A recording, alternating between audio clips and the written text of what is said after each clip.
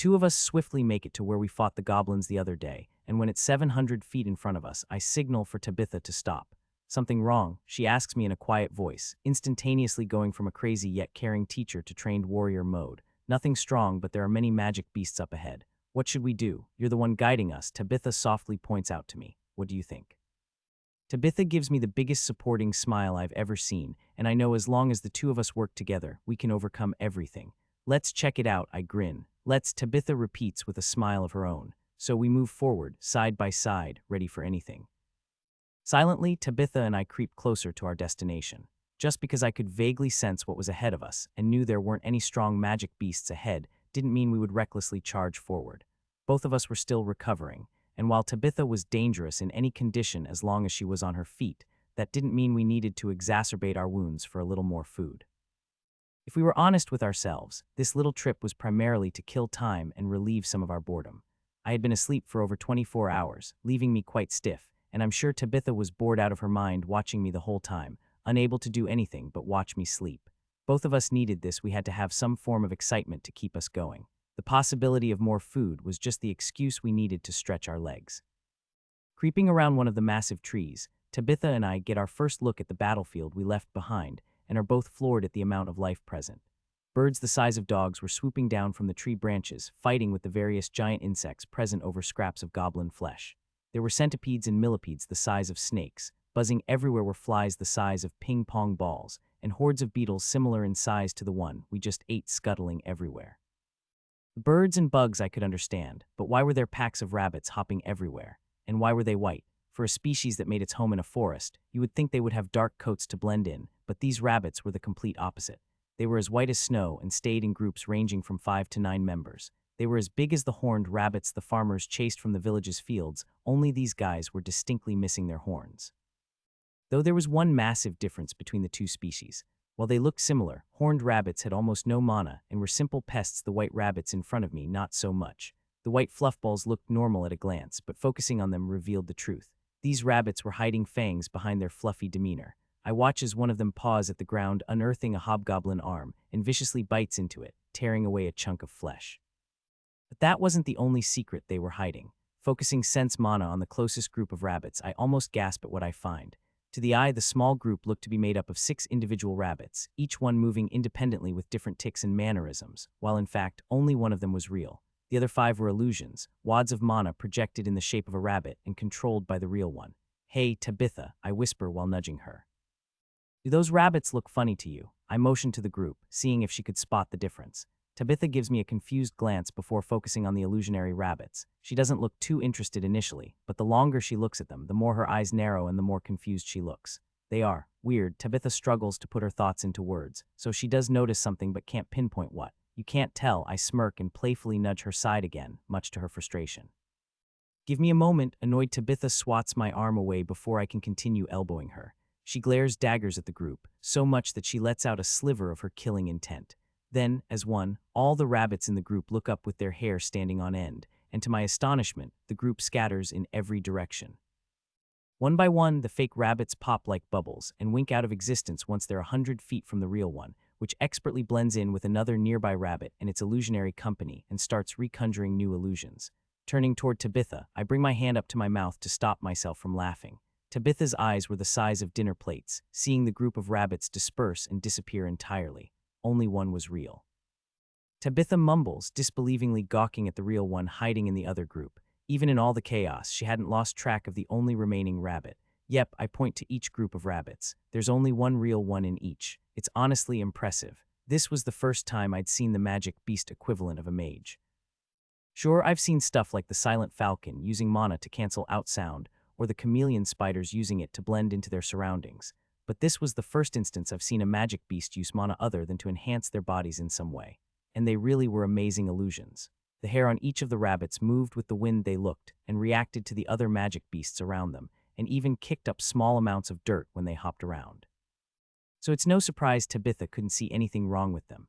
So much mana in such a small body. I wonder how they would taste. I feel a shift in my soul, and every group of rabbits hopping around the crater suddenly froze, looked up at once, and bolted every which way. Oh no, I wanted to run after the closest one, but it was gone before I could move. A Apparently, they didn't just have skills involving illusions to move that fast at their level, they had good movement skills. Nice one, now it's Tabitha's turn to give me a hard time. Way to throw your killing intent right out there, you didn't even try to hide it. She elbows me in the side harder than I did to her. What? I groan out as I double over and clutch at my side. I only have intimidating shout, and if you weren't listening, I didn't make a sound. Tabitha rolls her eyes. Killing intent isn't a skill, it's a manifestation of your will. Was that your first time using it? Tabitha curiously cocks her head to the side before pulling me to my feet. I didn't even realize I was doing it, I tell her, making sure to leave out the part about feeling my soul shift beforehand. Killing intent isn't a skill. As people level, they naturally grow stronger, your will is much the same. Or at least that's how Master explained it to me when I first manifested mine. Now that I think about it, you're around that level now, aren't you? I think I was level 73 back then. Tabitha looks off into the distance with a smile on her face as if she was reliving a fond memory. Okay, so how do I control it, I ask, bringing her back to reality. Oh, you don't, Tabitha flatly informs me. What? It takes years of practice for a person to gain control of their will. Most don't gain a semblance of control until they cross level 80. Until then, you'll have to keep a strict watch over your emotions, she tells me. And if I do, things like this won't happen again. I gesture to where the rabbits were. No, that'll still happen. Tabitha looks just a little too happy to burst my bubble. It will happen less frequently, that's all. Why did this happen now? I curse. Tabitha just shrugs. Could be any number of factors. My best guess is all the fighting you've been doing. You told me you've been mostly crafting until this last year, yeah. People who reach our level by crafting usually take longer to unlock their will, if they ever do at all. In my head, I immediately picture Master Dell and the time he used his killing intent on me. He doesn't like to talk about it, and I don't ask, but it made me wonder if Master could control it, or if he just used it naturally when he was mad at me. It doesn't look like you're listening to me. Tabitha pulls me out of my thoughts and back to the present. Sorry, I quickly apologize for getting sidetracked. It's fine, she brushes off my apology and continues explaining. Now that you've manifested your will, it will randomly activate when your emotions run high. But they weren't just now, I point out to Tabitha. What were you thinking about? She questions me. I was wondering how the rabbits would taste, I say, blushing a bit. Tabitha nods, that will do it. You might not have thought much of it at the time, but in your head, you were working yourself up to kill one of the rabbits. Killing intent is the easiest emotion to materialize, and animals, magic beasts specifically, are highly sensitive to it. Once you gain control of it, you'll be able to direct it as I can, but until then, you'll need to be prepared to move fast when you're hunting. Okay, I sigh, earning me a puzzled look from Tabitha. Most would be happy to unlock there, well, it's a sign a person is strong. I know, I frown, it's just, I have so much to work on now this. I have too many awesome skills I don't know which to prioritize. There is a long pause where Tabitha and I stare at one another. Tabitha's eyes narrow. You're messing with me, she says flatly. My frown slowly morphs into a big smile. You caught on quick this time, I tease. Tabitha huffs in annoyance. What a problem to have. I would have given anything to be where you are at your age. Tabitha looks like she's considering punching me for real, but her attention quickly shifts to the crater left behind by the elemental. Well, if you need to work on your skills, there's no time like the present. Go catch us another beetle, she orders. Go, catch us. Another. Beetle, Tabitha repeats slowly, poking me in the chest after each word. There was enough power in her finger that each time it came into contact with Mana's skin, she forced past it to tap her finger against my armor underneath. And don't let out your killing intent, she adds. Oh, okay, I stammer, taking a step back out of poking range from an obviously annoyed Tabitha. Drawing my hammer, I slowly walk out from behind the tree we are hiding behind. A few nearby magic beasts immediately notice me, but almost none flee. Of course, when I get too close to a nearby bird, it grabs the meat it was tearing into and flies away. But as long as I kept a respectable distance, most were content to pretend I wasn't even there. A 5-foot-long centipede crawls a few feet in front of me, but other than turning its mandibles to me for a second, it continues on its merry way without sparing me a second glance. Obviously, they weren't seeing me as a threat, but that was about to change. Tabitha gave me a task, and if I wanted to smooth over her sour demeanor, I needed to complete it. But which one? There were dozens of decent-sized beetles in sight. All I needed to do was pick one. The highest leveled one was only level 43 and came up to my knees in height, so it wasn't like they were dangerous. I paused for a second, since when did I consider something at level 43 weak? That was close to Sandra's level, and I would never consider Sandra weak. A level 43 beetle would pose an actual danger to a regular villager, but now I brush their existence off like nothing. I've changed, haven't I? I mumble to myself. Even if it was just a week ago, I would have been hesitant to walk into the middle of this many magic beasts, but after surviving the battle with the goblins, the beasts around me might as well have been puppies to me. While considering my change in worldview, I spot the perfect beetle. Nice and plump, shiny carapace, looked healthier than most of the insects around, perfect to roast over the fire. No sooner than that idea crosses my mind, I feel another shift in my soul and my prey turns and starts scuttling away. Nope, try again, I hear Tabitha shout from where I left her. Looking back the way I came, I see Tabitha watching me like a hawk with her arms folded in front of her chest. I see, so she wanted to turn this into a training exercise. At least this time I didn't scare off all the beetles, just the one I was focusing on. It hadn't even gotten that far. If I wanted to, I could jog and still catch up to it, but I'm assuming that would go against what Tabitha was trying to get me to figure out. Fine, I'll pick another one then. I approach another beetle from behind. I raise my hammer, and there's a shift in my soul. This time the beetle doesn't even turn around and look at me before trying to run away on its stubbly legs. I pick a third target, and the same thing happens. It happens again, and again, and again. So many times I make it within spitting distance of multiple beetles, but once I decide to follow through and strike, something in my soul shifts and I release a burst of killing intent. No matter what I do, it activates on its own when I commit to an attack. And unlike when I fought the hobgoblin that could predict my strikes, I couldn't just bulldoze my way through it. Well, I could, but that wouldn't help me in the future. I try swinging my hammer without the intent to kill, but that doesn't work either. I wasn't sparring with these animals, and I knew if I hit them, they would die, and if they didn't, it would be needlessly torturing them. I don't think we're going to be eating anytime soon.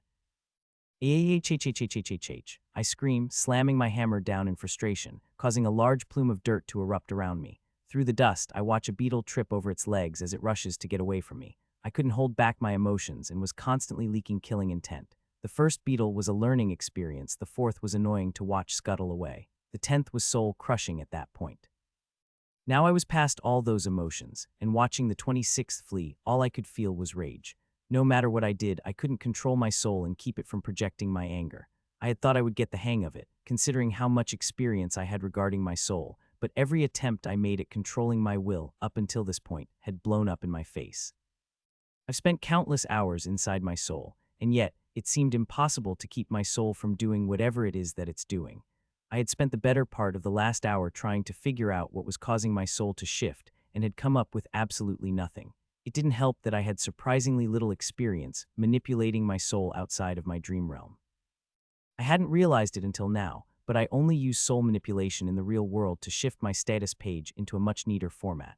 Other than that, I'd never tried using soul manipulation for anything else. I could find out what was happening if I entered my soul, but I couldn't exactly do that now in front of Tabitha. Speaking of which, I turn and glare at the woman standing nearby with a smug look on her face. For a brief second, I direct my killing intent at her, but she easily shrugs it off and retaliates with her own. Tabitha's killing intent is leagues ahead of mine, and like a tsunami against a sandcastle, easily overpowers my measly will. I momentarily froze under the brunt of her will, but after a second I could overcome it as she did mine, only slower, and now my back was covered in sweat, and my knees were trembling underneath me. The one good thing about having Tabitha smothering my killing intent with her own is that it briefly lets me get a hold of my emotions. And when I do, I realize what I just did. I'm so sorry, I apologize to Tabitha. For however brief it was, I genuinely wanted to kill her for a second, and it made me feel awful. Tabitha laughs at me in a good-natured way. It's fine, I understand what you're going through. I did the same thing dozens of times to Master Pakor. I know you didn't mean it, just like I didn't mean it when I used my killing intent to smother yours. I'm relieved to hear she wasn't mad at me, but now that I know that, it was hard not to feel annoyed. Of course, the emotion was primarily directed at myself still. A small part of me couldn't help but blame my glorious teacher for throwing me in the deep end without knowing how to swim and expecting me to become an expert instantly. Can I please stop now? I grit my teeth in frustration. Well, at least you're normal for once, Tabitha remarks as she walks up next to me. What is that supposed to mean? I eye Tabitha suspiciously. I wanted to see if your ridiculous comprehension speed would affect your ability to control will. You said it takes years, I remind her. I did, and so do most of the things I try to teach you that seem to pick up instantly. But honestly, I'm a little happy to see you fail for a change. I was starting to think you weren't human, she quips. Haha, I sarcastically laugh. No, seriously, Tabitha continues with a straight face. I was considering writing Master about my doubts. Really, I flinch back with a concerned look plastered across my face. Slowly, Tabitha begins to grin at me. That's not funny, I pout. It's a little funny, Tabitha insists. So does that mean I can finally kill one of these blasted beetles and we can leave? I ask, hoping Tabitha will permit me. What, you don't want to continue practicing? Tabitha continues to poke fun at me lightly. Tabitha, I whine. She sinkers and glances around. You can, but there aren't many left, she observes. The two of us were standing at the edge of the crater left behind by the elemental. Up here there were almost no magic beasts left, but down in the crater there were still quite a few foraging for goblin flesh. All right, give me a moment, I tell her, having already picked the beetle I was going to whack upside the head with my hammer. The beetle senses my killing intent and starts to make a break for it, but this time, I wasn't just going to let it crawl away. Hopping over the edge, I used my weight to slide down the loose soil of the crater's walls. While sliding down, my prey tried to climb up the opposite side. Its lower center of gravity meant it could scale the steep edge, but not before I could reach it. After trying to kill over 24 of the shiny bastards, I was familiar with how fast they could move. They only had two speeds, slow and slower, and this particular one was slower. I had all the time in the world, so when I pick up something odd underneath my feet with sense mana, I don't think twice to stop and see what it is. While using one hand to balance my hammer on my right shoulder, I use my left to dig into the soft dirt. "What are you doing?" I hear Tabitha shout above me. "Give me a second, and I'll tell you," I holler back. The object I was sensing was only 8 inches under the ground, so it wasn't hard to dig it out. In fact, it was suspended in the soft dirt, which meant it was kicked up in the explosion that was the elemental's fist and wasn't there previously. What in the? In my left hand, I hold up a brownish-black rock the size of a marble, only jagged and not spherical. It looked like an ordinary rock you'd find anywhere, only this rock wasn't your everyday stone. The rock in my hands gave off no mana, which was incredibly odd. Even if it was small, everything gave off mana. People, plants, and even the ground beneath me radiate small amounts of mana. Mana was always moving and shifting, so finding a rock with no mana bleed should be impossible, but here it is. Because it wasn't radiating any mana, I hadn't sensed it until I was right over it, and even then, I could only spot it because sense mana was so strong. Using my skill to look inside the stone, I marvel at the tight mana network contained within. Out of curiosity, I try to inject a bit of my mana into the stone, but unfortunately, the mana membrane separating the outside mana from the stone's mana is incredibly dense and hard to bypass. Still, eventually, I burrow my way through, and when I do, I'm almost knocked on my ass. The small stone explodes in my hand, releasing a small wave of concentrated mana.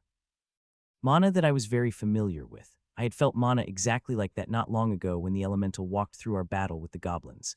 No way, that pebble was a fragment of the elemental, and it must have fallen off when it attacked, and I made it blow up. I swear I could feel myself tearing up at the thought that I had wasted such a precious material. I'm about to break down when a thought pops into my head. If there was one, then couldn't there be more? Are you okay?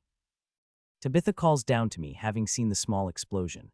"I'm fine," I quickly shouted back to her in response to hearing her voice, but my mind was elsewhere. When the pebble exploded, it mainly released mana, which did almost nothing to my defenses. The randomness of it caught me off guard, but that was it. But my safety was the last thing I cared about at this moment. Dropping everything else, I immediately start walking in a grid pattern, praying there were more elemental fragments nearby.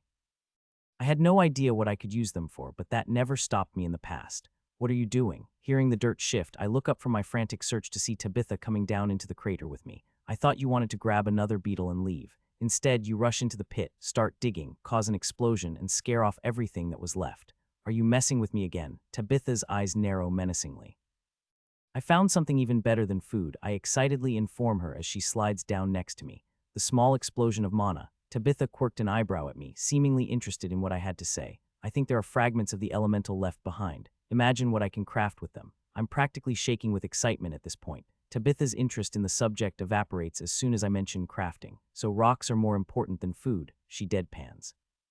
In this case, yes, I smile back at her, knowing she wouldn't fault me for my priorities. Tabitha may periodically joke about the significance I put on crafting when I was such a talented fighter. Still, she's never once belittled my work or tried to convince me to give it up outright. "Then they're important." Tabitha kicks at the loose ground. "I don't know," I admit with a chuckle, earning me a flat stare from her. "They're like mana gems, but aren't." I try to explain their significance to her. Oh. Once again, I managed to draw Tabitha in by mentioning mana gems. Even if she didn't care about crafting, Tabitha was aware of how essential mana gems were, and finding one of significant size was every person's dream. Mana gems grew exponentially valuable the bigger they were. So to say, I found something similar warranted at least a slight reaction from Tabitha. "And you think there are more?" I smile at how Tabitha scans the ground around us like there is gold just beneath the surface. That was a bad comparison. Gold was still expensive in this world, but nowhere near as important when placed next to various magic metals. I was happy to see Tabitha willing to help me look, but I had to burst her bubble before she started tearing everything up for no reason. I had a lot of ground to cover without needing to backtrack, because she shifted something to some place I had already checked. "I don't think you'll be able to sense them." The one I found gave off almost no mana, and I had to be directly over it to sense it.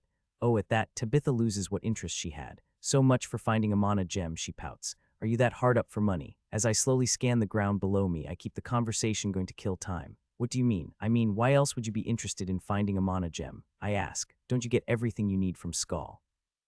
I have to pause my search and turn around because Tabitha breaks out into laughter. She's even holding her sides, which is rare for her. Did I say something funny? Shaking her head in disbelief, Tabitha eventually calms down. You think Skull provided me my gear? Yeah, I hesitantly answer. Tabitha snorts in amusement, but at least this time she doesn't laugh herself to death before answering me. I picked out and bought all my gear, she clarifies, with some help from Master Packer, of course. But you're a part of Skull's military, how can they not supply you with gear? I question while reaching down and fishing out a pebble from the earth. It felt amazing to be proven right that more elemental fragments were strewn about, but Tabitha was dropping some important information, so I had to wait to jump for joy until later. I thought the country supplied your armor as they did for Packer. Yes and no, Tabitha cryptically tells me. I could use my master's position to commission my armor, which was done through the military, but I still needed to pay for it. Seeing that I wasn't comprehending the reasoning behind it, Tabitha continued. Skull only distributes armor and weapons to the rank and file troops and people like Master Packer, who are the best of the best. For the rest of us, it's up to us to decide what gear we carry. That sounds incredibly unproductive, I counter, to which Tabitha gives me a knowing smirk. Then how would you do it? She sends me a challenging look. For soldiers below level 60, standard arms and armor are fine, but how would you distribute gear for people above that level? You should know a warrior's gear is very personal, and as they level it only becomes more so. How would you expect the military to manage every person's gear when everyone needs something different? It's impossible, so to make things easier, we're paid according to our level and must equip ourselves as we see fit. That's why I'm interested in mana gems. I don't follow. I admit I couldn't see what she was getting at. Tabitha shrugs like it's no big deal. If I can get a hold of a large enough mana gem, it will be easier for me to commission better gear. Unfortunately, large mana gems are the hardest to find and are more often than not auctioned off or given to soldiers who merit them. But what about Packer's armor? I ask as I reach down to grab another sliver of the elemental. This third one was only the size of a grain of rice, but I would take whatever I could find. Master Packer, the Deathless, is the highest leveled individual in all of Skull and the king's most loyal retainer. So of course the country will do its best to outfit him with the best gear possible. They do the same for the other two pillars, though to a lesser degree. Master Packer is the best after all. She stresses that last part. Where does that put me? I'm above level 60, but am I considered a part of Skull's military? I was technically under Packer, but did that automatically make me a soldier, or was I merely a citizen of Skull? As I consider my current place in Skull's hierarchy, I looped the crater multiple times while maintaining small talk with Tabitha. I found 16 elemental shards while doing so, and I was delighted with my luck. Altogether, it was only a few pounds of stone, but that was more than I expected. Placing all the shards in a small pouch on my belt, I move next to Tabitha to show off my haul when I feel a ping 650 feet out and closing fast. Make that multiple pings. 6 to be exact, and they weren't magic beasts. What is it? Having traveled with me for so long, Tabitha quickly recognized that I picked up something with my skill. 6 people are rapidly approaching our location. I point out the direction they were coming from as we climb out of the crater. We were about to have company. Were they friends or foes? The 6 mana signatures were moving swiftly toward our location, but as they drew nearer, they slowed down. They either knew we were here or sensed something was different about our location. They're being cautious, I informed Tabitha, wondering at what distance their skills could pick us up. Of course, if one of them had a visual skill, they would have been able to spot us from much farther back, but that's only if they got a clear view through the many trees. Stretching her arms in front of her chest, Tabitha rasps softly, smart of them. I still can't sense them yet. They're coming from the direction the elemental was walking from. Do you think they're following it? I direct Tabitha's senses in the direction they're approaching from. Was it just a coincidence that they were coming from the same way the elemental was? I didn't think so. Most likely, Tabitha keeps her answer short, staring into the distance like a badass instead. Are you expecting a fight? I hesitantly ask her, seeing how she was stretching as she does before a battle. Unfortunately, she and I were still injured from our fight with the goblins, adding her dodging the elemental attack, and depending on the levels of the people approaching us, this could be bad. Tabitha stops stretching and slowly turns to face me with her hand on her sword. She had a firm readiness about her. She was ready to kill should she have to. No, but we must be prepared for the possibility that they are approaching us with less than honorable intentions. We're currently in a magic-dense region. The only law here is the law of the strong. You said you faced other people before, right? I stammer, remembering my run-in with the bandits less than a year ago like it was yesterday. The fire, the charred bodies, all of it. I have once before. I finally managed to spit out. Tabitha reaches over and gently touches my shoulder, making me smile. It was hard not to. Sure, it was comforting to have her stand next to me and see that she was supporting me, but I always smiled regardless, mainly because of how funny it looked, though I would never say as much. Tabitha was only 5'4", maybe a few inches taller in her armor, but I towered over her even then. so every time she put her hand on my shoulder, it looked like I was being comforted by a younger sibling instead of the crazy strong fighter that she was. Are they here yet? Tabitha asks after affectionately patting me on the back twice and turning back toward the direction the six were approaching us from. They've spread out, I inform her. 4 of them are there. As soon as I point out where they're hiding, the group starts to shift forward again after seemingly pausing in their approach. Did one of them know I knew they were there? Did they know that I knew that they knew? The other 2 have split off and are hiding nearby, but I think the main group may have noticed that I spotted them. I inform Tabitha while massaging my head as a headache forms. I can tell. They're no longer hiding their presence. Tabitha grins as the 4 people round one of the large trees and come into view. Now that was a motley crew if I've ever seen one. An older gentleman that looked to be in his late 40s was leading the group. He had disheveled red hair fading due to age, but it still stood out against his dark gray metal armor. In his hands were 2 short swords made with decent materials, but didn't glow and sense mana as if they were enchanted. In fact, between the 4, only 2 of them, one being the old man, had anything enchanted on their person, and both items were the boots they were wearing. While the older gentleman looked between Tabitha and me, sizing us up, I focused on the other 3 as they drew closer. The others weren't as old as their leader, but calling them young wasn't right either. The 3 looked to be in their mid to late 30s, which with proper stat distributions could mean they were in their 50s for all I knew. The person closest to the leader was a woman holding a bow who looked slightly older than Mom. She wore hide armor like the last 2, but she had an arrow knocked, yet she still needed to draw it back. Not an outright threat, but it was apparent she wasn't taking any chances. None of them. All 4 had their weapons ready. The last 2 gentlemen held spears with spare bows on their backs. Their weapons gave away their fighting style. Other than their aged leader, all of them were mid or long-range fighters. If they were going to attack us, they wouldn't be closing the distance like they are. At least I hoped that was the case. Curious, I steal a glance at Tabitha, who's standing next to me, and almost cringe at the smile she's wearing. Can you not look like you're ready to stab somebody? I quietly hiss at her, but I am, she replies like that was only obvious. The 4 people approaching us briefly pause but continue walking toward us. Outwardly they looked the same, but focusing on their hands, I could tell they were gripping their weapons tighter. They either overheard us or read our lips. Holding my hand up to my mouth to prevent the latter, I whisper back in a low voice that would be hard for anyone else to hear. We're injured, we're not supposed to be getting into any more fights, I remind her. Why don't you let me do the talking? I suggest. You. Tabitha questioningly turns her head toward me, but her eyes remain focused on the group approaching us.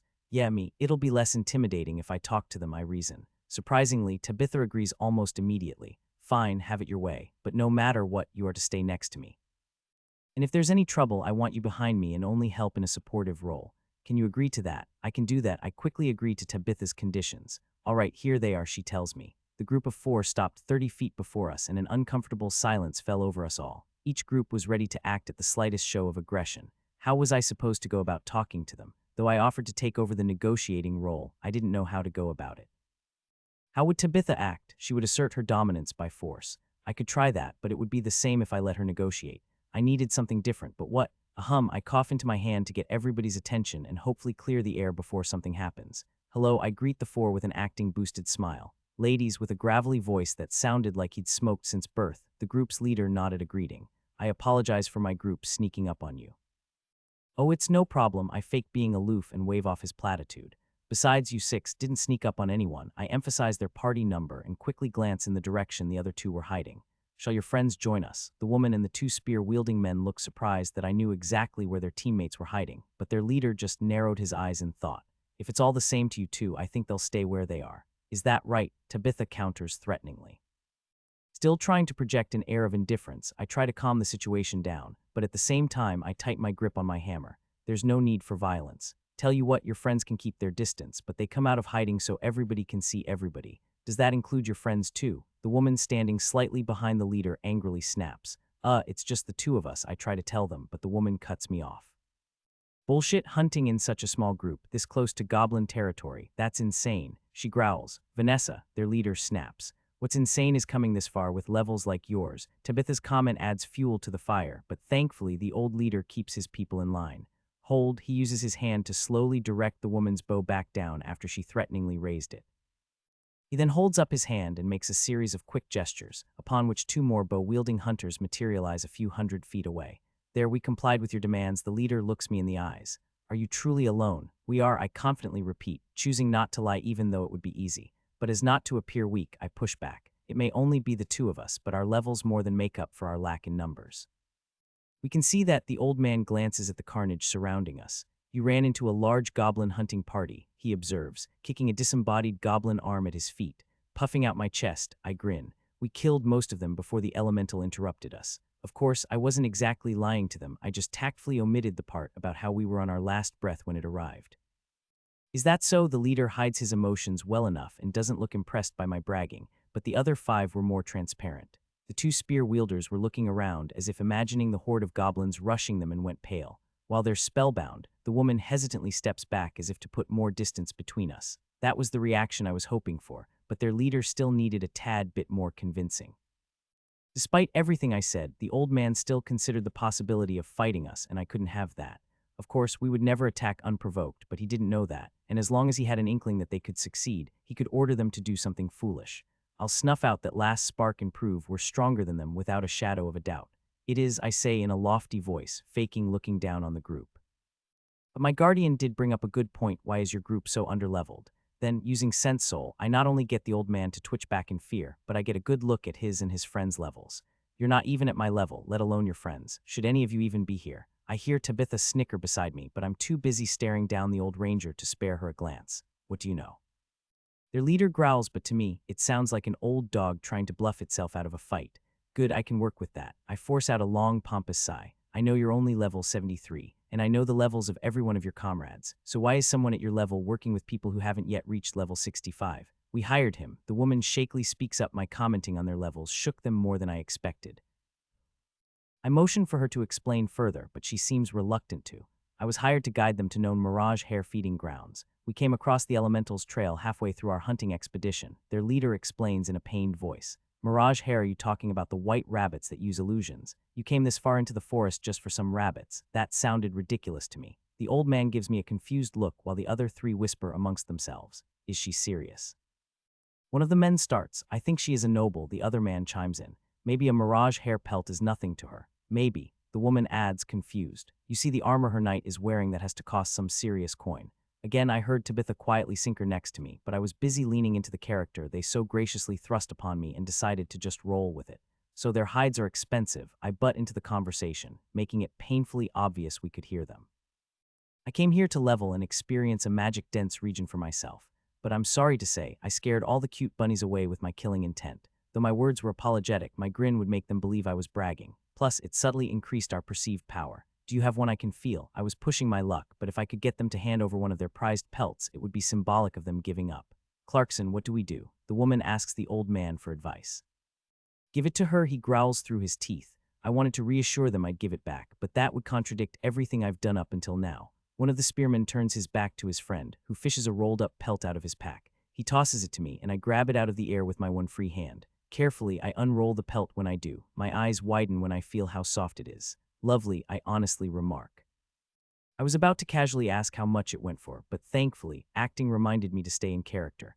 Father usually just buys me what I want. I lie through my teeth. How much would one of these cost him? It depends on size, the woman Vanessa explains to me in a meek voice. The one in your hands would be about 2 gold coins, but we can get up to 10 if the pelt is big enough. Holy shit, I exclaim in my head. Is that all? I channel my best Tabitha impression, looking as uninterested as possible. However, inside, I cursed myself for frightening all the rabbits off. They were practically furry gold coins. Carefully, I ball the pelt back up, and to the group's surprise, I toss it back to them. What did you think I would steal it from you? I sneer. Not at all, miss. The woman hurriedly hung her head submissively, but I could still see the sweat gathering on her forehead. All right, I think I tortured them enough. I was starting to feel bad. However, there was something we still needed. It was fun adventuring with Tabitha without prior knowledge of what lay in the endless forest, but if Clarkson were a guide, then I would be foolish not to ask him about what lies further within. Mr. Clarkson, was it? I turned to the red-haired old man. Yes, milady, he grumbles out the last part, obviously not happy with me. Sorry, I apologize. In my head, I needed information. My parents sent me in here blind as some sort of annoying test, but since we ran into you, I don't suppose you can gift us some of your wisdom.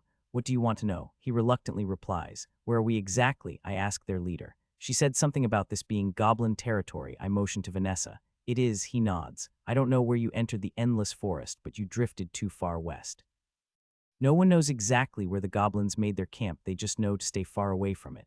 Then why are you here? I point out the hypocrisy of his statement. He scoffs at my lack of knowledge, to which I scowl. Still, though, he does tell me what I want to know. We're here because we came across the Elemental's trail. Goblins won't go anywhere near an elemental if they can help it, so we'll stay out of trouble as long as we stay a few days behind it.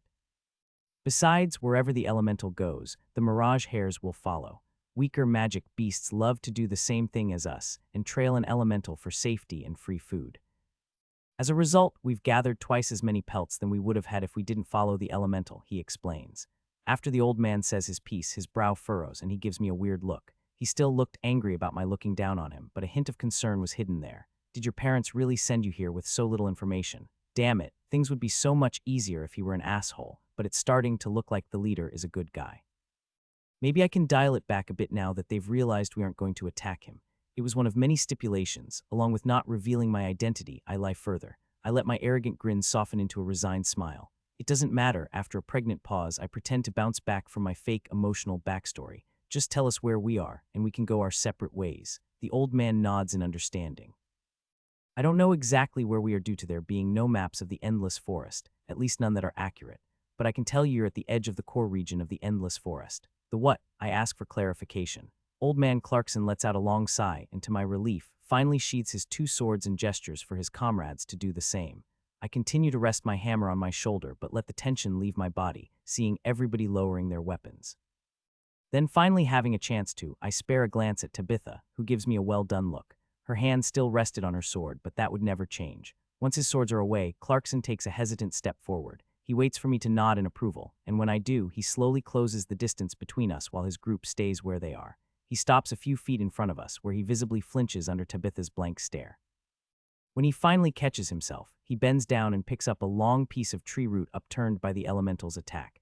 "Excuse me," he mumbles in his husky voice, sketching in the loose soil. He quickly drew out a large circle and then started to draw 3 more circles inside one another. Again, this isn't exactly accurate, but it's the best way to put things. He tempers our expectations. You have the outer region of the Endless Forest, which is technically not a part of the magic-dense region. He points with the root in his hand.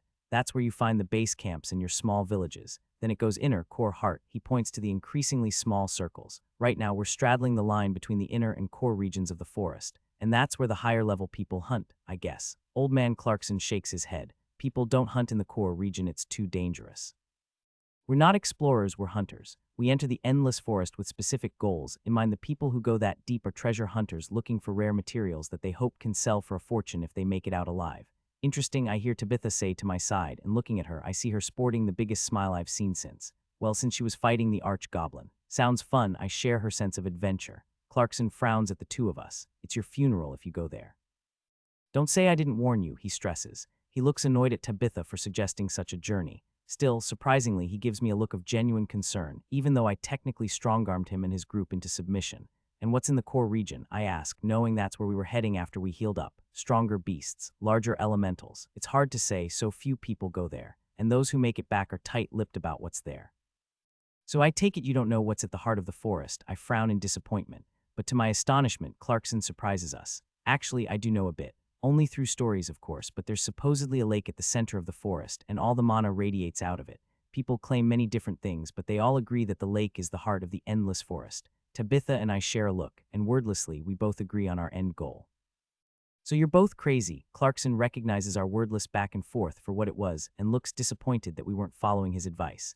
Because you gave us so much information, I won't hold those words against you, Mr. Clarkson. I lightly scold the man like a noble would. You don't have to worry about us. I dropped acting for a moment, ensuring he understood our fate was not his concern and that he shouldn't worry about us. We can handle ourselves, I proclaim confidently. I hope you can, Clarkson ominously replies, dropping the root having no longer any need for it. I wish the young lady all the luck in the world. He politely bows toward me. After that, he turns his back towards us and returns to his group. He uses a few more hand gestures, signaling his party to form up. They do, and a few minutes later, Tabitha and I are watching them leave the way the elemental left. You don't think they'll steal our gear, do you? I ask Tabitha, remembering our bags were in that direction as well. Tabitha just laughs at me. After how much you intimidated them, I doubt it. Which you were way more intimidating than me, I counter. Tabitha laughs even harder. They were absolutely terrified of you, the old man less so, but the others were looking at you like you were a monster. Not wanting to hear that from Tabitha, I move to punch her in her arm, but she easily sidesteps my attack. They were not, I growl, leaking the faintest amount of killing intent. Watch yourself, Tabitha warns me while miming wiping a tear from her eye. You're not seeing it from their perspective. I was aware I was acting as an arrogant noble, but that's nothing compared to your stone-cold murder stare. Tabitha shakes her head, almost like old Clarkson did when he thought we weren't listening to his warnings. I'm sure you've heard it before, but what two types of people must you look out for in this world? Tabitha questions me. Assassins and bandits, I guess. Then two, but not what I was going for. Tabitha wags a finger at me. The two people you look out for are really old people like Master and really young people like yourself. You basically told them your level by comparing yourself to the old man, and you look young enough that you should be back home suckling your mother's titties. I don't look that young, I blush at Tabitha's vulgar words. Yes, you do, Tabitha deadpans. You scared them more than me because you look like you don't belong here. I do. We're this deep, and you look relatively fine, especially amongst a field of dead goblins. She gestured around us. Your presence is more terrifying than anything I could have said. Your over-the-top acting was just overkill. Oh, I hang my head in thought, remembering the scared looks of Vanessa and her group. I've never had people look at me like that before. But then again, the only people who knew my actual level were my family and friends. Not even the villagers back home knew my level was as high as it was. I guess I should get used to looks like that, I mumble. It's fine. Tabitha once again places a reassuring hand on my shoulder, trying to make me feel better. It's pointless to worry about what others think about you. Wow, that's some excellent advice. I raise my head and meet Tabitha's intense gaze. Who are you, and what did you do to Tabitha? I joke, brat. Tabitha uses her hand on my shoulder to push me over. I let it happen, so I topple onto my backside, where I sigh. Dealing with that group of hunters took a lot out of me. My stamina pool was the same as when they approached, yet it felt empty. Someone still needs to get us food, Tabitha reminds me. After all that, now that everything's run away, you want me to find our dinner. I give Tabitha an incredulous look. I'm sure you can find something, Tabitha counters. Outwardly I groan, but on the inside I'm smiling. Even though I was tired and the last few hours had been a challenge and a half, I was looking forward to exploring with Tabitha. The mystery surrounding the forest's heart just made me want to see it that much more. But before that, we needed to recover, and food would help with that. I'll catch us dinner, and maybe this time I'll be able to find some herbs to go with it. Then we'll sleep, and tomorrow we'll continue our adventure into the great unknown. Master Packer the deathless point of view, where is General Pitts? Olbert's envoy angrily scowls at me from across the table. Much to his displeasure, I ignore him and instead choose to take a swig of my homebrew. I only have to reach for the container for the envoy and his two guards to raise their hands to their noses, hoping to block the smell as I unscrew the cap. Fools, as if my liquor was that weak. The two bodyguards withstand the fumes well enough, but the envoy nearly keels over, coughing up a lung.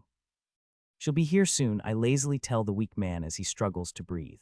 You're stalling, he growls in between breaths. If she isn't here within the hour, you'll what? I cut off his needless tirade before he could make any baseless threats. I only need to direct a fraction of a percent of my killing intent in his direction for him to go as white as a ghost and watch him nearly fall out of his seat.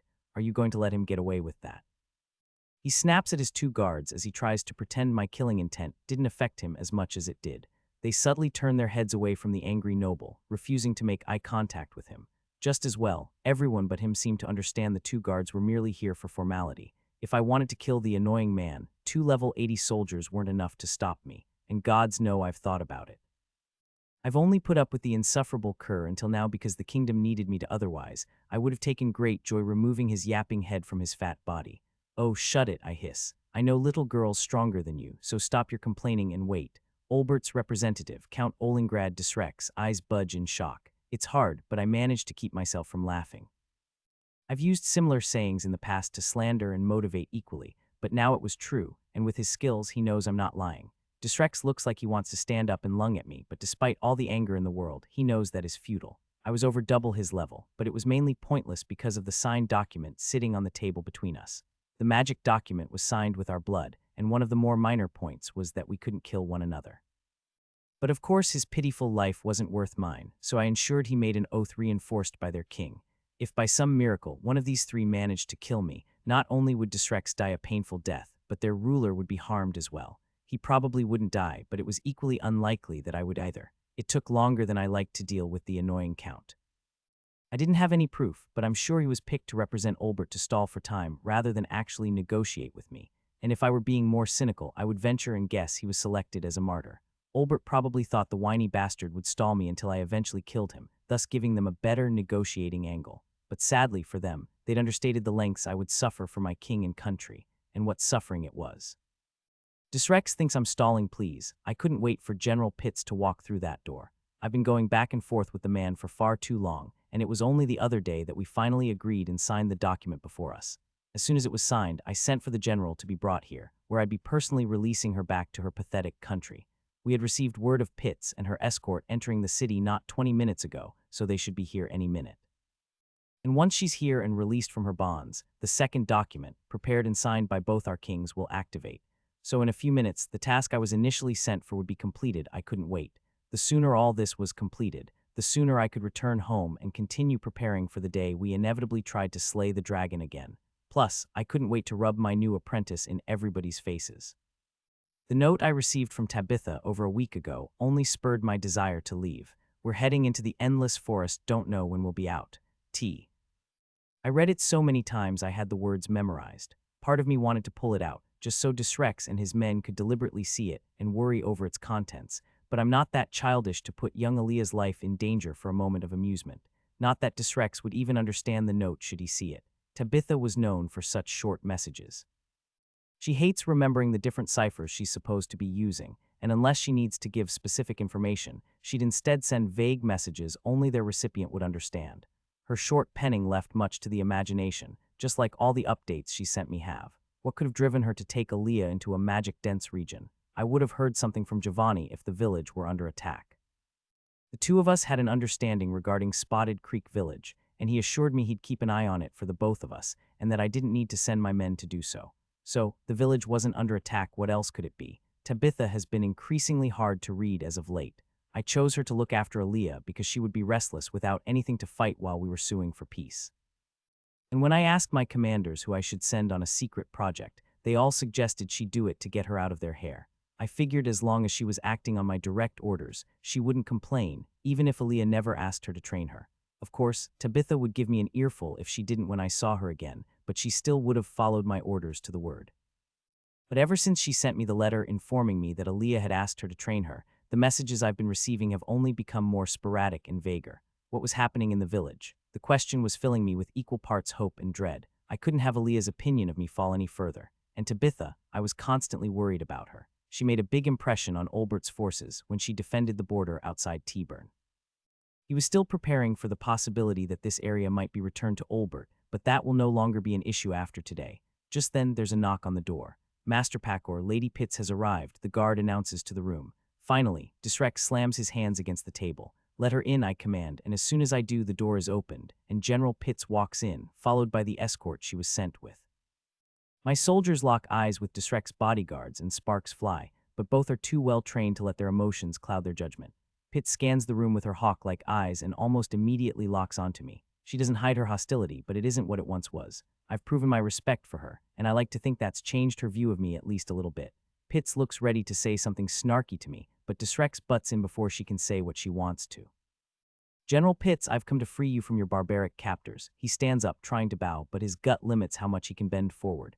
Who are you? Pitts's response has me howling with laughter. Desrex turns a bright red in embarrassment, but for the first time since I met him, he retains his manners instead of angrily shouting at the offense. Count Olingrad Desrex, Marquis Pitts, he informs her. I was assigned to negotiate with him. He turns and sneers at me. Packor can be infuriating. Pitts briefly nods in understanding, but her eyes quickly narrow. But as a negotiator, you should show him the respect his position and level deserves. Forgive me, but why is someone like yourself in charge of dealing with Packor the Deathless? I love the way my title rolls off her tongue. If I were younger and wasn't a living fossil, and she wasn't the same age as my great-great-grandchildren, I might have even been turned on. I have many skills related to negotiating. Desrex tries to talk himself up, but Pitts isn't fooled. You're the one sent to negotiate for my release. She repeats in an accusing tone of voice that has the Count shrink in on himself. Did they even want me back? Of course, Desrex stammers. I was told to agree to anything to see you returned unharmed. Within reason, he says that last part so quietly, one might mistake his voice for the wind. And if I'm here, then I assume a deal has been reached. She turns back to me. Her eyes were like arrows trying to pierce into me, but as she knows, my skin is quite thick. It has, I grin. You'll be happy to know how much your country values you. I tease, but I wasn't lying. I had tried negotiating it so General Pitts would be our political prisoner for at least a year, hoping she could be slowly persuaded to help us deal with the dragon. Still, no matter how much I argued for it, Olbert refused to give us access to her. Why are you still talking while she's still bound? Desrex shrieks at me. Pitts gives him a look that has him choking on his words, then slowly she walks over to where I'm reclining in my chair. Want a drink? I hold up my water skin. Unseal me now, she demands in a voice that could kill a lesser person. After all our time together, you're going to be that cold, I pout. General Pitts doesn't rise to my goading and instead holds out her arms. I I guess this had to happen sooner or later. I sigh as I get up and retrieve a special token hidden under my armor. The magical restraints binding Pitts can only be released by someone holding said token. I've never let it off my person, as I was the safest person to hold on to it. Last chance, you sure you don't want to defect? Skull will treat you right. I dangle the token in front of her face. Like a statue, Pitts doesn't so much as twitch an eye at my offer, so I can only frown in disappointment. While holding the token, I reach out and touch the magical bindings restraining her. Packer is the best, and no one can come close to him. I recite the unlocking phrase I had set.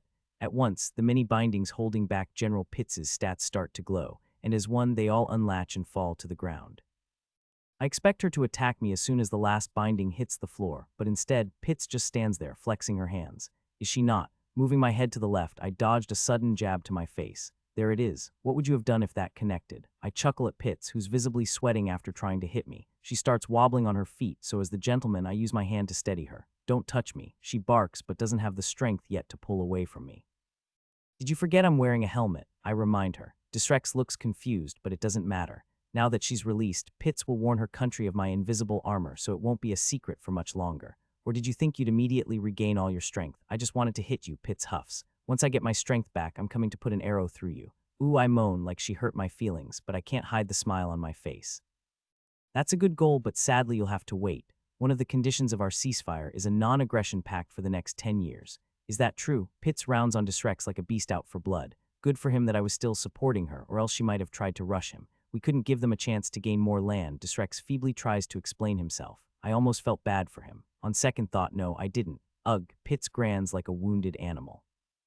One of you get over her and help me, she finally demands, no longer wanting to be held up by me. At once, Distrex runs around the table and offers a hand to Pitts. She looks reluctant to take it, but eventually decides she'd rather have him helping her than me. That stung a bit. The contract is complete, we'll be leaving now. Distrex tries to sound like he's in charge. This was Yale's, our territory, so it wasn't like they had escaped our grasp yet. The only reason he was acting high and mighty despite the location, and wasn't worried about me keeping them hostage, was that safe passage back to their territory was outlined in the agreement. It said I couldn't detain them, but what if I wasn't holding them against their will? But we have so much more to discuss. I retake my seat, lay back, and kick my feet onto the table. General Pitts, Distrex, and their 2 guards freeze in the doorway.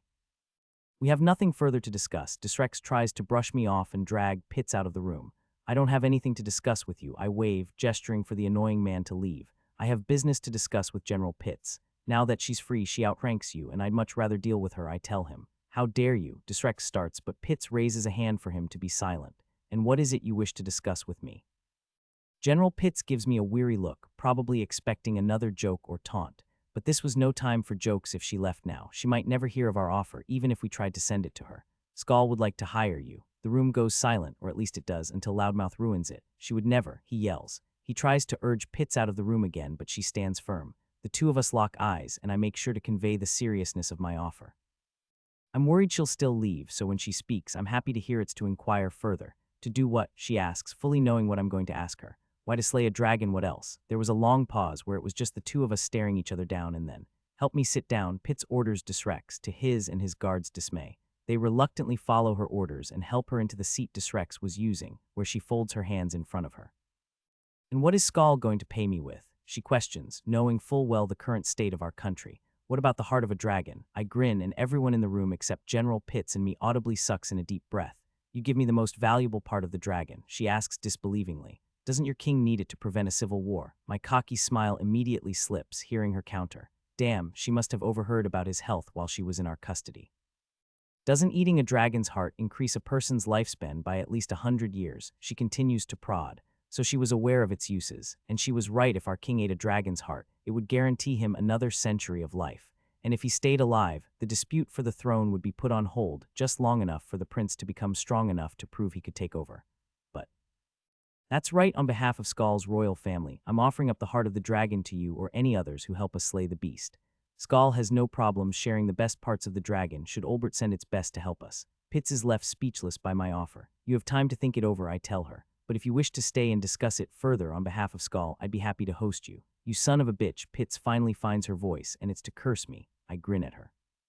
Is that a yes? Pitts leans back in her chair and sighs. What should we go over first? Everything, I reply. One discussion down, one more to go. Then I'll head home with my new apprentice and hopefully reinforcements if I can swing it. I hope Tabitha and Aaliyah are having fun in the forest because the real fun will start soon. Kervin's point of view, the new walls of Spotted Creek Village shinned in the summer sun. Our group had returned a week earlier than usual, yet the wall had seemingly doubled in scale since then. I'd never seen a village come together to this degree before, or any group of people outside a large business or the military, for that matter. While the rest of the world slowed down due to the invasion, this village chose to expand, and they were doing better because of it.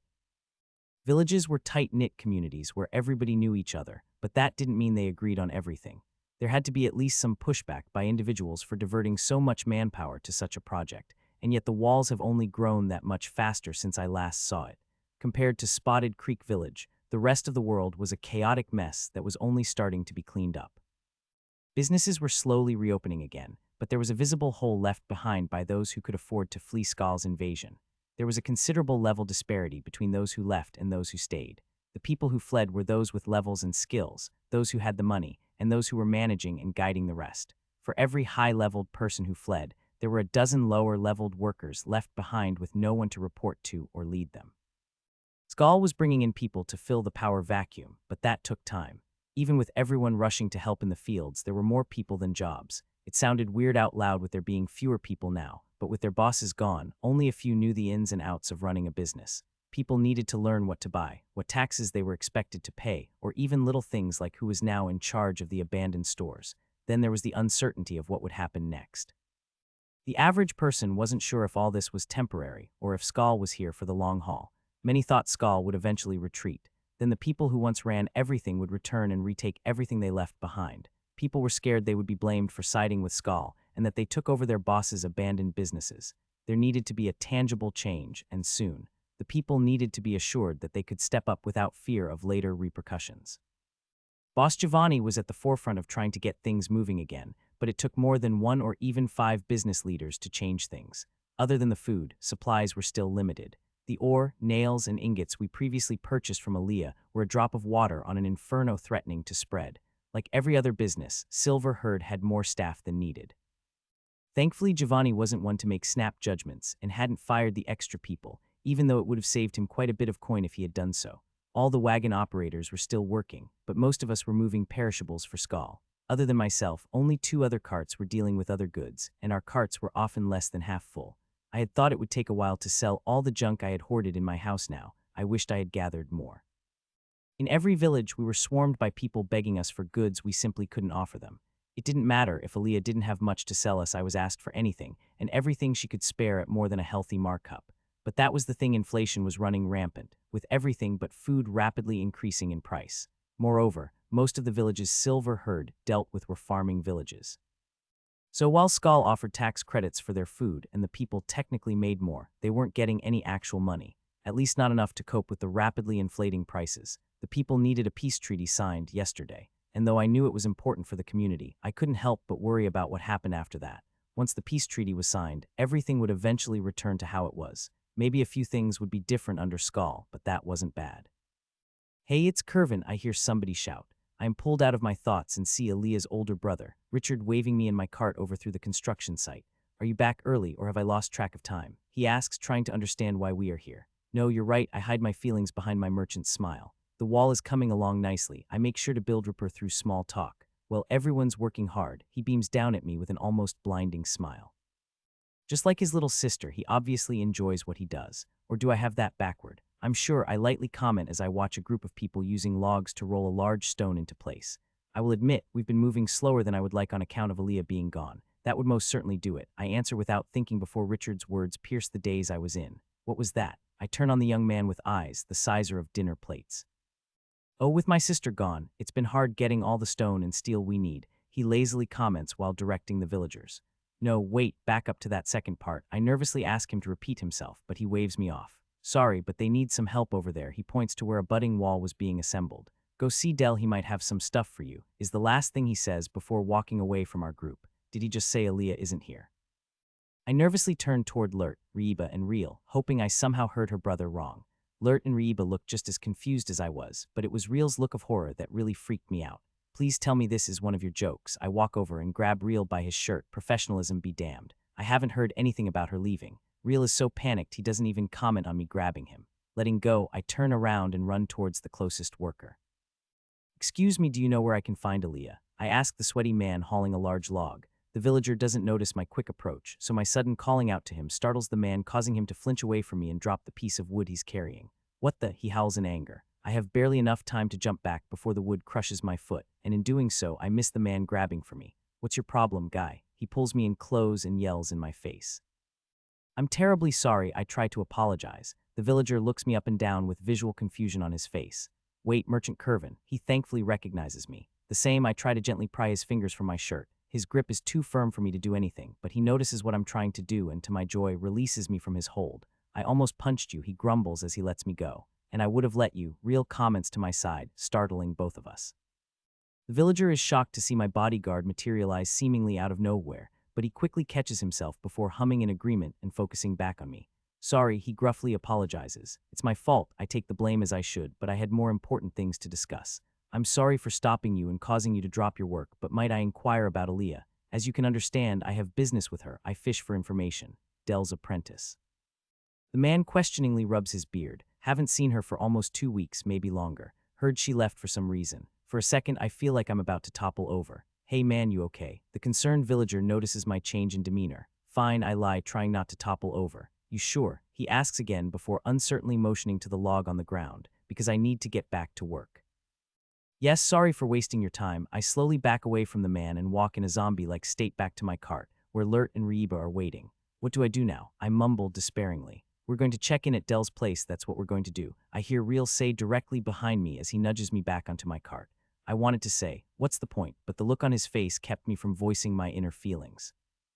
Reel had this intense look about him, and I was reminded why he was with me in the first place.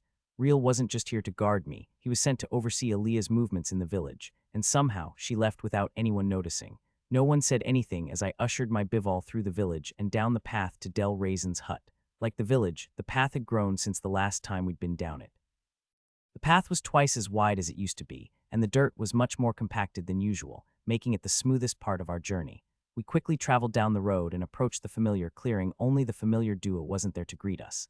Master Dell was at the anvil, shaping a piece of glowing metal, but Aaliyah was nowhere in sight. In her place was a villager I vaguely remember meeting last time we were here but couldn't place his name. I think it was Frank. Didn't matter, he was shoveling stone into what I knew to be a smelter. "Master Dell." I call out from atop my cart, but he doesn't acknowledge me. I call out again as I direct my bivol over to where I usually park my cart, but again there is no response. It isn't until I dismount and start walking over to him, repeatedly shouting his name, that the stone kin looks up from his work with fire in his eyes. "I hear you," he angrily shouts at me. "Can't you see me working?" I deeply apologize, I start saying as he returns to his work. Is he ignoring me? "Where is Aaliyah?" I ask. "Gone," is the only thing he says as he hammers out a nail at lightning speed. With 2 taps of his hammer, he turns a stretched-out ingot into the shape of a perfect nail, and with a third hit, the metal splits, and the nail falls into a waiting bucket of water next to the anvil. The water hisses as the small piece of steel rapidly cools, and I see the bucket is over halfway full with completed nails. What am I doing, focusing on nails? "What do you mean gone?" I focus on what's important. As in not here, he continues to brush me off. He spares me a sidelong glance, and seeing that I wasn't moving, he continues talking. "She left with Tabitha 13 days ago. Then they're headed for Skull." I lifelessly fall backward onto my ass. "That can't be." Reel chooses now to step in. I or one of the other numbers would have noticed her being moved. Reel was so worked up that he wasn't even trying to hide his identity. Dell casually glances at a fuming Reel and shrugs his shoulders. "You must not be as good as you think." I swear, I can see him contemplating pulling a dagger on the man, but that's when the person working the smelter decides to step in. "Isn't that enough?" he says, looking straight at Dell. Del Raisin grunts at the man, but he doesn't refute what he says. He then turns to me with a smile on his face. "Sorry about him, he's been grumpy since the 2 left on their trip." "Have not." Del Raisin refutes the man's claims, but anyone could see the man hit the nail on the head. "Excuse me, but can you please explain?" I'm practically begging at this point. "Aaliyah and Tabitha went exploring in the endless forest," he tells me as he offers me a gloved hand. "And you?" I ask as I take his hand. "Frank." He smiles at me. Guess I remembered him more than I thought. "I'm filling in here while Aaliyah's gone. Someone has to help Mr. Grumpy Pants." He again gestures to Del. "You call me that one more time, and I'll throw this hammer at you." Del Raisin brandishes the hammer in his hand like a throwing axe. "And I don't need your help," he huffs as he returns to work. Frank pretends to look scared for a second, but his smile never fades. "I can't do much," he explains, "but I'm able to keep the smelter going. Speaking of which, if we're going to keep talking, can we do it over there? We leave Del Raisin to his work and follow Frank to the smelter. I can't get as close due to the heat, but we can still converse. They went into the forest. I asked again to be doubly sure she wasn't heading for Skull. Frank nods, and to the side of me, Real buckles over in laughter. How can you find this funny? I yell at him.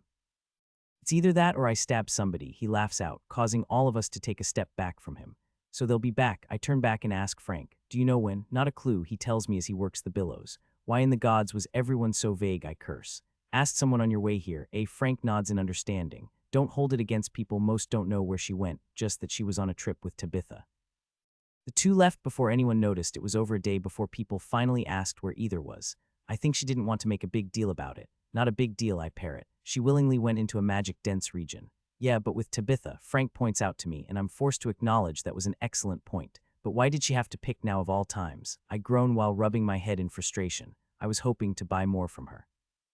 I wanted to kick something in frustration, but other than people, only the smelter was nearby, so I had to contain my frustration. Frank clicks his teeth, and he gives me a remorseful look even though it wasn't his fault. I don't know about that. As I said, we're pretty backed up without Aaliyah around. My buddy Lloyd is in the mines leading his crew to keep up the supply of iron and stone. You would need to talk to Del to find out if we have anything we can spare. Just great. Could things get any worse for us? Not only did I get the scare of a lifetime, but there was nothing to buy. I hang my head in disappointment. You came here to buy. I nearly jump out of my skin when I hear Del Raisin's voice behind me. As I turned in place, I saw Real snickering at me, meaning he was aware that the man was approaching us and didn't say anything. You're here to buy, he repeats after I wait to answer him. Straightening out my clothes, I try to catch my breath and give the man the best merchant smile I can muster, given the situation. We are indeed, I politely bow. It had been a long time since I tried dealing directly with Del Raisin. In the last few years, everything's gone through Aaliyah, so I forgot how difficult it was to deal with the man in person. The stone kin isn't impressed with my display and outright ignores my bow. You said you wanted to purchase something, he repeats with a cold stare. We'll take anything. I forgo my usual strategy of back and forth, knowing full well that it would just make the man harder to deal with. Nails, ingots, well, even take the ore as is. I gesture to the pile of ore next to the smelter. Oh.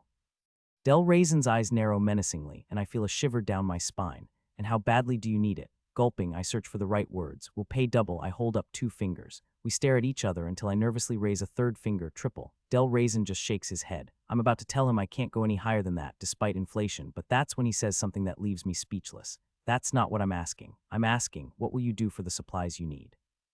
There was a sparkle of mischief in his gaze. I wanted to say anything, but knew that would be a bad idea. Well, he pushes. I consider activating all my merchant skills to escape this situation, but that didn't help me before. I've leveled a lot over the years since I last tried them on him, but something told me they wouldn't have that much effect. What are you proposing we do? I finally give in and wait for the pre-verbal punch in the stomach. Or who knows, maybe he'll actually punch me in the stomach. The 3 of you will work for me for a few days, he grins. Work for you. I repeat, not expecting that kind of demand. But wait, 3. I looked around only to see Real had mysteriously disappeared. If you're looking for the annoying, stealthy one, he vanished a while ago, Del Raisin tells me. Of course he did, I sigh, resigning myself to my fate. You really need our help. I don't need anything, Del Raisin shamelessly barks. But if you want your ingots, you must work for them. So let's see if you can get your merchant hands dirty for a change. Aaliyah, you better bring something amazing back from the endless forest for me to sell. To Lurt and Reeba's dismay, I hold my hand out. You have yourself a deal. I try to ignore the stone kin's devilish smile by internally justifying what I'm getting myself into. This scare with Aaliyah was a wake-up call. Time was running out. She would be gone soon, and if she weren't around, I'd need to deal with Del from now on. I was aware of his distaste for merchants, so if this gets us talking, I'll prove he can trust me. Throw whatever you want at me. Del Raisin, Curvin of Silver Herd, will prove to you he's no ordinary merchant. The mana around me was like a physical weight on my shoulders, constantly pushing me down and hampering my slightest movement. It almost felt like I was underwater, only the water was mana.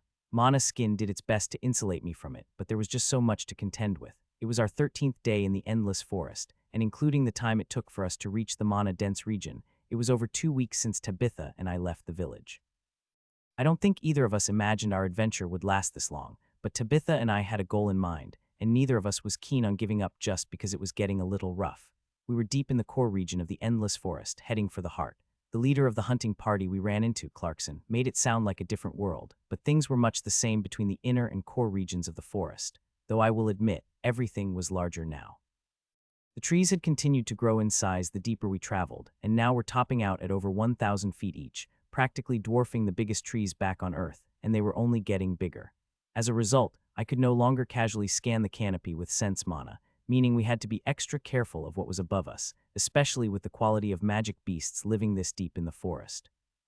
The magic beasts hadn't been getting bigger mostly, thank the gods, but they had been steadily increasing in level, hence the battle taking place in front of me. Tabitha hadn't even let me try to help her, saying this one was all hers. She was extremely picky about what she would let me fight, and for a good reason. Currently, she was facing off against a bird that looked like a combination of an owl and a vulture. It sported a vibrant blue plumage, and it was pretty big, like most of the birds we've run into up until now. Admittedly, it wasn't as large as the silent falcons we've grown accustomed to seeing, but it was close to matching Tabitha in size, so it was still enormous by bird standards. But even though it wasn't the biggest bird we've encountered, it was the highest leveled one. It was hard to gauge people and creatures that had a higher level than myself, but using Tabitha as a baseline, I put the bird between level 95 and 100. I wish this were the first magic beast we've encountered at this level, but that would be me lying. When we were in the inner region of the Endless Forest, the average magic beast was between levels 40 and 50. There were outliers, of course, but that was the average. Now that we were pretty far into the core area of the magic dense region, it was rare for a magic beast to be below level 70, with most magic beasts we encounter sporting a level higher than myself. Tabitha was still training me, but it was to the point we were now avoiding more beasts than anything else. Surprisingly, she wasn't pushing me to take on any higher level beasts. Instead, Tabitha was very understanding when I told her we needed to divert our course to circle around anything particularly strong. That was until she saw the bird she was currently fighting swoop down from the canopy and dispatch a snake. She wasn't open about her reasons, but apparently, the bird called to Tabitha. Whether it was because it was around her level, or because her being from Skull meant she had a fondness for anything with feathers, she asked me to scan the area to see if anything else might get in the way of her fighting the avian. As soon as I informed her there wasn't anything as far as I could tell, she told me to stay hidden where I was while she charged the bird. Tabitha had attacked while it was in the middle of eating. The bird probably thought she was challenging it for its food, so it didn't fly away when she had. While Tabitha's fight with the arch-goblin had been flashy due to his outrageous strength, her fight so far had been just as flashy, though in a different way. Tabitha was a dexterity fighter, boosted by her strength and vitality. She also had a bit of magic, but her magnificent armor shored up most of her weaknesses. The bird was much the same, it was obviously a dexterity-based beast. It could turn on a dime and dodge most of Tabitha's attacks by a hair's length without losing any of its speed. It also benefited from its magic beast physique, which meant it had sharp talons for attacking, feathers tougher than iron for defending, and worst of all, magic at its disposal. There was a mist constantly coming off the bird's plumage, and if its tough feathers weren't enough for defense, it had the ability to liquefy itself at will. I watch from under a bush down on the ground as the bird takes another dive at Tabitha up in the treetops. While standing on a tree branch, Tabitha raises her shield in defense, but the bird turns into literal water and washes over her shield. The water pushes against Tabitha, trying to knock her off her feet while simultaneously slipping in between her armor. The water droplets rip into her skin wherever it passes like mighty razor blades. Blood and water mix and it all flows in a single direction, where the water condenses and the bird reforms with part of its feathers now sporting a slightly redder hue. Tabitha was bleeding, but only slightly, and didn't let the bird get off its attack without retaliating. She twirls in place with little to stand on and launches a barrage of beautiful slashes at the newly formed bird. It can dodge most of her attacks, but not all of them. Tabitha's magic sword cleaves into the bird's left wing, drawing of all things blue blood. However, it isn't enough to take the beast down. This was the fourth time Tabitha had been able to wound the bird, just to have the wing she hit quickly liquefy and reharden, leaving an unblemished wing in its place. Many would think the bird was invincible after healing itself as it did, but watching from my hiding spot, I could tell that wasn't the case. Outwardly, the bird was the same as when Tabitha first charged it, but looking deeper, I could see it was running on fumes. Each time it liquefied itself, it used up massive amounts of mana, even more so when it did so to heal part of its body. Soon the bird wouldn't be able to liquefy any longer, and Tabitha would be the winner. On some level, the bird was aware of this. It was charging her less and less, and if Tabitha wasn't keeping up the pressure, it might have tried to run. But that would be a death sentence for it. The bird could only dodge Tabitha because it was chaining its attacks. If it turned its back now, Tabitha would cleave it in two before getting very far. I didn't see her fight like this against the arch-goblin because they were both on the ground, but Tabitha could move amazingly well in any direction. It was how she was keeping up with a magical beast with wings. I'd seen her easily scale the trees, but now she was bounding effortlessly from tree branch to tree branch, sometimes jumping without looking, all while keeping up her perfect footwork like a choreographed dance routine. Tabitha didn't seem the least perturbed by the mana in the air, or that it was even impacting her movements in any way, as she managed to keep up with a bird mid-flight. Tabitha was dancing up and down the canopy, never more than a few feet away from the now terrified magic beast. The bird uses the last of its considerable magic pool to liquefy itself, but it isn't trying to attack Tabitha this time. The bird-shaped water ball soars straight up, melding through countless tree branches, trying to put as much distance between it and a smiling Tabitha. Well, in my head, I knew she was smiling. I could only see their outlines from where I was down on the ground, but I was 99% sure she was grinning ear to ear. In its elemental form, the bird gains elevation at an absurd speed. I doubt I could keep up with it using air walk, so to see Tabitha keeping pace with it by dancing ever higher after it leaves me to ponder how she can move that fast. It had to be all the tight turns she was making. Of course, I can easily outrun Tabitha with my skills when I have the open space, but I couldn't hold a candle to her in short-distance maneuvers. I watch as Tabitha and the bird disappear out of sight. The battle was finishing above me, but it was beyond what I could see or sense. But it didn't matter if I could see the battle. I knew Tabitha would emerge victorious. Over the last few days, I've seen her fight off dozens of high-leveled magic beasts. Most ran after realizing they couldn't match Tabitha, but a few required more persuasion. The beetles were especially thick-headed, both metaphorically and physically. We knew the little ones were delicious, the big ones not so much. All the beetles this deep in the forest were the size of bison, had indestructible exoskeletons, and were so hard to kill they weren't worth the hassle. Tabitha and I had such a hard time killing one that we just incapacitated it and ended up cooking it alive, and even that took entirely too long, especially considering the meat contained within was rubbery and tough to chew. The meat still had the same flavor as the smaller ones, only infinitely tougher. Sighing, I reach for my water skin and pause as I uncork it. Scowling, I quickly hold it up to my mouth, throw it back and try not to vomit as a gelatinous orb plops into my mouth and sickeningly slides down my throat. My whole body breaks into goosebumps as I try to shake off the awful feeling. Sitting down, I meditate, waiting for the toad spawn to start affecting me. Poison resistance training was by far the worst experience I've ever had leveling a skill. I refused to think about the things I said to Tabitha while I was loopy the first few times I ingested the toad eggs. It took me over a dozen attempts to unlock the skill.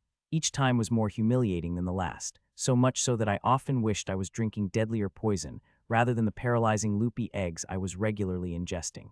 But at least meditation was coming in clutch as usual. Around my 8th attempt to unlock poison resistance, I discovered that meditation helped my body purge the toxins quicker. I think it was because I was in a relaxed state, but that was only my best guess. As my limbs start to feel heavy, I scan my surroundings. Poison resistance was only level 3 at this point, but with my superior stats, I could shrug off the paralyzing effects should I need to. Tabitha had trained me to move while impaired, and even if I wasn't mentally all there, I could still dodge should I need to, and man was everything around me beautiful. I smile at the leaves of the bush I was concealed under. Such a vibrant green, I just wanted to reach out and touch them. This forest was terrific. I wish I could stay here forever. Screw society, I could be Tarzan. Lazily shaking my head, I try to push past those thoughts, as poison resistance helped me to overcome the toad spawn toxin running rampant through my system. Concentrating on things was difficult after drinking it, but overcoming it was what let my skill level. As I'm forcing myself down from my toad high, I sense something plummeting from the treetops. Groggily, I crane my neck and watch a bird's corpse fall from the sky. Hee thud, I giggle as it crashes down. Slowly, I force myself up stumbling. I approach the downed beast as Tabitha takes her time descending the nearest tree. She was bleeding from between her armor, but her vitality would stop that soon. Even in my drunk-like state, I could see the experience wafting from the dead beast, so I knew it was already dead and safe to approach. A voice in my head whispers to activate Soul Devourer, but even in my clouded state, I know not to use my skill without proper mental preparation. The fog in my mind was slowly fading, and as it did, I could better appreciate the bird in front of me. The feathers were absolutely beautiful to look at, and I was going to take my time picking out the best ones to take back with me. Of course, Tabitha would get the first pick. I'm sure she'll want one to add to her hair. Speaking of Tabitha, what was she doing? Wait a minute, did she? Taking a quick glance with Sense Soul, I confirm my suspicions. Congratulations on the level up, I say with a smile as I approach her. There was a visible change in her soul, and I could tell it had grown. Tabitha blinks and looks away from the air directly in front of her. So you noticed, she lightly comments, trying to project an air of aloofness, but her eyes gave away her true emotions. She might as well be jumping around in excitement. Happy to hear you reached. I had to pause because I just realized I had no clue what Tabitha's level was. I had never asked her what her exact level was. What level are you? I asked curiously. Tabitha briefly pretends not to hear me, so I stare at her wide-eyed until she gives in and tells me. You know it's disrespectful to ask somebody their level, right? She admonishes me. However, she knows most of my status page, so I feel no shame in asking her for just her level. I'm not asking for your entire status page. I roll my eyes, but then I get an idea. Besides, I need to know your level. And why's that? Tabita gives me a look that says whatever I'm about to say better be good or she'd up my training regimen. Joke's on her because I do have a good reason. I use your level to judge magic beast levels, so if I know your exact level, I can better scout for us. Tabitha narrows her eyes at me. The skill you use to determine an opponent's level is weird, she comments, and now it was my turn to pretend I didn't hear her. Fine, Tabitha lets out a sigh, but you aren't to tell anybody. Even Pakor, I jokingly smirk. Even Pakor, Tabitha admonishes. Master will recognize my level for what it is, you don't need to say anything. Fair point, I raise my hands in surrender. Tabitha nods. Just now I reached level 98. My mouth watered, thinking about how the high-leveled magic beast must taste. Tabitha must be thinking the same because she smiles at me. I would like that. Even in a deadly forest, you had to enjoy the little things. Which one was she going to pick? While prepping the spot I was going to cook our celebratory lunch, I constantly steal glances at Tabitha as she inspected her kill. Yet I said nothing as she carefully pulled out multiple feathers, only to discard them in order. At the rate she was going, I would only need to gut the bird before I roasted it, and I was okay with that, but also curious about which feather she would pick to add to the ones in her hair. Because though not exact, Tabitha's hair was a similar shade of light blue, same as the feathers she was looking at, so I was curious if it'd stick out enough. I knew the feathers symbolized a warrior's achievements, which begged the question, would she wear one people weren't likely to see or stick to the three she was already wearing? Whether she chose to wear it or not, I respectfully stayed away from Tabitha while she decided. Silently, I removed the brush from a relatively flat part of the forest floor. The trees and bushes weren't the only things that grew taller the deeper we went into the forest. Grasses, ground cover, and other ordinarily small plants now grew to my knees and were extraordinarily thick and hard to remove. It was funny because I wasn't clearing them to prevent a forest fire instead. I was clearing them because they contained too much water and were a pain in the ass to build a fire on. Everything felt wet to the touch, even though very little water was around. The feeling of wetness came from the mana in the air. Ambient mana differed depending on the environment, but the mana of the endless forest had drastically changed since we first entered the core part of the magic dense region. When we first entered, the mana was the same as the rest of the forest, just more condensed. It was hard to give specifics due to the ever-shifting tides of ambient mana, but the elements used to be mostly tied with one another, with the only exception being fire. Percentage-wise, it used to be 35 water, 27 earth, 34 wind, and a pitiful 4 for fire. Now almost 70 of the ambient mana was of the water element, doubling what it was when we first entered the magic dense region. Maybe that was why I felt like I was underwater. The drastic change in mana was inconvenient yet mesmerizing to experience. The closer we got to the forest heart, the more it became apparent that all the water mana was emanating from there, crediting Clarkson's story that a massive lake awaited us when we reached the forest center. I really wanted to see it. What kind of lake produced such overwhelming amounts of mana? That same water mana was feeding the massive trees around us, promoting their growth. Mana was mainly an energy source to me ever since I first saw it, but energy alone couldn't sustain such life. The trees and plants around us were taking in the massive amounts of water mana and somehow converting it into physical water. After clearing the spot I would use, I walked over to the closest tree and put my hands on it. Closing my eyes, I focus on the mana radiating off the giant organism. Then, using sense mana to dive deep into its core, I try to spot where the tree converted ambient mana into water. And when I do, I'm fascinated by what I find. The majority of the water in the tree was stored in its massive roots underground. Usually, trees absorbed water through their roots and stored it throughout the rest, but things were reversed here. The massive canopy acted as the tree's roots, absorbing as much water mana as possible. The mana was then stored in the tree's massive trunk, where it was somehow condensed and turned into physical water before being stored in the tree's roots. Of course, part of the water stored underground would leak out of the colossal root system, but that leaking water was what was supporting life on the forest floor and keeping the ground from drying up. But where was the mana being converted exactly? I drill sense mana into the massive tree trunk, hoping to uncover its secrets. Close to where I'm standing near the base of the tree, I find what I'm looking for. That's the spot most of the mana absorbed by the tree was being pooled. That much mana might as well have been a neon sign, it was so obvious. Unfortunately, just because it was easy to find where the tree was gathering the majority of its mana didn't mean I immediately found its conversion method. This wasn't the first tree I'd looked at, and it wouldn't be the last. While the amount of mana made it easy to trace, it also made examining it difficult. The more mana contained in a single area, the harder it was to look at without getting a headache. It wasn't like the elemental or the time I tried to use sense mana in the mine to look at magicite, but I was trying to look at a great deal of mana compressed in a relatively small space. I was guessing, but I'd put the mana in one of these massive trees at over 1,000 times what I had inside my body. Is something wrong? Tabitha asks behind me. For once, I didn't flinch because even though I was focusing most of my attention on the tree in front of me, I maintained a passive scan of my surroundings and noticed Tabitha's approach.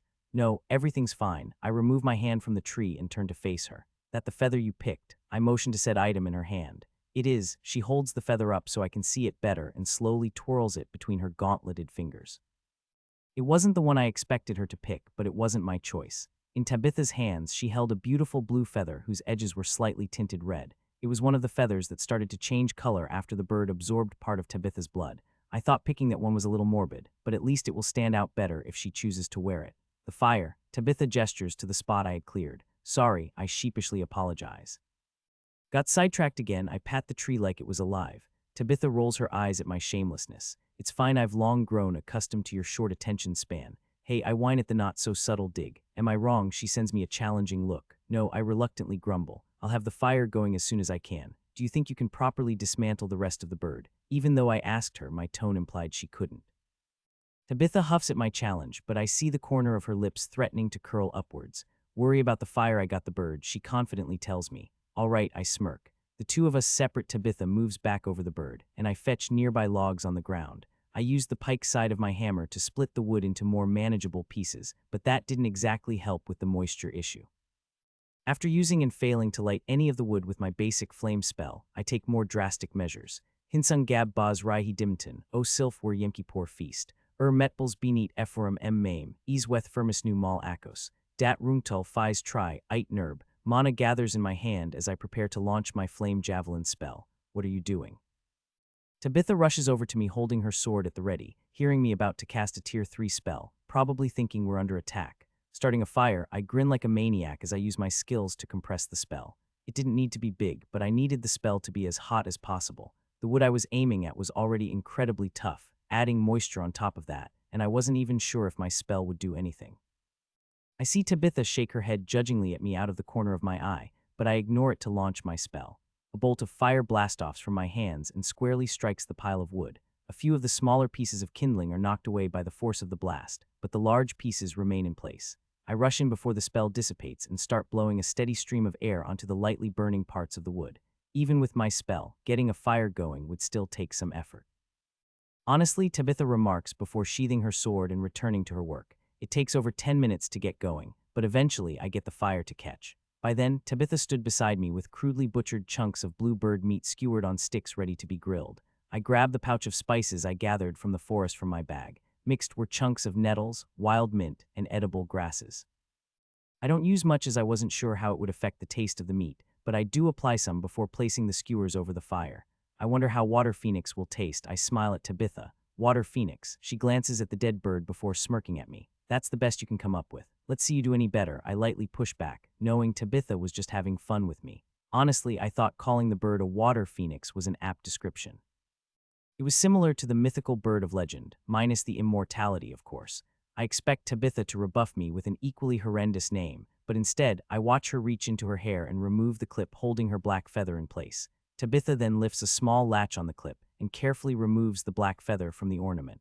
What is that enchanted with? I gesture to the now empty clip in Tabitha's hand. It's a simple protection enchantment, she tells me as she carefully stashes the night raven feather in her bag. Even though she was replacing it, she intended to save it as a keepsake. Too bad, I would have loved it if she let me have it. It keeps them from getting ruined in battle. They don't look that strong, I point out to her. They aren't, but if I can't protect them, I have no right wearing them, she counters. Will you let me examine one when we return to the village? I ask.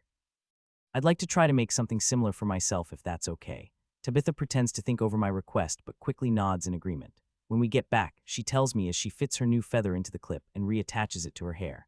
The 3 feathers in her hair were now the gray one that I didn't know the origin of, the brown one with white tips from the level 120 speckled griffin she hunted with 2 others, and now the water phoenix feather.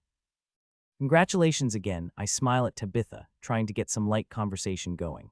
The blue-tinted meat from the phoenix was cooking slowly over the fire, and I didn't want to spend the whole time in silence. After taking a sip of untainted water, I hand the container back to her and try again to keep the conversation going. Soon you'll reach level 100. Tabitha snorts at the prospect. Hardly, she says self-deprecatingly. Oh, come on, I don't let her put herself down. I'm sure you'll reach level 100 soon. With your talent, you might even catch up to Pakor in a few years. You really don't know anything, do you? She shook her head disappointingly but didn't sound mad at me. Then teach me. I pushed for her to explain why she wasn't celebrating as much as I expected her to be. Okay, I will. Tabitha turns her whole body towards me and gives me a critical look. You probably don't know this because you grew up in a small village. But there's a saying nobles follow, 50 by 20, 75 by 30, 100 by 40. And that means, I give her a confused look. It's how people describe geniuses, Tabitha tells me. They reach level 50 by age 20, 75 by 30, and level 100 by age 40. And you are. I asked Tabitha for her age for the first time. I turned 38 last year, she explains in a slightly deflated voice. I wanted to compliment her appearance for her age, but something told me I shouldn't. It's a good thing too because she keeps talking. I know what you're thinking, but I'm not on track to reach level 100 by then. Tabitha must see my confused expression because she explains further. I just checked, and I need 3.24 million experience points to reach level 99, and even more after that to reach level 100. Hearing such large numbers, I can't help but hiss as if I touched something hot. Then, doing some quick math in my head, I calculate that Tabitha needs to earn enough experience points equivalent to going from level 1 to 65 in only 2 years to reach her goal. So you understand now, Tabitha looks off into the distance, looking like she'd already resigned herself to failure. You don't know, I try to cheer her up, not liking this new, defeated-looking Tabitha. You still could do it. Tabitha turns back to me with a soft smile. That's kind of you to say, but I'm not like you. I'm not a crafter I must fight to earn experience. It's why I challenged the bird. I've been inching towards level 98 for a while now and saw it as an opportunity to push through finally. What about leveling your skills? I remind her. I get a lot of experience for the multiple skills I level. Tabitha chuckles good-naturedly. I just told you my age and you think I have skills to level. Most of my skills are at higher-leveled bottlenecks. Then take up a hobby, I tell her. You can unlock more skills that way and work on those. That was the most straightforward solution I could think of. Tabitha again shakes her head. That would be a waste of my time. I would get the same experience from leveling one of my stronger combat skills. Plus, it would further my combat potential more than picking up a hobby. Besides, combat is where I excel. Well, I couldn't argue with that. Reaching over, I flip our skewers before they start to char. You're young, incredibly so, Tabitha reminds me. You're 15 and already at level 75, no matter how impossible that sounds. You probably get a lot of experience from the many skills you level, but I'm here to tell you it will eventually slow down. Of course, you can supplement your experience gained through crafting, but eventually, you'll know what it's like to hit the experience wall. It's why I was happy when it was decided Master would lead the invasion of Olbert, and I was assigned to come along. I need as many combat opportunities as I can get, or I risk falling behind and losing my genius status, bringing shame to Master Pakor. So you could imagine my displeasure when we easily trampled Olbert's forces. Then why have you been letting me divert us? I ask. Surely now is the best time to earn experience. Master assigned me to look after you. Tabitha straightens her back and replies like a soldier repeating their orders. I will not let harm come to you for my own gain. You confirmed the bird was alone, and I was sure I could defeat it. That is the only reason I risked fighting it. Wow. Tabitha has done so much for me, and still, she's willing to put my safety over her own goals, despite how it troubles her. Maybe we can try fighting a few more beasts while we're here. I try to offer, but Tabitha just continues to smile at me. That wouldn't be wise. Even for me, the beasts here are becoming increasingly challenging to face. I want to see the heart of the forest with you, but after that, we must leave and head back to the village. Understand? Tabitha waits for me to respond, so I can't pretend I didn't hear her later. I understand, I reluctantly reply. Good now, how is the food doing? Almost done. I pull one of the skewers away from the fire to check it. My skill says it's good enough to eat. Tabitha informs me like that automatically meant they were done. It's still a little raw, I know this because both cooking and gourmet told me to leave it over the flames for a little longer. But at least I knew it was cooked enough to be edible. Do you think we're close to the heart? I asked Tabitha for her opinion after a brief silence between us. You would know better than me, she lazily comments, but her expression quickly hardens. The mana is growing increasingly thick, so we should be at least close. It's already higher than I'm used to in Skal's magic-dense regions. You would think Olbert would be stronger with access to such a prime hunting ground, she sighs disappointingly. You would think, I chuckle, sharing her sentiments. I now felt like I understood Tabitha better than I ever had before. Of course, I was aware of the ridiculous amount of experience points I would need to level going forward, but to hear exactly how hard it was for others to level, especially from someone as talented as Tabitha, really put it into perspective. I was incredibly blessed and needed to be aware of that fact from now on, especially in no small part to the cheat skill Soul Devourer. Maybe I could find a way to help Tabitha level, as hard as that sounds. Unfortunately, we were on the tail end of our trip. but maybe we could do this again sometime. All I knew was that I wanted to help her, so I would, any way I knew how. It's hard to keep myself from giggling like a child. I was like a kid in a candy store surrounded by delicious sweets and told I could pick whatever I wanted. Hundreds of beautiful blue feathers were scattered around me, and I got to pick which ones I wanted to take. Sadly, this was a different situation than with the silent falcon feathers. I fought the silent falcon back when we were relatively close to the entrance of the magic dense region, and it would be easy to stop by there on our way out. Unfortunately, it was impossible to do that in this case. With all the strong magic beasts around, there was a 99.9% chance we wouldn't be coming back this exact way, and with the water phoenix gone, something else will undoubtedly take its place. So I could only take what I could carry and had to decide which blue beauties I wanted and which I would leave behind. Tabitha and I think we're coming up on the heart of the forest, so I might not have to worry about carrying them that long, but there was still the genuine possibility that we were days away from our destination. Not to mention, I couldn't fill up my bag all at once. Taking out the silent falcon feathers I've been carrying with me until now, I toss all but the best 5 of them to the side. All the feathers I've been carrying until now were the best ones I could pluck from the silent falcon. Of course, I wasn't counting the feather I was planning on turning into a hair ornament in that group, but even then, I was discarding feathers several grades better than the ones I left back in the tree hollow. It sucked having to get rid of something I originally planned on keeping, but I had to make room. And between feathers from a level 74 bird and ones from a level 97 bird, it was obvious which ones I would prioritize. I kept a few silent falcon feathers for experimental reasons, but even if I couldn't use the water phoenix feathers, they would sell for a shiny coin or two. At least much more than what the silent falcon feathers would go for anyway, though I wouldn't discard everything I was carrying for money. I still had the silent falcon's talons, various magic herbs I'd gathered, dozens of rock samples for my collection, and most importantly, the elemental fragments in my bag and my survival supplies. Sighing as I look over the feathers, I curse that I can't carry more. I mean, I could, but it would slow me down, and if movement was ever crucial while we were in the endless forest, it was now. It would be fantastic if I could unlock a subspace skill at this very moment, but I wasn't holding my breath. Tabitha sees my mental anguish and decides now is the best time to chime in. You can't take forever, she reminds me. Will you just finish eating? I wittily snap back. Tabitha was still sitting by the fire, enjoying the blue meat of the water phoenix. I know I need to hurry. Did she think I wanted to be doing this instead of enjoying the delicious meat I cooked? Well, she may be right about that. The meat was wonderful, one could say even magical. But even while eating, I couldn't wait to inspect the feathers of the water phoenix. However, the taste did refuse to leave my mouth. The bird's flesh tasted perfectly moist, no matter how long I cooked it over the fire. Initially, I thought the meat might come out dry after seeing how much juice dripped from it while cooking it. But drying it out seems impossible when cooking with meat from a high-leveled water-attuned magic beast. I don't want to compare the meat to chicken, as most meats were, so I describe the water phoenix meat as tasting like quail or pheasant, one of those more expensive meats but still chicken-adjacent. If you cocked your head to the side, squinted your eyes, and hit yourself over the head, the water phoenix may even begin to look like a giant blue chicken. Yeah, no, I chuckle as I finally buckle down and start sorting the feathers. There were many to choose from, but I could immediately disqualify 2/3 of them. I didn't want to bring any of the smaller feathers, as I couldn't fashion fletching from them, and they would serve little other purpose to me. What would someone even do with feathers of that size? Maybe jewelry, clothing, and hair ornaments. I suppose they could work for all of those. Screw it, I talked myself into grabbing a few. I'll sell them to Curvin next time I see him. But unlike the little feathers, the largest ones were still a no-go for me. I could craft arrows with them, but they were simply too big to bring along. So that left me with the last pile, where I gathered all the feathers between 1.5 to 2 feet long.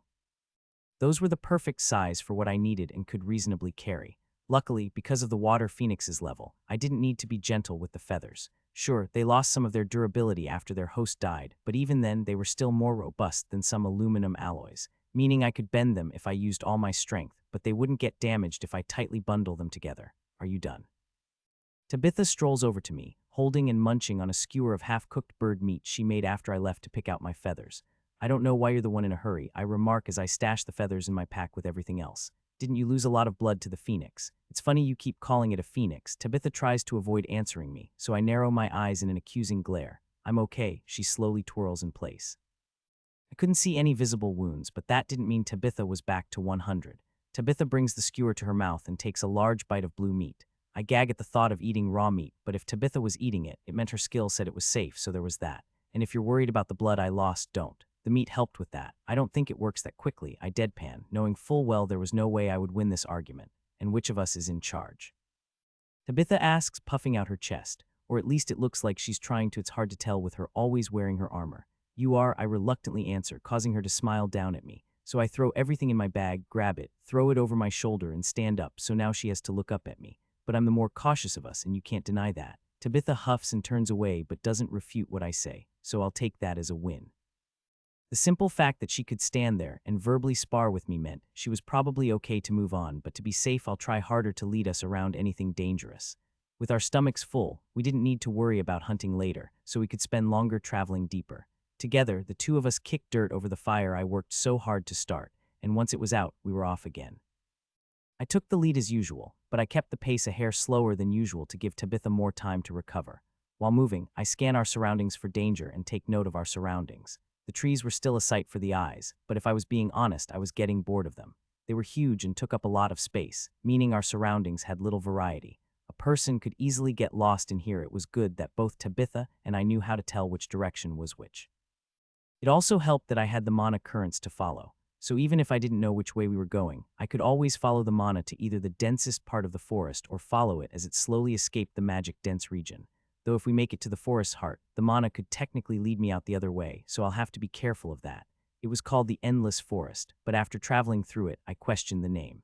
It was the only thing I could do to pass the time. Tabitha and I were moving quite fast compared to ordinary people, but it still only would have taken a person a month or so to reach where we are.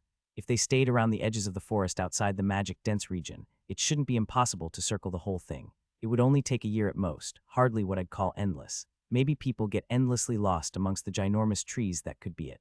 I let out a tired sigh thinking about the forest's name only bored me more. I couldn't wait to get to the heart and turn around. Exploring was exciting, but I was starting to miss my family, especially when I wasn't sure how much time I had left with them. Oh, I pause and look down at my feet when Sense Mana pings something curious underground. What is it? Tabitha moves next to me with her hand on her sword. She follows my gaze downward and frowns. Burrowing beasts. No, I bend down and touch the ground, trying to direct Sense Mana through the tangled mess of tree roots below us to better understand what I sense. There were burrowing magic beasts below us, but nothing strong, and they seldom come to the surface. All the massive tree roots keep anything significant from living underground. It's annoying when you try to be cryptic, Tabitha points out to me with more than a little bite in her voice. Sorry, I sheepishly smile. There's a small cavity directly below us. And is that important? I would think all the roots would create many hollow spaces. Tabitha makes a great point, but that wasn't what I was getting at. You're right, but are normal caverns lined with bricks? That at least gets a surprised reaction from Tabitha. The best I can tell, there's a building down there. How deep? Tabitha curiously asks. Almost 400 feet down, I tell her. I take it you don't want to dig to see what's down there, do you? Tabitha gives me a challenging look. Not a chance. I pull my hand away from the soft ground and stand back up. I just thought it was the first interesting thing I've sensed in a while. Tabitha raises an eyebrow at me. This not exciting for you? She gestures around us. Honestly, maybe if we were back closer to the inner region, I give my frank opinion. Everything around us was new and exciting. A few days ago now, not so much. After you told me that you needed to level, it got me thinking about the fighting we've been doing. I still don't want to kill everything on sight, but having to sit back and watch you protect me all the time is boring. At least when we were exploring the inner parts of the forest, I could still pull my weight. Now I'm just the guide and everything looks the same. Aren't you looking for magic metals or something? I frown. And I've sensed a few interesting deposits, but like the building buried under us, it would take too much time to dig them out and even longer to take them back. I would love it if they were on the surface like the elemental fragments, but they aren't. The best things I've gotten from this trip are related to all the creatures we've fought, which speaks for itself. I see. Tabitha nods in understanding. I understand why you would be frustrated. I've only ever entered magic-dense regions to test myself and grow stronger while you wanted to explore and gather materials. Perhaps we should turn around. No, I shake my head. I don't want to leave when we're so close. Then maybe we should pick up speed, Tabitha suggests. I've noticed that we've been moving slower since we stopped. Are you leading us around another dangerous beast, or is there another reason for this? Tabitha's eyes bore into me. I just wanted to be sure you were okay, I finally admit. That's kind of you, but I said I'm fine, she assures me. I can handle anything we run into. Promise. I puff out my lower lip in a mock sad face and hold up my pinky finger. What are you doing? Unfortunately, Tabitha doesn't recognize the gesture. Nothing, I smile and drop my hand. If you're really fine, then I'll pick up the pace. I am, Tabitha once again states. Then try to keep up, I smirk. Remember to keep an eye on our surroundings, Tabitha reminds me before grinning at my challenge. All right, let's see if we can reach the heart of the forest by the end of today. Based on the light, we have 5 hours before we need to stop to make camp. Time to kick it into gear and get a move on. Sometimes I like to think the universe is out to get me. Not the gods as I have met them, and I know they care about little us, but the universe itself. I wasn't so sure. Not an hour ago, I complained to Tabitha that I was bored, and what does the universe do? It buries a building under my feet. Okay, no harm, no foul, it was too deep for us to do anything about it, so we glossed over it and continued. Of course, I was curious about what a building was doing buried out here, but I had better things to do than speculate on a long-lost civilization, if it was even that.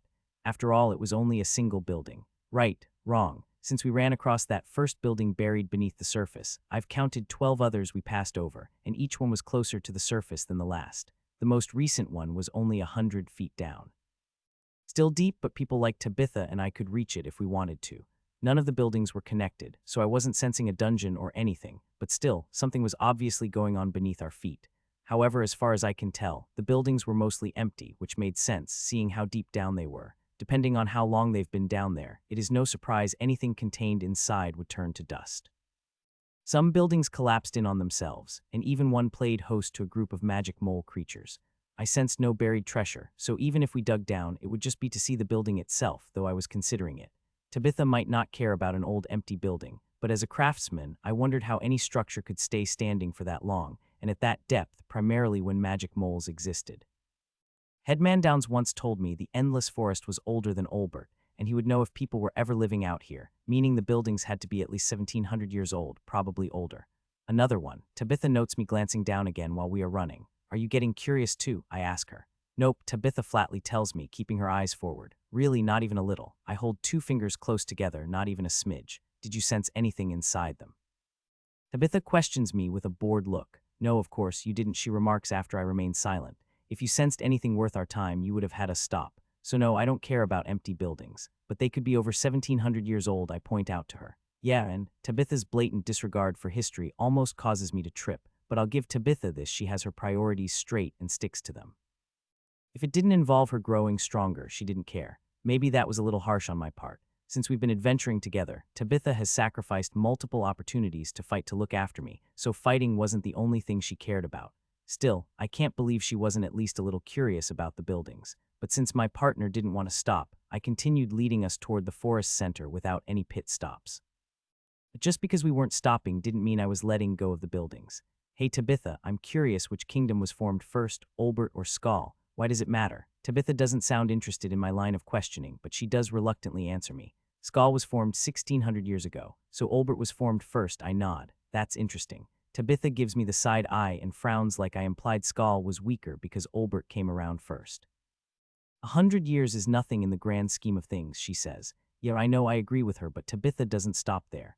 Though Skull was founded later, our warriors were stronger than that of Olbert, so our empire grew faster. But how do you personally know that? I tease Tabitha, knowing it will keep her talking. There are records, she proudly states, like that solved everything. Records written by your ancestors, I ask. Yes, Tabitha smiles proudly. Then don't you think they're a little biased?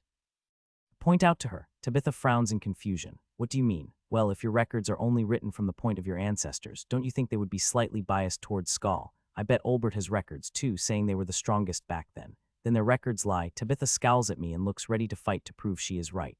Whoa there, I hold up my hands placatingly. I didn't mean anything by it. I was merely trying to get you to see why I find the buildings interesting. Who can say for certain what happened in the past, as neither of us was alive back then? People can write whatever they want, and 1,000 years from now, someone can believe it to be true. But you know what doesn't lie? Facts. I point down at the ground. And the fact is, we're running over ancient buildings. Maybe they used to be a part of Olbert, or maybe even Skull. Did you think about that? And just maybe, the buildings predate both of them.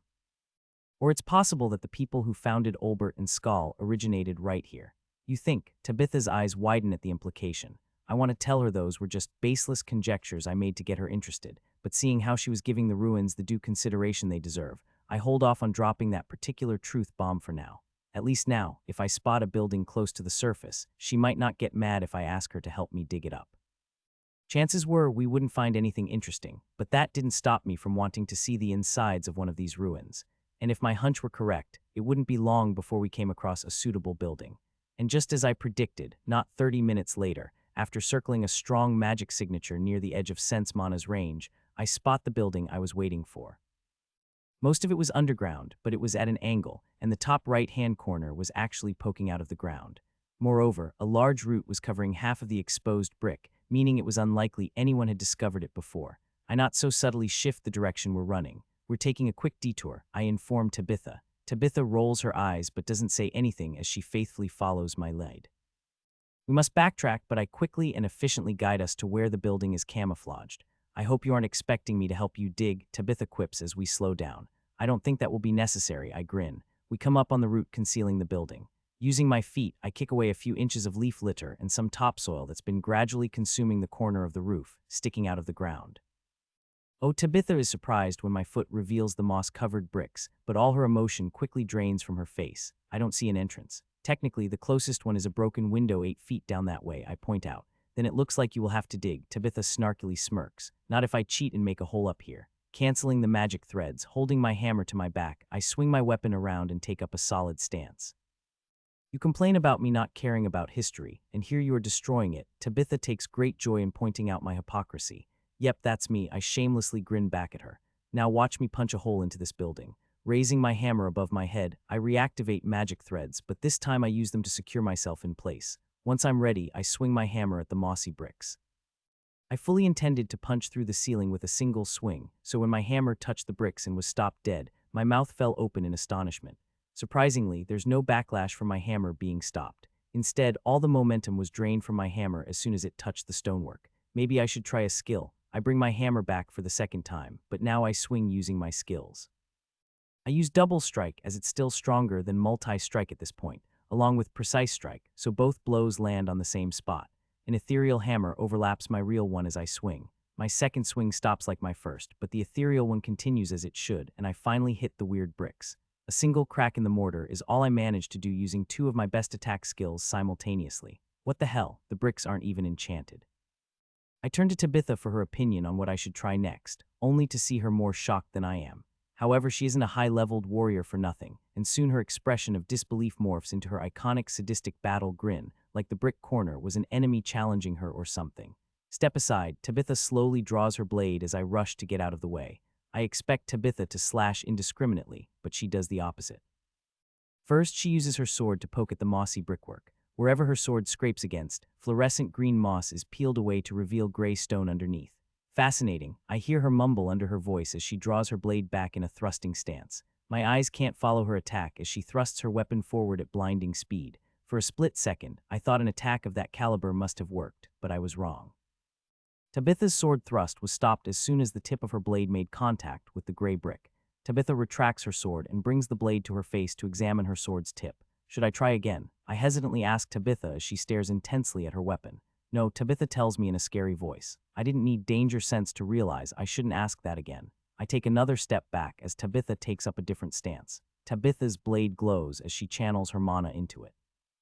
I don't know if she's using any of her skills, but there was a different air to her than a few seconds ago. What happens next is hard to describe, but the best way I can explain it is that Tabitha unleashes hell on the brick she tried to pierce. I can't even follow her footwork, let alone count how many consecutive slashes she unleashes in a split second. I can only see that one brick is now utterly devoid of moss, and the surface underneath didn't even have a single scratch. I was curious whether I should focus on where she was striking, or if focusing on Tabitha was the right choice, so I watched back and forth between both. It was like she was fighting the water phoenix again, or maybe the arch goblin. Either way, I had a front row seat to the action this time, and it left me breathless. So this was how much Tabitha was holding back when sparring with me.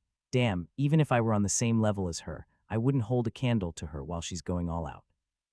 It wasn't even the difference in stat points. Tabitha was 23 levels higher than me, equating to a 230 stat point difference between us. Those points made her deadlier than me, but what separated us was much more than simple numbers. Her technique with a sword, her footwork, hell, even the way she moved her body was better than me. She had the deadly grace of a warrior who spent most of their life on a battlefield. I couldn't replicate that even if I had the levels and skills. At first, Tabitha's targeted attacks appear to do nothing to the unflinching stone, but slowly more cracks form in the mortar surrounding the brick she's focusing on. And then, as if she exceeded some predetermined damage threshold, the grout turns to powder, and the brick is shattered into hundreds of fragments. But Tabitha doesn't stop there. Once the first brick is gone, she targets the one next to the hole she made. And that brick breaks even faster than the first one for some reason. One by one, Tabitha carves out the corner of the roof until there's a hole big enough for us to enter. You okay? I slowly approach Tabitha, who's winded. I'm fine. Though she says that, she's forced to wipe a considerable amount of sweat from her face, and honestly, she looked a little pale to me. Breaking through the wall took a lot out of her, which begged the question, how were these bricks so strong? They weren't enchanted, they had more mana than ordinary bricks, but not a significant amount, not enough to hold back Tabitha. Are you good to go inside? I asked Tabitha, who's forced to take a drink of water. I said I'm fine. She straightens her back and wipes the last trace of sweat from her face, projecting an air of confidence. Tabitha liked to talk big, but I knew she was tired after that display. She was still worn out from killing the water phoenix, and the bricks were just the metaphorical stone that broke the camel's back. All right, I pretend not to notice her struggling not to wobble in place. I'll get the light. Six het plots lags. It takes little mana to cast my light spell and hop into the now open building. The building was big enough that I was confident it used to have 2 stories, but either the floor was made from wood and rotted out a long time ago, or it was stone and collapsed in on itself. The building overall was slanted enough that I could slide down the nearest wall to the bottom, but as I was already aware, there wasn't any hidden treasure down here. While most of the building was still intact, it was slowly breaking down around what used to be the windows and door, allowing large amounts of soil to fall in. The ground was littered with bricks that had come loose over time and were the reason I wanted down here. Reaching down, I grab one of the still intact ones to scrutinize it. Tabitha slides down behind me, but she only needs to see the state of the building before frowning in disappointment. I ignore her pointed glare and instead focus on the brick in my hands. What a unique mana structure. It almost looked like there were tiny springs of mana throughout the stone. Moreover, it was handmade and not carved from naturally forming rock. What's more, I was having trouble picking out what elements it was made of. There were small traces of iron, but that was only one of a dozen different metals contained within it. I was tempted to build an external frame backpack like Dad taught me and carry as many of the stones back with us as I could. Who knows what I could get from them if I melted a bunch down. But I already knew that wasn't viable, so I took the brick in my hand and stashed it in my bag. All that for a brick, Tabitha complains in the dark. At least we learned how strong the buildings are, and how they lasted so long. I try to get Tabitha to see that this wasn't pointless. I suppose Tabitha reluctantly agrees. If we come across another one of these, then maybe we can use it as a campsite, I suggest. Only if it doesn't have too many holes. Tabitha walks over to the part of the nearby wall that's in the process of collapsing. I'm sure you noticed it once a hole is made. It's much easier to break through. Whatever can we get going now that you have your brick? Tabitha grumbles, most likely because she's tired or annoyed she had to use so much energy to break through a simple brick wall. Tabitha pretends to ignore me, but I can see the corner of her mouth threatening to curve up. The two of us climb out of the underground building together, but before we set off again, I collect a sample of the mortar from where Tabitha made the hole. You never know, maybe I'll find something out if I examine it with Sandra. With our detour completed, we began running again, only this time I had to slow down because Tabitha was more tired than she wanted to admit. Nevertheless, we still easily avoid all the strong magic beasts with Sense Mana's help, and we passed dozens of more buried buildings, some of which were remarkably intact, while others were just piles of those strange bricks. The buildings weren't the only thing changing. The ground was gradually sloping upwards, and the mana in the air was reaching even more obnoxious levels. Finally, we were getting close to the heart. The gradual incline grew steeper, and soon Tabitha and I were climbing a mountain instead of running. The towering cliff face wasn't completely vertical, but it was damn near. Halfway up the mountain, the last tree branch overhead disappeared, and we were treated to an open sky for the first time in weeks. The fun felt amazing on my face and was the boost we needed to climb faster and reach the top. And when we did, everything we went through until now was worth this moment. The silent falcon, the goblins, the elemental, the water phoenix, the sleepless nights. I would do it all again if it meant I was treated to the sight before me. We reached the heart of the endless forest. We made it. I've never seen anything as magical as the lake before us, and I've seen a decent amount of magical stuff in the short time I've been alive on this world. However, the lake topped everything. It was more magical than the massive trees we'd been walking through, more breathtaking than the first time I set foot in the bottom of Master's mine and experienced that much mana for the first time. The lake trumped every magical creature I've seen, and then some, and was more intimidating than the Soul Devourer. Looking at the landscape filled me with so many emotions it was hard to tell exactly what I felt.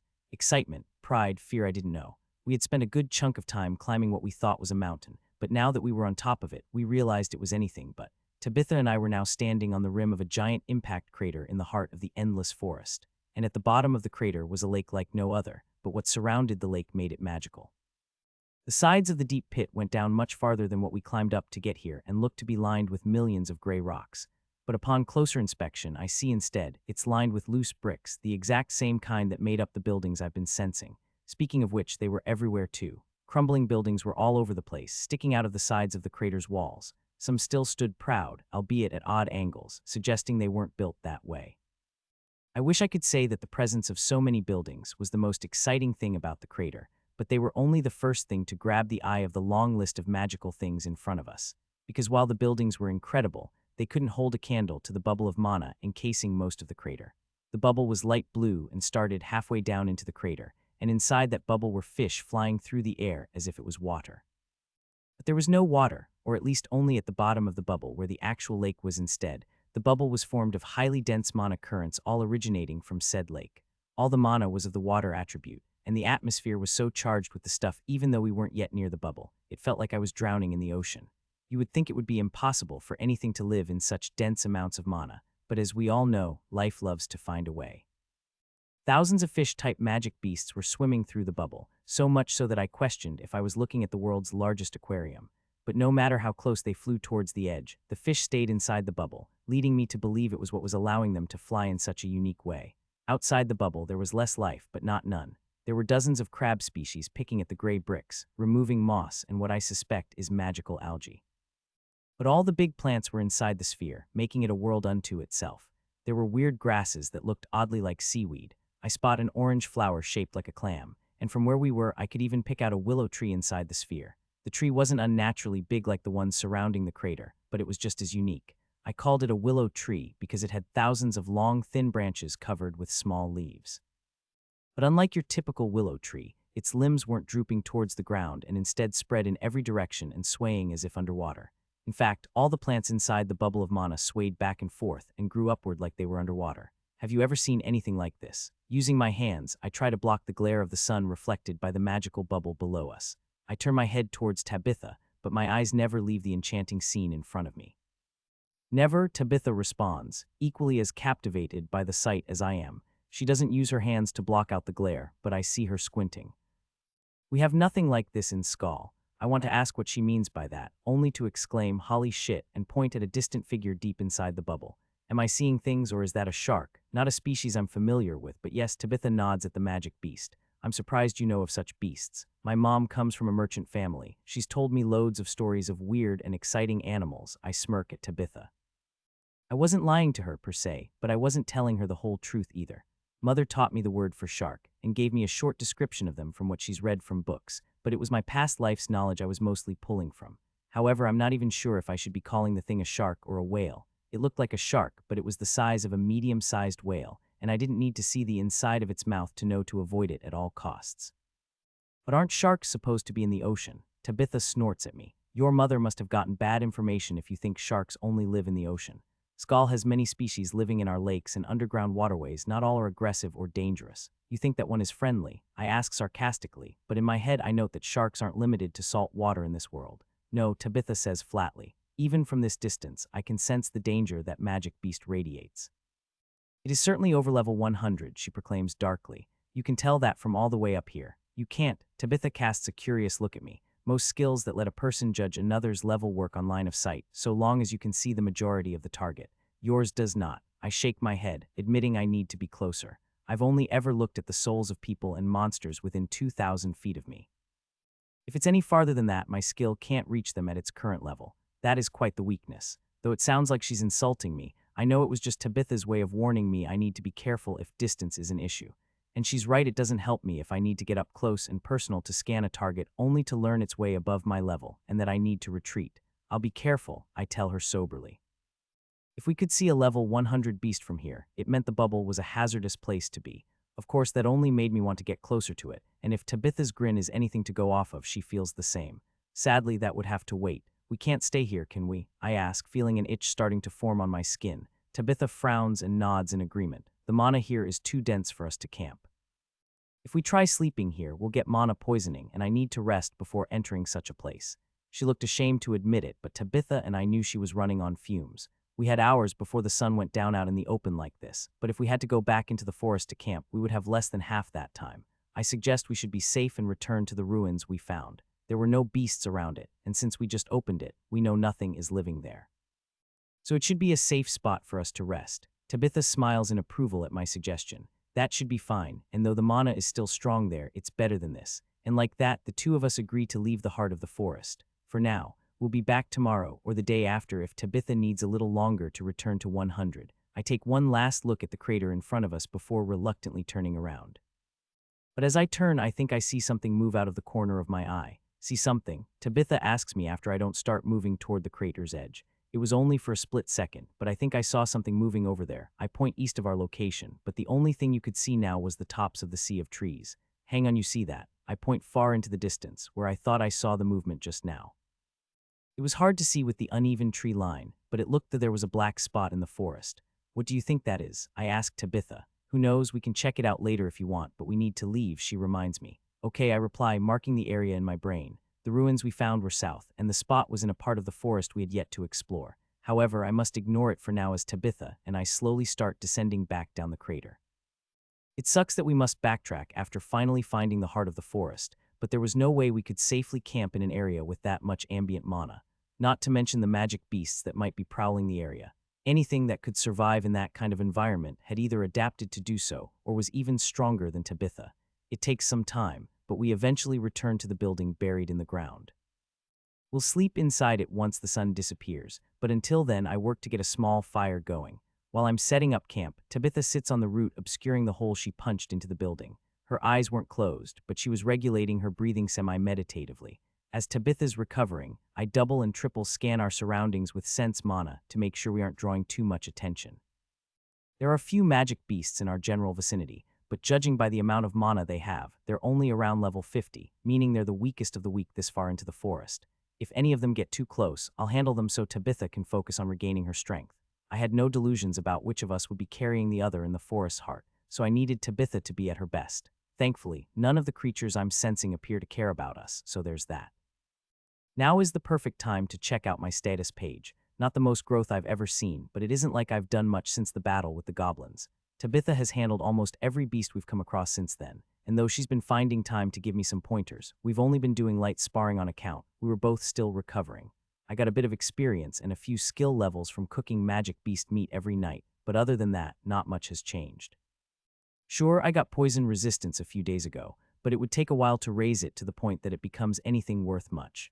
I mainly wanted to check my status page to see where my health and mana were at.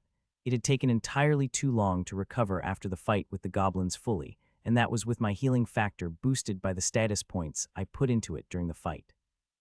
I wanted to be in tip-top shape for when we entered the heart of the forest, and other than a bit of missing mana, I was. Though reaching the heart did expose me to danger I wasn't used to worrying about, mana poisoning.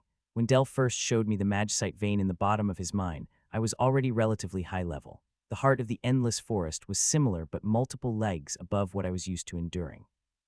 We hadn't been standing on the crater's edge for long, but in the time that we were, my body had absorbed a ridiculous amount of ambient man, and that was without me pulling it from the air to speed up my regain like usual. My body was hard at work converting the raw mana into something usable, but for once, I would need to work on blocking out ambient mana rather than trying to absorb it. A first for me, but at least I had an idea of how to do so. While Tabitha's recovering tonight, I will start improving mana skin. It was at its second test, and it was time I started figuring out how to improve it. I doubted I could break past the barrier tonight, but I needed to start somewhere, and better protecting myself against mana was as good a start as any other. But how did I do that? Mana skin was actually two barriers, one overlapped over the other with a microscopic void between them. I designed and implemented that to pass my level 40 test. Maybe I should try increasing it to 3. That would help, but it wouldn't be that much of a boost. 2 shields already reduced blunt force damage by quite a bit and reduced the effects of slashing attacks by a noticeable margin, but were absolutely useless against piercing damage. The more focused an attack is, the easier it can puncture mana skin. Another layer wouldn't do much to stop that, but it will insulate me from the surrounding mana. So even if it won't change much in the grand scheme of things, that's where I'll start. Channeling my mana, I pour more into mana skin and direct it to its outermost reaches to try forming a third layer over the 2 I had up.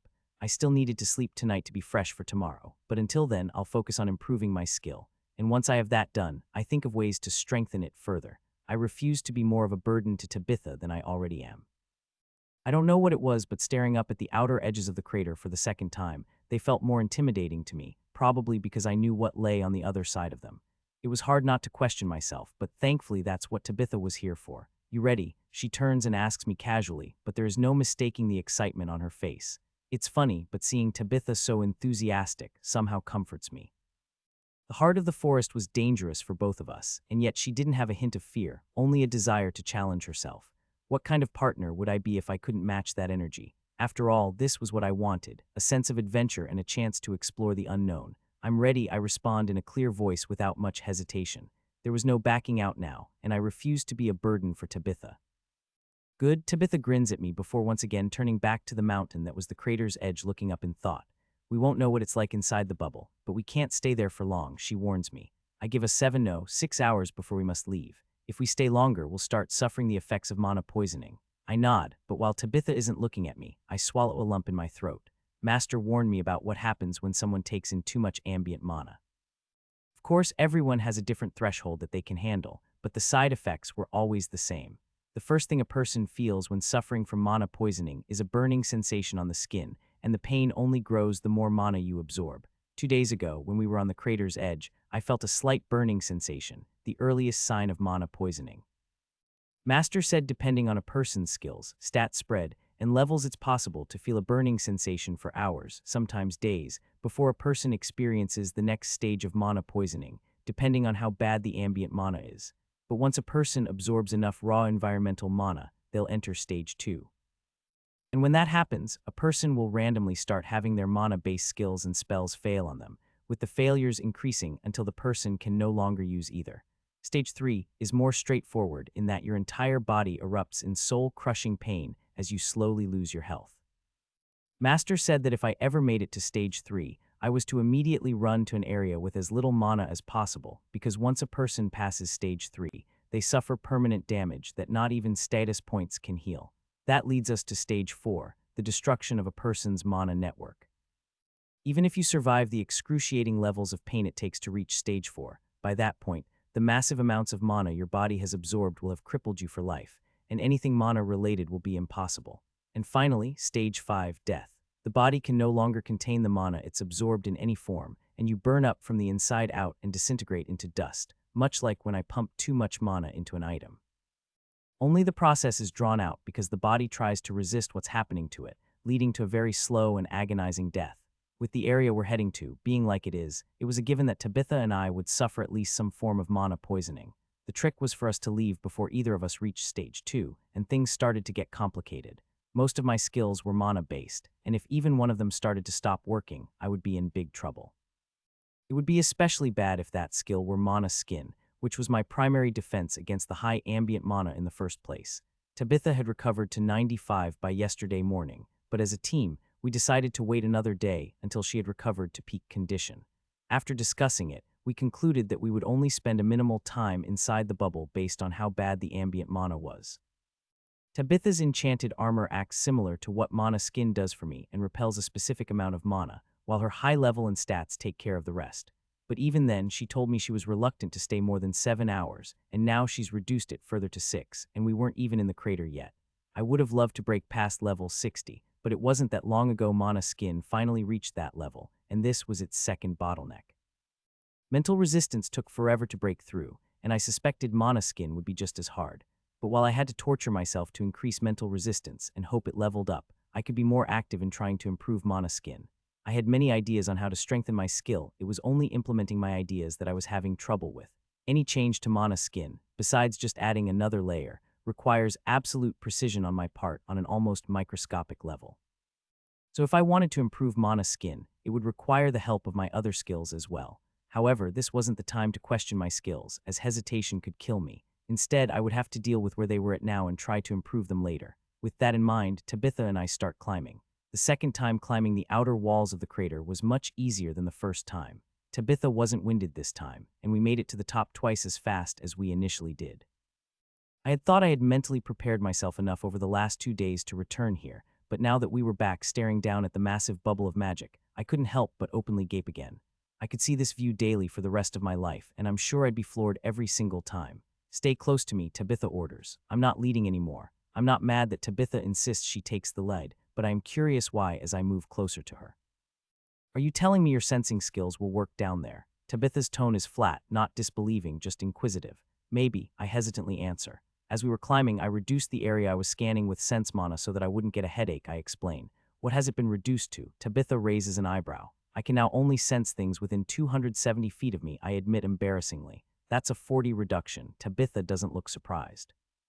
It's actually 38, I cheekily correct her, but neither of us laughs. And your range will shrink further once we enter the bubble, Tabitha matter-of-factly states. With your senses limited to such a degree, I better take point. Because I'm useless without senses Mana's range, I darkly think to myself. Of course, Tabitha doesn't say that, but putting 2 and 2 together is easy. We should move. Tabitha beckons me to the edge leading into the crater. Time is already ticking down. You're right, I bury my feelings down and force a smile. Stay close, she reminds me again before hopping into the crater. I jump after Tabitha, but no sooner does she land on the first outcropping of loose gray bricks does she stop in place and looks down at her feet. I'm about to ask what's wrong as I land beside her, but I quickly realize what is bugging her. Even though the bricks weren't connected, they retained some of their force-absorbing qualities. It was like the bricks sucked up all the force from my landing. I try jumping in place and find I need to apply more strength than usual if I want to get any height. Using airwalk, I could cheat and technically never touch the stones, but that wouldn't work for Tabitha. Tabitha's fighting style is based around movement. How will she protect us if she can't move properly? As I'm wondering that, Tabitha's feet blur, and she jumps further into the crater with a look of concentration on her face. Letting out a sigh, I follow after her. Of course, she could overcome the effects of the bricks with skills. However, which of her skills was she using, and how much stamina did it eat up to use them constantly? Tabitha slows down to get used to the sensation of moving on the bricks, which is good for me because I'm struggling as well. I managed to keep up with her by using airwalk every 3 steps, but I'm still burning more from my stamina and mana pools than I would like. While jumping around, I steal a closer look at the wildlife, and surprisingly, or not surprisingly, they're all relatively high level for being at the bottom of the food chain. For example, the biggest crabs, which weren't that different from king crabs back on Earth, were all around level 40. Heck, even a brightly colored sea slug-looking creature less than a foot long was level 25. And besides their impressive levels, seeing them interact with the force-absorbing bricks was interesting. Everything was foraging for food, and while there was some visible dirt for them to move on, it was impossible for them not to touch the bricks at certain times. Other than the animals, there was little to look at. We passed close enough to a few buildings that I could scan with sense mana, but like the ones buried underground outside the crater, they were all empty. At least the deeper we traveled into the crater, the better we could make out what awaited us in the bubble.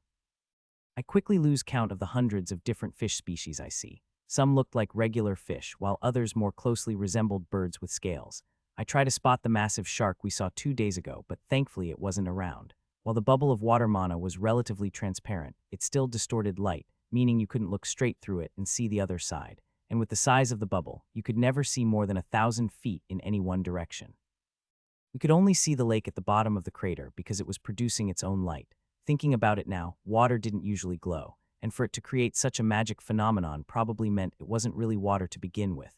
Maybe when we're inside the bubble, I'll better understand what's going on. Speaking of which, we're here. Tabitha and I stopped 20 feet from the magic bubble, as neither of us was just going to rush in, see anything dangerous. I asked Tabitha, not spotting anything nearby. Nope, can your mana senses pierce the bubble? She probes. A little bit, I grit my teeth as I force my skill past the blue barrier. There's so much mana on the other side. A single bead of sweat forms on my forehead. Indeed, Tabitha walks forward until she's right in front of the bubble. Then, raising her hand, she places it on the blue film and slowly pushes her fingers through. I hear Tabitha audibly wince as the ambient mana engulfs her gauntlet hand. It's bearable, she grunts more to herself than to me. Mana's skin was working overtime to shield me from the waves of mana being cast off from the bubble, but my skin was already warming up. From the time we reached the top of the rim of the crater to where we were now, it had only been 45 minutes, and I was already starting to feel the effects of mana poisoning. It was only a slight sensation for now, but it was a good reminder that we were on the clock. See you on the other side. Tabitha turns and grins at me before stepping fully into the bubble. Here goes nothing, I mumble to myself as I follow after her. The ambient mana felt like it was crushing me and trying to push me back the way I came as I forced my way into the magic bubble. Take your time, Tabitha instructs me after I'm entirely in. However, it's not like I could do anything else at the moment. The mana pressure was so bad it was compressing mana skin's layers against one another. The gap between layers was so minuscule you'd need a magnifying glass to see them, but they were important in keeping my skill running optimally. Unfortunately, with the layers rubbing up against one another like they were now, they were slowly eating away at each other, requiring more mana to sustain them. The extra cost was acceptable for the moment, but I would need to find a solution if I wanted to stay down here longer. For a few agonizing minutes, I'm forced to stand perfectly still as I adjust to a new level of ambient mana I've never experienced before. While doing so, I learned Tabitha was right regarding Sense Mana's range needing to be reduced further. From the already reduced range of 270 feet, my skill's range has to be limited even further to a pitiful 84 feet, lest I want to fry my brain. Usually, Sense Mana helped me find the invisible currents flowing throughout the world, but now that it was so thick anybody could see it, it was too much to take in. I could still use my skill to examine things close to me, but the farther away I got, the more interference I faced. It was too bad this would be the perfect place to train Sense Mana if I wasn't slowly poisoning myself just standing here. In my head, I was keeping count of how long we'd been here, and we had just passed the 50-minute mark. We had at most a few hours to explore deeper into the crater before we had to turn back, so I needed to hurry and get used to the mana. As if mocking my inability to move, a school of small, silvery fish swims through the air not 10 feet away from us. Nervously, I try to reach for my hammer, but it's like I'm moving through wet cement. Each fish was only around level 20, but considering there were hundreds of them in the group, there was a real possibility that they could be dangerous. The school swims back and forth, slowly inching towards Tabitha, and Tabitha was already able to move and was ready to draw her sword. Thankfully, it never comes to that. For a few tense seconds, a handful of the fish broke off from the school and swam around our feet, but they were only interested in the algae we kicked up from walking. The school takes turns sending groups of fish to eat around us, but other than that, they do nothing else and leave soon after. At least that means not everything is aggressive here, but I needed to be able to move. Gritting my teeth, I channel an extra 50 points of mana into Mana's skin and direct it to the outermost layer. Doing so pushes back against the brunt of the ambient mana, and it becomes slightly easier to move. 50 mana points were nothing compared to what was pushing against me, but my structured mana was stronger than the loose ambient mana. I still didn't have my full range of movement, but at least I could react to a school of fish. "Can you move?" Tabitha asks me. Getting there, I grunt, taking a few test swings with my hammer. Tabitha nods. "We'll move slowly then." Together, we walk deeper into the crater, and I'm amazed by how much life we come across. There are bright flowers with petals that move like anemone tendrils, multiple different types of grasses that have changed to resemble seaweed, and all of it was growing out from underneath a thick layer of gray bricks.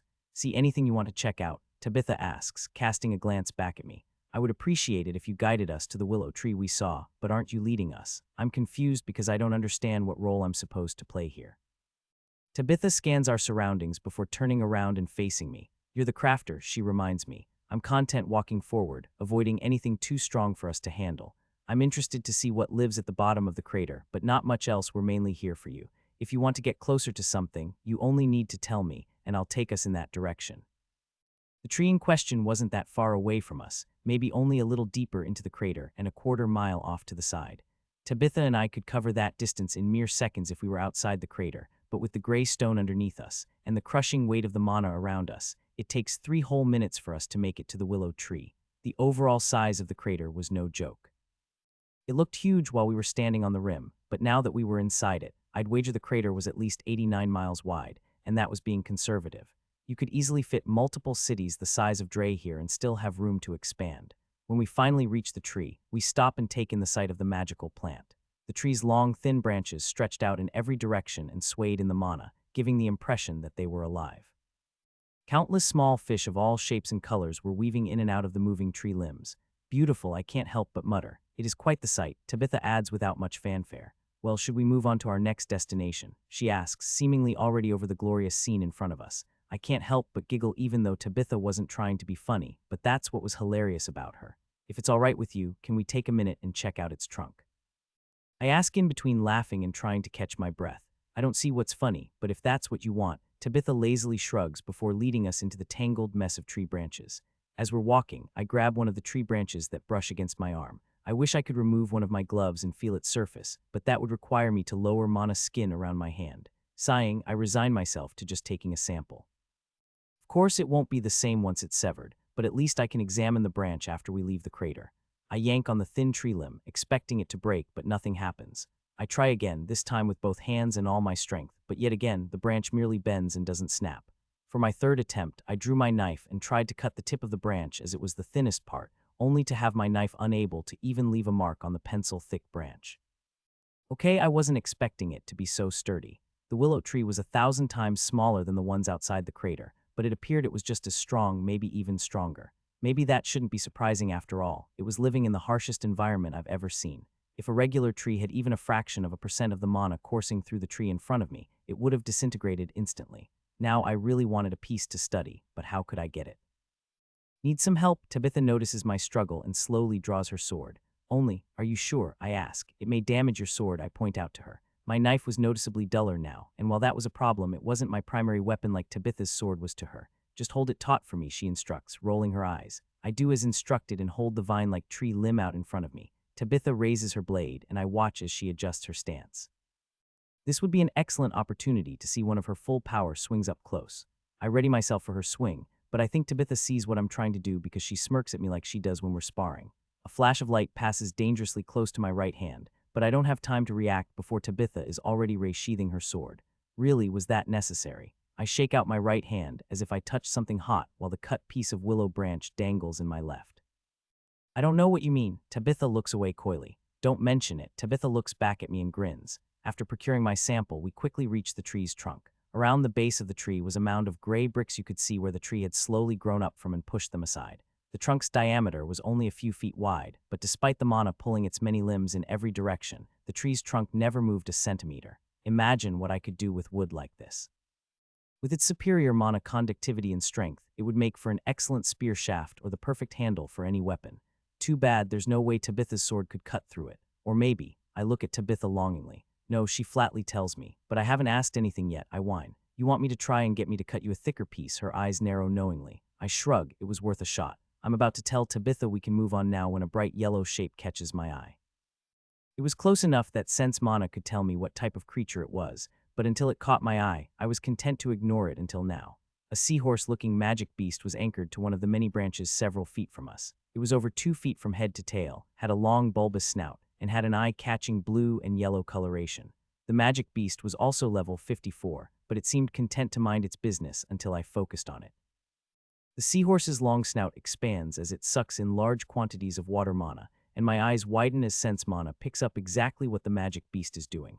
It was using its mana to line the inside of its mouth to contain and compress the ambient mana it drew in, and as soon as that mana is compressed enough, it launches it out of its mouth at me. I had time to bring my hammer's head up and block the attack, but everything happened so quickly. I am forced to choose whether or not to kill the beast as it starts fleeing.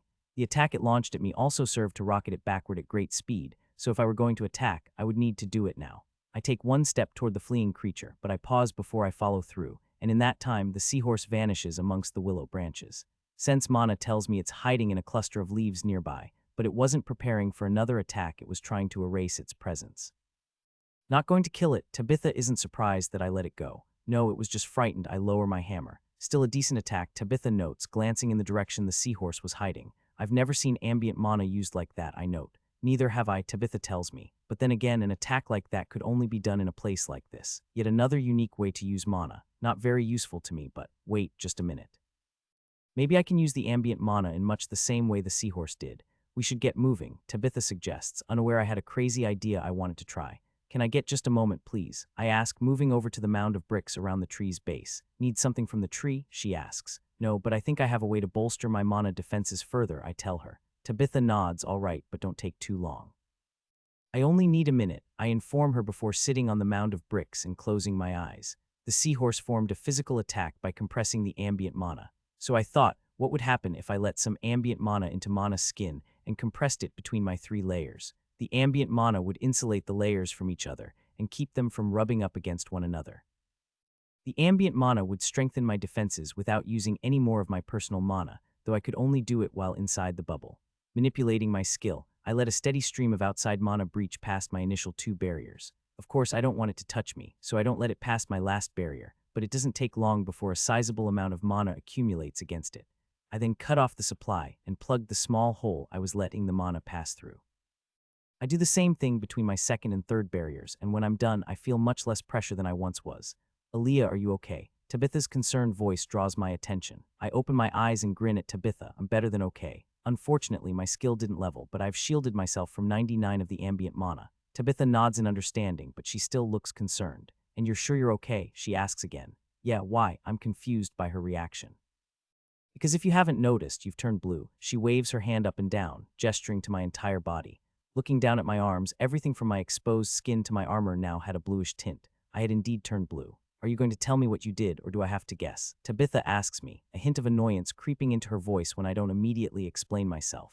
I briefly consider replying to Tabitha with a smart-ass remark, but we don't have time for that. I may be able to stay down here longer now, but she can't.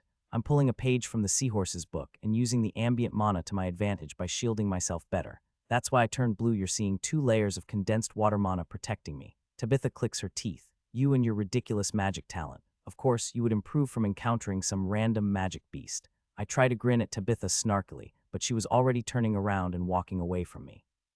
So our adventures continued. Time elapsed 1 hour and 23 minutes. So much to explore, so little time. We were against the clock, but the longer we were in the mana bubble, the more accustomed we became to the environment.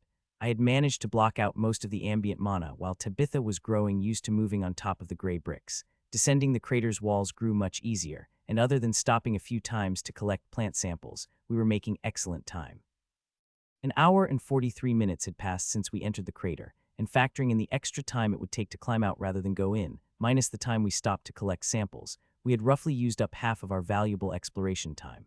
And it wasn't that we were just getting used to our surroundings either. We were nearing the bottom, and the terrain was starting to level out more. However, these small hills of bricks were getting old fast. They were the remnants of old buildings and were popping up at increasing intervals. I wanted to fly up to see how many of them there were, but Tabitha forbade me from leaving her side. Much like the forest, the deeper we went into the crater, the stronger the fish we encountered became, and the more aggressive they were. The worst was the pufferfish we encountered. They were like slow-floating sentient mines. When not inflated, the fish were the size of basketballs, but when angered, they expanded to the size of small children. The blunt force damage of my hammer did nothing against them, and the countless razor-sharp spikes covering their bodies were a pain to avoid. Tabitha could cut them with her sword, but under their balloon-like appearance was firm flesh that didn't comedically burst when punctured. The puffer fish were also highly territorial and lived in clusters, meaning we never dealt with just one. Neither Tabitha nor I have been harmed by their spines yet, but Tabitha warned me they were probably poisonous based on how her danger sense skill reacted to them.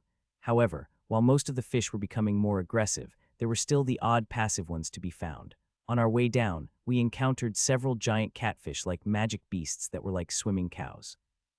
They would use their giant mouths to suck up a handful of algae-covered gray bricks, swish them around in their mouths, then spit out the now clean bricks. They didn't even care if we approached them. One even let me place my hand on it before it lazily swam away. There seemed to be an even mix of salt and freshwater species present, which begged the question, how did they get here? Did there used to be a lake here? And how far were we from the ocean? Some of the fish vaguely resembled birds, but they were the minority. What happened here? Did a meteor strike this place? It would have had to be a big one to cause such a crater, and I refused to believe that in a world filled with magic, especially a city that used force-absorbing bricks so liberally in their construction, they couldn't defend themselves from a rock falling from the sky. Then there was the crater's center radiating all this mana. Fuel the endless forest for so long and still be able to produce this bubble. The lake at the center of the crater had to contain an ungodly amount of mana. Shit, while getting lost in my thoughts, the distance between Tabitha and I started to widen while we were moving over a particularly large pile of gray bricks. I must take an extra step with airwalk to close the distance. However, as soon as I'm next to Tabitha, I sense something large moving underneath us inside the pile of loose bricks. Tabitha, I shout warningly as I immediately use airwalk again to fling myself to the side. No sooner than I do, does a 40-foot eel emerge from a hidden hole amongst the rubble. A casual scan of its soul reveals its level to be around 85. But my warning was pointless because, by the time I reacted to the eel and called out to Tabitha, she was already drawing her sword in preparation for battle. Back me up, Tabitha directs me as the eel slithers through the air, mouth open, intending to bite her in half. The eel's maw stretched wider than its body, and if positioned right, it could easily swallow a human being. Understood, I acknowledge her orders, holding my hammer at the ready. When Tabitha asks me to back her up, she means she wants me to watch our surroundings while she deals with whatever she needs to. Similarly, she could have asked me to back up, meaning she didn't want me near the beast she was fighting. But Tabitha was always particular with her words, so if she wasn't instructing me to run, she was confident she could deal with the eel without me needing to move very far. The eel's hissing sounds like a raging waterfall as it angrily tries to bite Tabitha. Half its body was still anchored underground, while its top half wiggled through the air at blinding speeds. Tabitha could dodge and deflect the beast's attacks, but she moved much less than usual. The gray bricks hindered Tabitha's movement, but she still held her own. With minimal movement, she uses her shield to smack the eel over the side of its head, stunning the beast for a second. Tabitha's sword flashes, aiming for the eel's left eye, but it does something neither of us expected. Sparks of electricity dance over the eel's oily skin, and as soon as Tabitha's sword nears its face, the electricity jumps to Tabitha's sword like a lightning rod. Tabitha visibly tenses as an unknown amount of electricity zaps her, but it doesn't keep her from following through with her swing. Her sword plunges into the eel's left eye, causing it to reel back in pain, far enough back that the electricity it's emitting no longer reaches Tabitha. I wanted to rush over and help her, but I had a job to do. Using a combination of flash step and airwalk, I move a dozen feet behind Tabitha, where a smaller eel uses the lull in battle to try and sneak attack Tabitha from behind. The second eel wasn't even a third of the size of the bigger one, but it was still a level 62 beast. Swinging my hammer, I ready mana skin to tank whatever electricity this smaller one will give off. My hammer clocks the new eel square in the face, and I'm rewarded with a wave of mana in the form of electricity. Thankfully, with mana skin boosted by the ambient mana I have stored between its layers, the electrical discharge harmlessly bounces off me. Because its primary form of defense does nothing to me, I use multi-strike to deliver a series of 4 strikes straight to the smaller eel's head. The eel's leathery skin keeps its head from exploding, but the influx of experience informs me that it is dead. Aaliyah, dodge, I hear Tabitha shout behind me. I don't think the big one appreciated me killing its neighbor. At least with the giant eel focusing on me, I can help Tabitha out, even if I need to constantly use airwalk to dodge its relentless biting. And while the magic beast is focused on me, Tabitha isn't standing by doing nothing. Instead, she's relentlessly slashing at the eel's large body, trying to get it to focus on her again. I wanted to get a hit in, but swinging my hammer while running through the sky wasn't easy. I would need to deploy a lot of magic threads to anchor myself properly, but that would keep me from being able to dodge the eel's swift attacks. I hate to admit it, but my larger weapon wasn't helping me. It was great when I could adequately secure myself and make the best use of my strength stat, but in situations like these, it was almost useless. When I return to the village, I will need to take a hard look at my weapon choice and decide if I will try and reforge it into something smaller or not. Kagels was easier than delinium to work on, but it was still a chore to reform after it had been quenched. It would take time, and I'd have to redesign my weapon. Plus, I would probably need to add more mithril to the mixture after reheating it. Bring it this way, Tabitha tells me. She was off to the side, preparing a powerful attack, and probably didn't want to lose any energy chasing after the beast. I nod and dodge in her direction, leading the eel in its open mouth toward a waiting Tabitha. As I rush straight in her direction, I noticed the smile on Tabitha's face. It felt weird because it looked like the smile she gives me when she's proud, mixed with her battle-hungry smile. As I closed the distance between us, Tabitha didn't need to say anything further to me. So when I'm only a few feet in front of her, with the eel hot on my trail, I push off the mana-infused air and roll to the side to give Tabitha the room she needs to strike. I don't see the swing with my eyes, but I'm close enough to Tabitha that sense mana picks up everything with its reduced range. Tabitha's sword meets the eel's fangs, and the former easily overcome the latter. Tabitha cleaves through a few stets of the eel's teeth, all while being shocked by large amounts of electricity. She adjusts her sword halfway through her swing and carves a large gash in the side of the eel's mouth. The large beast writhes in pain, leaving itself wide open for Tabitha to finish it off. But for some reason, she doesn't. Instead, everything happens while I'm still tumbling through the air, so all I know is that instead of landing the killing blow on the injured magic beast, Tabitha's form turns towards me, and she flashes in my direction. Tabitha uses flash step at least twice to reach me in a split second and tackle me to the ground. I'm about to ask what the hell she did that for when my words suddenly die in my throat. A large mass swims inches above us, moving at speeds I would have trouble reacting to even if I was prepared. I have just enough time to turn my head and steal a glance at the enormous whale shark zooming overhead. The color drains from my face when it finally dawns on me that I didn't sense it coming in the slightest, and if Tabitha didn't react as fast as she did, I'd have been swallowed whole. Thankfully, the shark has little interest in us. The large predator was much more interested in the wounded eel to pay us any attention, and said eel was too busy flailing in pain to react to the giant shark heading straight for it. The shark attacks so swiftly that the eel doesn't even realize it's being bitten until most of its upper body is already in the shark's jaws. In pain, the eel releases a dazzling display of electricity many times what it was when Tabitha injured it, hoping to make the shark let go of it, but the giant beast shrugs off the electricity like it's nothing. The whale shark jerks its head violently, its razor-sharp teeth almost bisecting the eel in two. Then the shark tugs with such force that it rips the other half of the eel that is still underground out of its hole, sending gray bricks and dirt flying everywhere. Blood and viscera drip from the shark's maw, and I feel a trickle of experience, my reward for distracting the eel for as long as I did. In seconds, the enormous shark rips the eel to shreds and gobbles up everything before swimming deeper into the crater. As soon as the beast is gone, the tension leaves my body, and I let out a sigh of relief. That was closer than I would have liked to admit. "You okay?" Tabitha is the first to get up, and once she's on her feet, she offers me her hand. Anytime, she smiles at me before glancing in the direction the shark disappeared. It caught me off guard too. I barely had time to react when I saw it approaching from the corner of my eye. At least it only showed up after I had neutralized the eel. "Yeah, but we missed out on the meat," I say jokingly, trying to hide the fear of undergoing yet another near-death experience. I wanted to see what magic unagi tasted like, I comment while adjusting Mana's skin. My skills suffered minor damage when Tabitha tackled me to the ground, but it was quickly repaired. "Is that what you call eel?" Tabitha gives me a questioning look, to which I nod. "You'll get your chance to try it when you go to Skull," she tells me.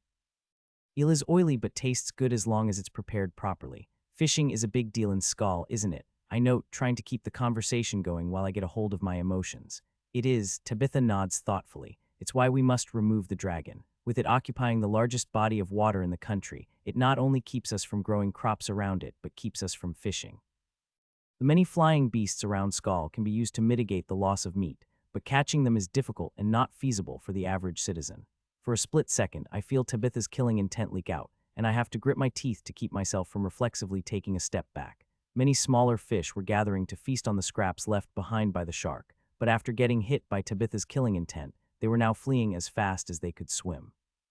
Killing the dragon is probably why Tabitha is so hellbent on reaching level 100, but is level 100 enough? From what I heard, the dragon was dangerous even for parkour, so I don't know what Tabitha could do even if she reached her level goal. And who knows, maybe we can find something at the bottom of the crater that can help us. One can only hope. Time elapsed in the crater, 2 hours and 1 minute.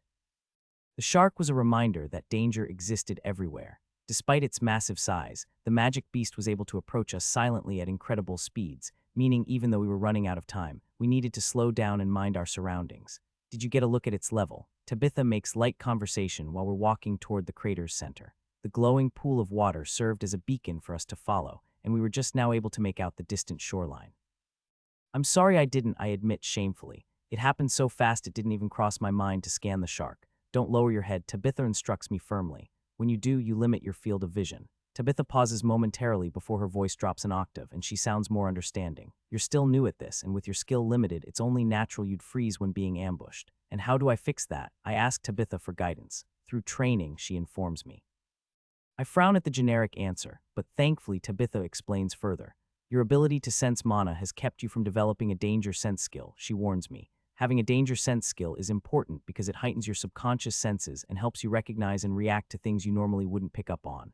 And to unlock one of those skills, I'd need to stop sensing my surroundings. I venture a guess. "Not all your senses," Tabitha corrects me.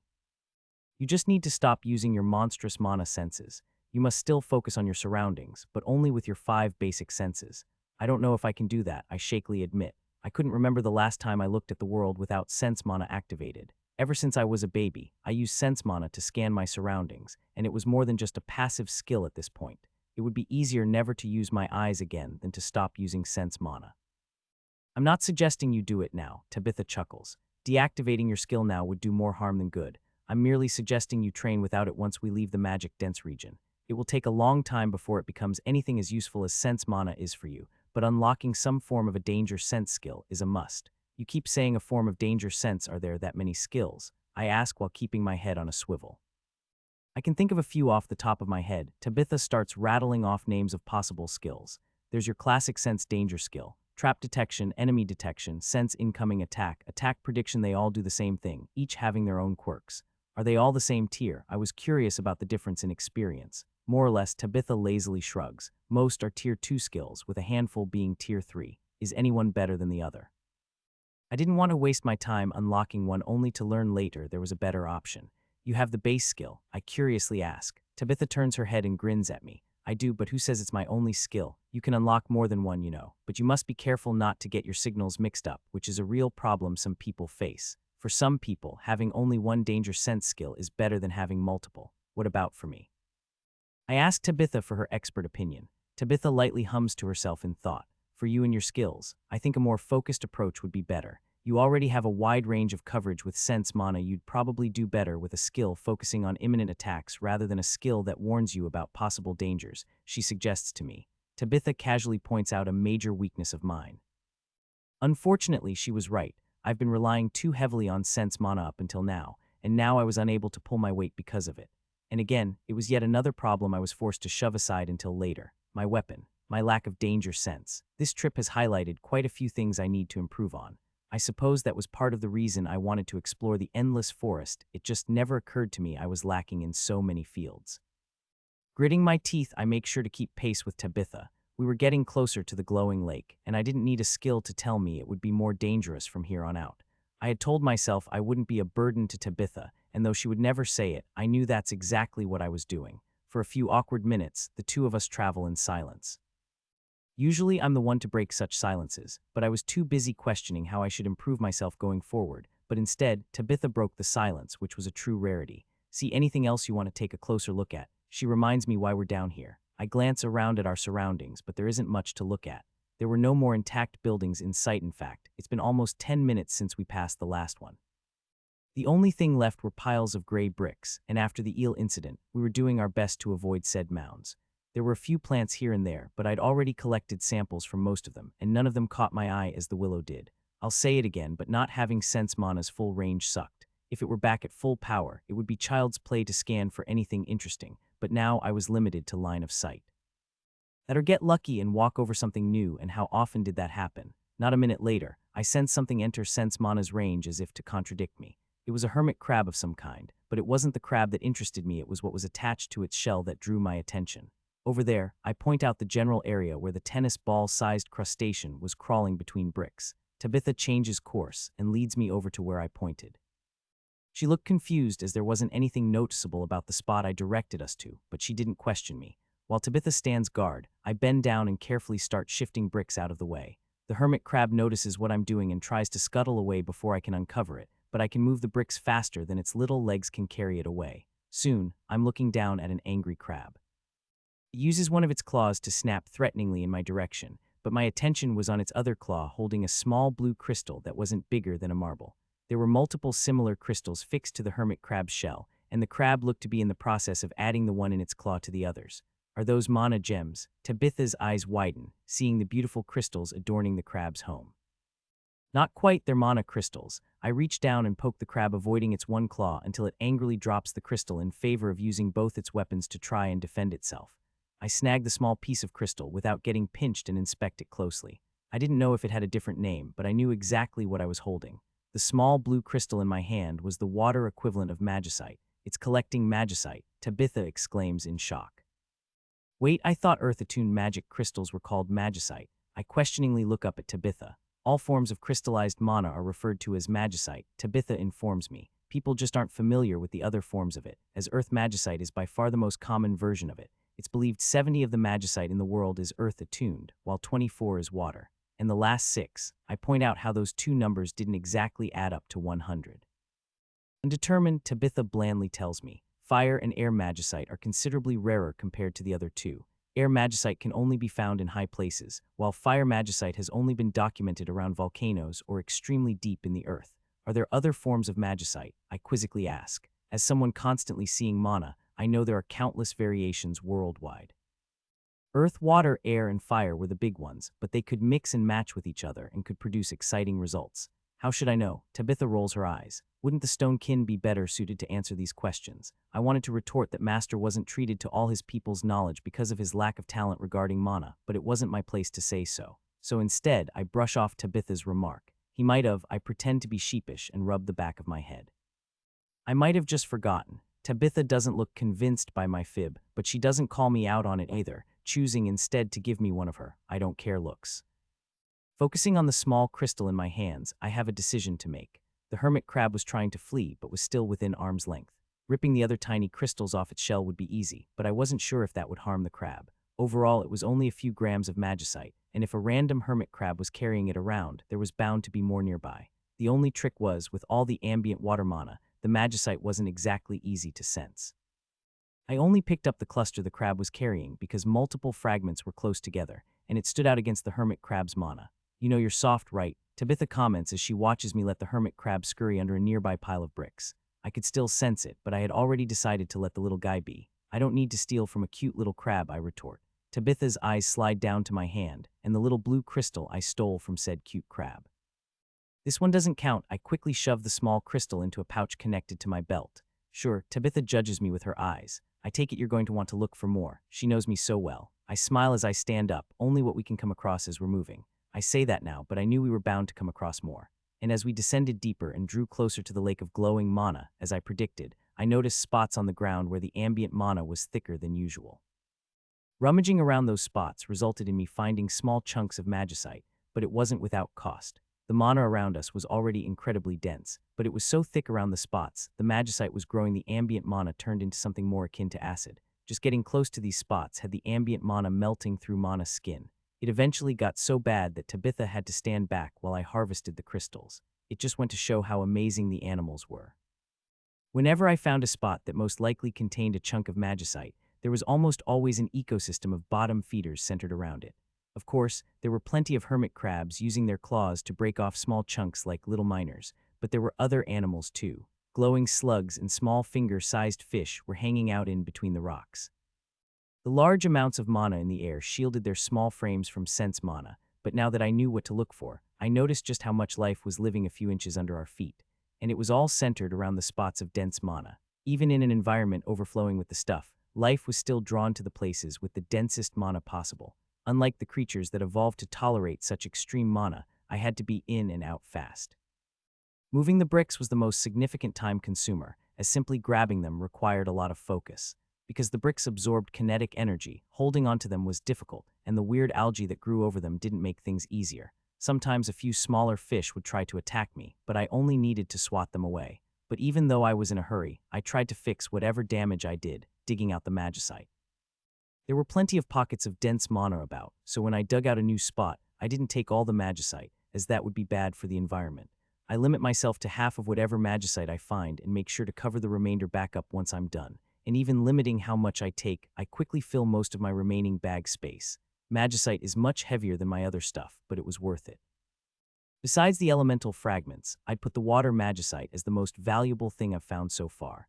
I couldn't wait to get home and see if Sandra and I could somehow incorporate it into our engraving ink. How much time do we have left? I turn and ask Tabitha while tying my bag shut. It was embarrassing, but I lost track of time while jumping from one magicite spot to another. We've been down here for 3 hours and 27 minutes, she informs me with a slight grimace.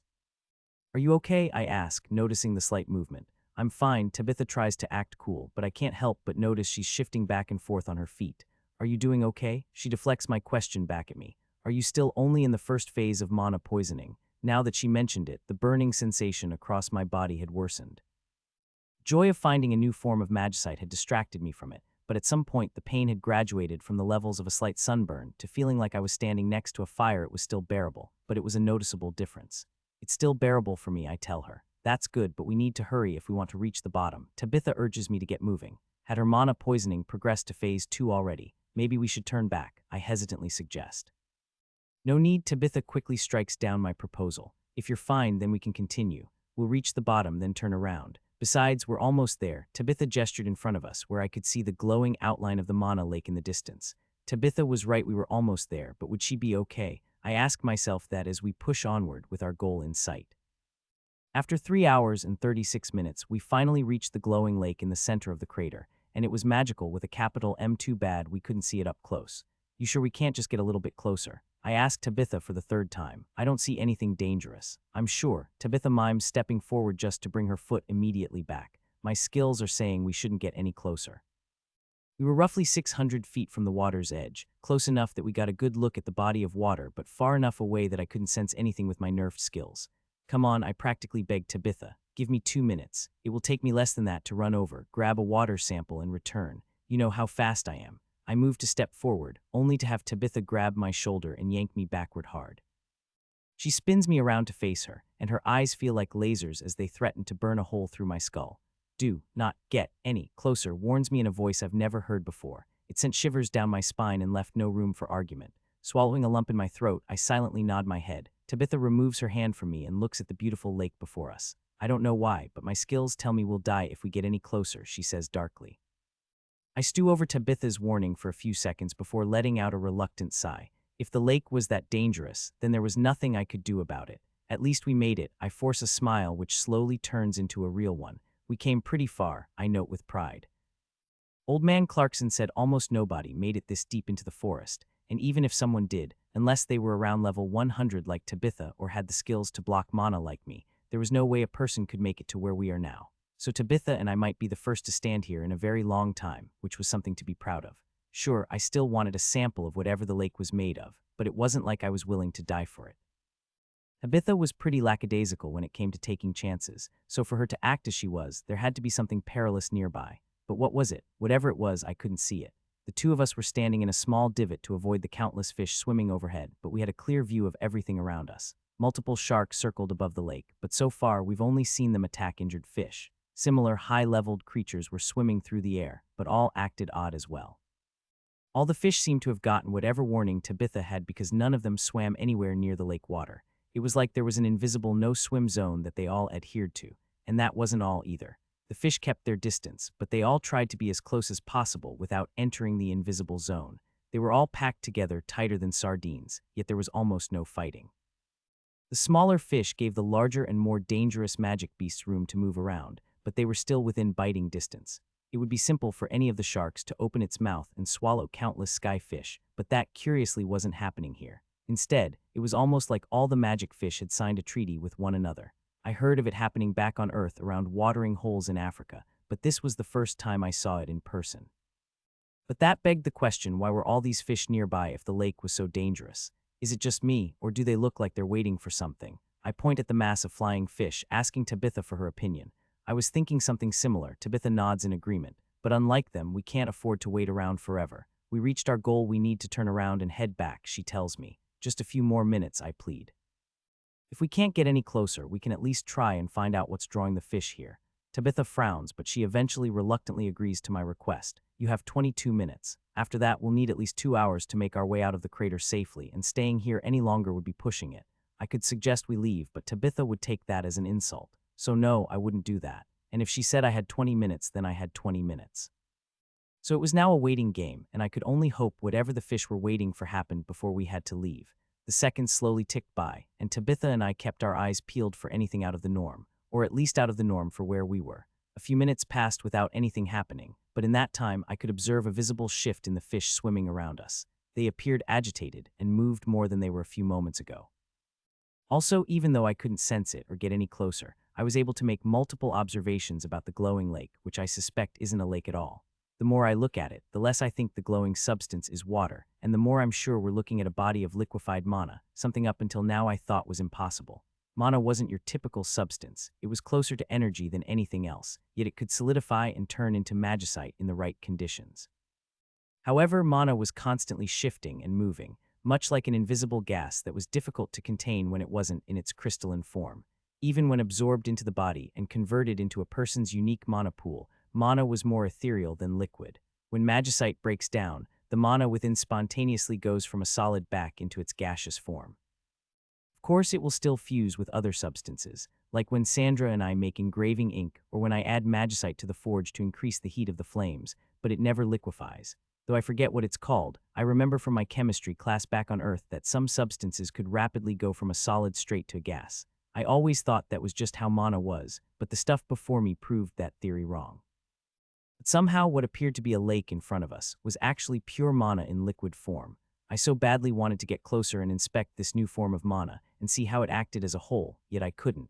Maybe it was for the best, I had to tell myself. The realization that the lake was probably made from pure mana came with the knowledge that I could not contain it. Traveling through the crater taught me that dense mana could be incredibly destructive.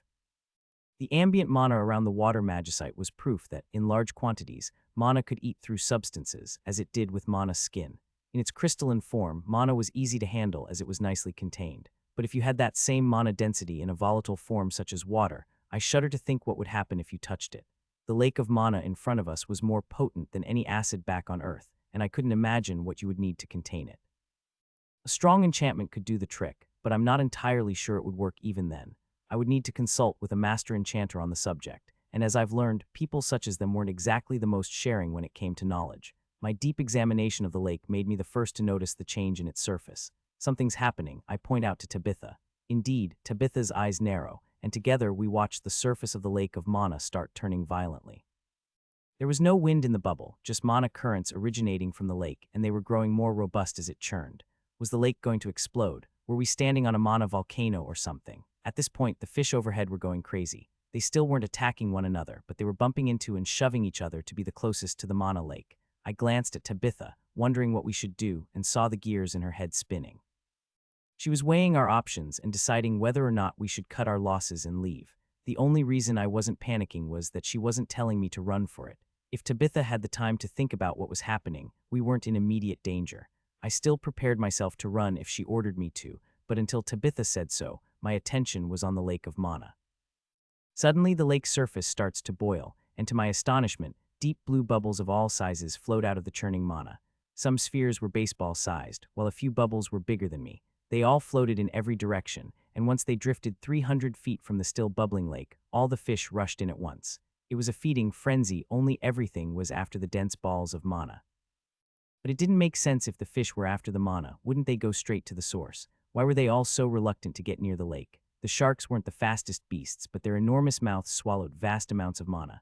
I watched as one dove for a particularly large bubble of mana still close to the lake. A few fish initially follow the shark as it dives down, but after a certain point, they all break away and swim back up. Alone and with its mouth wide open and many rows of teeth on display, the shark charges after its prize. Then it happens, a strike so fast 1 minute the shark is swimming the next. It's yanked into the mana at speeds I can't even fathom. The only thing I saw was a green blur shoot up from the lake of mana. To my side, I hear Tabitha gasp in shock. She was standing there frozen, her face pale. I couldn't see what it was. I mumble, a cold sweat overtaking me. "It was a tentacle," replies Tabitha in a voice that sounds a million miles away. She was staring at the lake with her hand on her sword, clutching it with such force I feared the handle might bend. "Did you catch its level?" I hesitantly ask. Meanwhile, the lake was no longer bubbling, and the many fish scattered every way after eating all the mana bubbles. "No, I only saw a fraction of it," Tabitha tells me ominously. For a second, my danger sense skills rang just as they did when I saw Master fighting the dragon. "We should leave now." Tabitha grabs my hand and practically drags me away from the now still lake. Was she saying there was something as strong as a dragon living inside all that mana? Tabitha doesn't stop pulling me until we're over a mile away from the lake. "And you're sure it's that strong?" I ask after Tabitha finally lets go of me. She was still pale and was breathing heavily from rushing us away. "Are you okay?" I ask, seeing more sweat than usual on her face. "Fine." Tabitha rubs the sweat away in a bid to act strong, but as soon as she lowers her hand, I can see more moisture gathering. "Are you in the second phase of mana poisoning?" I ask, remembering the symptoms. Tabitha doesn't answer me, but her silence speaks words. "We need to get out of here," I say worryingly. "That might be for the best." The heat is getting to me, and one of my skills stumbled while we were retreating. Tabitha finally admits. "Do you need me to carry you out?" I quickly offered. I felt terrible that I had kept Tabitha here longer than I should have. "I can still walk on my own, let's just keep moving," she instructs. It was the mana given off by the lake, Tabitha tells me as we make our way outside the crater. My defenses were holding up fine until Tabitha pauses, searching for the right words. Whatever that was, she gestures toward the lake behind us. "Are you sure you're going to be okay?" I ask again. At first, Tabitha doesn't say anything, only walking faster. I'm about to ask a third time when she finally answers me. "I just entered stage 2. My skills are unreliable, not gone," she growls in annoyance. I don't say anything further, choosing to keep an eye on our surroundings so we don't run into anything by accident. I'm sure Tabitha could still defend us if needed, but that would only aggravate her condition. "If only I knew we were coming to such a place," she grumbles under her breath. I only hear her because I'm close enough to react if her movement skill gives out, as I wasn't sure if whatever skill she was using was solely stamina-based or a mix of both. I take it Tabitha means she would have brought a piece of enchanted gear meant to block out ambient mana. She makes similar comments under her breath a few times, but I choose to pretend not to hear them. Tabitha was in visible pain, even if she tried her best not to show it. It takes time, but by avoiding anything above level 50, Tabitha and I crawl out of the crater in a little over an hour. The whole time, Tabitha refused any help from me. We didn't stop until we climbed over the crater's edge and slinked our way back to the buried building we had used as our camp the last few nights. As we approach the building, I nervously glance at Tabitha. Now that we were back outside the crater, I had full use of sense mana again, so I knew our camping spot was still empty, but that wasn't what I was worried about. "Do you need to be farther away from the crater?" I ask. I don't mention it aloud, but I could see the mana built up in Tabitha's body. She'd have died from the pain if she were a weaker person. "Here is fine." Tabitha once again wipes the sweat from her face. "Can you take the first watch? I need to meditate," she asks me, sounding extremely tired. "Of course, leave it to me," I tell her. Tabitha nods once before jumping into the hole under the root, disappearing from sight but not from sense mana. She shifts around at the bottom for a minute before her mana silhouette takes up a meditative posture. All I wanted to do was nap, and the day wasn't even halfway over. Throwing my full bag to the side, I hop up and take a seat on the root shielding the corner of the exposed building. I double scan our surroundings for anything dangerous, and afterward, when I'm doubly sure there isn't anything around, I go over our adventure in the crater in my head. At the same time, I try to purge some of the extra mana from my body. I had resisted it better than Tabitha, but I wasn't far from entering stage 2 of mana poisoning either. While I try to force the extra mana out of my system, I go over all the materials I gathered, the magic beasts we ran into, and the site of the lake. I go over everything with a fine-toothed comb. Finding out that a magical kraken was living in the center of the endless forest was big, but while scary, it wasn't something that affected me directly. I'm sure Pakor will be excited to hear about it, but he already had one giant sea monster to worry about, so I doubt anything will come of it anytime soon. No, instead, I focus on what I learned about myself. I was still missing valuable skills for one thing, and I learned I might need to adjust my weapons. Both required us to head back to the village, but I couldn't help but think I would be missing out if we did that. I wanted to go home, but the crater was the perfect place to train Sense Mana and Mana Skin. Both options had their merits, and it was up to me to decide. Sorry, everyone, wait just a few more days, I say to myself while looking off in the direction of home. When Tabitha finishes meditating, I'll ask her if we can spend a few days on the crater's edge. It was relatively safe there and had enough mana for me to experiment with. Then there was that patch of dead forest. I saw it again while we were leaving the crater, and for some reason it called out to me. A few more days, that's all I need, because if the crater taught me anything, it's I must improve my skills further. Good thing I never shied away from hard work. I only hope my family understands. Mana was such an exciting thing to play with. It was so malleable, yet uncontrollable at the same time. I know that sounds contradictory, but it was true. The more you try to control mana, the more it resists you. Take, for example, my hand. I can gather mana in my palm effortlessly, but doing anything more with that mana is infinitely more complex. Slowing down or speeding up my mana's movement was possible, and compacting it led to me developing mana skin and air walk. Oppositely, stretching my mana was the base concept behind magic threads. Everyone tells me I'm a prodigy when it comes to magic, but from my point of view, I've only been working with the basics. I've yet to convert my mana into anything else. Heck, I haven't even been able to form anything complex with it. Yet, that was why I begged Tabitha to let us stay for a few days. While the crater's edge was technically poisonous to us, the massive amounts of mana present allowed me to push my skills harder than usual, with plenty of ambient mana to recharge with after a good night's sleep. I could try something similar at the bottom of our mine where all the magicite was, but not even that was comparable to the amount of environmental mana here. Currently my eyes were closed while I sat on a rock. Sense mana was limited again, but not as bad as inside the bubble. Using my skill, I could follow Tabitha's movements a few feet away. She was watching over me while I practiced, but she wasn't spending the time doing nothing. Tabitha was swinging her sword while balancing on top of a pile of gray bricks. She said it was helping her improve her movement skills, and it was showing. This was only our 4th day here, 5th if you counted the day we went into the bubble, and Tabitha had already doubled her movement speed on top of the strange stones. If she had a few more days to practice, I'm sure she'd be able to move normally despite their weird force-absorbing properties. While Tabitha was working on her physical skills, I was doing the opposite. In my hands, I had around 5 of my mana gathered, around 50 points or so. Using magic threads, I turned the lump of mana into countless strings. Next, I overlapped them with each other and tried to weave them together as tightly as possible. I was trying to make fabric from my mana, intending to turn mana skin into magic Kevlar eventually. I've slowly become able to overlap the threads with each other, but they weren't very tight, which was the whole point of the exercise. Because mana was always moving, it was hard to keep the individual strands from melding together when they were bunched up. My small patchwork of threads collapses in on each other for the 5th time today, and I'm left with a blob of mana again. Because I'm constantly shaping it, there's some mana leakage, but as long as I stay concentrated, I lose very little of it and can practice for hours without losing much. Sighing, I decide to call it and move on to my next exercise. While my first exercise was focused on improving magic threads and mana skin, my second exercise was more geared toward the basics. Using the same blob of mana, this time, I try to mold it only using mana manipulation.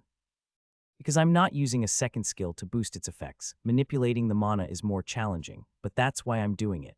It's just a theory, but I'm under the impression mana manipulation was holding me back. Mana manipulation was a tier 3 skill, and I'd already passed its second test, but that wasn't enough. My various mana skills were growing too fast, and mana manipulation wasn't keeping up. So to train mana manipulation, I devised the idea to form my mana into shapes, with a heavy focus on triangles as they were solid and straightforward. My goal was to form hexagons eventually, but that was still far away. The point was I had multiple ideas on how to strengthen mana skin's barriers, but I didn't have the control to pull it off. I needed to slow my mana down as much as possible to make solid shapes or get my mana fabric to stay whole. The goal was to slow my mana down to the point it was about to turn into magicite, though I wanted to see if I could do that too. If I could successfully turn Mana Skin's barrier into tightly woven threads, I would finally be able to defend myself against slashing and piercing attacks. And if I could form hexagons and layer those between the layers of Kevlar, I'd still be able to guard against blunt force trauma, though that was a future goal. Right now, all I wanted was to incorporate at least one concept into Mana Skin, as I was sure that would be enough to push it up to level 61. With mana in hand, I slowly form it into a sphere. It didn't change much outwardly, as it was only more round now, but instead of being a solid mass of mana, the inside was now hollow. I then slowly shift the sphere into the shape of a halo. The amount of mana was still the same, but now that it was concentrated several times over, it was spinning quite fast, and I needed it to slow down before I shifted the shape further. Using mana manipulation and nothing else, I force the mana to slow down as much as possible. Then, once it becomes more manageable, I slowly bend the halo of mana into the shape of a triangle. I successfully form a triangle, but mana was leaking now that there were edges to deal with. Unlike when it was a circle, the mana couldn't flow as freely, and making it take sharp turns led to the mana essentially crashing into each other. I only hold the shape of a triangle for a minute before I again start to change it.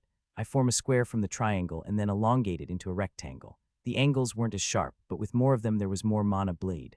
Eventually, I form a pentagon, but that's when I lose control. My carefully controlled mana construct collapses in on itself, and I'm forced to scramble to hold onto my mana lest I lose control of it and it disperses into the atmosphere. Unlike my first exercise, I can only run through my shapes exercise a couple of times before I need to stop. I only attempt my shapes exercise twice more before calling it quits. Opening my eyes, I wince at the bright sun, as I've been sitting with my eyes closed for almost 2 hours now. Tabitha pauses mid-swing of her sword and turns toward me as I hop to my feet. Finished already, she asks with a hint of excitement. After finishing my shaping exercises the last 3 days, I'd move on to practicing airwalk, but today was different. We'd stayed here longer so I could practice, but it was time we moved on. When we returned here this morning, I had set a limit for how much mana I would use before we set out again. And now that I had hit that limit, it was time to pack up. "Yeah, I think it's time we leave," I replied to an eagerly awaiting Tabitha. Finally, Tabitha grins. "Did you break through?" Tabitha was talking about Mana Skin, and all I could do was sadly shake my head. I gained a few other levels and other skills, but not the one I wanted. So much experience, and it was only a tenth of what I needed to level up. I've been focusing almost solely on my mana skills, which showed in the skills that leveled up, though there were a few surprises I wasn't expecting. Like dagger skills, I have no idea when that leveled up. I've been using my knife to process our dinners every night, but was that enough to level it? My newer skills also leveled, such as multi-strike and poison resistance, even though I wasn't doing more than a few exercises with them each morning and afternoon. My morning stretches featured dancing with Tabitha, so it made sense that it leveled. And with all the exotic magical beast flesh, it's no wonder cooking and gourmet continues to jump in levels. All those skills were important in their own way, but they couldn't hold a candle to my magic skills. I haven't spent days back-to-back working on my mana control since over a year ago. My days were usually too busy to devote that amount of time to one subject, but maybe I need to seeing what it did for me. After I started my mana exercises, mana manipulation went up 2 levels.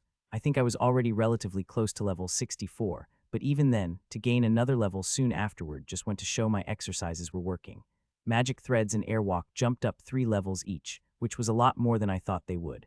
But one of the biggest things was extract mana reaching its first test at level 40. Usually I'd be using the skill to gather mana from my surroundings or pull in my mana after injecting it into my weapon, but I've recently found another use for it. I've been trying to use extract mana to remove the extra ambient mana from my system, the opposite of what I usually use it for. So far, I've only managed to bleed a bit of the excess, but I bet if I can figure out how to do it properly, exact mana won't be stuck at level 40 for long. And pushing all my magic skills had an extra unintended benefit.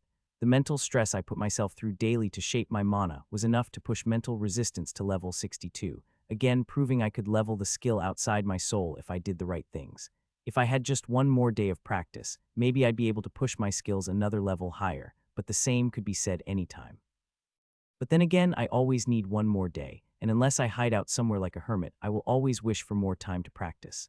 So even if I spend years out here, another challenge will always exist. And besides, I miss home. So that's why I'm not going to ask for more time. We have one last target off in the distance that we've seen almost every day the last week. The dead zone, which we can see even now, was the last place of interest for us. For an area like that to be this close to the crater, there had to be something special about it. Personally, I was hoping for rare metals, many of which could leak toxins and kill plants. I've gathered a lot during this trip, but if I could find a sizable deposit of high-tier ore, it might be worth returning for another time. I wasn't holding my breath, but a girl could dream. Adjusting my bag, I make eye contact with Tabitha. She was patiently waiting for me to get my gear in order. My bag was bulging with materials, but my stats let me carry it as if it weighed a fraction of what it did. Once I'm sure everything was secured correctly, I smile at Tabitha and she returns the gesture. I felt that even she was tired of the forest and looking forward to returning. It won't take us long to reach the dead zone, and after a quick look-see, we can start heading home. Dead zone, here we come. There was a pep in my step as I stood at the crater's edge, looking out at the dead spot in the distance. The training was fun, but exploring was way more exciting. And since the dead zone was our last target, there was an added sense of anticipation. Scaling down the crater's edge would be easy. We'd done it so many times now, I could almost do it with my eyes closed. The trick was to avoid the gray bricks. Even though they made for accessible spots to land on and cling to, it was far easier to move around them. Add air walk into the mix, and I could reach the bottom of the crater's outer rim in under 5 minutes. Following Tabitha over the edge, it takes us almost no time to reach the bottom. Tabitha and I were in perfect sync as we moved, likely due to all the dancing training she's been giving me. As long as she wasn't going all out, I could follow her movements and act accordingly. And after getting the chance to watch her fight up close, I think I've gained a handle on Tabitha's point distribution, or at least a general outline of it. Health-wise, I know from watching Tabitha recover from the arch-goblin and the elemental's attacks that she has a significantly higher vitality than I do. However, I was unsure of what her endurance looked like. It was likely over 50, but I wasn't sure since Tabitha's armor was her main form of protection. Her strength stat was the easiest to determine, as after countless sparring sessions with her, I knew Tabitha was slightly weaker than me in pure physical strength, though not by much. She never had to hold back on that front, and if I had to venture a guess, I'd put her strength stat around 135. That didn't sound very high, but combined with Tabitha's monstrous dexterity stat and various skills, I've seen her slice through countless tough magic beast hides. And I can't forget how she can cut through Mana's skin and my Kaggle's armor, either. Tabitha's entire fighting style was centered around her dexterity stat. In close quarter combat, she's almost untouchable. It took everything I had to avoid the magic eel we ran into, and Tabitha could fight it up close without taking any significant damage. She also reached me in time to save me from the shark, which required a crazy amount of speed and agility. Tabitha's other stats weren't as impressive as her physical ones, but they did contribute to her overall strength. Her senses stat was higher than mine, though not by much, as she could see and hear better than me. But if there was one aspect I trumped her at, it was the more esoteric stats. There was no way to determine Tabitha's mind stat, but I could easily determine how much mana she had.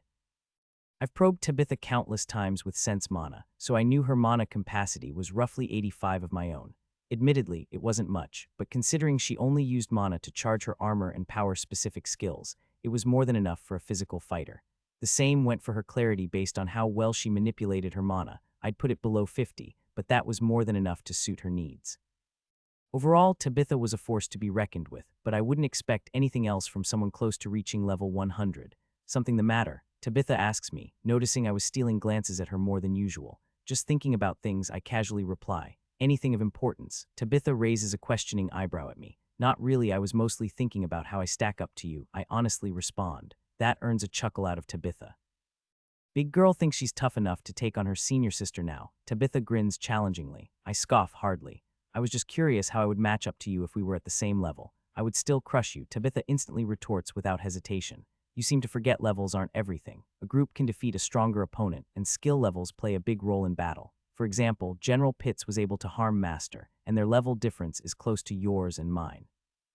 Stats are your foundation, but it's your skills and battle experience that are the most important, she reminds me. So you're saying I'll never catch up to you. I roll my eyes as we re-enter the forest surrounding the crater. Not necessarily, you're quite talented, Tabitha praises me. I can say this, you're closer to me than we entered the magic dense region. I was happy to receive such a compliment from Tabitha, but part of me couldn't accept it. Too many things went wrong during our trip, exposing many weaknesses I need to work on. Although I'll admit I improved, it just didn't feel like that much. Sighing, I only allow myself to feel depressed for a second before I shake away those thoughts. Everyone was allowed to mess up. It's people who give up that are the worst, and I'll never give up. I'll keep improving until I reach Tabitha's level and beyond. I still haven't forgotten about my goal of one day kicking Pacor's ass. As we put distance between us and the crater, I regain full use of sense mana. My skill didn't level despite constantly using it the last few days in a high mana environment, but there was some change. My overall range had increased by another 48 feet, meaning when I'm not boosting it with meditation, I can see all the mana within 754 feet of me. That's 14 of a mile, and when I do boost it with meditation, I can reach out to 2,265 feet over half a mile. I'd like to know what ranges I'll be able to reach once Sense Mana reaches level 81. After level 75, Sense Mana has become extremely difficult to level, but when it does, I've seen significant growth each time that it has. Along with running and meditation, Sense Mana was one of the skills I wanted most to reach level 100, even though I had no idea what happened when they did. Gosh, I can be stupid sometimes. I verbally berate myself, drawing Tabitha's attention. There was someone next to me who I could ask. What now? Is there something dangerous nearby? She asks me before looking around for a hidden enemy. No, sorry, I apologize for giving Tabitha the wrong idea. I was just curious about something and realized I could ask you. That's why I call myself stupid. I sheepishly smile. What happens when a skill reaches level 100? Oh, Tabitha visibly relaxes. You're just curious about that. Why don't you tell me you're close to reaching level 100 in one of your skills? No, nothing like that. I wave my hands erratically. None of my skills are there yet. I was just curious. I tried asking my parents a while ago, and they had no idea, I tell her. Tabitha nods in understanding. Makes sense it's rare for the average person to get a skill to level 100, let alone know what happens after. Tabitha replies cryptically. And what's that? I ask. You said you reached level 100 in sword skills, didn't you? I did, Tabitha confirms proudly with a smile. Master said I was one of the youngest he'd ever seen do so. Really, how old were you, and how did you do it? I run a little closer to Tabitha to better hear her response. I accomplished it when I was 34, she boasts, but I have no reference for whether that was good. Seeing my muted reaction, Tabitha gives me a sour look. It's impressive, she says defensively. I'm sure it is. I try to soothe her before she gets mad at me. Tabitha huffs. For context, I learned to hold a sword before I turned 10. It took me 26 years to get sword skills to level 100. The first 75 levels were easy. I reached that point when I was 18. It was the last 20 levels that were the hardest. It took me a full year of intensive training to break through sword skills level 99 test.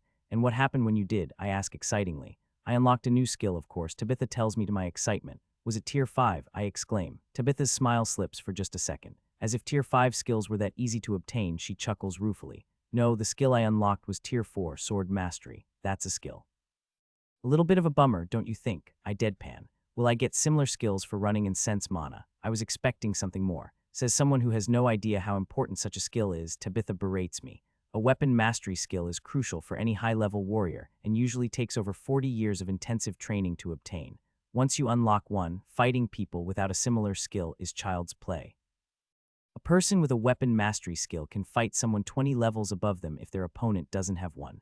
Obtaining one is extremely rare when you're still under level 100. Tabitha was so worked up she was breathing heavily. I know I shouldn't push further, but I wanted to understand what she was talking about. But it's only a tier 4 skill, I point out to her. I don't say it outright, but currently I have 11 tier 4 skills. They were all super strong, but why would one more make that big difference? Tabitha stops running, and I need to skid to a stop so as not to leave her in the dust. She takes a deep breath as I slowly approach her. It's rare to see her so emotional. Sorry, I must not be explaining myself correctly, she says in an eerily emotionless voice as I stop before her. In a flash of movement, Tabitha draws her sword and points it at me before I can even twitch. I'm caught off guard but don't cringe back, even with Tabitha's sword in my face. I knew her well enough to know she would never harm me without good reason. When you unlock a weapon mastery skill or any item mastery skill, she monologues. Using said item never feels the same again. To me, my sword is a part of my body. Tabitha takes a lunging stance and thrusts the point of her sword at my face. My life flashes before my eyes, but at the last second the blade does something impossible. Right before the tip of her sword is about to puncture my left eye and skewer me, her usually rigid sword bends unnaturally and curves around my head. Then, at inhumanly fast speeds, Tabitha pulls her sword back, and I fear I might need to change my pants. Do you understand now? Tabitha asks me as she makes a show of slowly sheathing her sword. I nervously swallow a lump in my throat. It takes me a minute, but I eventually find my voice again. How was the arch-goblin able to contend with that? Tabitha grins. He could keep up with me due to his specific skills and physically stronger body, but if our fight had not been interrupted, I would have eventually been the winner. Wouldn't a skill like that make you invincible against weaker opponents? I stammer. To an extent, Tabitha shrugs. Just like everything else in the world, there are limits. One-on-one, I'm strong, but what do you think would happen if I was facing 2 arch-goblins at once? You would still win. That wasn't the correct answer. I just wanted to score some brownie points from the woman who pointed a sword at me. Tabitha chuckles. It's possible, but unlikely. There are always extenuating circumstances, even more so against magic beasts. It doesn't matter if you've mastered a weapon if you can't harm your opponent. But against humans, so long as too many higher-leveled individuals do not gang up on me, I'll almost always win, she says confidently. I nod along to her explanation. If I can ask, what level is your sword mastery at? I gently pry. Tabitha hesitates but surprisingly answers me. I unlocked sword mastery almost 4 years ago and have yet to break past the first bottleneck. Like some skills, sword mastery is closer to tier 5 in difficulty to train. Master assured me I would succeed soon, but then again, he started telling me that over a year ago. So absolutely worth it, I force a smile. Tabitha boastfully laughs as she waves me to continue following her. As we weren't heading for the center of the forest, I no longer needed to lead us, and after what happened in the crater, I was okay with Tabitha taking the lead. Sword mastery might not be tier 5, but because it's connected directly with a level 100 skill, it's stronger than usual, Tabitha adds as we continue running. You know, you could have just said that instead of scaring me with your sword, I frown. I could have, but would you have listened as closely if I did? Tabitha smirks at me. Regardless of how she did it, Tabitha's display was more than enough to make me want to max out my highest leveled skills. Meditation, running, blacksmithing, hammer skills. Sense mana, I needed them all to level faster. Blacksmithing and hammer skills are more recent additions, but I spent 15 years getting my skills to their current levels.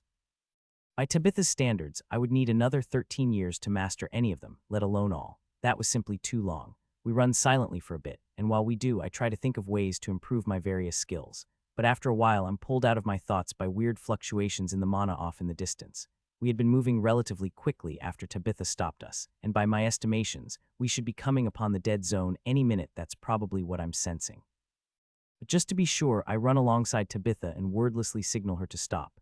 She does and looks at me, asking if it is okay to talk. I think so, I say quietly. What do you sense? She asks me. I think the dead zone is just ahead, I inform her. I thought we might be getting close. Are you ready? Tabitha asks me. With a resolved look, I nodded affirmatively. What better chance to level my skills than by exploring the unknown? I'm coming for you, skill mastery. So how is it? Anything dangerous? Tabitha asks me as soon as I open my eyes after using sense mana to scan the area ahead of us. None that I can sense, I tell her. But it's weird. How so? Tabitha leans in, hanging on my every word. Scratching the back of my head, I try to put what I sensed into words. It's like the mana up ahead is similar to what it should be but different, if that makes any sense. It doesn't. Tabitha frowns in confusion. The mana in the atmosphere is moving slower, and it has something weird added to it, I try to explain. Weird, dangerous. Tabitha asks for clarification. I don't know, I don't think so. I sheepishly offer my best guess. Tabitha's eyes narrow as she stares toward the dead zone. None of my skills are reacting, she says aloud. Did you sense any magic beasts nearby? No, not a one, I answer. In truth, I sensed very little life around us. We were still quite deep in the endless forest, only a few miles from its center, which made the lack of wildlife odd. On our way here, I sensed multiple relatively strong magic beasts living in the forest, but the closer we got to the dead zone, the fewer signals I sensed. But that was good, we could explore at our leisure with no magic beasts to worry about. Then I suppose we can move closer. Tabitha leads us forward. She was watching our surroundings but looked relaxed, far more so than when we were in the crater. I suppose that was understandable, considering what we encountered there. Compared to the tentacled beast we saw at the crater's center, ordinary magical beasts just didn't elicit the same fear they used to. As we near the dead zone, the forest slowly peels back, and we're again exposed to direct sunlight. The trees feel more spread out from one another, and by the time we reach the edge of the dead zone, there are only a few sparse branches overhead. This meant we could clearly see our way going forward, and the random name I assigned turned out to be more accurate than I initially thought. The patch of forest stretched out before us was almost entirely devoid of life. There were trees still standing tall, but all of them were a pale gray, and I couldn't see a single leaf on any of them. Considering there was no canopy to block the sunlight, the forest floor should have been a carpet of greenery, but nothing could be further from the truth. The ground shared the trees' sickly color, and unlike the rest of the forest, it was dry and compacted to the point it looked like stone rather than something you'd find in a forest. I didn't see so much as a blade of grass, let alone anything bigger. It was eerily quiet, with no sound coming from the area in front of us, and yet I felt my pulse slowly beating faster. Something about the land in front of us called out to me. I moved to take a step into the dead zone, only to have Tabitha stop me with a hand on my shoulder. Hold up, scan further in, she instructs me. Are your skills warning you about something? I ask. Tabitha shakes her head. No, nothing like that. My skills say nothing is wrong, but it never hurts to be sure and have a second opinion. I couldn't argue with that, and though I wanted to jump in and explore the dead zone, we still needed to be careful. Tabitha watches over me as I sink into a meditative state. I stretch my senses to the limit, but I don't find anything dangerous about the patch of forest in front of us. On the other hand, though, I do sense something of note. Holy crap, I exclaim as I drop my skills. Tabitha flinches at my outburst, but strangely her hand doesn't drop to her sword. Weird. What did you find? Tabitha's eyes drill into me. A strong magic beast. Her eyes gleam at the possibility of there being a challenge. Better, I smile. There are massive ruins up ahead. Tabitha's grin falters. Oh, she visibly deflates and loses interest. You don't get it, I add before she starts tuning me out. There are giant ruins in there, I point into the dead zone. I couldn't even see everything, they were so big. Tabitha shows some interest in that, but isn't as excited as I am. And you think these may contain something? She gives me a quizzical look. It's possible, I explain excitedly. The ruins go deep underground but stretch up to the surface, so maybe we'll find a clue as to how the crater was formed. You're still thinking about that. Tabitha lets out a tired sigh. The secrets of the past are just that, the past. You should focus more on the present than what happened thousands of years ago. I didn't fault Tabitha for her opinions. We had two entirely different outlooks on life, after all. We both wanted to get stronger, but while that's all Tabitha cared about, I wished to enjoy my second life and experience all this world had to offer. And that meant I was curious about everything, including how the endless forest came about. If I could find a single clue as to how the endless forest was formed, I would consider it a huge win, and the astonishingly intact ruins up ahead offered the best chance at that. Pity that there isn't anything to fight, but I suppose since we're already here, it wouldn't hurt to take a closer look. Surprisingly, Tabitha doesn't sound opposed to exploring like I thought she might be. Instead, she rolls her shoulders before taking her first step into the dead zone. I follow her in and immediately feel a difference in the ambient mana. Most of the surrounding mana was still water-attuned, but black flakes of another type of mana were mixed in. The flakes made the ambient mana feel sticky, almost like tar or another adhesive. It stuck to Mana's skin's barrier like glue, and I had to flare my skill and shed small amounts of mana to dislodge the excess. I still had extra ambient mana contained between Mana's skin's barriers from my training earlier in the day, so I didn't need to worry about accidentally absorbing any of this tainted mana, but could Tabitha do the same? For a brief second, I wonder if we should be here. I really wanted to see the ruins up ahead, in fact. I felt even more drawn to them after entering the dead zone. However, Tabitha's safety far outweighed my desire to see the ruins. Are you okay being here? I turn and ask Tabitha. This mana is foul but less dangerous than what we faced inside the crater. Tabitha waves off my concern like it was nothing. And honestly, that's all I need to hear to put my worries behind me. Tabitha and I travel deeper into the dead zone, and it isn't long before we come across our first ruin. The building stuck 40 feet out of the ground and was a tower of some kind with a viewing platform at the top. Is this one you want to explore? Tabitha playfully nudges me and gestures to the tower. Maybe later I try to prod her back, but she easily sidesteps me. We should look at everything up here first before we go down. There are many intact buildings, and I'd like to look at how they relate to one another. Plus, something was telling me I should explore deeper into the dead zone. You sound like my old tutor. Tabitha's remark distracts me from my thoughts. Tabitha rolls her eyes and leads us past the tower.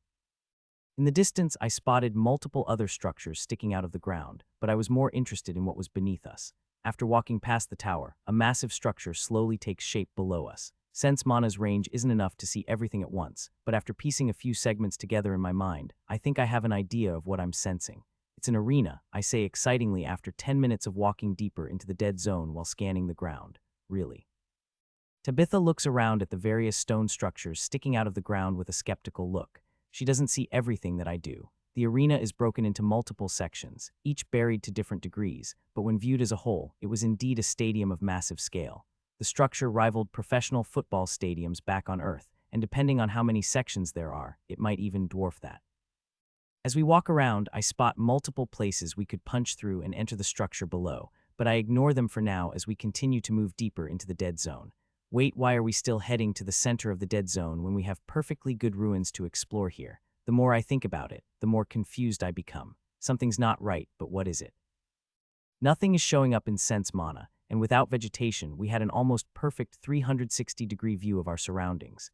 Tabitha's skills weren't alerting her to anything, so what was bugging me? This feels familiar, I mumble to myself. What does? Tabitha asks next to me. Nothing much, just the time I ran into the... I begin to answer without thinking but freeze in place as the haunting form of the soul devourer appears in my head. Ran into the what? Tabitha prods, but I'm too busy hyperventilating to answer her. As my pulse spiks, my mind clears, and I realize the horror movie-like scenery around us. Although everything still looked the same, I realized everything was unnatural, especially my weird desire to go to the center of the dead zone. Thinking back, every time I glanced at this place from the crater's edge, I felt we needed to come here. Tabitha was now frowning and looking around in concern, but again, her hand never dropped to her sword like usual. Focusing inward, I use sense soul and pale at what I find there. Gently wrapped around my soul were the wisps of a powerful skill. It felt like it wasn't even there, yet it was strong enough to urge me forward without thinking anything was wrong with that desire. For how long has this skill been affecting me? Tabitha, we're under the effects of a skill. I panic. What are you talking about? Tabitha doesn't immediately react to my revelation, which worries me even more. How strong was this skill if it could easily fool someone as strong and prepared as Tabitha? A skill is drawing us to the center of this place. I reach out and grasp Tabitha by her armor and give her a good shake, hoping it would snap her out of it. Think about it, doesn't this place set off any alarms? Your hand isn't even resting on your sword, I point out to her. My last statement about her sword finally gets a reaction out of Tabitha. She glances around us like she's lost, but her expression slowly darkens. Hit me, she demands. I don't second-guess Tabitha's order. I immediately pull back my hand and slap Tabitha across her helmeted face. My hand stings from doing so, but that's because I didn't hold back. Tabitha reels back from the blow and blinks rapidly. She then brings her hand to her chest and mimes, grasping her heart. We need to get out of here now, Tabitha yells as soon as she gathers herself. The two of us turn around and bolt back the way we came. What's happening? I manage to ask as we sprint like the devil is chasing us. I'll tell you later, Tabitha growls, pushing herself even harder. Then how bad is? Unfortunately, I don't get to finish my question before a wave of killing intent washes over me. I almost stumble over myself, but thankfully Tabitha Flash steps next to me and catches me before I fall over. Keep running, she tells me in a frantic voice. Biting my lower lip until I taste blood, I use the pain to push past the paralyzing effects of the killing intent. It was several times stronger than anything Tabitha had ever directed at me, and unlike her, it was full of murderous maliciousness. Something truly dangerous was on our heels. We barely make it 100 feet further before a dark shadow passes over us. Then, death descended upon us, and we could do nothing to stop it. We could not escape. The massive beast had utterly cut us off. Fuck, of all the places to run into a lesser dragon, Tabitha curses as she draws her sword while I stand frozen in fear. I wouldn't call the creature before us a dragon, but with the pressure emanating from it, I wasn't exactly going to argue with how she referred to it. The magic beast towering over us was a snake of massive proportions. From head to tail, the thing was almost 300 feet long. Its body was thick, its scales were dark green, and its wings were jet black. Why the hell did a snake have wings? Its wingspan was over 100 feet wide, and though it rarely flapped them, the winged serpent hovered a few inches from the ground like it wasn't affected by gravity. The wings were so dark they drew in the eye. They were such a deep black that it was like I was looking into a void of nothingness, one where almost no light escaped. Large amounts of mana were released from those dark wings, coating the entire winged serpent's massive body. The best I could tell, the lesser dragon, as Tabitha called it, was using an advanced form of my airwalk skill to stay airborne. And to make matters worse, the ambient mana turned against us as soon as it appeared. The black flakes that I now realize were motes of the winged serpent's mana visibly congeal around Tabitha and me in an attempt to lock us down. Although only to a small degree, this creature could manipulate the mana around us, which, needless to say, wasn't good. The sheer amount of mana in the crater was challenging to deal with, but it wasn't actively fighting against us like it is here. Sure, the mana wasn't limiting our movement much, but every little bit mattered up against something this strong. Mental resistance was working overtime to combat the killing intent radiating off the winged serpent, and with great difficulty, I was eventually able to flex my fingers. It was only the slightest of movements, but that was enough to draw the beast's attention. Its large amber eyes, previously focused solely on Tabitha, swiveled to me, and I immediately start trembling under its powerful gaze. Something in the way it looked at me set alarm bells off in my head. It only focuses on me briefly before looking back at Tabitha, but that moment is all I need to make a scary realization. This creature was much more intelligent than anything I'd ever encountered. Unlike the Soul Devourer, it didn't attack as soon as we broke out of its skill. Instead, it was taking the time to size us up, which terrified me. Get ready, it's going to attack soon, Tabitha warns me quietly. I'll try to draw its attention. When I say so, I want you to run. It doesn't matter what direction you do so, but don't look back. But what about you? I nervously wheeze. You don't have time to worry about me. Here it comes. Tabitha shouts and all hell breaks loose. Tabitha and I flash step backward as the giant serpent slams its massive body down on where we are standing. Tabitha tries to run to the right to put some distance between us, but the winged serpent doesn't like that. At incredible speeds that rivaled me at my fastest, the snake slithers through the air and cuts Tabitha off before she can get very far. Then, using its tail to attack, it forces Tabitha to dodge backward in my direction. To Tabitha's dismay, she's forced back toward me. However, Tabitha doesn't give up easily and quickly tries again, running in a different direction, boosted by her movement skills. Sadly, the same thing repeats itself. Tabitha tries to put enough distance between us so I can make a break for it, but the snake inevitably cuts her off and forces us back together, pushing us deeper into the dead zone. Thankfully, besides a few swats with its tail, the snake is almost entirely focused on Tabitha and pays me little attention. I try to sneak off when I can, but the snake quickly forces me to change directions with its precise tail attacks. Though one thing becomes clear, it isn't trying to kill us. Yet. Which is a good thing for me because I'm having trouble dodging it, and it wasn't even trying to hit me. It was apparent what the winged serpent was doing. The bastard was pushing us toward a specific location, which I presume was at the center of the dead zone. Tabitha does her best to fight back, but I don't need to use sense soul to know the winged serpent out-leveled her significantly. Tabitha was struggling to leave a scratch on the snake's scales, and that was only when she could make contact with the wily beast. Despite Tabitha's fantastic sword skills, the winged serpent was somehow more agile than she was. It should be impossible for a creature of that size to be so nimble, yet here it was, dodging almost every single one of Tabitha's lightning-fast attacks. I'm too busy dodging the snake's casual tail swipes to draw my weapon, not like I could do anything with it. I was doing my best to help Tabitha, the only way I knew how, by following her directions and looking for a chance to escape, but I was quickly losing hope. The snake was simply too fast, and the fact that it could fly meant I couldn't just airwalk my way out of here. The only thing I could do was try and stay out of Tabitha's way, but sadly, with the snake hellbent on keeping us together, I couldn't even do that. Flash-stepping left, I narrowly avoided bumping into Tabitha, who was once again forced to dodge in my direction. Try to use the buildings for cover. She shouts to me before lunging at the winged serpent again. I understand what Tabitha is going for, but her plan would be harder to execute than it sounded. We weren't the ones deciding which direction we were going. The snake was, and it was doing a damn good job of leading us by the nose without letting us get close to any of the nearby structures. Run to the nearest tower, Tabitha instructs with a manic look of urgency. As instructed, I bolt towards the tower while Tabitha turns around and tries to attack the snake's face. For a brief second, I think Tabitha's distraction had finally worked when the snake didn't immediately position itself between me and the tower, but my excitement was short-lived. Watch out, I hear Tabitha warningly shout behind me. Looking over my shoulder, I expected to face a rapidly approaching winged snake, but the reality was much worse. The snake was still fighting Tabitha, using its whip-like tail to keep her at bay, but at the same time, its mouth was directed at me, and its throat was puffing up like a balloon. I have just enough time to change direction when the snake breathes out a dense cloud of dark brown mist. Don't let it touch you. I clearly hear Tabitha's panicked warning. Yeah, I wasn't planning on it. Gritting my teeth, I dodge backward to avoid the immense cloud of what I assume is acid or some sort of poison. Whatever it was, it blocked me from reaching the tower. Fall back, Tabitha says, right behind me. I don't have time to react or think about how she closed the distance between us so quickly before she yanked me off my feet and dragged me alongside her, the snake hot on her heels. While being dragged, I got a clear look at the snake who was casually flying after us. I swear the massive serpent was smiling at us, and I think I know why. Tabitha was dragging me in the direction the snake had not so subtly been hurting us. We were doing exactly what it wanted. Finally finding my feet, I run alongside Tabitha rather than letting her drag me around. You know we're doing what it wants, right? I say anxiously. I know Tabitha runs with a steely expression. It probably wants to wait to deal with us until we're deeper in its territory, she comments darkly. Why? I ask, more than a little hysterical at the moment. Most likely, it doesn't want to clean up after itself. Whatever skill it used to lure us here would have probably been broken if we came across a bunch of bones or signs of a battle. Compulsion skills are powerful, but once a person notices something is off, they're relatively easy to break. Tabitha sounds tired as she explains, and that's why it's not attacking us for the moment. I glance over my shoulder at the hovering snake tailing not far behind us.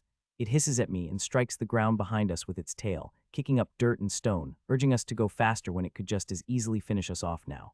I'm sorry I couldn't escape, I feebly add. You'll have your chance, Tabitha assures me. I'll see to it, she promises. What does that mean? I don't like the way Tabitha was talking. It almost sounded like she planned on sacrificing herself or something.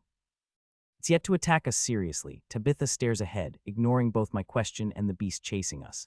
When it does, I'll do everything possible to slow it down and buy you as much time as I can. That's when you run. And how will you escape? I frown. Tabitha doesn't say anything, all but confirming my worst fears. You can't. Tabitha finally turns and looks at me, and her resolute expression makes my hair stand on end. I'll do what I must.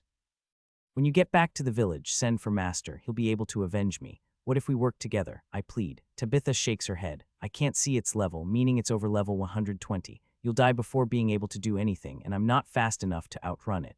At least with my sacrifice, one of us will live. I wanted to disagree, but couldn't find the words to argue with her.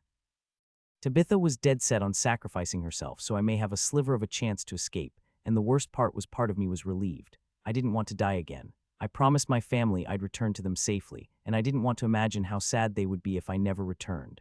On the other hand, I couldn't just accept letting Tabitha sacrifice her life for me. There had to be a way out of this we weren't seeing. If I could survive against the soul devourer by myself, the two of us should be able to find a way to kill this oversized snake, lesser dragon or not. Get ready, we're almost there. Tabitha's cold voice is a sad reminder that we were running out of time.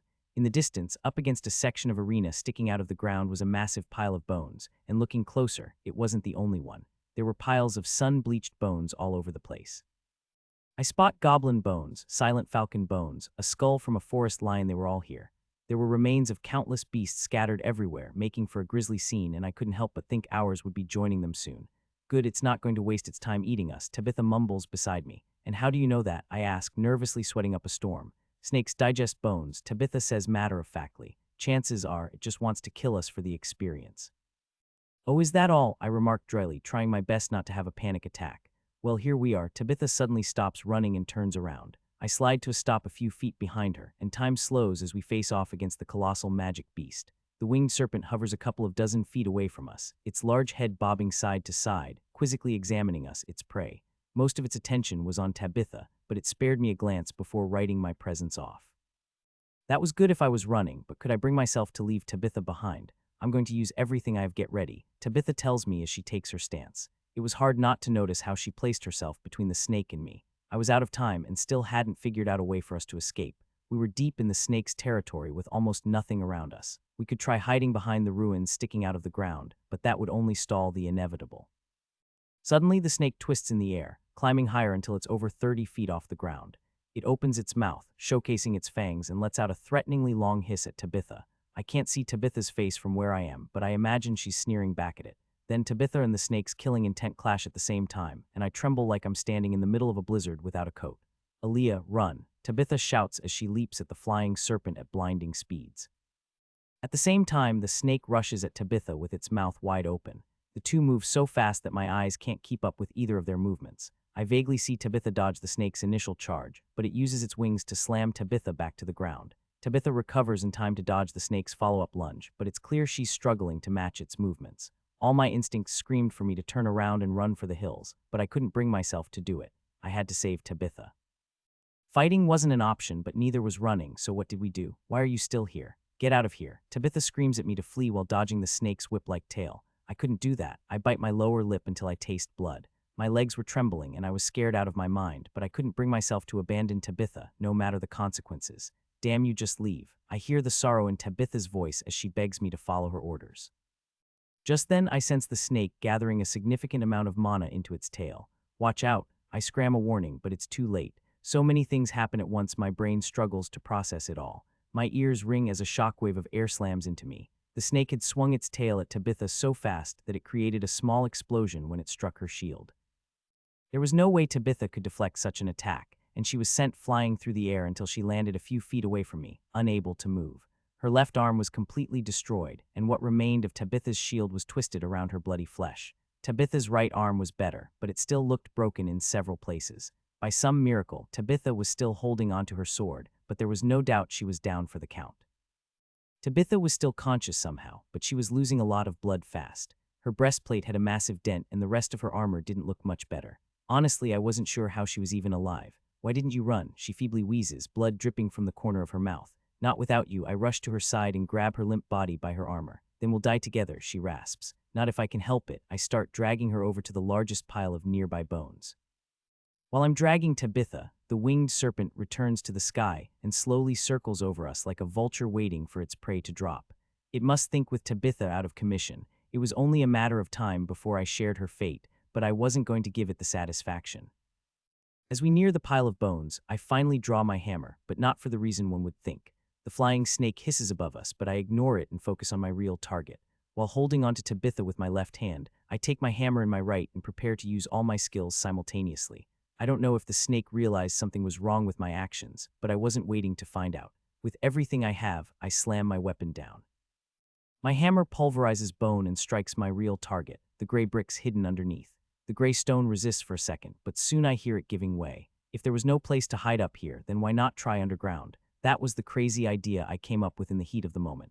Of course, we weren't necessarily escaping, but at least I could save Tabitha and buy us some time to devise a real plan. The monster overhead sees what I'm doing, but even it's too far away to make it in time to stop me. That's what you get for playing with your food, you bastard. I shout at it as I'm about to jump into the newly formed hole with Tabitha. The winged serpent probably didn't understand exactly what I said, but it sure as hell pissed it off all the same because before we disappeared underground, a wave of brown mist crashed down from above and enveloped us. The poison clings to Mana's skin as I pull Tabitha underground. The lesser dragon may have got the last word, but we were alive, for now. Fuck that snake, I curse in my head. The damn thing just had to spit on us before we got away. Still holding onto Tabitha by the scruff of her armor, we tumbled down into the dark ruins below. Almost as soon as we jumped in the hole I created, it was covered again, either by bones or the snake itself. Either way, there was no light. The shaft wasn't big enough for the massive snake to follow us, but we were still in danger. The mist it hit us with was the scariest substance I've ever encountered. No matter what I did with Mana's skin, the poison refused to come off, and it was rapidly eating through my defenses. It was almost like the poison was alive. Like a million tiny worms, the stuff was slowly digging through my mana barriers and would soon reach my skin, and I highly doubted my measly poison resistance would be able to do anything once it did. I needed to get it off me fast, but first things first. Despite Master telling me never to do so and knowing it was wrong to let go of my weapon purposely, I tossed my hammer to the side while we're falling.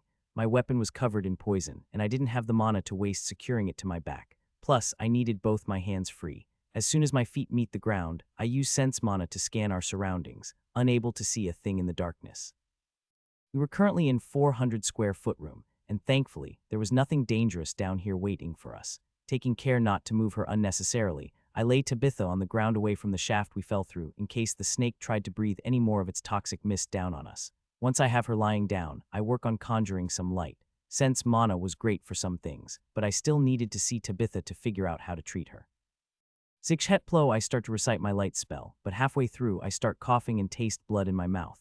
Shit, I start to panic. The poison had finally made its way through Mana's skin and I almost immediately started feeling sick. I try to catch my breath, but my lungs feel like they're melting in my chest. My strength was quickly fading, but I couldn't give up after making it this far. Despite the pain, I forced myself to recite my light spell, Zikhetplo's lags.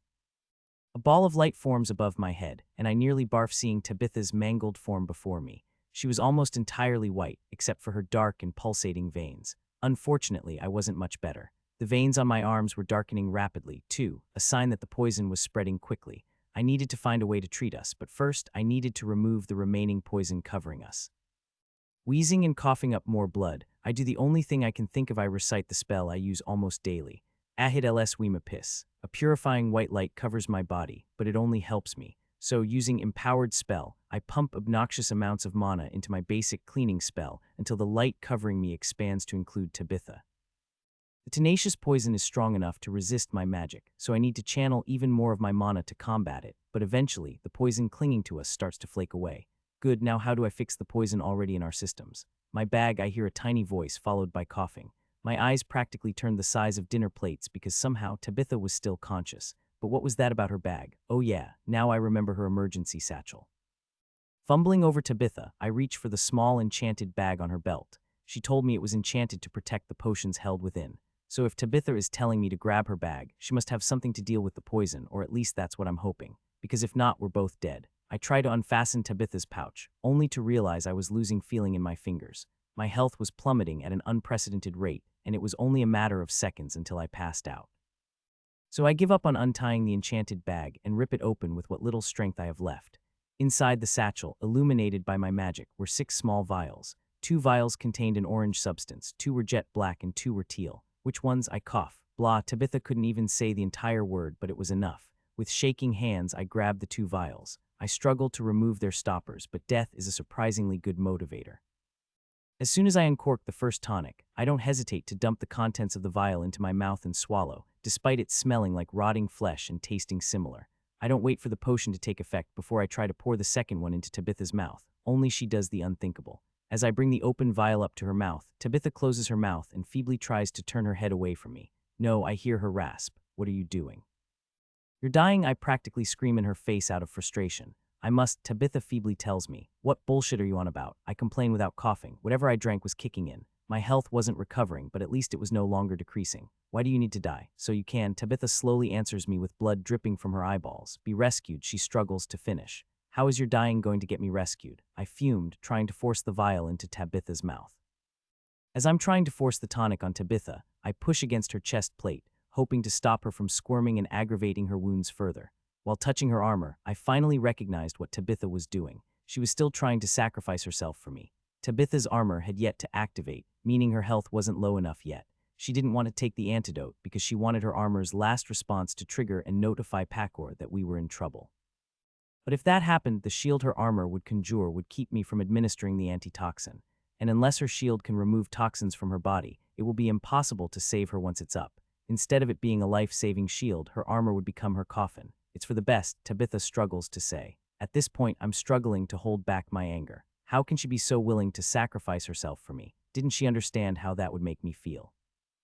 No, just like above, I refused to let Tabitha give up her life for me. Lifting the last vial of black potion to my mouth, I empty its contents. It tasted foul keeping it in my mouth, and though I wanted to spit it out, I suppressed the urge to do so. Tabitha was surprised by my actions, which helped in what I did next. With one hand, I pinch Tabitha's nose, and with the other, I force her jaw open.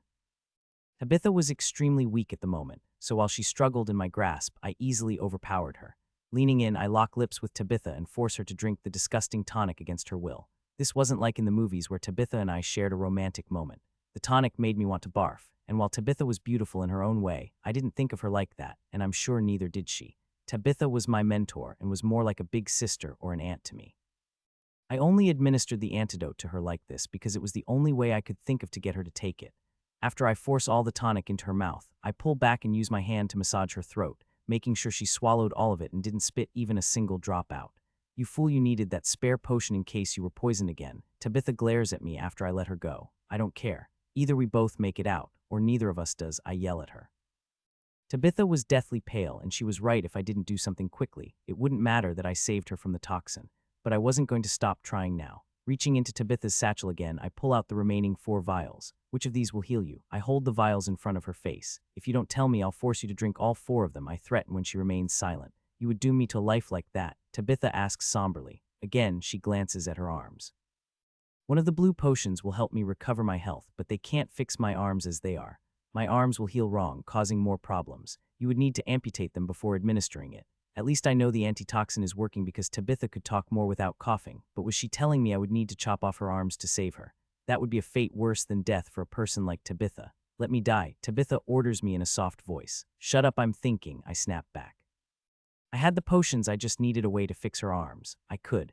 In the heat of the moment, another crazy idea pops into my head. That could work, but could I pull it off? Setting the 2 teal vials to the side, I hold up the orange vials. If the black ones were for poisons and the blue ones were for healing, what would the orange ones do? Do they recover mana? It only made sense she would carry the 3 types of potions that one would commonly need.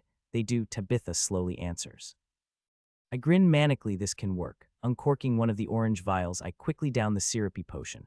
I move to uncork the second one, but Tabitha stops me. Don't you poison yourself if you drink both at once, she warns me. Growling in annoyance, I set the second orange potion off to the side. I'll just have to make do with what I had. Almost immediately, I could feel the mana-restoring potion working in my stomach. It wasn't helping me absorb more mana like I thought it might. Instead, it boosted the rate my body converted ambient mana into my own personal mana. And quite rapidly, I might add, which was infinitely better. When I took the antitoxin, I didn't think about it, but what tier were these potions? For them to have such strong effects, they couldn't be low tier. What was I thinking about at a time like this? I shake my head to dismiss those unimportant thoughts. I was on a time crunch and needed to hurry. I needed to put my crazy plan into action.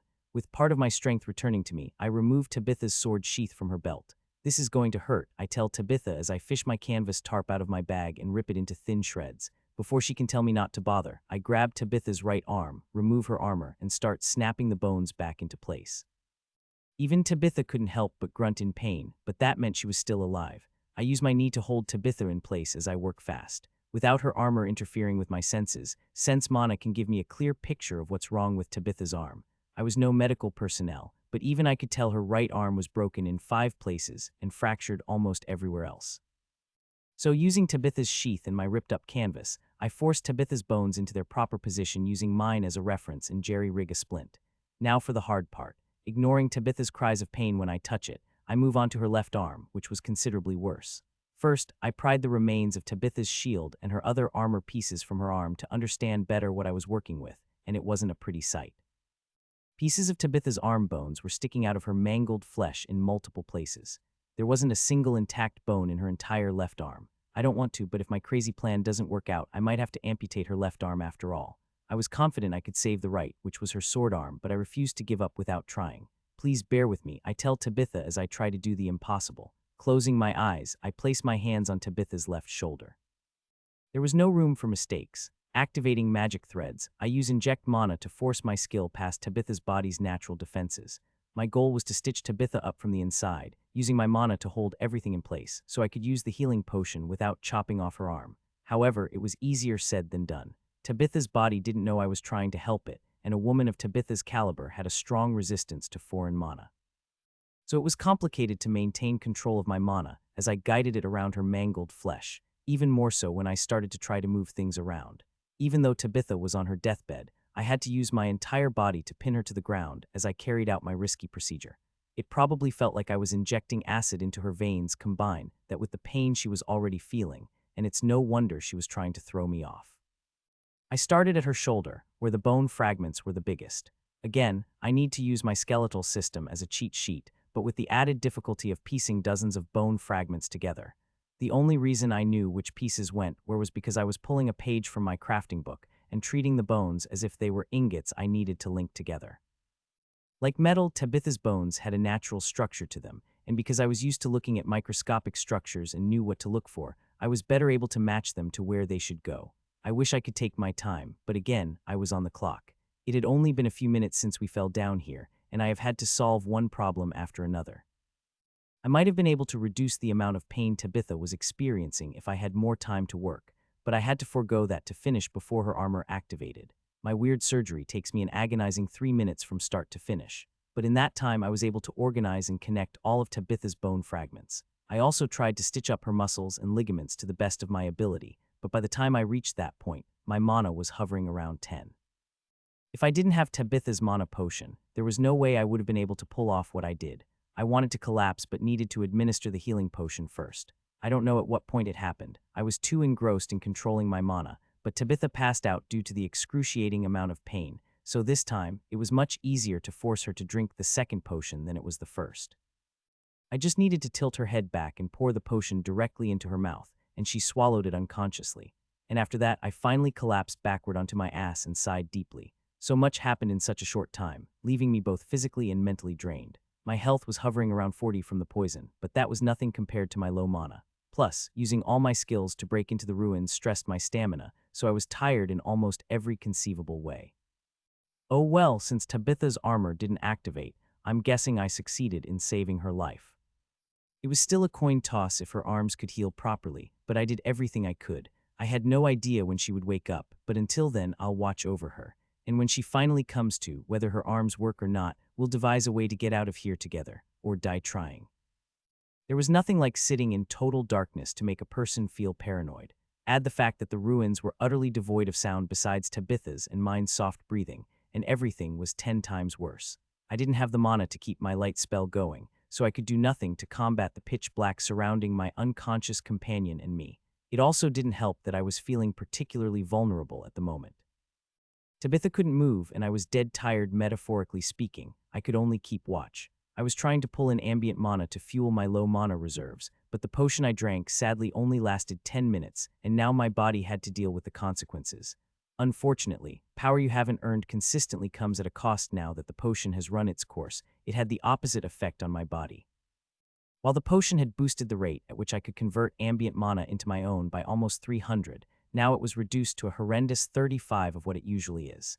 Considering how long it usually takes to regain mana after depleting my reserves and this new lower conversion rate, I will need at least 3 days to recharge completely. That isn't good. Not good at all. I had no idea how long it would take for Tabitha to recover to fighting condition if she'd ever, but I doubt it would happen in 3 days. Not unless a miracle happens, and I felt fresh out after trying to save her arms. If we rationed the little food and water we had, we could survive over a week down here. That sounded like a long time, and it was if the situation were different, but it wouldn't work here. We could survive that long only by eating a single piece of jerky daily and taking no more than a single sip of water.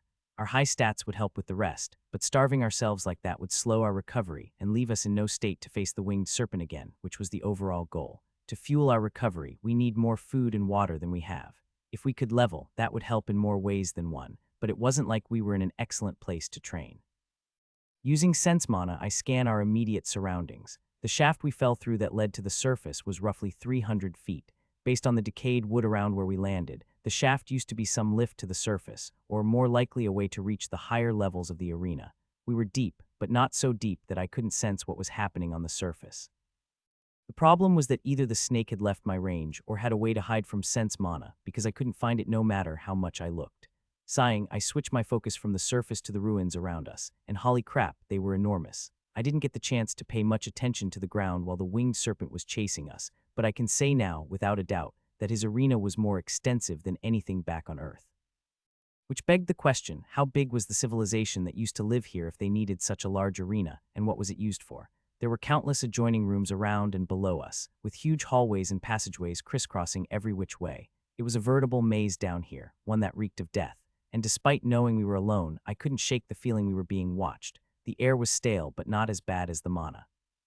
The snake's corruption didn't extend down here, but the natural mana wasn't much better. Being this far underground, you would think there would be loads of earth mana, and there was, only it was all outside the ruins. Inside the ruins, it was different. I remember seeing something similar before, but where was it? Maybe if I scan more, I'll figure out why the mana here is so unpleasant. I did a quick sweep with my senses when we first came down to ensure nothing dangerous was lurking nearby while I worked on Tabitha, but this time I took my time and scanned everything from top to bottom. Room by room, I scanned for anything that could affect this place's mana. There was surprisingly little life down here. I didn't sense moss or any bugs of any kind. Utilizing sense mana, I could scan every room within 754 feet of myself, and even that wasn't enough to see everything. Not all the buildings I could sense were connected. There were sections cut off from the rest of the ruins, and would require a lot of digging to access if we wanted to explore them. Our section is relatively larger than the rest, and contains hundreds of rooms, but none contain anything that would make this place feel like a graveyard. No, that wasn't right, not even a graveyard feels like this. The place our village buries the ashes of the dead felt like any other part of the village, but the mana felt like back when. It suddenly clicked where I felt mana like this before. The mana here was the same kind we encountered before we entered the endless forest, the same mana leaking out of the mass burial site from the goblin massacre. But wait a minute, I didn't sense any bodies, and isn't death mana purified over time? This place must have been sealed off for countless years. Any death mana should have vanished long ago, but here it is. Why? Again, I scan our surroundings, taking extra care to look for anything out of place, but I don't even make it out of our room before I notice multiple somethings. It was faint, but I could sense piles of dust on the floor. 147, there were 11 such piles in our room alone, and now that I know what I'm looking for, I notice similar piles in the adjacent rooms, and even more scattered all over the ruins. I only need to look at the shape of the piles to realize what they were or what they once were. Each pile of dust was shaped like a person. There were so many I couldn't count them all, and the number increased the further down I directed sense mana. So it was no surprise that was where all the death mana was emanating from. Wait, was that movement? I swear I could feel something shift 2 floors below us, but as soon as I focused on the spot, there was nothing out of the ordinary. Don't worry, I'm being careful not to move my arms. A voice I wasn't expecting answered me. I'm not proud of myself, but I let out a girly scream in the dark. Please don't yell, Tabitha groans. I can't use my hands to cover my ears. Focusing on the darkness next to me, sense mana shows Tabitha lifting her head and looking in my direction. You scared the piss out of me, I yell into the dark. How are you conscious right now? I can't see Tabitha's facial expressions in the dark, but I recognize her boastful tone. You think this is enough to knock me out? I don't think now is the time to joke, I deadpan. Fair enough, Tabitha hacks up a lung. I can't sleep even if I want to, she tells me, sounding tired and in pain. It's the potion you gave me. It's pulling everything it can to heal me, leaving me feeling exhausted, but at the same time keeping me from falling asleep due to its healing properties. How long have you been awake? Not long, Tabitha answers. I woke up soon after you gave me the potion. Before that, I had passed out from the pain. Congratulations, that hasn't happened in a long time, she tells me pessimistically. Sorry, I was trying to save your arms, I retort and immediately feel bad for being so blunt about it. An awkward silence falls between us. I wish I could see Tabitha's face to get a feel for how she was doing emotionally, but I couldn't waste what mana I had left just for that. You know, you should have let me die. Tabitha finally breaks the silence. There was a whole host of emotions behind her voice, but I was expecting her to say as much, though I thought she'd be out for at least a day before or so. I was fully prepared for Tabitha to give me the silent treatment, but in my heart of hearts, I needed her to understand why I did what I did. There aren't many people I care about. I care about everyone in the village to a certain degree, but outside my family, there were only 10 or so people I would stick my neck out for, and Tabitha was one of those people. What was that? Come again. I tried to get her to repeat herself to ensure I wasn't hallucinating because I was tired. You're welcome. I wanted to slap myself for not coming up with something better to say, but the two words just seemed to tumble out of my mouth. Something wet rolls down my cheek, which I quickly wipe away. There's another drawn-out pause, but it doesn't feel awkward this time. I was trying to collect myself, and I'm sure Tabitha was doing the same. How are you feeling? I tentatively ask after a minute. Is the potion helping with your arms?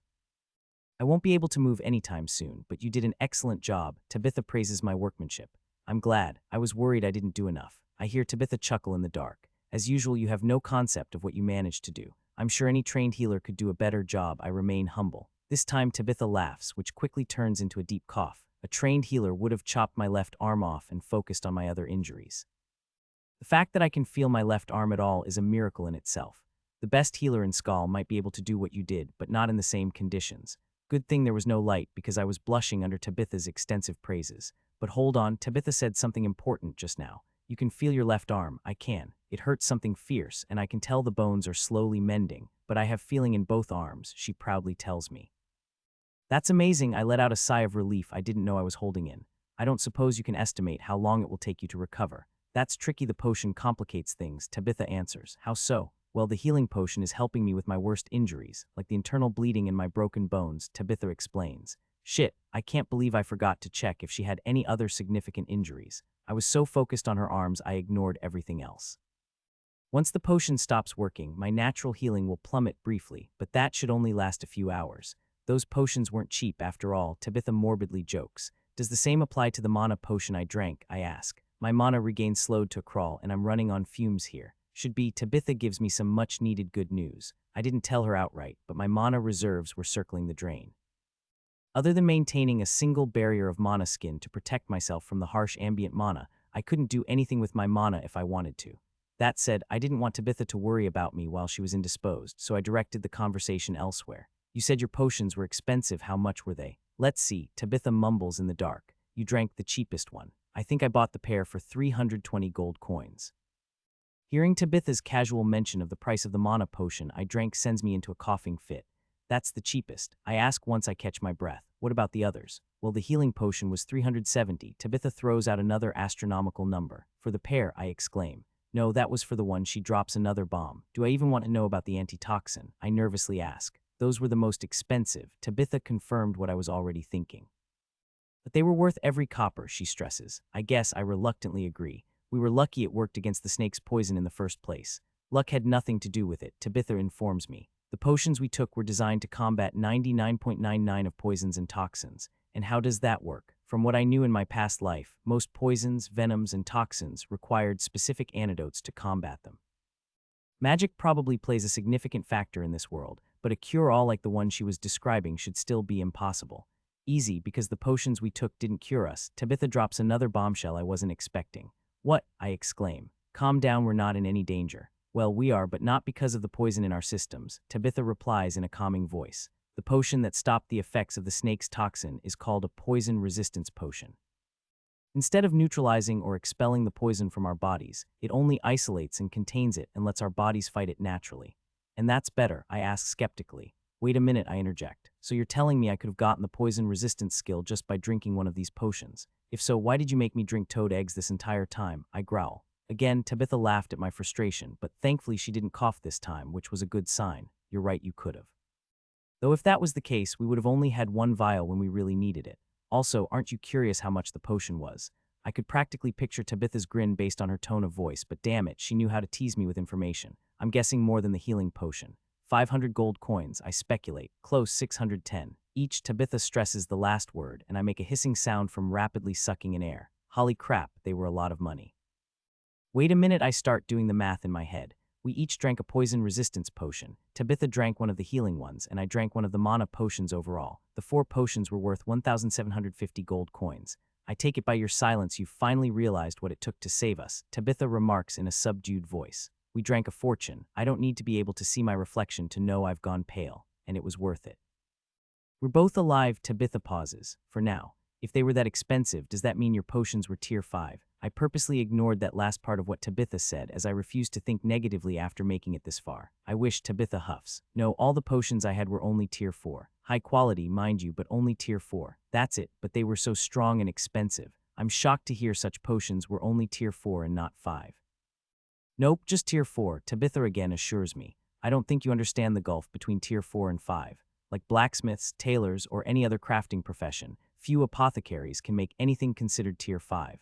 So tier 4 is the best most people can get their hands on, and people above level 120 strictly monopolize gear higher than that. It's the same reason my gear couldn't hold up against the snake. I thought the snake was just that strong, I mumble in a quiet voice, but I might as well have been shouting in the silent ruins. That too, Tabitha growls in what sounds like frustration. I didn't think we'd encounter a lesser dragon out here, especially not one strong enough to create its own mana zone. So if we went to combat it, we'd need to. Tabitha's voice suddenly cuts off. What's a mana zone? I ask curiously, but Tabitha doesn't answer me. Tabitha, is everything okay? I ask again. Tell me, Aaliyah, you're watching our surroundings with sense mana like you always do. Yes. Tabitha ignores my question for her own, immediately putting me on guard. Always, I answer. Even now, I have a clear picture of the rooms surrounding us. And you don't sense anything? Tabitha asks, sounding worried now. I don't, do you? I push sense mana to its limits without entering a meditative state, trying to find whatever was worrying Tabitha. My danger sense skills started going off. Tabitha's anxious voice echoes throughout the quiet room. I don't see anything. I shout, panicking about the invisible enemy not even sees mana could spot. I don't have any mana to summon a light. I can't do much, but I can do that, Tabitha proclaims in the dark. Ticht Eidwesk Fralin Hdig. Tabitha casts a spell I'm unfamiliar with, but seeing how a ball of light quickly condenses a few feet above her, I'm assuming it's Skull's version of my light spell. Once again, the room we're in is illuminated with light, and no sooner than it is, do they start emerging from the walls. They were coming from everywhere. Grabbing Tabitha by her armor, I quickly dragged her to the center of the room as a spectral hand reached for her through the wall I had her propped up against. Gods, Tabitha exclaims as multiple ethereal shapes phase through the walls and ceiling. They looked like featureless people made of silvery smoke, but Tabitha looked at them like they were the embodiment of death. Are these remnants? I nervously asked, spinning around and counting over a dozen such figures surrounding us, with more slowly emerging around us. Worse, Tabitha sounds defeated. These are soul horrors, one of the strongest forms a ghost can manifest as. That sounds bad. I step forward and try kicking the closest one. Don't, Tabitha yells, but it is already too late. My foot passes through the silvery specter like it wasn't even there, and at the same time, it reaches out lightning fast and plunges its hand into my chest. For a brief second, I feel like I'm dying again as the soul horror tries to rip my soul from my body. Too bad for it because I'm in no mood to die. Activating Soul Devourer, I pull a reverse card and devour the intrusive limb before it can damage my soul. I'd never thought I'd ever hear a ghost scream before, and I don't think I ever want to again. The ear-bleeding sound the soul horror makes when I tear its arm from it has me staggering back, desperately trying to cover my ears with my hands. At least my counterattack made it retreat, and the others pause their advance. What did you do? Tabitha exclaims once the ghost finally stops screeching. You need special gear or skills to fight off a soul horror. Even Master must be careful around them because they can directly attack the soul. So you're saying I can't touch them with normal attacks? I purposely avoid Tabitha's dumbfounded stare as I move back next to her. You shouldn't be alive right now. Tabitha's astonished look says that all this wasn't something she would just forget about or pretend not to notice. I think we have bigger problems at the moment, I hiss. My hammer was still resting at the bottom of the shaft off to the side. I could reach it if I tried, but it was still covered in the winged serpent's poison. I only glance at it briefly before ignoring it entirely. It wouldn't do anything anyways. If physical attacks won't do anything, can you use magic to injure them? I asked Tabitha, who was looking at me like I had sprouted a second head. Thankfully, my question reminds her of what's happening around us, but she has no good news for me.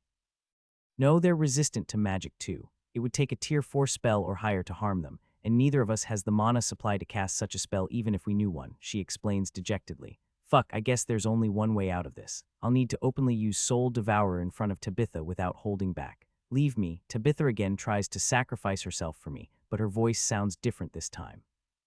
Maybe she finally realized that it was pointless to suggest such a thing and she was just going through the motions. Yeah, no, I bring my hand to my chest. I'm projecting an air of confidence, but in truth, I was worried. My soul felt off after absorbing the soul horror's hand. The appendage contained a lot of experience, and it wasn't being absorbed as cleanly as it should. You have some sort of resistance against their attacks. I do not, Tabitha pleads. If you leave me behind, you can find a place to recover and maybe hide until Master arrives. Or I can just kill them until they stop coming, I boldly proclaim. Soul Devourer flares to life and 10 ghastly appendages sprout from my back. 2 ghostly arms swing around and merge with my real arms like astral gloves. I look at Tabitha to gauge her response to my skill, but she doesn't react outwardly. She must not be able to see my skill's manifestation without having sense soul. That's good, at least she won't look at me like I'm a monster. Don't move, and don't worry, I tell Tabitha, ignoring the pain in my chest. The ghosts were still frozen in place after I injured the first one, and I couldn't pass up the opportunity to strike first. What are you? Tabitha's voice trails off as I step forward again toward the nearest specter. I don't know if they had any sense of self or were emotionless beings, but as soon as I approach the apparition, it jolts back to life and tries to shove its hand in my chest just like the first one did. Yeah, no, I wasn't going to let that happen a second time. Bringing my right hand up, I grab the ghost by its wrist before it can touch me. I can hurt them. I can kill them. The soul horror is more than a little caught off guard by my grabbing it. It tries to pull its hand back and flee, but I don't let it. Instead, with my free left hand, I grab the angry ghost by the neck. Then I start pulling. The soul horror lets a soul-shaking wail of pain, but I don't stop trying to tear the thing apart. The creature tries to swipe at me with its remaining hand, but too bad for it, I have 8 more. It's so easy to control Soul Devourer's 8 remaining limbs to reach out and grab the struggling spirit that it felt second nature to me. They wrap around the ghost like living chains, and as soon as the last one makes contact, I do what comes naturally. All at once, each hand of Soul Devourer rips a chunk out of the ghost and channels the foreign experience toward my soul. The massive experience hits me like a fist to the gut, but I don't stop using my skill. As soon as a hand rips off a chunk of the ghost and absorbs it, I direct it to grab another, and in a few short seconds, the silvery form of the soul horror breaks down and crumbles. But as a last act of defiance, it lets out one last soul-turning scream, and all hell breaks loose. The death wails of the soul horror did something to the others who seemed more than willing to stand by and not interfere until now. It was like a dinner bell was rung, or maybe they were out to avenge their ally. Either way, all the soul horrors rushed to attack at once. Worst of all, they weren't only after me. Jumping backward, I had just enough time to rip a chunk out of a soul horror that was about to attack Tabitha.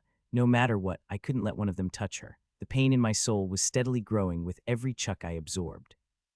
I try to rip the ghosts apart and not take in the experience, but when I do that, the experience takes on a life of its own and remerges with the soul horror I ripped it from. I had no choice but to absorb everything, so that's exactly what I do. I wasn't going to let them get Tabitha, I swear it. Ripping apart another soul horror, my soul feels like it's about to burst. I'll kill them all, another falls by my hands. Kill them all, so much pain, but I must continue. Kill them. Don't stop, kill. Tabitha's point of view, I couldn't move, and it was killing me that I had to leave everything to Aaliyah. She wasn't even half my age, and she was giving everything she had to save me. I've never felt so useless before in my life, but strangely at the same time, I've never been prouder. Aaliyah was my junior, facing a group of monsters that would give even Master pause. Why wouldn't I feel proud of her? She used her dancing skill to expertly doge and get close to the soul horrors while defending me. I couldn't tell how she was hurting them, but whatever she was doing, the strong ghosts were evaporating in quick succession. I hadn't had the chance to explain to her how dangerous soul horrors were. When we camped outside the magic dense region, Aaliyah said it was the first time she came across remnants, so there was no way she understood the danger of the creatures she was fighting. Remnants were harmless, creepy to be around, but harmless all the other forms of ghosts were less so. When enough creatures die in a relatively small area, remnants are formed, but if there are mass casualties, like in war zones, their stronger versions shades can appear. Unlike remnants, shades can influence the world around them and could physically attack people. They're easy to kill if you can cast basic magic or have a decently enchanted weapon, but they are still considered dangerous to the average individual. Remnants and shades are the most common form of ghosts, and most warriors go their entire lives without encountering anything stronger. Mainly because if a person is unfortunate to run into any other form of a ghost, they don't survive the encounter. I have never seen anything stronger than the two until now, having only been told stories of the more dangerous versions, such as revenants and soul horrors. Unlike the primary two, who can form where a large amount of death mana acclimates, revenants and soul horrors needed more to manifest. They needed strong emotions. Because of this, revenants and soul horrors were exclusively found around where sentient creatures had died, mainly humans. You would think they would pop up everywhere during wars, but it was more complicated than that. Every person dies differently. Some curse their enemies, others laminate their misfortune, but most die so quickly they can't feel anything. Revenants supposedly only form around areas of great tragedies like mass suicides or sacrificial acts where everyone is experiencing the same heightened emotions, whatever they may be. And it was a good thing because, unlike remnants and shades, revenants were quite deadly. They're said to be as strong as a level 70 warrior, but they were genuinely feared because they were tough to pin down, required specific gear to combat their soul attacks, and demanded strong magic to fight. I heard from Master it takes entire hunting parties to track down and slay a revenant, and soul horrors were considered 100 times worse, mainly because of how they come into being.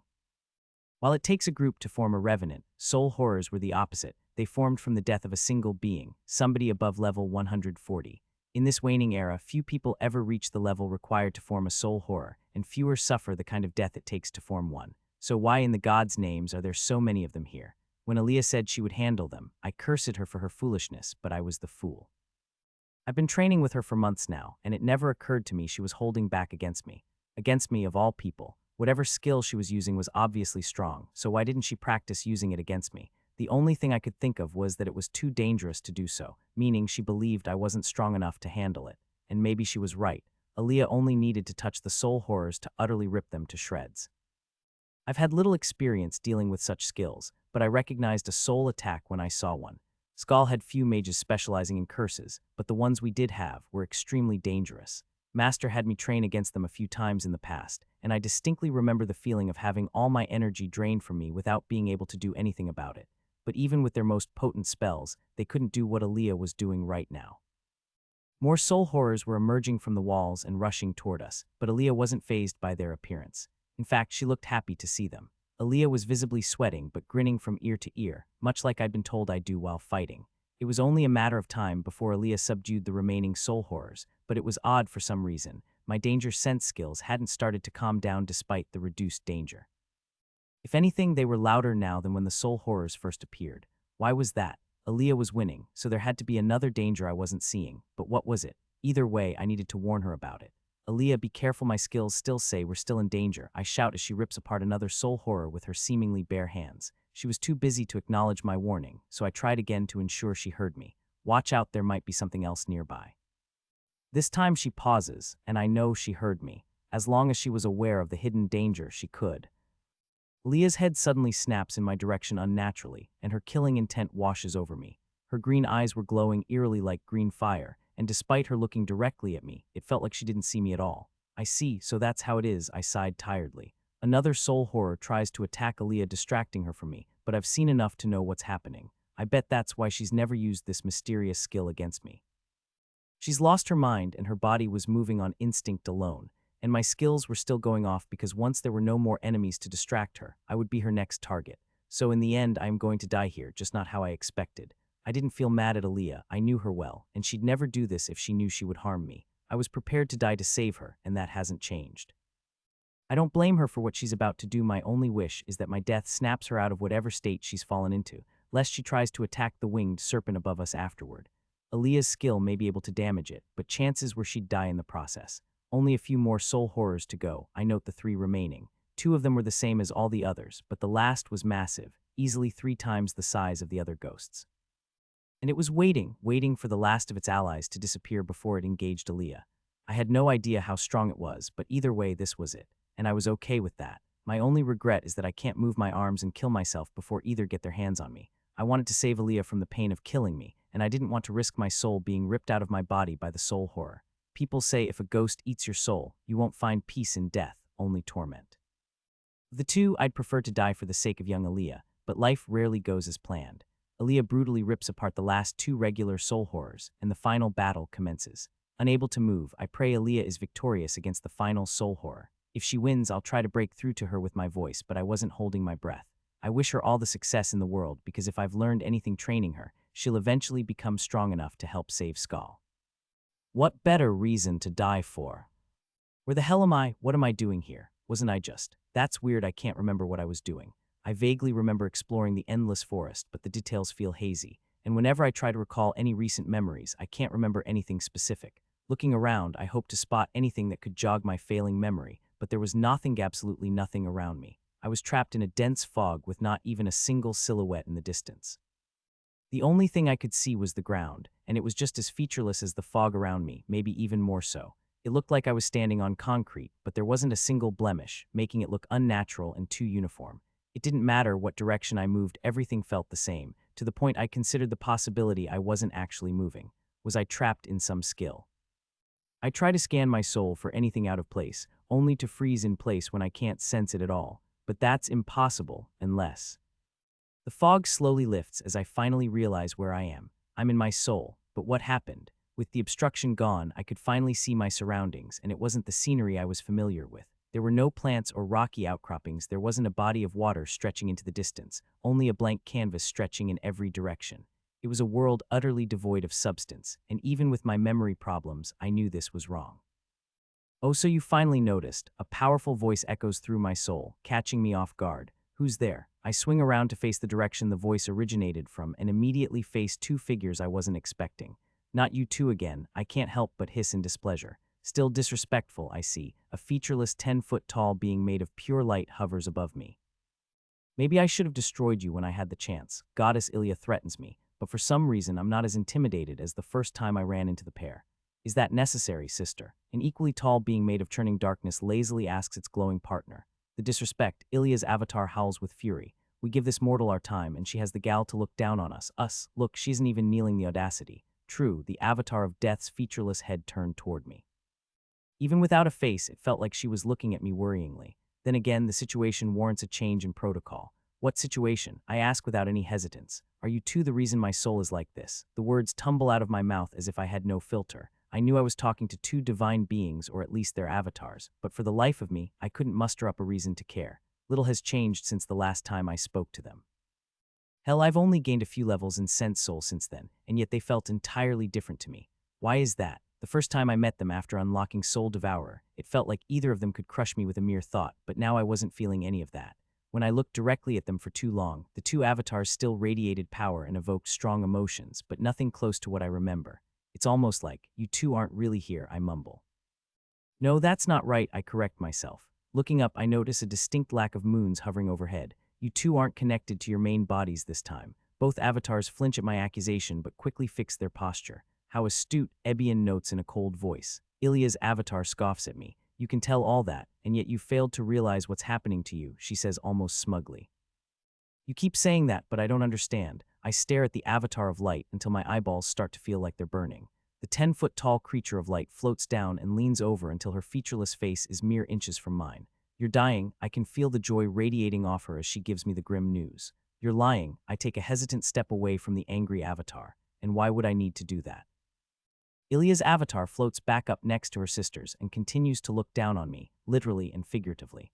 I didn't want to take the psychotic goddess's word on it, but she was right, she had little reason to lie to me. Of course, you would have expected grim news to come from the literal goddess of death, though from my previous experience with the duo, I learned the goddess of light took more joy in the suffering of the living beings compared to her sister. Ironic as it is, am I really dying? I asked the more level-headed of the two sisters, hoping this was all some sick joke on Ilya's part.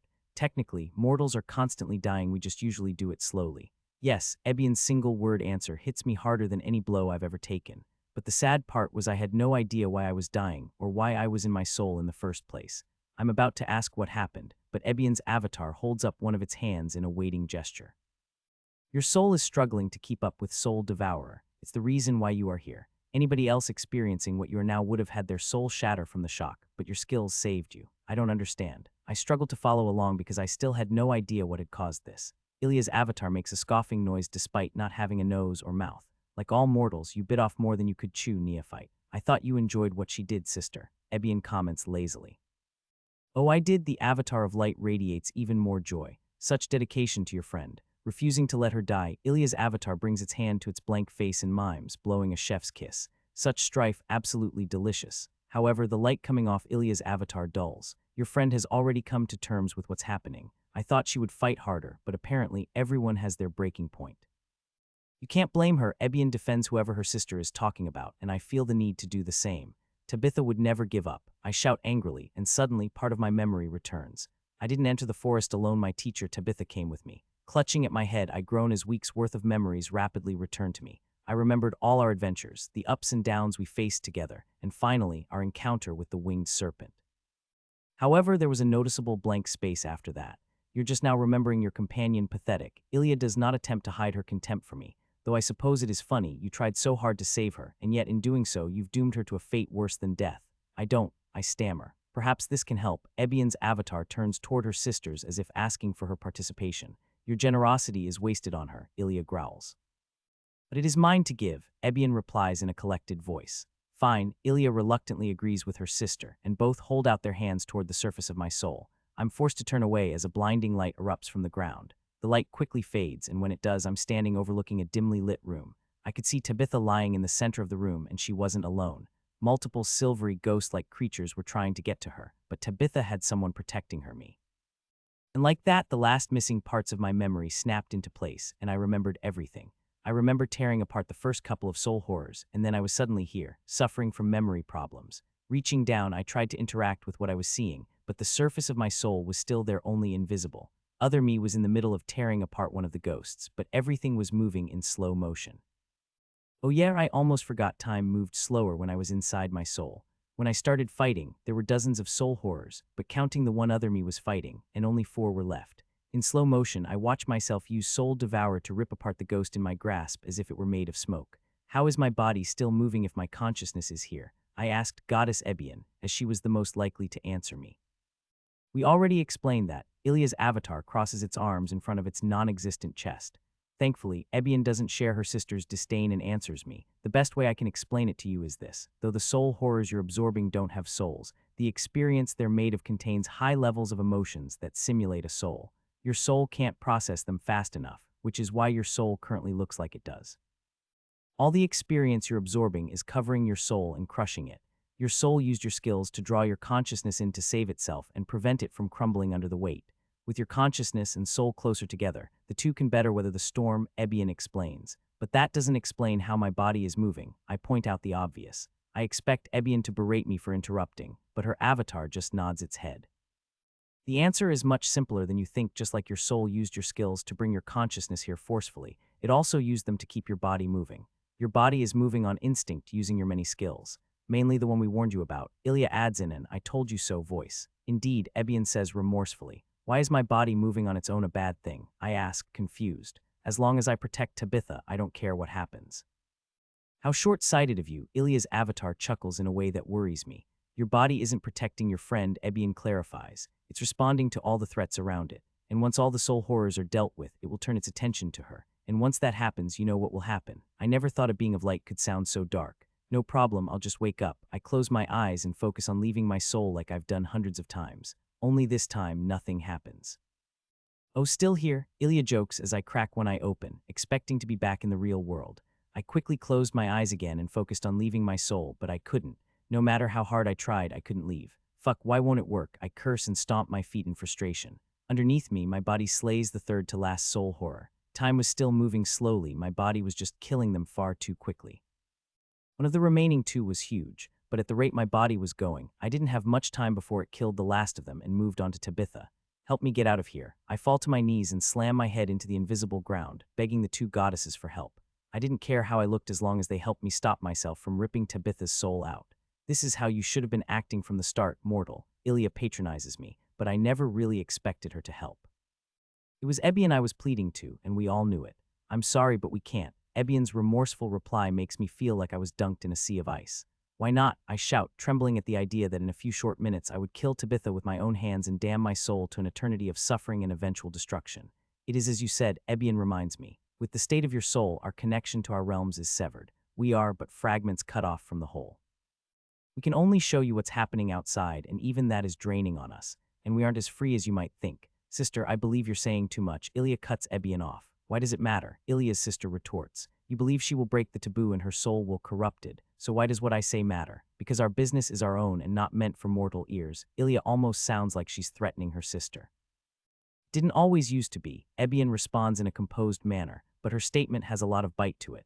Seeing 2 goddesses arguing before me was something else, but I had bigger things to worry about. So while I half pay attention to the 2, I continue trying to force myself out of my soul. But it isn't easy, with the 2 discussing something groundbreaking as if I weren't here. We used to bestow our powers to mortals all the time, Ebion reminisces. And they destroyed each other, Ilya counters. Only because he spurred them on, Ebion says darkly. He was destroyed and his cities wiped from existence. Ilya's avatar glows with righteous fury. Obviously not enough. Where do you think the mortals are now? Ebion's retort sends her sister's avatar reeling. Fuck, I scream at the top of my lungs, grabbing the attention of both goddesses. If the two of you aren't going to help, can you piss off? I can't concentrate with the two of you distracting me. I point an accusing finger at Ebion. Where were you days ago when I had a million questions about the ruins in the crater? How dare you talk to us like that? Ilya's avatar expands to over 30 feet tall and looms over me threateningly, but I cut her off before she can finish. Shut up, I stand my ground, a mere speck in front of a giant. You're just a fragment, you said so yourself. You have no power here. I do, you. The avatar of light deflates like a balloon leaking air until it's back to its original size. Stomping around, I curse the two in my head. They had all the answers I wanted, but I didn't have the time to sit and listen. Out of the corner of my eye, I watch my body kill the last ordinary soul horror and grit my teeth when it starts fighting the final one. Unless you two can take away Soul Devourer or have a way for me to escape, I don't want to hear anything else from you. The two avatars stare at me, dumbstruck obviously, unused to having a mortal being so disrespectful to them. Ilya's avatar looks like it wants to crush me, but Ebion's just continues to stare at me with its featureless face. Then, after a tense moment of silence, Ebion speaks, but it isn't to argue with me. I would if I could, but even if we were connected to our hosts, neither Ilya nor I could take away a skill once it's been obtained by someone. Especially not a skill created by another. Ebion, Ilya shouts in shock. Wait, when I first met you guys, you said Soul Devourer fell under both your domains. So what's this about it not being yours? How does that make any sense? Ebion, don't. Ilya's fragment warns her sisters. Ebion's avatar lets out a sigh. I've said too much. The only thing else I'll say is that we are merely managing the skill and many other similar ones for another. It is your skill, you must be the one to control it. I'm trying, I plead. I'll take anything at his point. It's hard to read a face of shifting darkness, but it felt like Ebion's avatar was staring at me with a sad look. She seemed to want to say something more but was hesitating to do so. Do I need to pledge myself to you? I offer when I see she's on the cusp of helping me. Help me save Tabitha and I'll do anything you ask. That won't work, Ilya answers for her sister. There are rules even we must follow, and one of them is that we can no longer freely give mortals our boons. You must earn everything yourself. My sister speaks the truth. Ebion reluctantly nods. A hint anything, I continue to press. The two avatars stare at me unmoving, not saying a single word. Fine, I'll do it myself. I start frantically clawing at the ground. Not if you do that, Ilya haughtily comments, but I ignore her and focus on trying to dig my way to my soul. I was panicking but wasn't so distraught that I missed the clues the two had already given me. Of course, they were mixed in with all the arguing and back and forth, but they subtly hinted at what I needed to do. The avatars told me they were disconnected from their hosts, meaning there were no moons to stare up at to escape. Similarly, they weren't there to pull me out of my memories if I somehow made my way to the ocean, so that was a no-go. So that left only one way I could get out of here. I needed to force my way out, and that's what I've been trying to do. Usually when I'm not forced out of my soul space, it's because I stopped and triggered a specific reaction between my soul and my conciseness, but with all this crap covering my soul, the two couldn't resonate as they should. So I needed to punch through and make my way to my actual soul that was hidden underneath, and I needed to do it fast. But that was easier said than done. The ground didn't just look like concrete, it was solid like it too. I tried to use soul manipulation to shift the stuff aside, but because my skill wasn't that high of a level, and technically the crap wasn't yet part of my soul, it resisted all my efforts to do so. If only I had access to even a sliver of my soul. If I did, I could shape it into something to help me cut through the soul horror experience, but alas, I was alone. Wait, was I alone? I glance up at the two avatars, silently watching me struggle. Could that work? You two said you couldn't actively help me, right? That is correct, Ebion quickly answers. But you can be forced to help me, I counter. And how are you going to do that? Ilya laughs at the notion, but abruptly stops when she sees the crazed look in my eye. I'm just guessing, but I'm assuming the two of you were left in my soul after our last encounter. That is correct, Ebion helpfully confirms my suspicions, but we can in no way affect you, as it would go against the agreement. We fragments are merely here to better allow our patrons to observe you easier, she adds. Putting aside the fact the goddess of death just admitted to spying on me like I was some reality TV star, I move forward with my plan. Then the two of you are basically the same as foreign skills. I look at the duo hopefully. In a word, Ebion starts, but Ilya takes offense to my reasoning. We are nothing like the pitiful skills you mortals use. On the contrary, as you can see, we are autonomous. How else would we be able to avoid this filth? Ilya gestures to the ground I'm trying to break through. She was right, of course. Unlike other foreign skills I've interacted with, the two avatars were in a class all their own. There was no way I could use them without their consent, meaning it was entirely up to them if my plan worked or not. We will not help you, Ilya continues to stress. I don't need your help, I snap back. Underneath me, my body was slowly overcoming the final soul horror. I only had a few precious minutes left. I just need the two of you to stand there and not resist. Ebion's avatar reels back in shock, understanding what I was trying to get at, while her sister's avatar stares at me confused, though she refuses to admit as much. I don't have time to explain my plan in detail, so I just jump into it. Reaching out with Sense Soul, I try to find the core of the two avatars I know they must have. You dare. Ilya's avatar exclaims, but Ebion reaches over and places a placating hand on her sister's avatar. Wait, sister, let's see where this goes. Ilya's avatar continues to grumble, but she doesn't resist me. Looking at the pair with Sense Soul was like looking into the core of a nuclear reactor. The avatars were bodies of pure power, the likes of which I'd never seen before, but I didn't need to understand the type of energy to use it. My mind felt like it was splitting in half as I zeroed in on the core of their power. Their bodies were massive, but at the center of them was a single wisp of the goddess's true power. Now for the hard part, if they resisted me at all, my plan would fail. Reaching out with soul manipulation, I try to control the two wisps of energy. It's hard to do. Much like controlling the soul horror experience, it wasn't my power I was trying to control, but someone else's. But because they were projected into my soul like any other invasive skill, small parts of my soul had been mixed in with the wisps so they could anchor themselves properly, which meant I had something to grab a hold of. This crazy, Ilya exclaims, but again, Ebion holds her sister back. I think we should let this play out, Ebion suggests to her sister. Neither of us gains anything from letting his skill corrupt her. But we aren't supposed to interfere with mortals. The avatar of light flickers unsurely. And we aren't, Ebion assures her sister. We told her she had to use her skills, and that is what she is doing. Our main concisenesses aren't going to like this, Ilya says doubtfully. Maybe yours, but I don't think mine will. Ebion's avatar corrects her sister. You gain divinity through their suffering, I only gain it through their death and subsequent rest. And I doubt my progenitor wants to lose access to either of the two individuals, especially one who was denied a proper rest after their last life.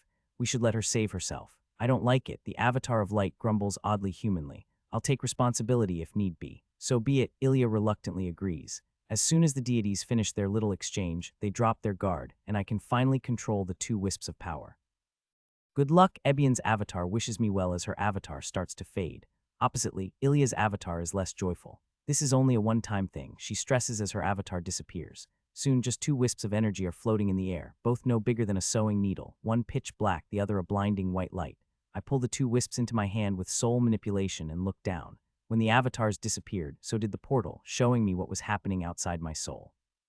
Shit, was I going to have to start praying to them? Ignoring that train of thought, I direct my hand containing the two wisps toward the once plain ground beneath me. The two wisps float downward, and the ground, which wasn't scratched by any of my previous attempts to escape, disintegrates when faced with the swirling energies. The wisps don't even need to touch the ground to obliterate it, so I spin them faster and push harder. I had no idea what was happening outside my soul, but I knew I was cutting it close. I promise I won't let you die, I repeatedly tell myself as I dig toward my soul, toward freedom, towards Tabitha. I needed to hurry. The rotating wisps of the goddess's power spun as fast as I could control them and cut through the soul horror experience like butter. But it wasn't enough. Worse, the wisps were slowly shrinking, but that wasn't the biggest problem I was. The deeper I dug, the more it felt like I was being crushed under a mountain of pressure, and it was only getting worse the further down I went. Of course, my current form was just a projection of my consciousness, so I didn't need to breathe. If I had to endure the same thing with my real body, it would have been reduced to paste a long time ago. Only my willpower kept me going, and I was worried that it might soon give out too, because the pressure wasn't the only thing getting to me. While standing on the top of the soul horror experience, there had been a disconnect between my consciousness and my soul. But now that I was closing the distance between the two, that connection was once again strengthening, and I could feel the strain my soul was under and couldn't imagine how it hadn't crumbled by now. My soul desperately tried to lighten its load by absorbing and processing as much experience as possible, but there was too much to handle. The pain I was experiencing was already pushing the limits of what was endurable, and according to the goddesses, it would get worse when I returned to the real world, and my consciousness and soul were once again united. There was a real possibility I might die instantly after I regained consciousness, but that was a better alternative than becoming a monster if you ask me. And besides, if I die, Tabitha won't need to worry about me when she escapes, so there was that, at least. It was cynical to think that way, but I was trying to look on the bright side of things. I really was. There was no way I could predict the pain level I would experience once I freed myself. Of course, I wasn't going to give up without a fight, but I wasn't going to form any unreal expectations either. I felt the soul horror experience shifting around me as I pushed harder. I lost my view of the outside world, but the tremors were a sign my body was still absorbing the experience with Soul Devourer. I refused to believe the added experience I was feeling was from Tabitha. The extra weight made digging even harder, but it also meant I still had time. When the experience stops flowing in, that's what I feared the most. I was almost there. I could feel myself getting closer to my soul. I just need to push harder. If I can do that.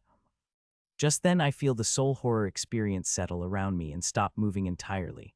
No, ignoring all the pressure and pain, I put everything into controlling the goddess's fragments. If the experience around me settled, it meant no more was being absorbed, and if no more was being absorbed, I was out of time. With reckless abandon, I hurl myself downward. I pushed harder than ever, to the point that my consciousness was right up against the god's revolving fragments and was shredded apart like everything else.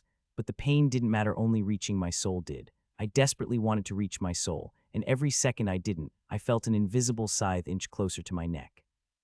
Amid my frantic digging, it happened. The dull gray experience of the soul horrors gave way to reveal the fake grass I knew and loved. I wasted so much time meticulously forming every single blade I'd recognize it anywhere. The goddess's fragments were damn near reduced to nothing, but I didn't care. Reaching out, my astral fingers, which were half destroyed by the goddess's power, made contact with my soul, and through the unbelievable pain, I felt joy.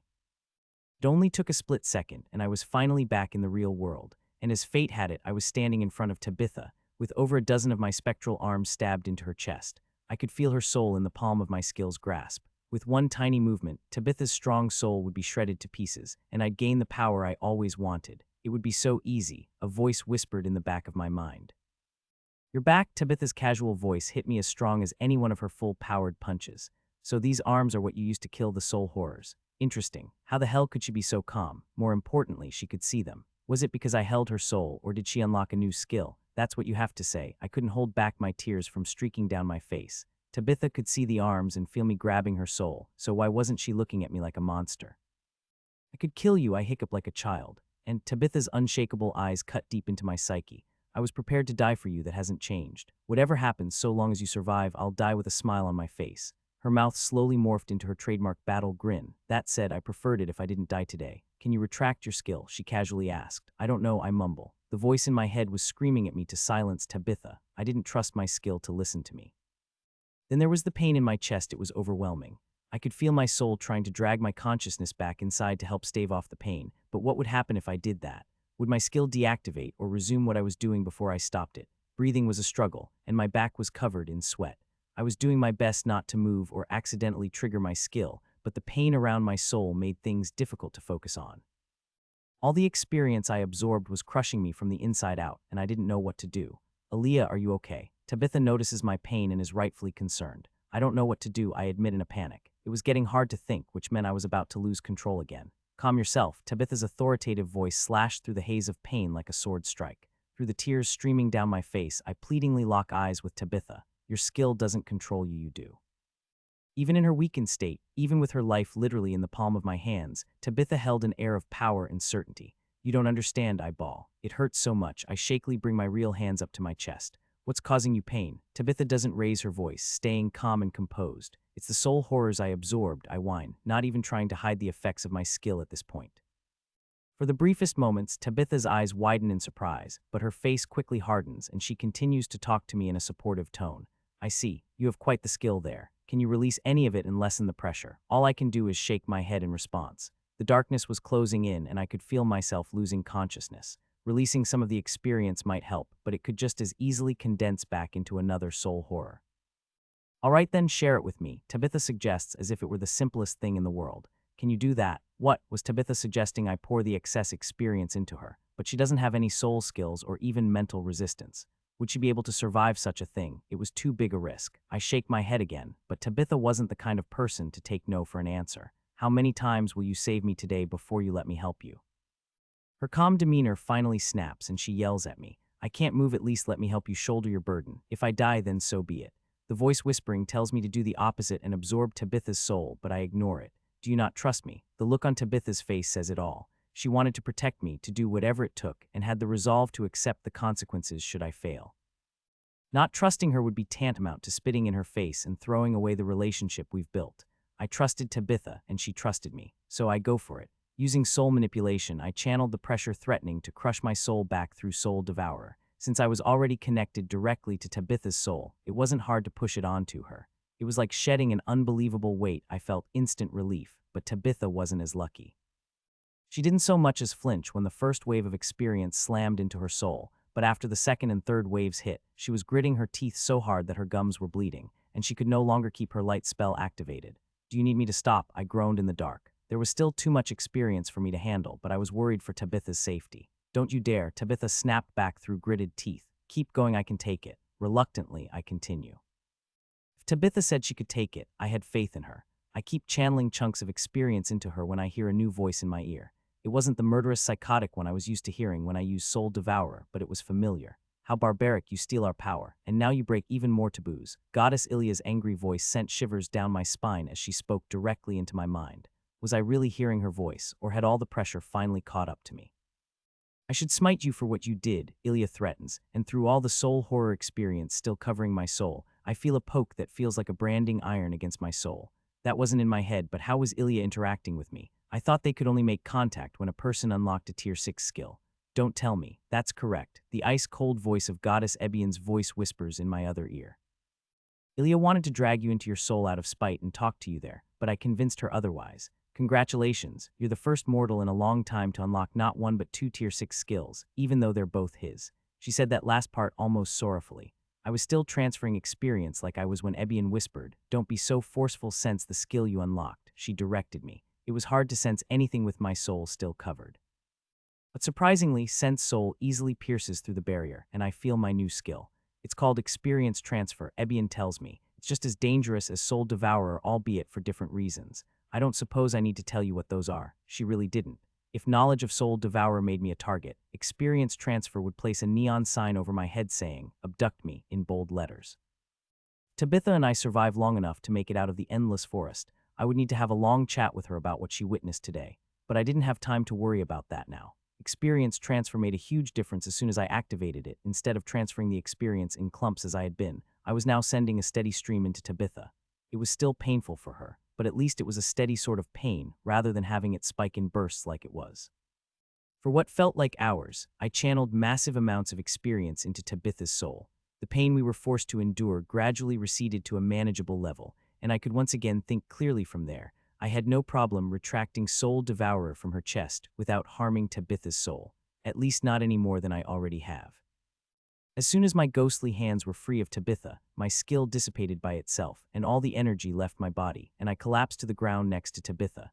"Very good," Ebion's approving voice rings in my ear. "We cannot maintain this connection long, so we'll have to wait until next time to talk formally." "What makes you think there'll be a next time?" I ask back in a barely audible voice. "Call it a hunch." I hear the mirth in the Goddess of Death's voice. "Don't die too soon," she says before I feel her presence vanish. I'm about to let out a sigh of relief when I'm reminded more than one god is watching me. "Try to so much as touch the remaining parts of us in your soul, and I'll do things that will make you wish for my sister's embrace." Ilia angrily hisses in my ear before she, too, vanishes. I lay in silence, waiting for the other shoe to drop, but after 5 minutes of nothing happening, I finally allowed my body to relax. I was more than sore, and my soul was furiously working on converting the remaining experience covering my soul. There was no doubt in my mind there was enough to gain me a few levels, and that was after I transferred the majority to Tabitha. It was a good thing Tabitha was so strong she had no resistance to it, thankfully. Tabitha's higher level and strong will allow her to shoulder a considerable amount of the burden. I wasn't sure if she was still awake or not, but I could hear her labored breathing, so at least I knew she was alive. Was there any doubt? Yes, a lot actually, but I suppose I should have known better than to write Tabitha off, even with her injuries. Speaking of which, I wasn't much better. I might not have been in control of my body, but that didn't mean I wasn't feeling the effects of what it did. Now that there wasn't an emergency to worry about, I couldn't bring myself to twitch a finger, let alone move a limb. I struggled to keep my eyes open until I can't come up with a reason why I should. "I'm sorry if there's anything else down here, but that's it for us." Thankfully, I don't think we have to worry about that. With how aggressive the soul horrors were, there shouldn't be anything else down here, and the fighting had to have drawn every last one of them to us. So with that in mind, I give up trying to stay awake and let myself fall asleep. I've earned that much. I was awake, but I didn't want to be. There was no reason to open my eyes, as we were still underground, and I wouldn't be able to see anything if I did, but that didn't stop me from checking my surroundings with sense mana. Considering we weren't ambushed while asleep, it was safe to say we were temporarily in the clear, but one could never be too sure. The soul horror ambush was fresh in my mind, so I took extra time scanning the empty rooms surrounding us, the thick walls of the ruins, and any other gaps I had previously glossed over. Thankfully, though, everything was silent as a crypt. Next to me, Tabitha's breathing was steady, which was a good sign. Are you asleep? I couldn't tell if Tabitha was awake yet, so I kept my voice just above a whisper, but even that sounded loud in the dark. Not anymore. Tabitha's tired voice answers back. Well, if that's the case, any idea how long we were out for? My stomach felt empty, but I could have been out for a few hours or a few days with how much I needed to heal. I hear Tabitha sigh beside me and groan as she slowly shifts around on her back. I say we've been out for about 2 days. Is that so? I lazily comment, not at all surprised that she sounded confident or that we were possibly out that long. It is a miracle either of us is alive. The goddess of death must not have seen fit to take our souls while she had the chance. I can hear the mirth in Tabitha's voice. Of course, she was joking, but she didn't realize how right she was. I don't move to clasp my hands together or do anything like that, but I do silently say a prayer to Goddess Ebion and to a lesser extent her sister Ilya. Of course, I wouldn't devote my life to the two as a priest would, but I fully recognize what the two did for me and am thankful. Plus, I was worried that my already lousy relationship with Goddess Ilya might become dangerous if I didn't show her at least some appreciation. I gathered from my interactions with them that the gods can only interact with people at specific times. One was unlocking a tier 6 skill, something your average person was never likely to do. Seeing how I've met the duo twice in less than a year, my luck was either incredibly shitty or I needed to start buying lottery tickets. That or be on the watch for lightning, whichever was least likely at this point. Speaking of which, what do we do now? I nervously ask Tabitha. What else? We heal to the best of our abilities, she replies matter-of-factly in her usual bland tone. We lick our wounds and devise a plan to escape the winged serpent. Maybe we can sneak away or possibly fuck. Tabitha swears out of nowhere and suddenly stops talking altogether. What is it? I sit up and start scanning our surroundings for whatever made Tabitha swear. For as long as I've known her, Tabitha seldom swore, so I was already mentally preparing myself for another life or death battle for her to react like that. Only, there was nothing there. Meanwhile, with sense mana, I noted Tabitha was staring upward with her mouth wide open. Is it your danger sense skills? I nervously ask, still scanning our surroundings, but Tabitha doesn't answer me. She doesn't even turn her head in my direction. Tabitha, are you all right? I was starting to freak out at this point. Tabitha was mumbling about something I couldn't make out, so I leaned closer. What was that? I asked, using my hands to check Tabitha's arms in the dark. I wasn't sure if the potion did its job, so I made sure not to shift anything while examining them. Sense mana helps me check the state of her arms, and they appear to be healing nicely.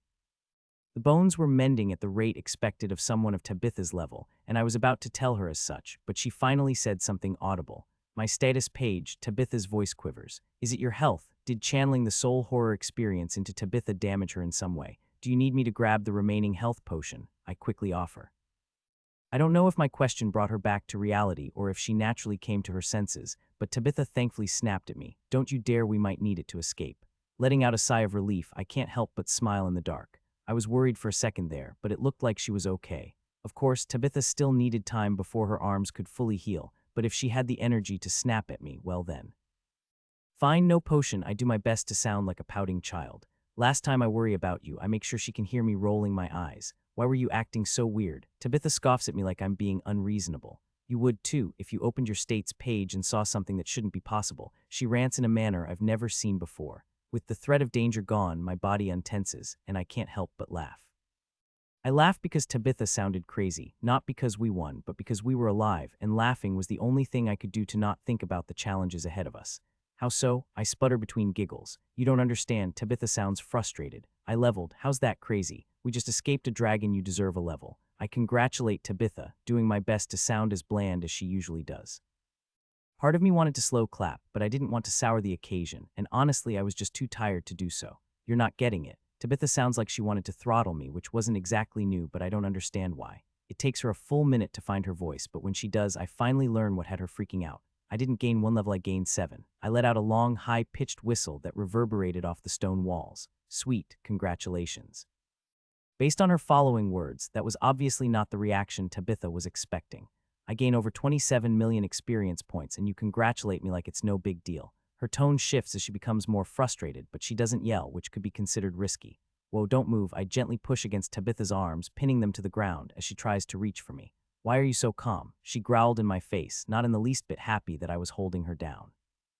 Well, because I thought you knew this was going to happen, I sheepishly responded. What? Why would you think that? Tabitha interrogates me in the dark. I told you I absorbed the soul horrors, I remind her. Remember, you said to share the pain, so I transferred most of the extra experience to you. Tabitha went silent and stopped squirming in my grasp. That was experience. Yeah, what did you think it was? I frowned in confusion, but she couldn't see what face I was making.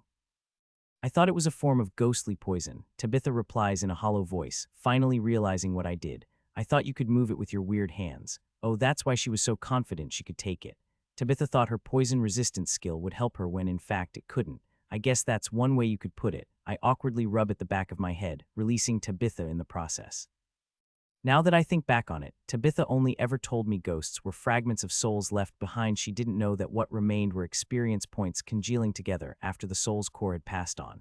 You already knew. I could feel Tabitha's accusing gaze on me even though I couldn't see her in the dark. Maybe, I hesitantly answer, and you knew I would level. There was a high probability I reluctantly answer, expecting Tabitha to berate me for not telling her about such a massively important skill, but the verbal tongue lashing never comes. Instead, Tabitha asks me a question in a quiet, hollow voice. Have you always been able to do that? Is that why Master is going to such lengths to recruit you? He never told me. Tabitha sounds disappointed, and I think I know why. Tabitha thinks Pakor knew about my skills and kept silent because he didn't trust her, but that wasn't true.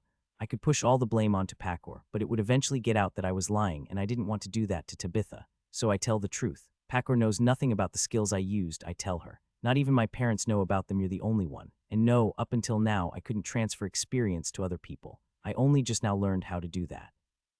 You know how big of a deal this is? What a skill like yours could do? Tabitha asks darkly. I wish I could see her face to better judge her reaction, but my mana pool was still recovering. Will you silence me? Now is your chance, Tabitha morbidly suggests. Yeah, because I worked so hard to save you, only to kill you myself, I reply with overwhelming sarcasm so that even though Tabitha couldn't see me rolling my eyes, she knew I would never do that. I see, Tabitha hums in thought. Then what is your plan going forward? That was a good question. But sadly, I didn't have an answer at this time. I don't know, I huff. Do we have to talk about this now? I don't know about you, but I'd rather have our heart-to-heart after we escape. Then we can sit down and chat. Is that okay with you? If that is what you wish, Tabitha replies in her familiar monotone voice, which for some reason puts me at ease. An uncomfortable silence falls over us, made worse by the dark, but my awkward self can't stand it for more than a few minutes before I try to fill the silence with idle chatter.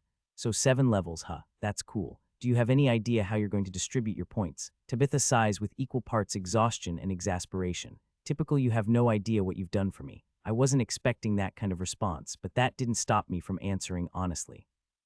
You've helped me so much, it's only right that I help you in return. I nudged Tabitha affectionately in the dark. We're friends, aren't we? Friends, Tabitha slowly repeated the word as if it were a foreign concept. You consider me a friend? She sounded almost mystified. Friend, teacher, big sister, role model, I consider you a lot of things. I smiled to myself, letting my words do the talking.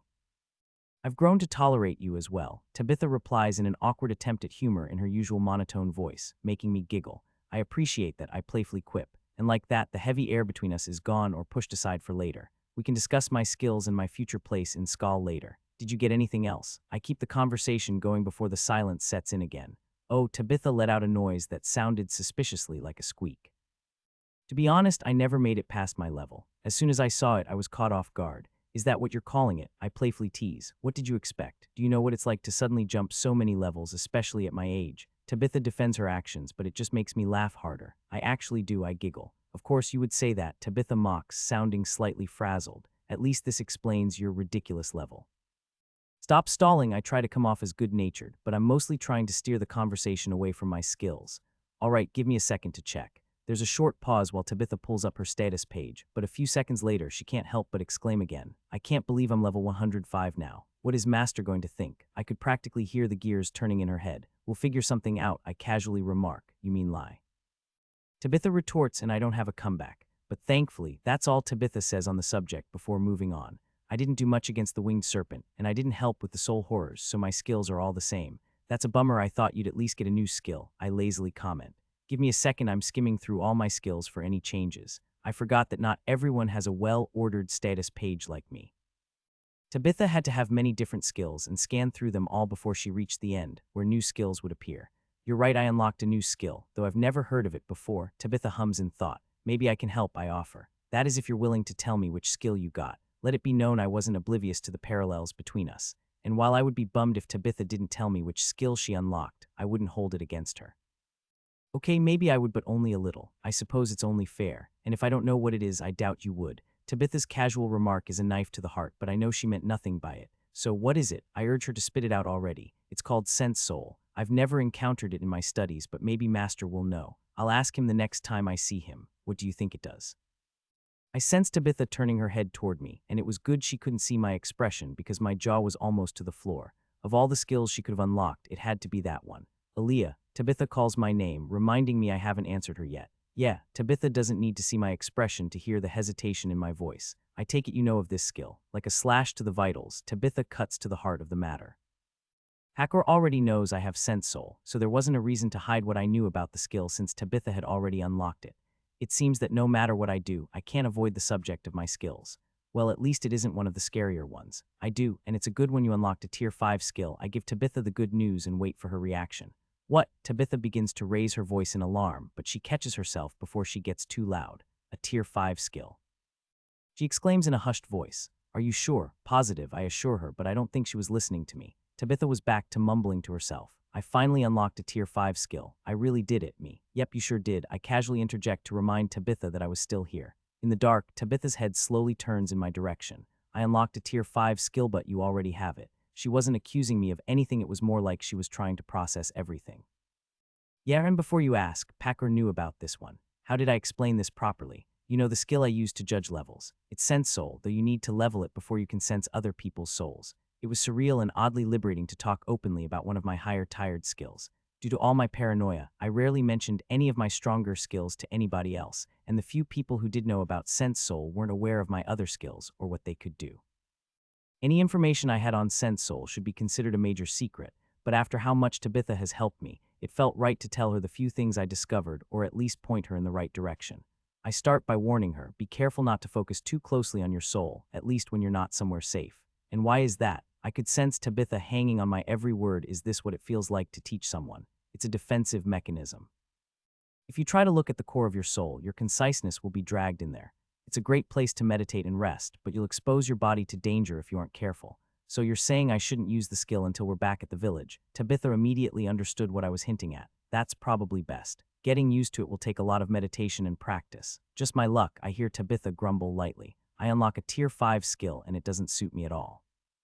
Sorry, I confusingly reply. Ignore me, Tabitha brushes off my concern. I know I shouldn't complain, most go their whole lives without unlocking a tier 5 skill. It's just I've dreamed of this day since Master Packer accepted me as one of his disciples. I just thought any tier 5 skill I would get would be something more physical like Master's, or maybe something to do with my sword skills, which I've spent my whole life honing. Instead, I got a skill I have no idea how to use. It sounds more like a mage's skill than anything else. But you know magic, I'm sure you'll get the hang of it. I offer Tabitha some encouraging words, but she just huffs in amusement. I'm no mage, I only know enough magic to charge my gear and cast the most basic spells. I despise meditating and anything else that requires me to do nothing for hours on end. I'll trust you that it's a valuable skill, but it isn't me. Tabitha lets out another tired sigh. How did I even unlock such a skill? I cough into my hand embarrassingly. That was probably my bad. The hands you saw coming out of my back were touching your soul, so it only makes sense you'd start noticing it after suffering through such a thing. And I don't know what other tier 5 skills are like, but I'm sure you'll find Sense Soul more useful than it sounds. Trust me, that wasn't just me trying to make Tabitha feel better either. Tabitha wanted a tier 5 skill she could use in battle, but I spoke from experience when I said physical skills weren't everything. Sense Soul, Soul Manipulation, and Soul Devourer were all overpowered in different ways, and 2 out of 3 were considered passive skills. I could only imagine what a tier 5 sword would look like by comparison, but I wouldn't trade any of them for the world. Each had saved my life in one way or the other, and would likely continue doing so long into the future. If you say so, Tabitha didn't sound entirely convinced, but I was sure with some time and some help from me, she'd come to appreciate the skill she was given. Now enough about me. Tabitha suddenly decided to flip things around. Tell me, how many levels did you gain? What? I answer back dumbly. Come now, don't tell me you forgot to check your status page. Tabitha chuckles mockingly, but not in a bad way, more like a sibling. You helped me escape the lesser dragon, saved my arms, and protected me against the soul horrors. If I gain this much, I'm almost afraid to hear what you got. I can't help but blush, partially from Tabitha's praise, but mainly because I was embarrassed. It wasn't my fault I forgot to check my status page. Tabitha was the one who distracted me. Okay, so it slipped my mind. The truth was, between resting and everything going on with Tabitha, it never crossed my mind to check my stats. I pushed the majority of the soul horror experience into Tabitha, but I still had a lot to process myself when I passed out. If she said she got 27 million, how much did I keep? Only one way to find out. All right, give me a second, I tell Tabitha as I pull up my status page. Let's see what almost turning into a soul-sucking monster earned me. It better be good. Okay, now I feel bad for giving Tabitha such a hard time about her reaction to her status page. I only earned a fraction of the experience she had, and it was taking everything I had not to shout or do something embarrassing to celebrate. Was it a coincidence we both gained 7 levels? Probably, but then again, if I could have handled all the experience, I'd have gained another 10 levels on top of what I did, maybe more. But wait, something wasn't right, the numbers felt off.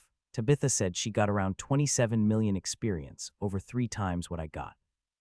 Still, I transferred over 80% of all the experience I gathered. By my math, Tabitha should have gotten something like 54 million, not 27. What gives? And wasn't that a little low overall? Tabitha said that soul horrors were only formed from people above level 140. Some of the experience dissipated after I absorbed most of it, but not enough to equal that much. What was going on here? Is something wrong?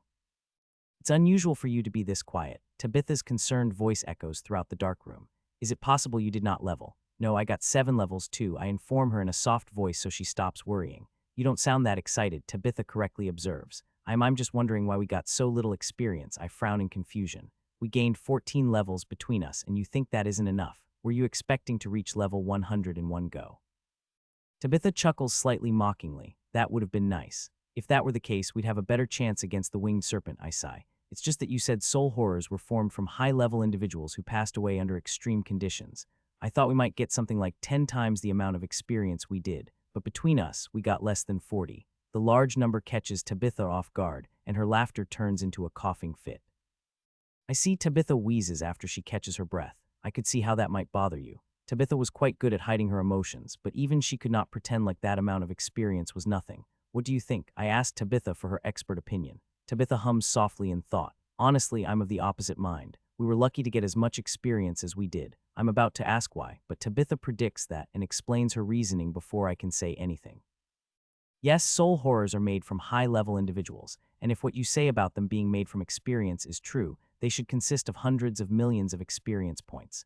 But you forget, unless they have a steady source of souls to feed from, they'll slowly fade away. If we had encountered them thousands of years ago when they were first formed, we might have gotten that much experience. But then again, they would have been much stronger back then, Tabitha correctly pointed out.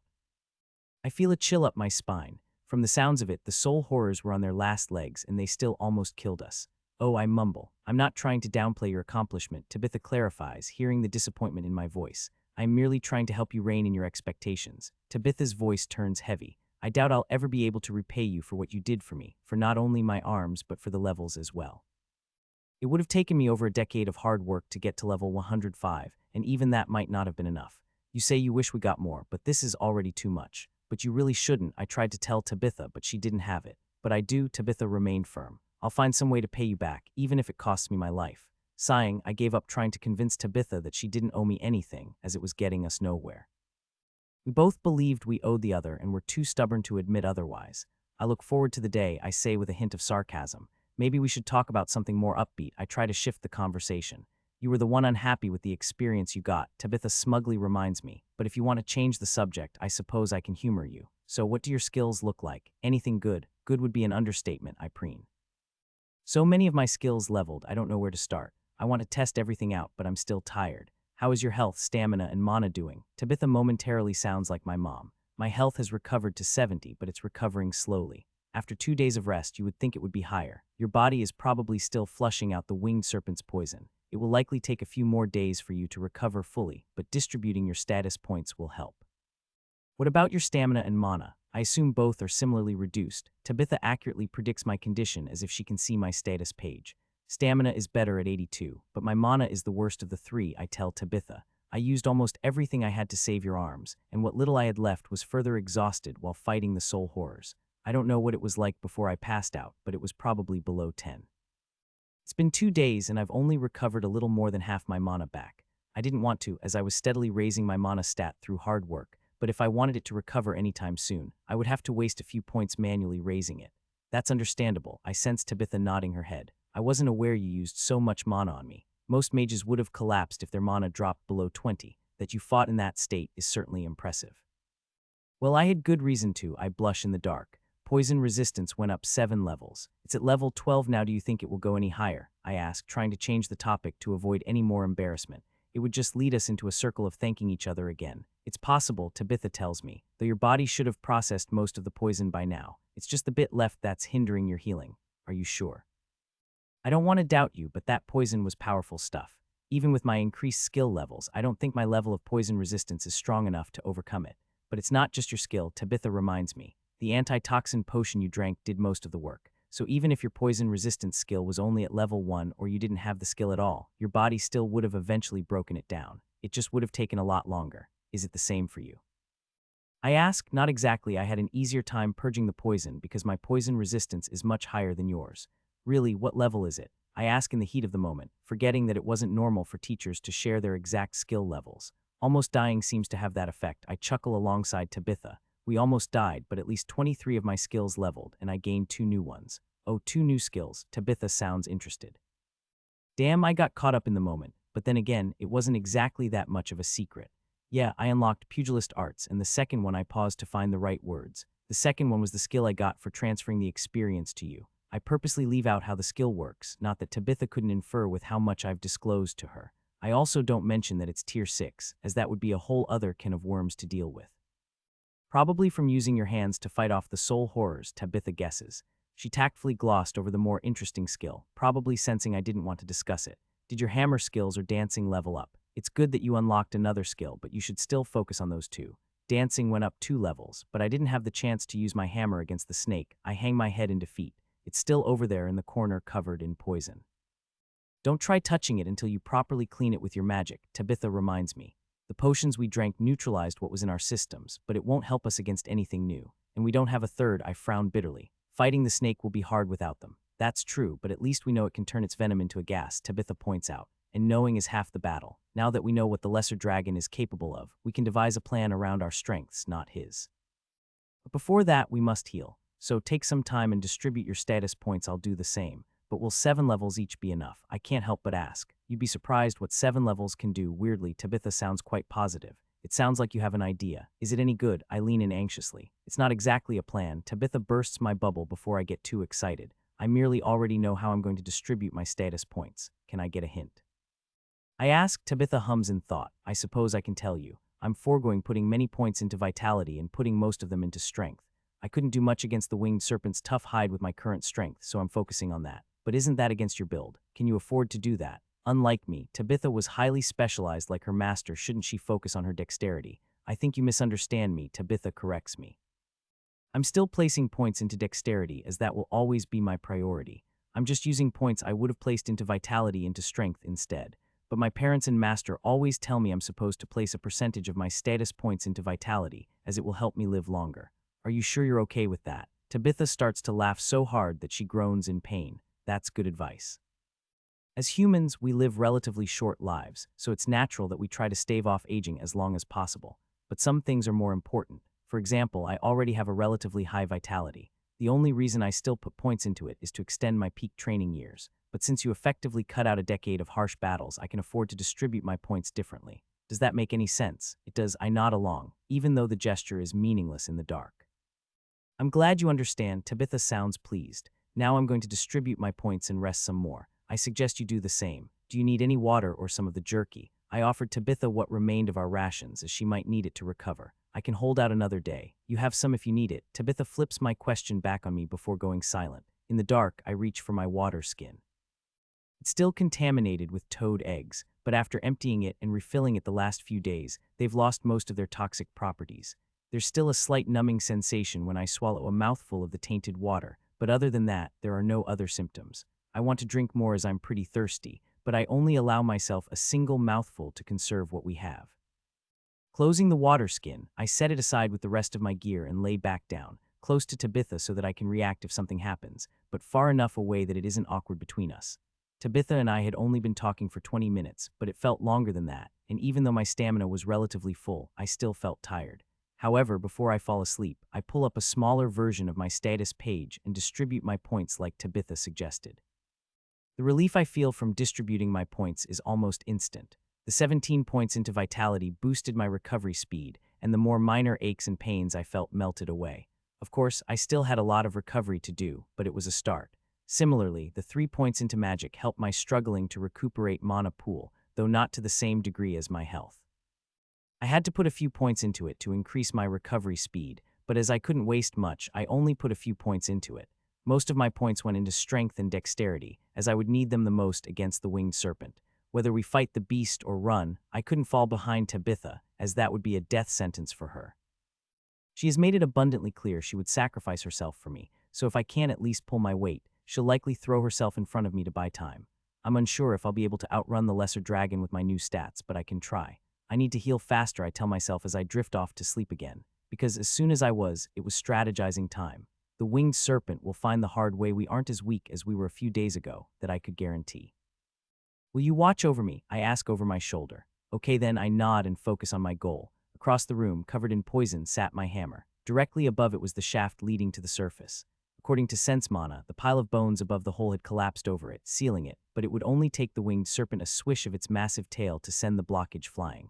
To our understanding, the serpent couldn't reach us down here, but that didn't mean we could afford to be careless. To clean my hammer, I would need to get close to it, otherwise I'll waste the precious mana I've spent the last 3 days recovering. I initially hoped the poison would start dissipating after sitting there for so long, but even now, I could still sense the poison on my hammer, just as active as when we were initially hit with it.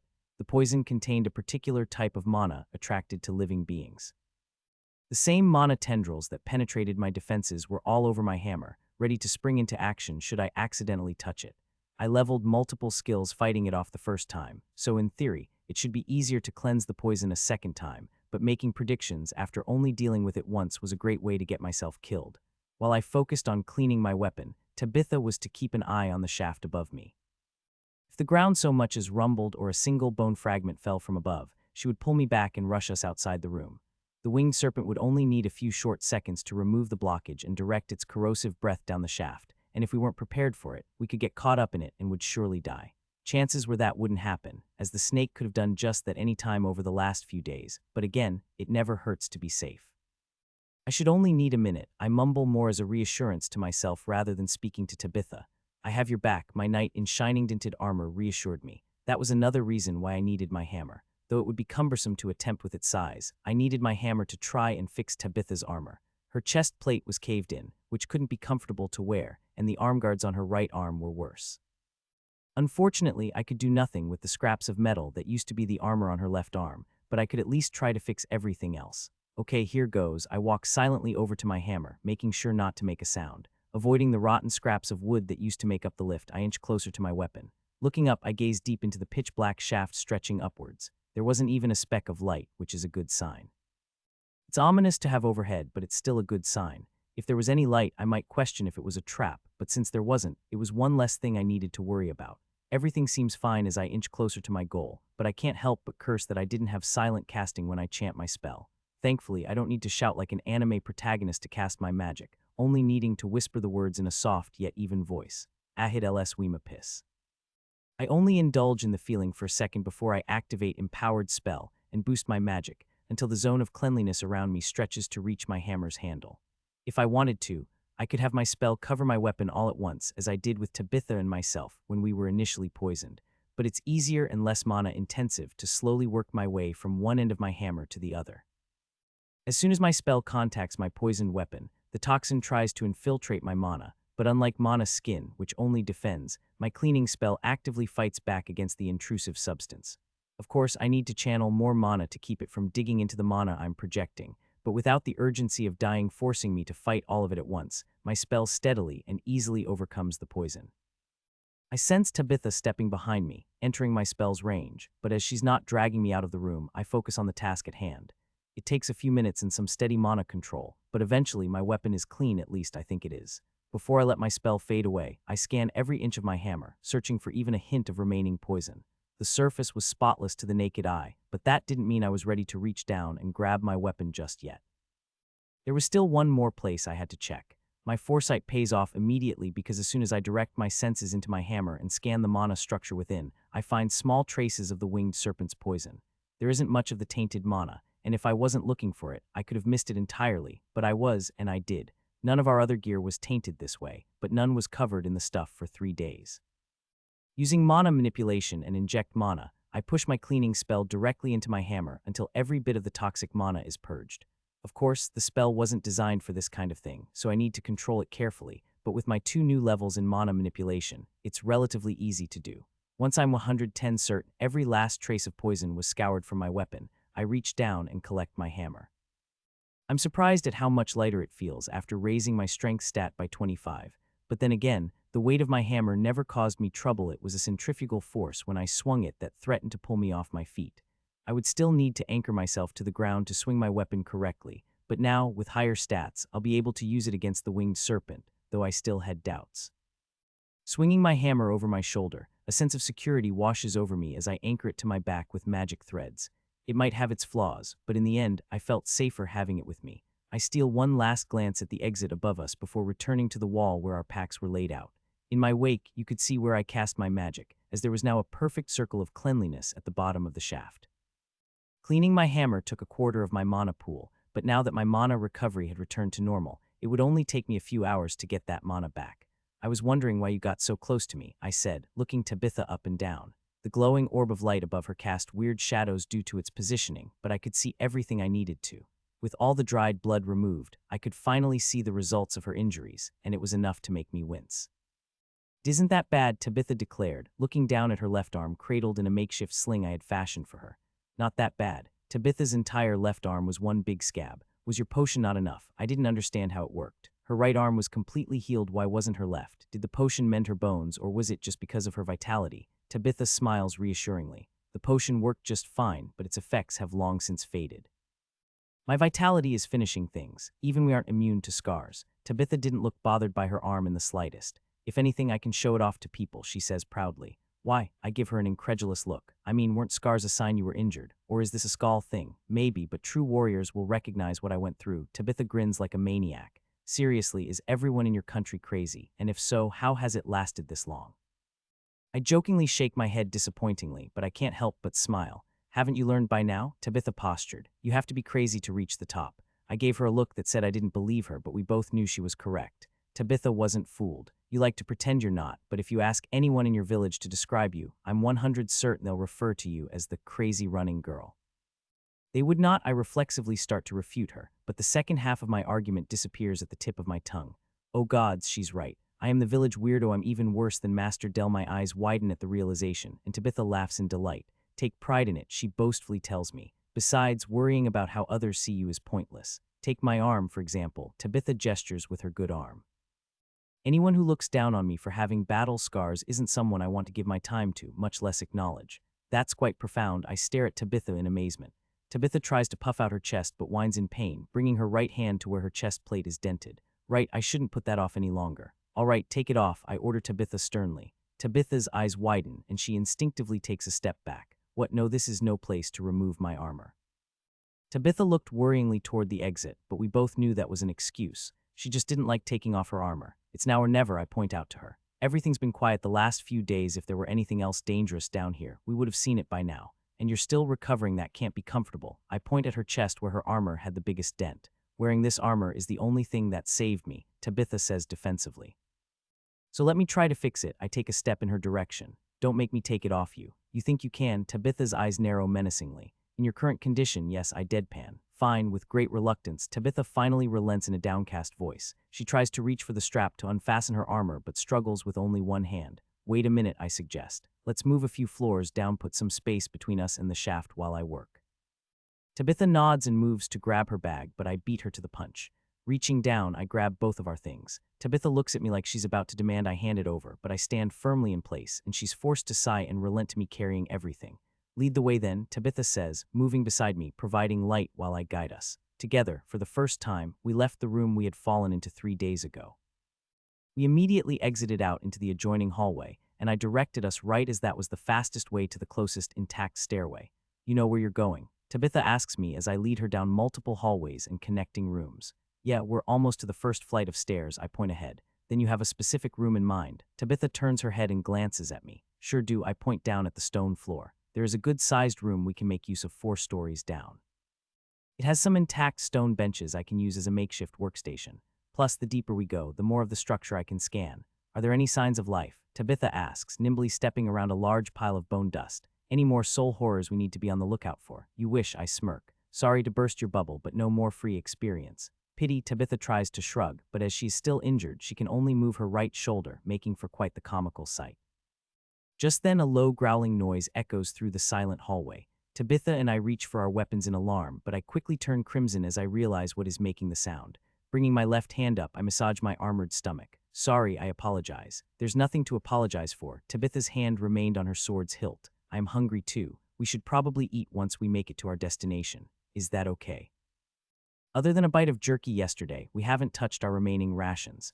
My stomach was growling, but I could hold out for another day or two if needed. Tabitha didn't look as convinced. Even if we eat what little we have, it's best to do so now. My recovery has slowed. What about you? I'm almost there. I pull up a cheat sheet of my status page. Health, 2,241.63, 2,530. Stamina, 1,580, 8.47, 1,697. Mana, 782.34, 1,030. I'm still down 300 health, but my stamina is fine, and I used a quarter of my mana pool to clean you and my hammer. I rattle off in quick order. What about you? I look directly at Tabitha's sling. At least that's some good news, I proclaim. In here, I direct us into a room coming up that contains the stairs leading downward. Do you think I could heal broken bones in a few days with my vitality? Depends on the break, Tabitha explains casually as we travel deeper into the ruins. From there, our conversation shifted to various topics, some serious and some less so. We spent a few minutes discussing how the bricks used on the floor differed from the ones on the walls. They were almost indistinguishable, the only difference being that the floor bricks were a slightly paler gray. Color aside, though, the bricks making up the floor had the same force-absorbing properties as their wall counterparts, only much milder. It was like walking on a beach. You had to put in more effort to move, but nothing as ridiculous as trying to walk on the wall bricks. While I could talk about magic materials all day, Tabitha wanted to discuss more pressing matters. She asked me if I could sense the lesser dragon above us, and shamefully, I had to tell her I couldn't. She wasn't surprised by this and explained why I had trouble sensing the winged serpent. According to her, the winged serpent had deployed a mana zone. I had heard Tabitha use the terminology earlier when we first ran into the lesser dragon, but it was only now that she explained what it frankly was. Strong magic beasts can diffuse part of their essence around themselves and affect the mana of a given area, creating zones that can hinder the skills of others and slowly morph their surroundings to suit them better. It was why the forest above the Colosseum was dead. The winged serpent's mana zone corrupted the surrounding mana, making it unsuitable for plant life. It was also why I couldn't sense it, no matter how hard I tried. The winged serpent perfectly blended into the background it created, so unless I'm incredibly close to it, I won't be able to pinpoint its exact location. The mana zone was also responsible for tricking Tabitha's danger sense, and the bad news didn't stop there. According to Tabitha, if all that wasn't bad enough, there was a genuine possibility that the winged serpent could track our movement inside its mana zone, meaning as soon as we surfaced, it would know. I know I shouldn't be casting stones, but I couldn't help but curse at such an overpowered ability. How on earth are we supposed to fight something like that? Tabitha reassured me it was possible, though it would be tricky. I asked her if she'd ever fought against a magic beast with a mana zone, but she denied ever doing so. Only extremely powerful magic beasts form a mana zone, and encountering one is rare. It was just our luck we ran into one. Tabitha did add one piece of what she considered good news to her explanation. When she first realized we were in a mana zone, Tabitha feared the magic beast we ran into was above 150, as that was around the level magic beasts started forming mana zones. I had snapped at her, questioning how that could be considered good news, but she assured me it was coming. Tabitha told me she couldn't sense the winged serpent's level, but after fighting it, she was positive it wasn't near level 150. So why the mana zone? As Tabitha put it, it had to do with the winged serpent being a lesser dragon. Tabitha explained that lesser dragon was used to describe beasts with draconic ancestry, no matter how removed they were. Dragons were apex creatures known for their invincible bodies and even more devastating magic capabilities. Because the winged serpent was a descendant of them, it was able to manifest a mana zone prematurely. Tabitha was confident the winged serpent was somewhere around level 130. It could be lower or higher, but it definitely hadn't reached 150. It was exciting learning about mana zones. Of course, Tabitha reminded me multiple times that everything she knew came from her master, but that got me thinking. Pakor was over 150. Could he produce a mana zone? Tabitha didn't want to talk about it, but was a mana zone something you advertised? Pakor said he had zero magical talent, but did you need talent to affect the world around you? No, you didn't. I pondered the potential of such an ability down multiple flights of stairs until we reached the room I was leading us to. The two of us were now sufficiently far enough away from the snake that it wouldn't be able to hear me working on Tabitha's armor, and now that we were here, it was time to get to work. Right after a quick meal of hard biscuits and overly salted jerky, it was that or I got distracted by my stomach while I worked. First, food, then we could start on our preparations. I need to fix Tabitha's armor, improve Mana skin now that I've gained so many magic skill levels, and lastly I looked down, focusing on a large underground chamber I could now sense deep beneath us. Before we leave, we'll need to check out that room. All the remaining death mana from the soul horrors was slowly gathering there. I couldn't sense any soul horrors, but if there were any more left, that's where they would be hanging out. But sadly, exploring would have to wait until later, but we'll get there eventually. It was always fun to work around other people, even if I was the only one doing the work. There was just something about having somebody watching me that always made me want to do my best. I wish I could say everything was fine, but it wasn't. I could deal with Tabitha giving me advice on any number of subjects, but smithing was not one of them. Are you sure you're not going to ruin it? Tabitha anxiously asks over my shoulder. I'm trying not to, I growl.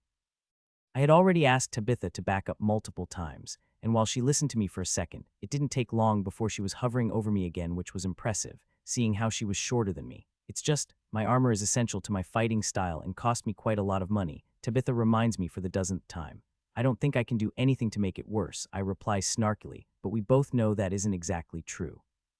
Sure, Tabitha's armor had a massive dent in it, but the enchantments were still holding firm, and as long as they were still functioning correctly, the armor wasn't technically destroyed. All it would take is a single bad swing of my hammer, and I could accidentally compromise the many crisscrossing runes on the inside of the breastplate, turning it into an expensive piece of scrap metal. Tabitha wouldn't stop pleading with me with her eyes until I sighed in defeat.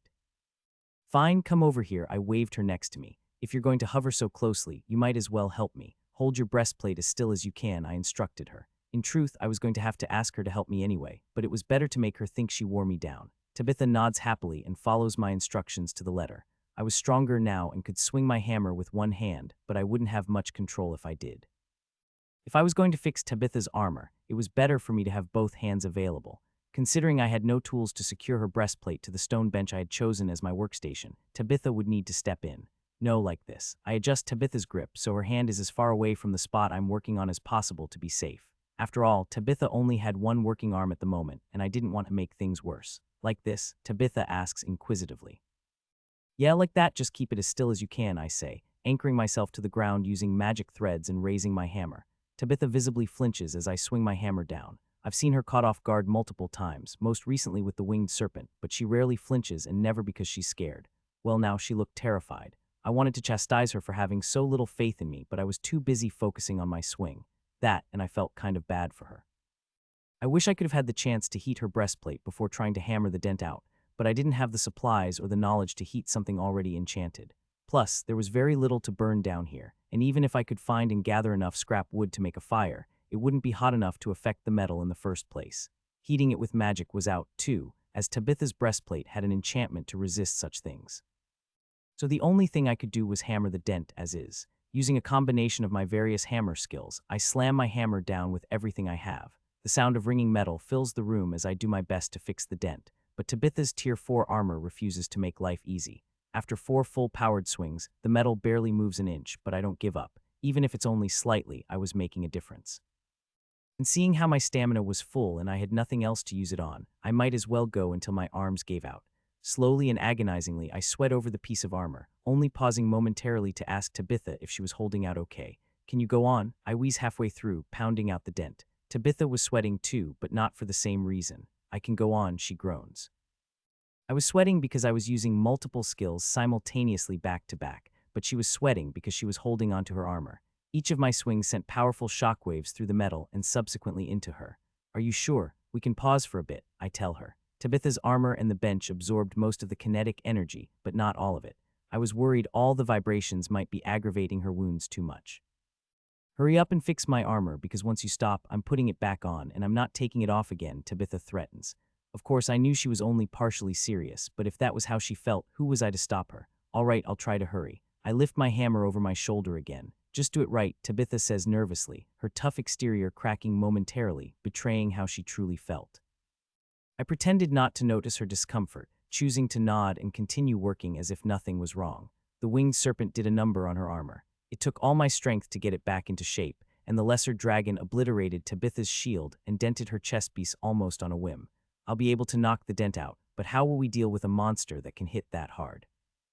Tabitha's shield was gone, and just because I was pounding out the dent didn't mean her breastplate would magically be back to the way it was. Without properly reforging it, Tabitha's armor will always be weaker where it was dented. I haven't told her yet, as that conversation was sure to be painful, but Tabitha would have to be extra careful in the future. The best I could do was make it no longer painful for her to wear. Honestly, I'm surprised her chest plate wasn't worse, specifically the runes. I tried studying their 3D structures whenever Tabitha let me, so I was familiar with how complicated they were. And yet, even though multiple runes were stretched with the metal, the enchantment still functioned properly. The beginner runes I knew were extremely fragile, so seeing the much more intricate versions withstand the snake's strike, and my hammer blows left me curious if there was something different about these, or if they were higher-tier runes. They might have been simply more robust than the basic ones, but I had a feeling there was something special about them. I wanted to meet the artisan who enchanted it, but first we had to make it out of here alive. Almost. And there, I swing my hammer for the last time. Wiping the dripping sweat from my face, I examine my handiwork. It was a rushed patch job, and I could only make it as flat as I did because the metal only deformed under the snake's strength and was never torn, but considering my lack of tools, I was proud of my work. Can you help me put it on? Tabitha asks in a monotone voice, but her eyes practically plead for me to help her.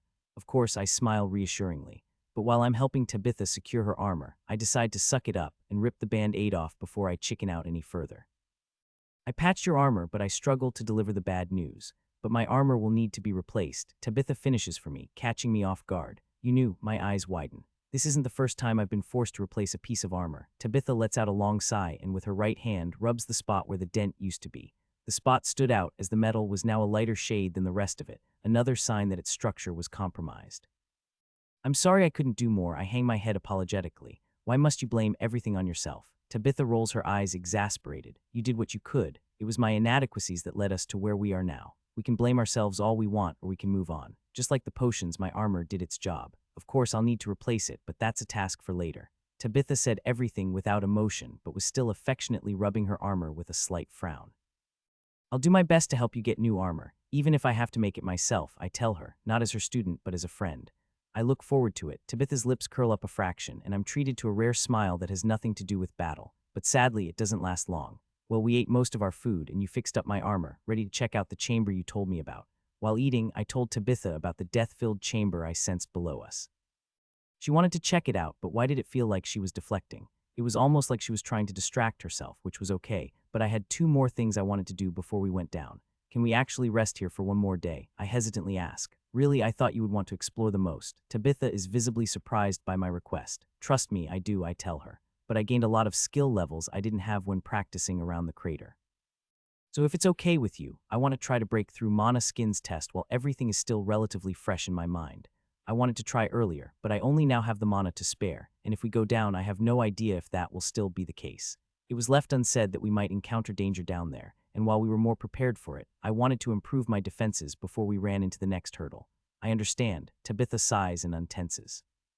If you need time, we can stay here for a day. She slowly lowers herself and sits on the stone bench we used to fix her armor. It's probably best I finish healing anyways, she lazily comments before closing her eyes. Tabitha was never easy to read, but even I could tell she was anxious to get moving. She had to be tired of sitting around doing nothing. I know I was, but leaving now wouldn't be a good idea. It sucked seeing my battle-hungry teacher down in the dumps, and I could only imagine how bored she must be after the last 3 days, but there was simply no better time for me to improve one of my most valuable skills.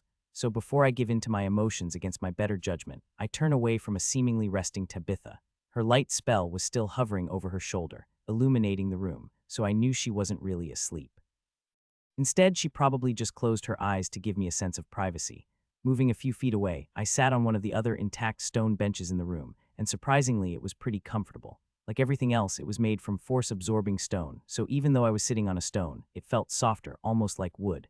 The bench was the perfect place to meditate, but before I did that, I shook out my legs and rolled my shoulders. I would likely not be moving for an extended period, and I didn't want my still healing body to lock up from the lack of movement. While stretching, I steal one last glance at Tabitha, who still hasn't opened her eyes again. In my mind, I wished that she would heal enough to gain use of her other arm. Besides a few strips of jerky and a quarter of a waterskin left, we were out of supplies, so the countdown had officially begun.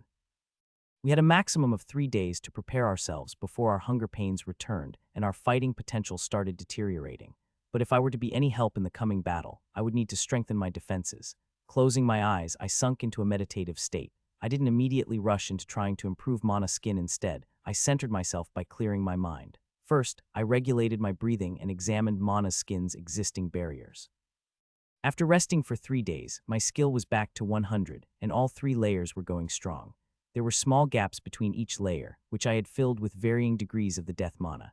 It was a little funny because after absorbing the soul horrors, the toxic mana down here had started to clear up, and now the mana held between the layers of mana skin was more toxic than the stuff around us.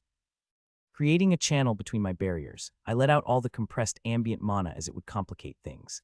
I then reabsorbed barriers 2 and 3, leaving only one barrier protecting me from the high levels of ambient mana. Now that I think about it, I should see how bad it is without my skill now that I've gained 7 levels.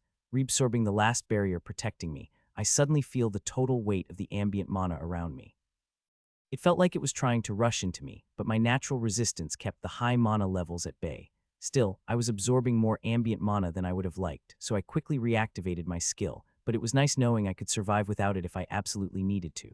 Now, onto step 2. While leaving a single barrier active, I mold my mana into threads. One by one, I knit them together to strengthen them. This was where I previously started having problems, but it felt different this time. When I was practicing outside the crater, I could form the threads just fine, but now it felt like I had much greater control over them, so I confidently continued. Very carefully, I start overlapping the threads. Usually, they would break down and meld together into a single mass, but after using them to stitch Tabitha's arm back together, keeping them separate felt doable. From a numbers perspective, I only gained 2 levels in mana manipulation and 4 in magic threads, but those 6 levels made all the difference. Mana manipulation was tier 3, and magic threads was tier 4 sometimes. I forget because I have so many strong skills, but both were extremely powerful, and it was almost unheard of to gain that many skill levels at once. After passing 2 tests in mana manipulation, my skill had become much more challenging to level, yet I earned not 1 but 2 levels for what I did. I could feel the difference in how I could control my mana, and it was much easier to get it to do what I wanted. Leveling magic threads also helped, and at the rate it was improving, it wouldn't be long before it reached level 40 in its first test.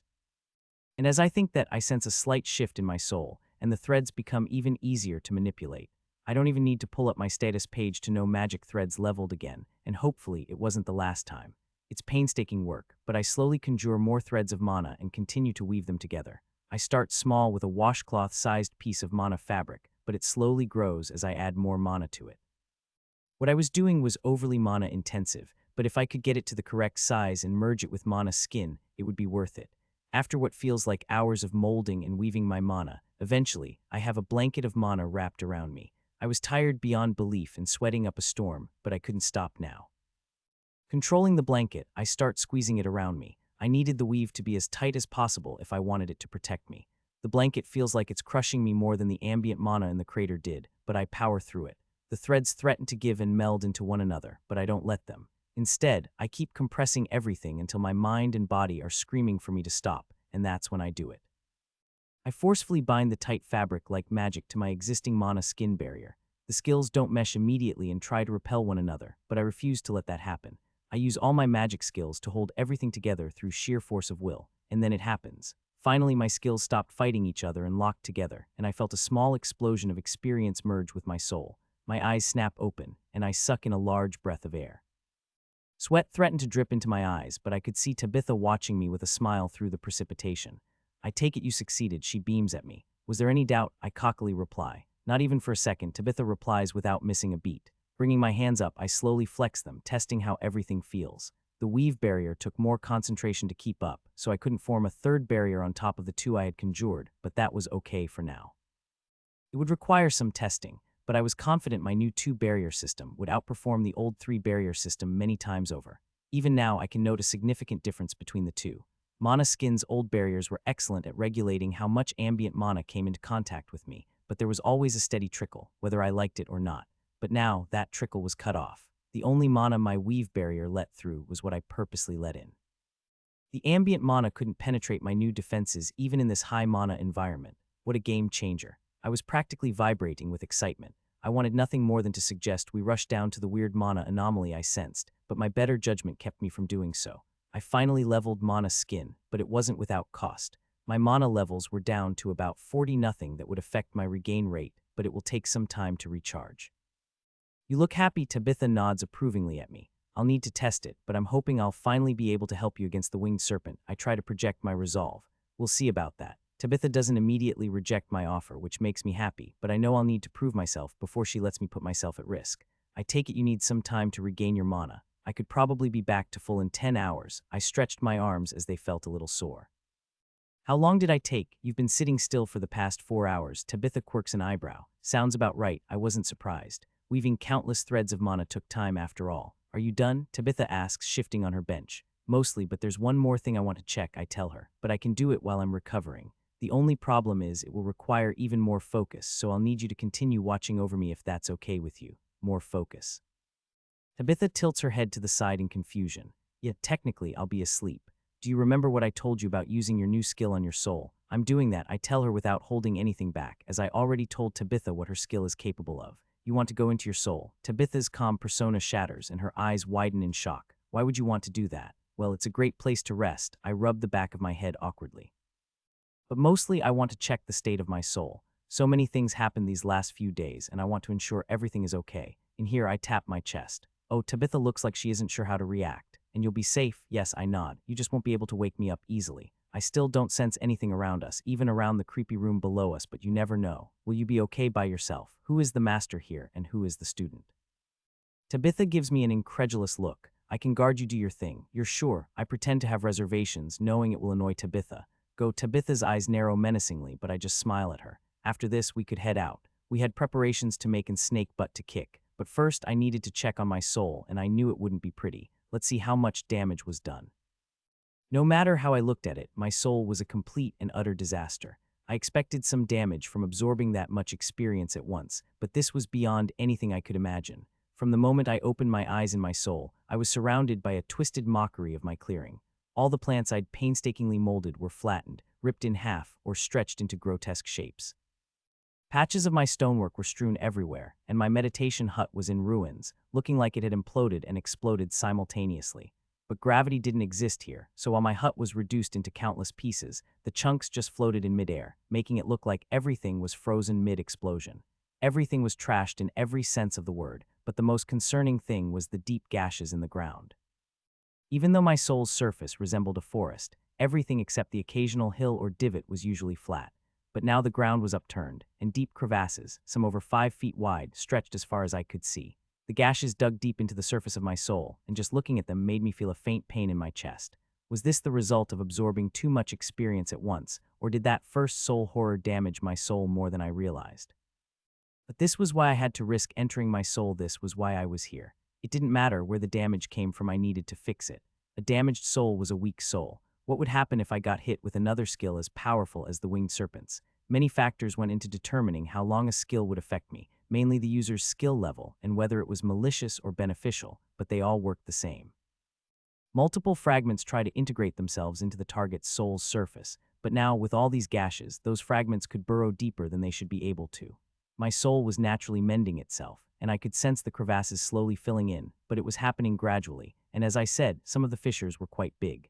Focusing on the closest crack, I manipulate the surrounding experience to start filling it in like I was patching a crack in the sidewalk. The broken remnants of my meditation cabin break apart into motes of light, and I use that experience to cover the last bit of the fissure once it reaches ground level. When I was done, all that remained of my cabin was a single billboard hovering in the air. On the board were multiple plaques, each representing the multiple contracts I made with Pakor and Curvin. It was a good thing they were intact, but I had a feeling it more likely had to do with their nature as a foreign skill rather than them being that strong. Glancing around my soul, I sigh one fissure down, untold more to go. It was good that the time dilation factor worked in my favor, or else I'd never get all this done in time. But then again, filling that first crack didn't take long, and manipulating the experience felt much easier than I remember.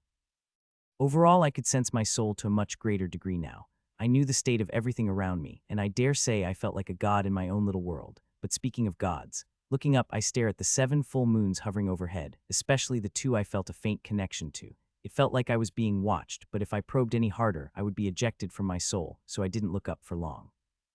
Pulling my eyes away from the celestial bodies, I glance again around my surroundings, half expecting a particular pair of goddesses to appear. However, after a minute, I was still standing alone.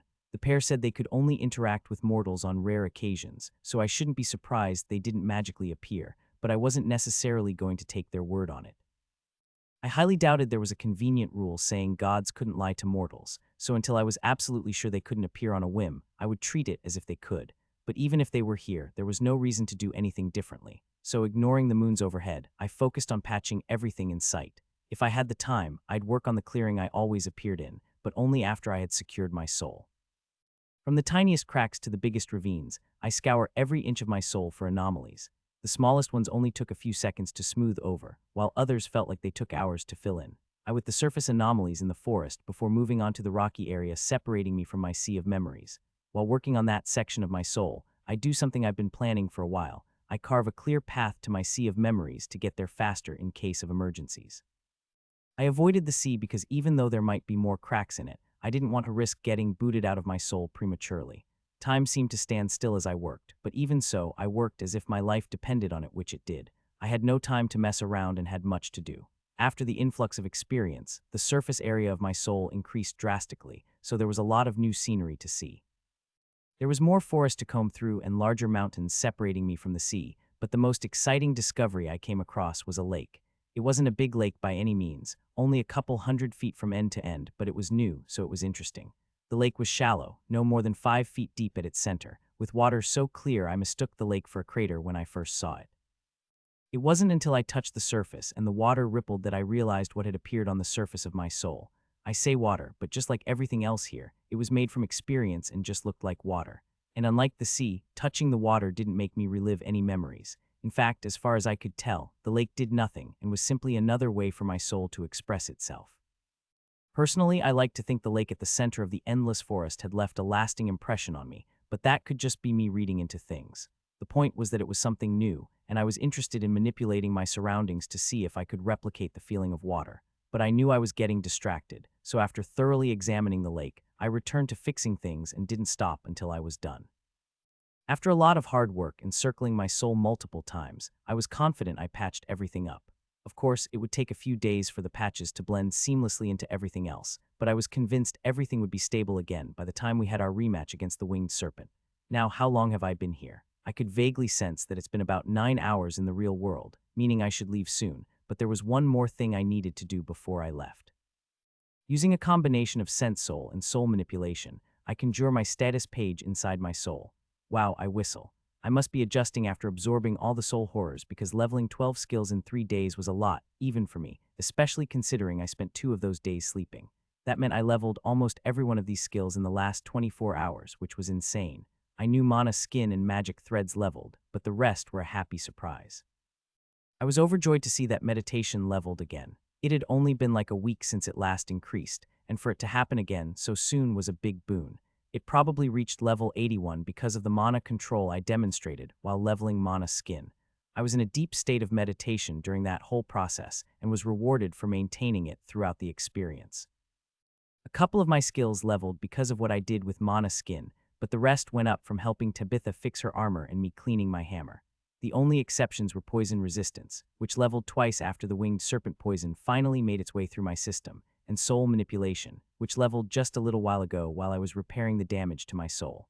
The 2 skills I was most surprised to see level were inject mana and hammer skills. Inject mana leveling was a big deal. I used it on a bunch of different objects, mainly in combination with magic threads, but that wasn't why it improved. Instead, inject mana leveled because I channeled my cleaning spell into my hammer. I don't know why I've never thought of it until now, but it made sense once I thought about it. What were spells but mana organized and controlled by an enchantment? As long as I kept it powered and waited until it was finished, why couldn't I force a spell into something? I was going to need to investigate this further. Too bad I only knew 4 spells: self-cleaning, hovering light, small flame, and flame javelin. The cleaning and light spells would do little inside my hammer, but I could see potential with the other 2. To this day, I still miss the flaming katana I sacrificed to bring down the soul devourer, but I couldn't just channel any spell into my only weapon. What would happen if the spell melted it from the inside out? I could be left without a weapon or something worse. I needed to test this new application of magic on something I didn't mind destroying, but that was another thing I would have to wait until later to explore. My magic skills were growing by leaps and bounds, but my mind kept returning to hammer skills. I still couldn't believe it leveled from fixing Tabitha's breastplate. It took a lot of control not to ruin it by accident, but enough to level from it. I didn't think so. Maybe the skill was closer to leveling than I previously thought, and Tabitha's armor was just the thing to push it over the edge. So much was changing, it was hard to keep up with everything. Don't get me wrong, I'm happy that I'm improving, considering our situation. I just felt tired, which was funny because I was almost fully healed. In the last 9 hours, my body had converted enough mana to bring me back up to 90, and I only needed less than 20 points until my health was fully recovered. I was almost back to perfect fighting shape, which meant it was time I returned to the real world and checked on Tabitha to see how she was doing. She'll want to explore the bottom chamber of the ruins, and so long as she's recovered enough, now might be a good time to finally see what's drawing the remaining death mana to the chamber beneath us. If we can find one more soul horror, I should get enough experience to reach level 83. I know it's greedy of me to hope for such a thing, especially after spending so much time fixing my scared soul, but I wanted to help Tabitha. According to her, there were still around 50 levels separating me from the winged serpent. Sure, I killed the Soul Devourer, which was at an even higher level than the Lesser Dragon, but that was only because I had the exact skills to counter it. The Winged Serpent wasn't as specialized as the Soul Devourer, which oddly enough made it more dangerous rather than less. No matter what, Tabitha would have to be the main attacker, but there had to be something I could do to help her. I groaned in frustration. My mind was spinning in circles, and that wasn't helping anybody. Maybe Tabitha can help me come up with an idea. Closing my eyes, I search for the connection that leads back to my body and find it almost immediately. Again, Sense Soul's breakthrough fundamentally changed how I feel my soul. If I was ever in the same situation again, crushed by experience, I was confident I could handle myself better.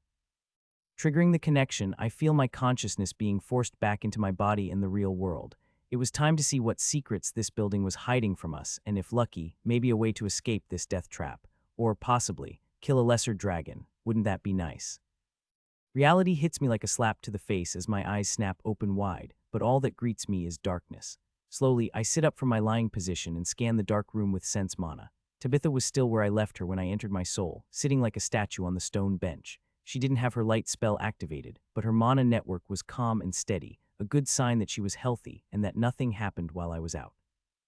Tabitha was probably awake, but she could be meditating or resting her eyes, so I didn't call out to her. Instead, I do what I do every time I wake up in a dubious location and scan for anything dangerous. We were deeper underground now, but my senses could still reach the surface from where we were. I quickly confirmed that I still couldn't sense the winged serpent before focusing on our surroundings, mainly the sinister-feeling chamber below us.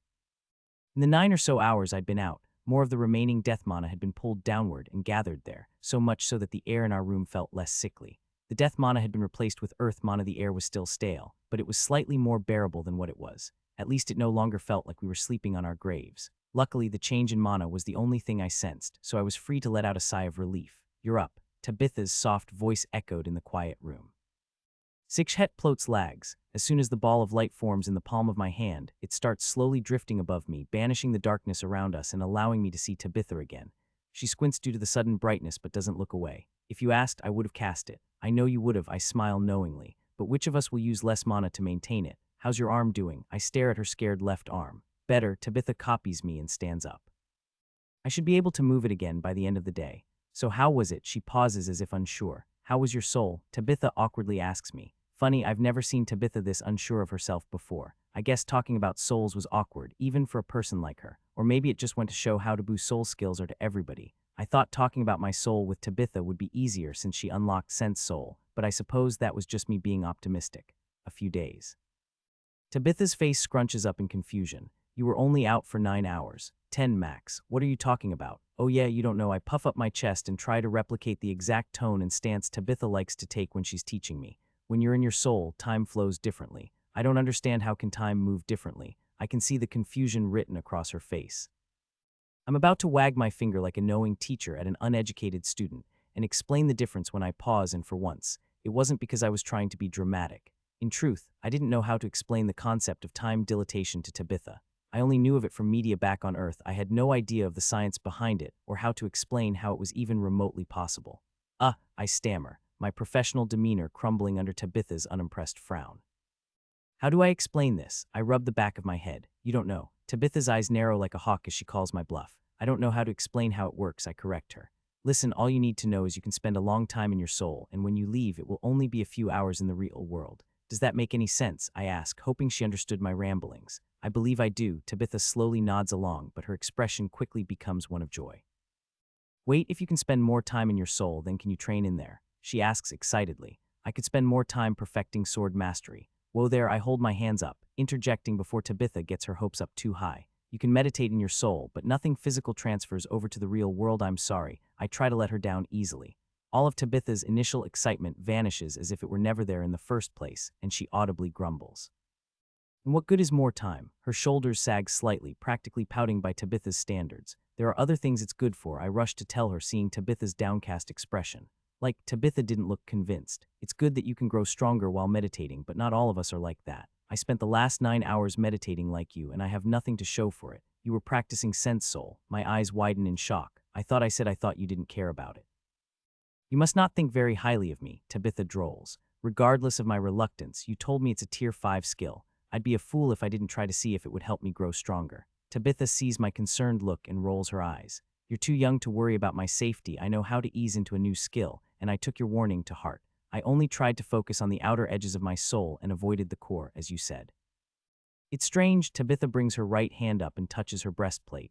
Ever since I got this skill, I felt a small flame in my chest. Initially, it worried me humans aren't supposed to mess with souls, only the gods should have that power. But I prod, sensing a huge but coming. But whenever I focus on the flame in my chest, I feel comforted. I feel alive. Tabitha grins like a child being hugged by their parents. It's soothing. I smirked, knowing the feeling Tabitha was describing. There was nothing like looking at your soul to make you feel alive. Our souls were the center of our being, and seeing them burning strong was an indescribable feeling. I know what you mean, I beam happily. I've heard a lot about how people frown upon soul skills, and I won't lie, there are risks to using them, but I don't think they're inherently evil. I chuckle before adding, and I don't think the gods care that much. I hold my hands out in a broad gesture.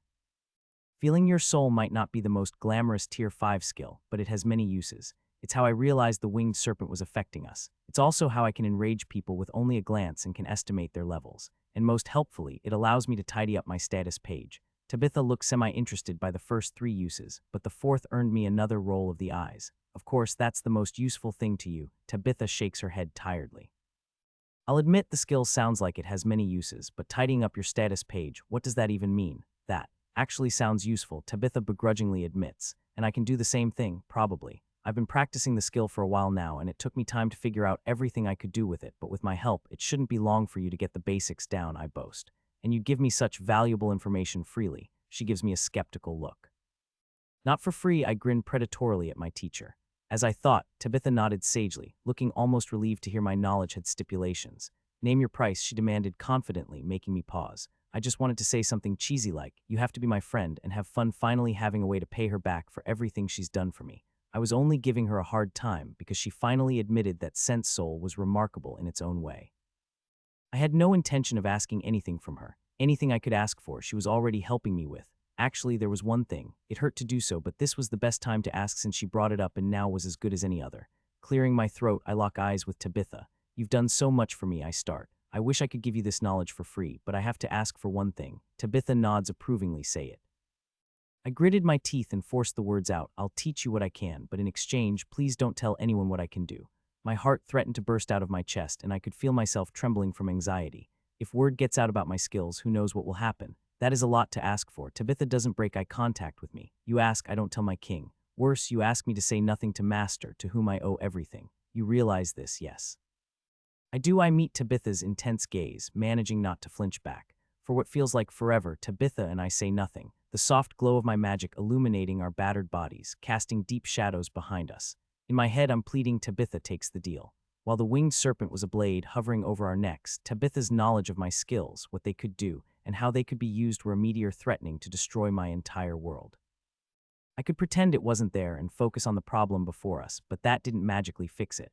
So when Tabitha looks ready to answer, I can't help but swallow a nervous lump in my throat and anxiously listen to her decision.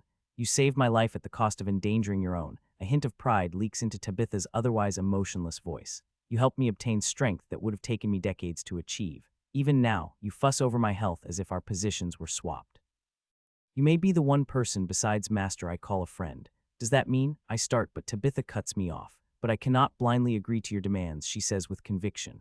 My legs threat to give out on me, but I remain standing. I lower my head in disappointment. I thought Tabitha and I had grown close enough that she'd have my back, but I was wrong. Let me finish, I hear her say while I still have my head bowed.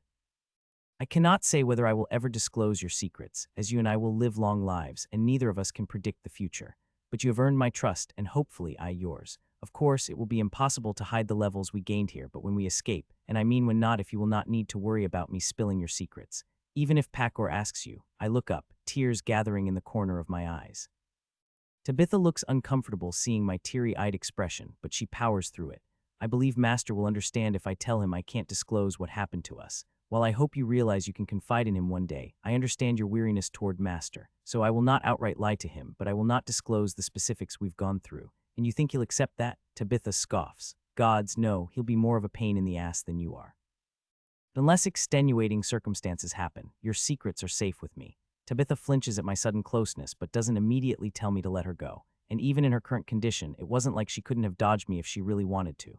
All right, enough, Tabitha finally says after a few minutes. The two of us are warriors, this is unbecoming. I'm a craftsman, so I can be touchy-feely all I want, I retort, giving Tabitha one last happy squeeze before letting her go.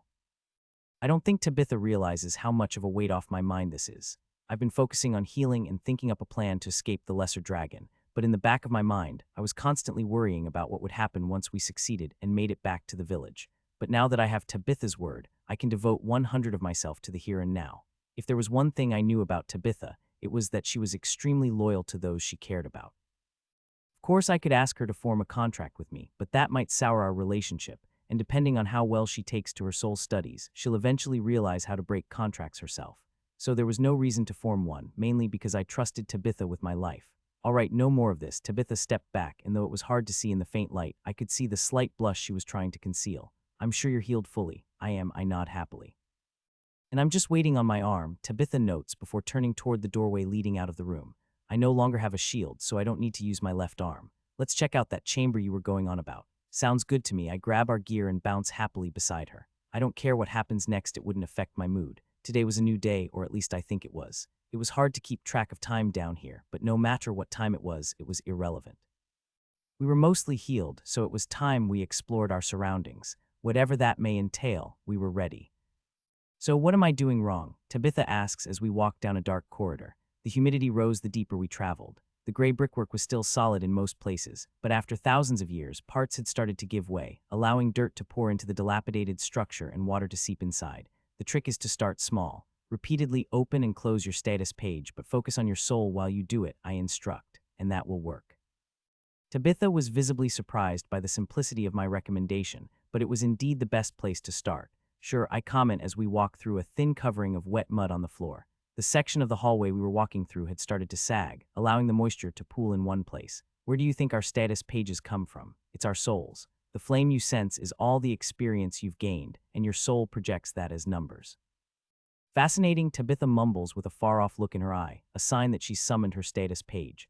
I wonder if Master is aware of such things. Is it really that surprising? I ask as we leave the muddy section of the ruins and turn down yet another dark passageway. And would Pakor even tell you if he did? I would think so. Tabitha started sounding confident, but her expression slowly slipped into something less sure. But then again, Master has his secretive side.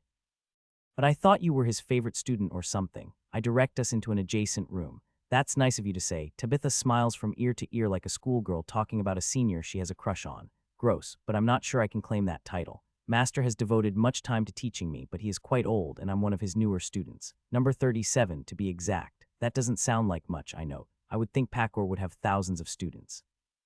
I think you are confusing people he has trained with his students. Is there a difference? I asked as I led us down another flight of stone stairs, bringing us closer to the chamber below. Very much so, Tabitha says pridefully. As one of the 3 strongest people in Skull, Master is obligated to oversee and command countless people, but that doesn't make all of them his students. To be a student of Pakor the Deathless, you must display exceptional talent and be hand-picked by him. I get that, but shouldn't he be picking people with similar fighting styles to himself? I've only met Tabitha so far, and while her fighting style was similar to Pakor's, it wasn't exactly the same. It's said in his younger years he did. Tabitha educates me as we walk, but as he's grown older, he's branched out and accepted more students with different fighting styles. Not all of us emulate Master's path, but that doesn't mean he has nothing to teach us, and most are just happy to be under his umbrella of influence. Okay, I nod along. Then does that make me his 38th student? Tabitha chuckles good-naturedly. I am not Master's most recent student. Master Pakor has taken in 3 others since me, and once he returns to school with you and introduces you to the king, you'll be his 42 ND Ward's second student he's taken in the last 10 years. Hold up, I stop walking and turn toward Tabitha. Are you saying Pakor only takes in a single student every 10 years? Not necessary. It isn't like Master has a quota to fill, but it's about that, Tabitha confirms to my utter disbelief. Maybe now you understand the unique opportunity you are being given. She can't help but smirk at me. You mean the opportunity forced upon me? I correct with more than a bit of sass. Please, Tabitha rolls her eyes. You must have realized by now that you couldn't remain in that small village forever, especially for someone so eager to adventure in a magic-dense region. Either you would have gotten yourself killed trying and failing at going it alone, or people would have noticed a girl your age with your levels. You would have been forced to make a pact with someone. You should count yourself lucky it was Master who found you first. He loves nothing more than helping talented individuals like yourself grow even stronger. You'll fit right in. Maybe, I begrudgingly grumble. I hated to admit it, but Tabitha was making some excellent points. I've done everything mostly on my own until I ran into Pakor, but my growth has noticeably exploded since I met him, and by extension, Tabitha. I wouldn't be nearly the level I am now without her training and guidance. That was an undeniable fact. You'll see, Tabitha stares into my eyes with a certainty you rarely see in people. She truly believed I would do well in school with all her heart, and arguing with that kind of devotion was pointless. Are we getting close? That was the third flight of stairs, Tabitha asks, her hand resting on her sword's handle. Almost, I look down and to the side at a random wall. The entrance to the chamber is one more floor below us. Can you sense anything now that we are closer? Tabitha follows my gaze but can't see what I sense, which is arguably very little, just a mass of mana. The chamber itself is difficult to pierce, and the unusual mana is making things harder to pinpoint, I inform Tabitha. But are there any enemies? Tabitha does her best to hide her growing smile, but a battle nut like her isn't the best at hiding her emotions when she is excited. After days of rest, she was overflowing with energy and didn't care if she was still an arm short. She craved excitement. I could sympathize with her. After everything that has happened to us recently, we could use a win under our belts. I'm not asking for another life or death battle, just something challenging to get the blood pumping that doesn't end with us almost dying or passing out in exhaustion. Possibly, I crack my knuckles. When we reach the chamber, I'll use meditation to boost my skills and see if I can see anything. That should give us an idea if anything dangerous awaits us inside. At least, that is what I hoped. It was no secret that my skills have fallen disappointingly short lately. From not sensing things well in the crater, to missing the winged serpent and the soul horrors lurking in the walls, we've been ambushed by almost everything we've encountered recently. That was why I double-checked and triple-checked our surroundings every few minutes. This book's true home is on another platform. Check it out there for the real experience. I refused to let another monster sneak up on us, but again I had trouble sensing things due to weird mana interference. It almost felt like, hey, Tabitha, what are the chances we will run into another monster that can utilize a mana zone? I ask a touch nervously. Why is that what you're sensing? Tabitha's eyes widen a fraction, and we both skid to a halt. Not exactly, but it is similar, I tell her. Unlike with the winged serpent above us, there wasn't a foreign mana mixed in with all the death mana, but it was still acting unnatural.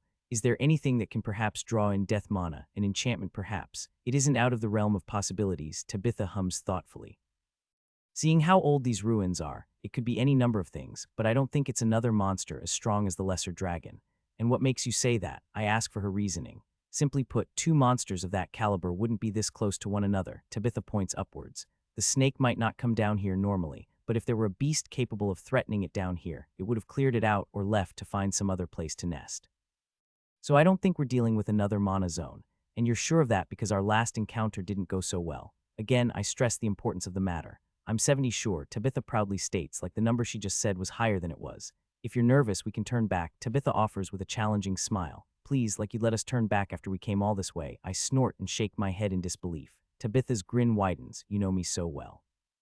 Is the chamber open or is it secure? Finally, a question I could answer confidently. The chamber is closed behind two large doors. We'll be able to see them soon. They're not that far away. Then lead the way. Tabitha nudges me forward. We'll reevaluate when we reach the doors. If it seems too dangerous, we'll leave. Simple as that. Simple as that, I repeat mockingly. I think that's the attitude that got us into our current situation, I morbidly joke. Of course, both of us were at fault for getting tricked by the winged serpent, so I was making fun of myself as much as I was Tabitha, and she knew that. Then we learn from our mistakes. Tabitha tries to project an air of confidence and sound profound, but she overdoes it and just comes off as silly. Right, I smile along with her as I lead us to the deepest parts of the ruins. And as I said, it doesn't take long for us to reach the massive double doors leading into the chamber, absorbing all the death mana. That's some impressive architecture. I whistle at the massive stone slabs blocking our way. Indeed, Tabitha nods in agreement while her eyes scan every inch of the gray stone. It's locked, she notes dryly. Not locked, enchanted. I use sense mana to look under the bland, gray surface of the stone that had no noticeable handles at the profound runes hidden there. Still functioning, huh? Tabitha looks slightly impressed, and for good reason. For whatever enchantment to still function today, the runes had to endure whatever destroyed the city that once stood here in thousands of years of wear and tear. Not all of them are still active, I clarify, spotting multiple enchantments that had gone dark and were no longer active. Still, though, I gaze at the 50-foot-something doors. What was this chamber meant for? A giant. We were deep underground and hadn't seen what used to be a window for a few floors now, meaning this section of the ruins was probably always meant to be underground. The placement of the chamber was also odd. It was connected to the rest of the structure, but also positioned off to the side, out of the way of everything else. Then there was how well everything was reinforced and how hard it was to sense with my skills. No matter how you look at it, the chamber is a massive vault. Sense mana couldn't tell me exactly what was inside, but it gave me a clear enough view of the overall space. The room was circular with a domed ceiling spanning 94 feet across, making the one room almost 7,000 square feet overall.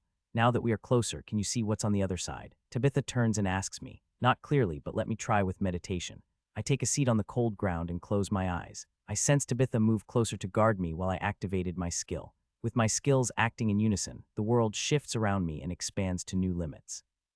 Sense mana and meditation had leveled to 81 since the last time I tested my range, and those two levels made a world of difference, but breaking through bottlenecks will do that. I could now sense the minute mana flow of all objects within 20 feet of me, and my overall range had increased to 912 feet. When I add meditation into the mix, I can scan everything within 3,009 feet of myself. I could sense so much of the ruins around us it was wild, and reaching the surface was easy. However, there were two noticeable things. First, I was pushing my skills to their limit, but I still couldn't spot the winged serpent hiding in its mana zone.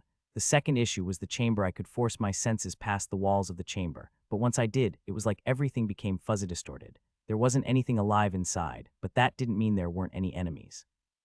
However, there was one thing I was sure of. It wasn't the enchantments messing with my skills, it was something inside the chamber. But what? It was impossible to decode what the exact specifics of the various still working runes did, but from where they are placed, I was positive their only function was keeping the chamber sealed, not shielded. I could sense the overwhelming amount of death mana inside the chamber, and that it was all converging at a single point. I think there's another undead inside, I said, opening my eyes and meeting Tabitha's inquisitive gaze. All the death mana is being drawn into a single point on the opposite end of the room, I said, pointing at the stone doors. Oh, Tabitha lost some of the fire in her eyes. I thought you were looking for a fight. I playfully nudge her side. If it's undead, then you can just use your skill to handle it. She sighs but then notices my confused look. You can use it, right, without going berserk. I sheepishly reply. So long as it isn't too strong, I shouldn't have a problem with it. I had trouble with the soul horrors because I was exhausted from escaping the winged serpent and healing you. But I stammer over my words. With my new skill, I don't need to worry about absorbing too much as long as you're with me. I see Tabitha nods in understanding. So you'll transfer everything you can't handle like back then. But how are we to get inside? Tabitha slowly draws her sword and takes a stance before vanishing and reappearing in front of the door.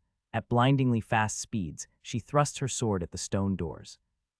And nothing happens. Damn, Tabitha audibly curses, pulling her sword back. There was a faint scratch mark on the door from where she tried to pierce it, but that was all. These doors are worse than the bricks, she audibly grumbles. I even used a few of my skills with that strike. Even with most of the enchantments dead, the doors could still stop an attack from somebody above level 100. Impressive, but not unreasonable. I don't think we're getting in with brawn, I say, stepping up next to Tabitha and pressing my hand on the massive stone doors. Can you open them? Tabitha raises a questioning eyebrow. I'm going to try. I struggle to hold back my giddy expression. The runes were overly complicated, and though I couldn't copy them, they'll be a good reference for the future.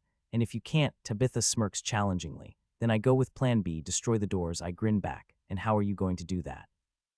Tabitha looks at me skeptically. She probably thought I couldn't do anything if she couldn't, but I had a way in that she didn't.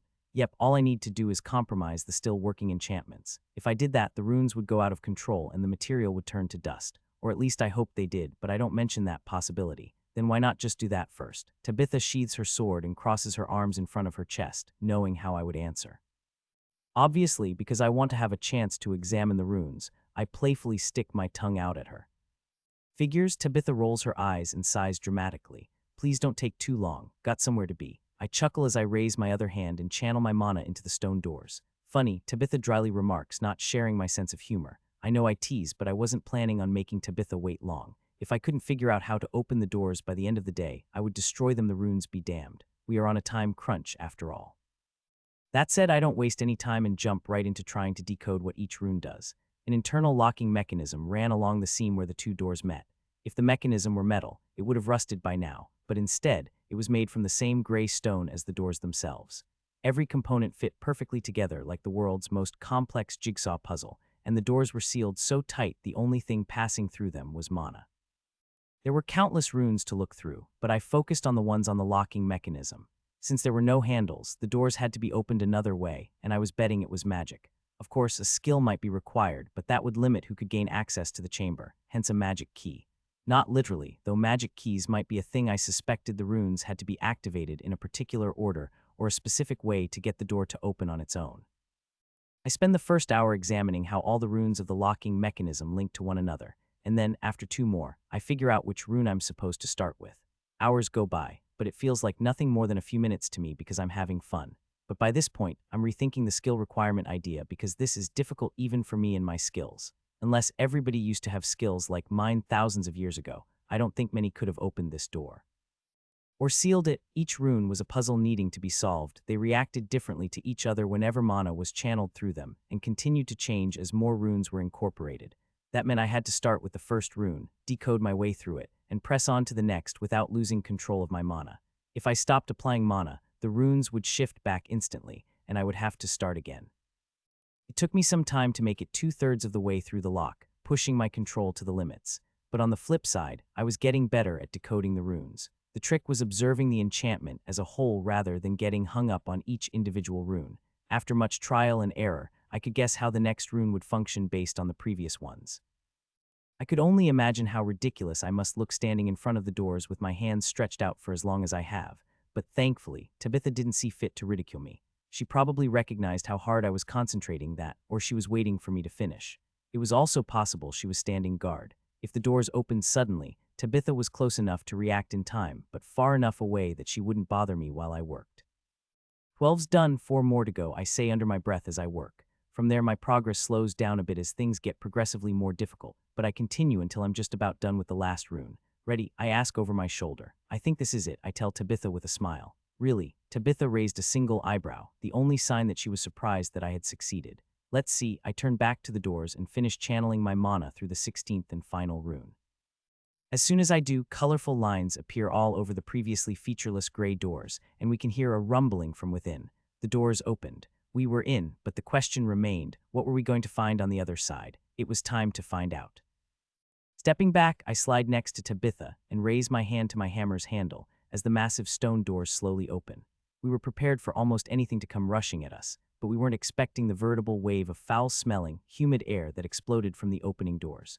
There wasn't a single molecule of oxygen left in the vomit-inducing wave, and as it washes over us, I'm thankful I can cut myself off from the outside world with my improved version of mana skin. Tabitha is not so lucky. She has to squint her eyes as tears gather in the corners of them and power through the obnoxious stink until it diffuses into our surroundings. The chamber must have been sealed tighter than I thought. Could anything other than an undead survive in such an environment? If we were in a world without magic, I'd say no, but seeing how we were, I don't completely rule out the possibility of there being a monster that doesn't need to breathe inside. Tabitha's complexion slowly returns to normal, and by the time the doors fully swing open, she's only scrunching her nose at the smell, but I don't drop my defenses. Instead, I channel more mana into my skill, making the mana weave thicker and tighter. I had enough oxygen to last me for a few minutes, and until then I wasn't letting anything get through. The large stone doors were now open, but neither of us was in a rush to get inside. Due to the positioning of my light spell hovering overhead, only the first dozen feet into the chamber were illuminated, while the rest was one big mass of darkness. We stand, waiting for something to come out of the now open doors, but when a few minutes pass and nothing emerges from the dark, Tabitha and I glance at one another, nod silently, and slowly inch our way inside. We walk into the large room side by side with our heads on a swivel, but nothing can prepare us for what we see. Piles of bones were everywhere, and the floor had so much bone dust covering it that it canceled out the force-absorbing effect of the gray brick underneath. I swallow a nervous lump in my throat, imagining what happened here. There had to be remains of at least 1,000 people here, if not more. So this is why all the death mana is being drawn here, Tabitha says, sounding remorseful, for once not trying to conceal her emotions. Tabitha's eyes slowly shift from one pile of bones to the next with a sympathetic look for the dead. We walked through a large chunk of the ruins to get her, but this was the first time we'd encountered actual bones. They were a heavy reminder of where we were a tomb. Of course, you could look at a pile of dust and make the connection that it was once a person, but it wasn't the same as seeing a person's skull staring back at you with empty eye sockets. Why haven't all the skeletons turned to dust? I mumble in the silent chamber, having difficulty controlling my heart rate. It's because they were higher leveled. Each pile we see was somebody important. Tabitha answered my question even though I wasn't expecting a reply. Keep your eyes peeled. If you think you see one of the piles of bones move, let me know. Right, I grip my hammer fiercely tight in my hands. I was being cautious, but I don't sense any experience gathered around them. I note as we walk between two piles of bones toward the chamber's center. You're sure? Tabitha asks in a hushed yet serious tone. Not that I can see, I reply as I scan the piles. But there was a lot to scan and quite a few more piles hidden in the dark just out of sight. Give me a second, I tell Tabitha. First, I use mana manipulation to direct the hovering ball of light further up over my head until it's near the top of the chamber. Then, I use Empowered Spell to boost the brightness until my puny Tier 1 spell resembles a miniature sun.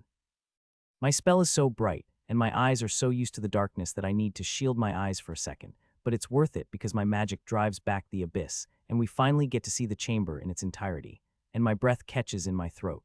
We couldn't see it before due to my spell not being strong enough to illuminate it, but the chamber's rounded ceiling was one giant mosaic of a grand city. Stonework depicted a bustling metropolis that would have given any modern city back on Earth a run for its money. There were wide streets packed with carts, flying beasts carrying people soared over the rooftops, and in the middle of it all were mansions and a large castle made from polished gray brick, the very same brick we've seen everywhere. Not all of the city was made of force-absorbing stone other than the mansions and the castle that stretched into the sky. Very few buildings were made from the material.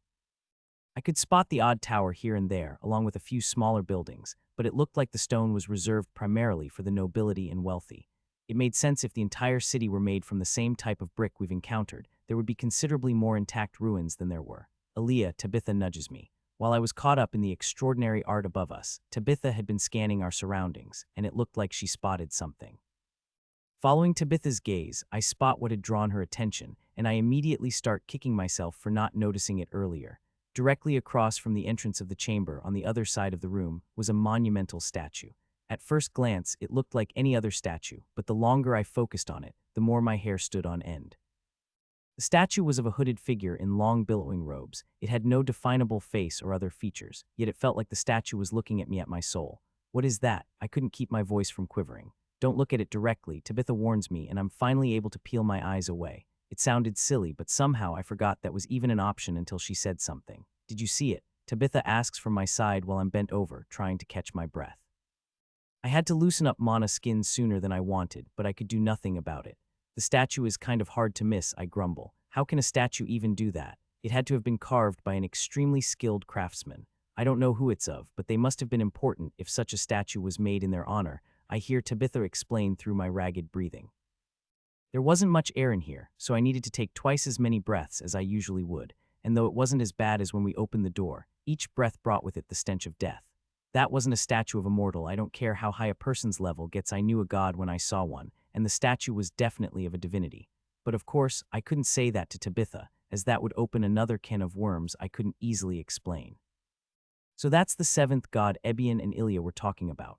I may have been busy trying to save my soul back then, but I still vaguely remembered their banter about a god who was taboo to speak about. At least they looked the part of an evil god, though I wasn't sure if that was their exact title. Did you scan the bones in front of the statue? Tabitha asks me, pulling me out of my thoughts. What was that? I ask for clarification, still trying to piece everything together. I was on the cusp of learning something important, but still missing some essential information.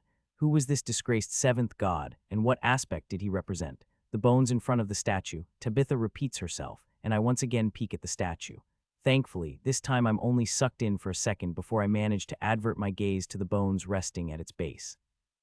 Kneeling in front of the statue like a zealot offering praise was a fully articulated skeleton in armor, and unlike the rest of the piles of bones in the chamber, it was still standing strong, despite how long it's been down here. Admittedly, the skeleton's armor was more rust than anything else. Still, it hadn't turned to dust by now, which was a good indication of how impressive it used to be, seeing how none of the other piles of bone had any discernible gear. The skeleton didn't so much as twitch from its kneeling position, but wasn't fooling anyone with its statue routine. It's definitely an undead. I confirmed what I'm sure Tabitha already knew. While the statue shielded the chamber, the skeleton was the one drawing in all the death energy. With sense soul, I could see the massive experience hiding inside the skeleton's chest where its heart used to be. I thought so. Tabitha sighs for some reason. Is something the matter? I ask, not taking my eyes off the motionless corpse. I'm just marveling at another creature I thought I would never encounter. That, and I'm counting ourselves lucky it's on its final leg, she cryptically replies. So you know what it is? Well, don't leave me in suspense. I urge her to spit it out already. Tabitha snorts. Contrary to what you may believe, I don't know everything. All I know is that it's a rare version of an undead. Could be a corpse lord, a tomb guardian, or any other type of undead recorded in the annals of history. Those all sound strong. How do you know it isn't dangerous? I ask curiously. Easy, my skills aren't going crazy like they were with the soul horrors or the lesser dragon, Tabitha says calmly. If it were hiding its power, my skills would have picked it up after I noticed it. But seeing how they are only slightly ringing of danger, I think it's about ready to collapse like everything else here. You seem quite sure of yourself. Then should I just? I mime, walking over and absorbing the corpse king. You'll still need to be careful, Tabitha reminds me. It might not be as dangerous as the soul horrors, but physical undead aren't to be underestimated. They're just rare in this day and age is all. I nod in understanding. It's common practice to cremate people, so it's rare for any to spawn. Types of ghosts can still show up, but even those are considered rare. Then do you have any pointers? I ask, treat it as you would any other person. Tabitha cautions me. It probably won't react until we get closer to it, but unlike other creatures, undead don't get tired once they start moving. And an undead of that size must be strong. Tabitha wasn't exaggerating the size of the skeleton. Even kneeling, the skeleton was as tall as me, meaning once it stands up, it'll be over 7 feet tall. I didn't see any weapons on its person, but I'm sure it could do some damage with its fists even without them. And if we were going to explore the chamber, we would first need to deal with it. After you then, I playfully tell Tabitha. All right then, back me up. Tabitha draws her sword and steps in front of me. Treat this as a dry run for the winged serpent. Clutching my hammer with both hands, I follow behind Tabitha as she circumvents the piles of bones on the ground, closing the distance between us and the waiting undead. How close would we have to get before it started to move? It looked like it was in some sort of hibernation mode, absorbing all the death mana it could, but it wasn't like the room was that big. We were less than 50 feet from the kneeling skeleton, practically a single step for high-level individuals. Was this all an act by the skeleton? Was it even smart enough to do that? As far as I could tell, from remnants to soul horrors, all undead acted on impulse, but until now I've only encountered ghost-type undead. Were physical ones different? I wanted to ask Tabitha, but she was primed for combat, and I didn't want to distract her. From behind, I glance at her left shoulder. I let Tabitha take the lead because I knew how pent-up she was, but if it looked like she was having trouble because of her arm, I was ready to step forward if need be. Just then, while I was thinking of ways to cover for Tabitha, the undead finally started to move. The sound of rusted metal scraping against each other rang loudly in our ears in the silent chamber as the massive undead stood up robotically. Fuck, he was big. Now that it was standing tall, I put the undead at 7.5 feet, a truly colossal size for a human if it was human. As the colossal mass of bone and rust turns to face us, a cloud of bone dust falls from its frame. Instead of attacking it immediately, Tabitha waits for it to face us, and while it's under her breath, I hear her mutter a short prayer. Warrior of old, may this battle give you the rest you deserve. How I told Tabitha undead were nothing but lingering experience points, but apparently that hasn't changed her view of them. In a way, she wasn't wrong, but I couldn't afford to look at them as such. If I did, I would have to deal with the idea all the soul horrors I absorbed were now inside me. Was that how Tabitha saw it? But I would have to dive into those thoughts later. There was no signal for the fight to begin. As soon as the undead's empty eye sockets land on us, it rushes us like a charging bull. Besides the sound of its armor scraping together, the skeleton made no noise as it closed the distance between us, kicking up puffs of bone dust with each powerful yet silent step. Tabitha and I easily dodge in different directions as the undead tries to hit us with its armored fists. I'm about to snicker at how slow it is and how easy this will be when its clumsy punch finally hits the ground and an explosion of dust happens. There was so much force behind the undead's punch that it created a shockwave, and I could feel the gray stone under my feet tremble from the force of the attack. Okay, note to self, don't get hit. I dodge back as the skeleton doesn't pause its attack. In one swift motion, it swings its arm in my direction as if swatting at a fly, and when it passes harmlessly in front of me, another blast of wind slams into my chest, causing me to stagger backward. How was it doing that when it wasn't moving that fast? I can hear its bones creaking and fracturing under its armor. With every attack, it hurt itself, but as Tabitha warned me, the undead didn't stop no matter what. There was no pattern to its seemingly random strikes, but its sheer tenacity was enough to keep me on my feet. Don't ignore me. Tabitha comes in from the side and plunges her sword through the back of the skeleton's armor, but it doesn't even register her attack. Again, the undead raises its hands and slams them down toward me. A well-timed flash step lets me dodge the attack, but the force the blow generates is enough to throw Tabitha off it. I swing my hammer at the skeleton's exposed side, fracturing its armor and pulverizing many bones, but my attack does about as much as Tabitha's did, which was very little. I can see why people are so afraid of the undead. Even the strongest beasts flinch when hit, but the massive skeleton keeps attacking regardless of what we do to it. The bones that we break are held in place by the massive amount of death mana it's absorbed, and though we are doing some damage, it hasn't slowed down even a little. There's only one thing that will bring this guy down. Can you distract it while I use my skills? I shout as I dodge another haymaker attack. What do you think I've been trying to do? Tabitha growls in frustration as her sword fails to do much against the skeleton behemoth. If she still had her shield, she might have been able to do tiny blunt force damage with it, but as it stood, my attacks were doing more damage than hers however slight the difference was. Swap places, I suggest, and I see Tabitha nod her head out of the corner of my eye. We wait for it to launch another big attack, and when it finally does, the two of us use flash steps simultaneously and swap positions. The skeleton doesn't even react to the swap, simply continuing to charge forward at the enemy in front of it. Perfect, now I can activate Soul Devour safely. I could have tried activating my skill while dodging the undead, but after it gained so many levels against the soul horrors, I didn't want to risk losing myself to my now more powerful skill. Triggering Soul Devourer, 8 ghostly hands extend from my back. 7 hands were ethereal like they were supposed to be, but the 8th was less ghostly and more like an actual hand. All I had to do was look at the limb, and instantly the knowledge of how to use it appeared in my head. That wasn't freaky at all, I note sarcastically. And as I suspected, the urge to absorb Tabitha's soul was as great as the skeleton's, but I was prepared for that. Taking a steadying breath, I clear my mind. This was my skill, and I wouldn't let it control me without a fight. Sometime today would be nice, Tabitha yells, dodging a kick from the rampaging undead. I'm ready, I shout, rushing toward my partner. As soon as I'm within range of the skeleton warrior, my new soul arm reaches out for its prize. It could extend farther than the others, but that wasn't its only function. With little prompting from me, the new arm's hand explodes and turns into 10 smaller arms that wrap around the skeleton like snakes strangling their prey. For the first time since we awoke it, the skeleton stopped blindly attacking, turned its skull toward me and looked straight at me. Even with my ghostly hands holding it, the undead turns its body and starts marching toward me, completely ignoring Tabitha. Oh crap. My 7 other soul devourer appendages shoot out and start ripping parts of the skeleton's soul out, but nothing I do stops the hulking monstrosity from barreling straight toward me. It wasn't like stealing experience from the soul horrors. The soul horrors were pure experience, so ripping them apart and absorbing them was easy. The skeleton, on the other hand, was different. The experience was spread out wrapped around its bones, like muscles or puppet strings. I barely have time to absorb anything before the skeleton is in front of me again, its hands spread wide like it intended to grab me. A combination of flash step and airwalk has me escaping over it, but the undead didn't know the meaning of the word quit. The skeleton's skull tracks my every movement, turning 180 degrees around like an owl. I try to hold it in place with Soul Devourer, but that works as well as it did the first time. Tabitha was right behind the skeleton, cutting into it with everything she had, but no matter what she did, she couldn't draw its attention away from me. Nothing could be done to stop this deadly game of cat and mouse I inadvertently started. The skeleton chases me around the chamber, doing everything possible to catch me. It had no problem trampling the piles of bones scattered everywhere and didn't care when I briefly led it outside the chamber in a stupid attempt to get it to stop following me. Of course, that wouldn't work. It wasn't an NPC in a video game after all. I continued to run for my life, but that wasn't the only thing I was doing. Soul Devourer was struggling to absorb the undead's experience, but it was absorbing it. Gradually, the undead started to slow down, not because it was tired, but because I had slowly siphoned off most of its soul. Put it to rest, Tabitha tells me, standing off to the side. She was staring at me. No, that wasn't right. She was staring at my back.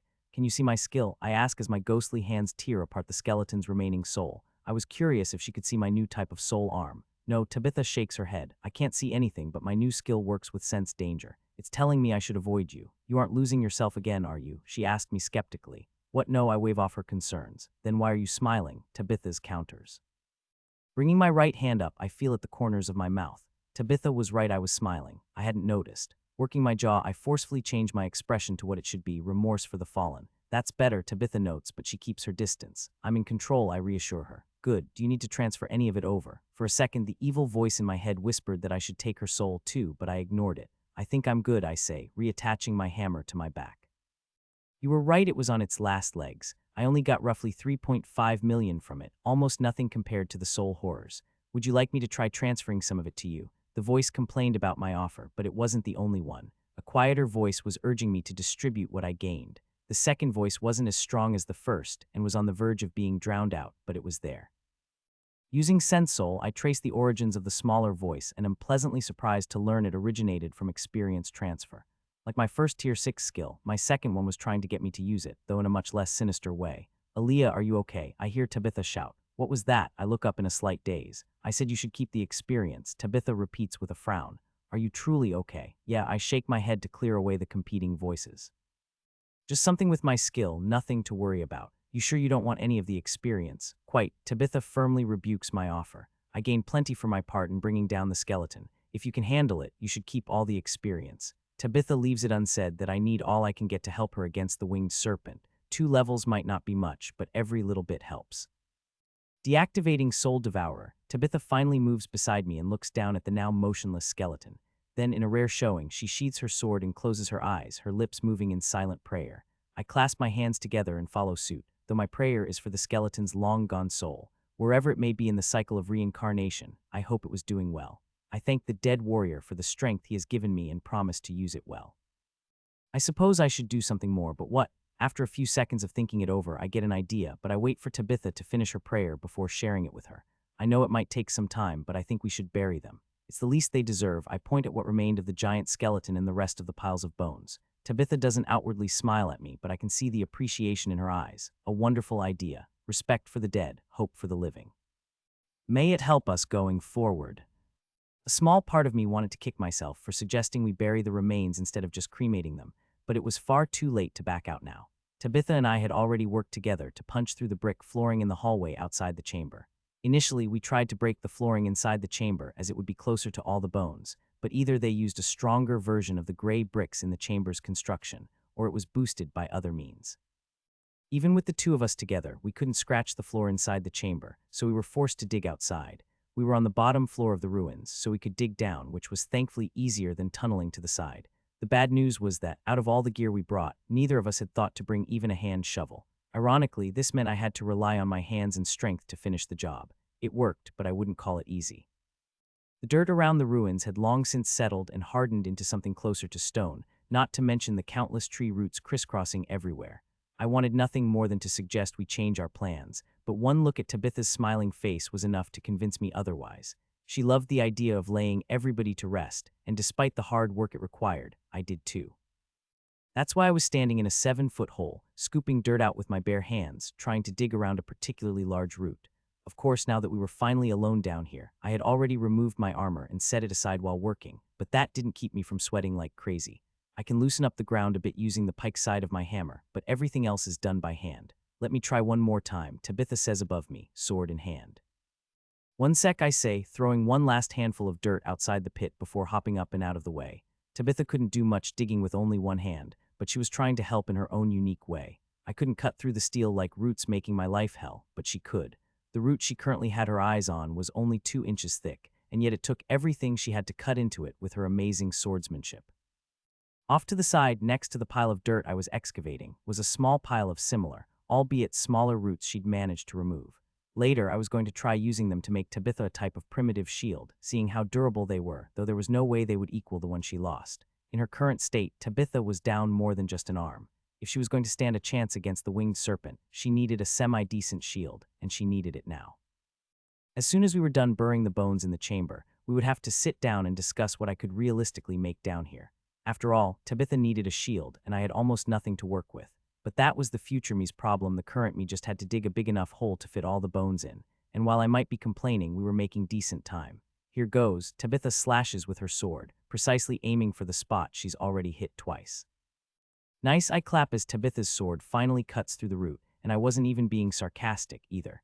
Tabitha smiles down at the severed root at the bottom of our slowly deepening hole. Hopping back in, I grab the piece of wood and examine it. Though the trees on the surface looked dead, the roots were still good. The chunk of wood was the size of a club and would make an excellent handle if processed carefully. Wanna see? I hold up the root so Tabitha can admire her handiwork. Tabitha temporarily sheathes her sword and gestures for me to throw it up. I do just that, and she catches it easily. While Tabitha marvels at the stronger-than-steel root, I continue excavating. But digging wasn't the only thing I was up to. Digging was mindless work, so I brought up my status page to kill some time. It's been less than a day since I checked my status page in my soul, and while my skills didn't change much, there were some important things to note. Right off the bat, I couldn't help but grin at my level. Absorbing the skeleton pushed me up to 84 and brought me to the cusp of reaching level 85. I had estimated the amount of experience I absorbed at 3.5 million, but it turns out I was off by a bit, though it didn't bother me to get more than I expected. Now, how would I get another 100,000 experience points before we face the lesser dragon again?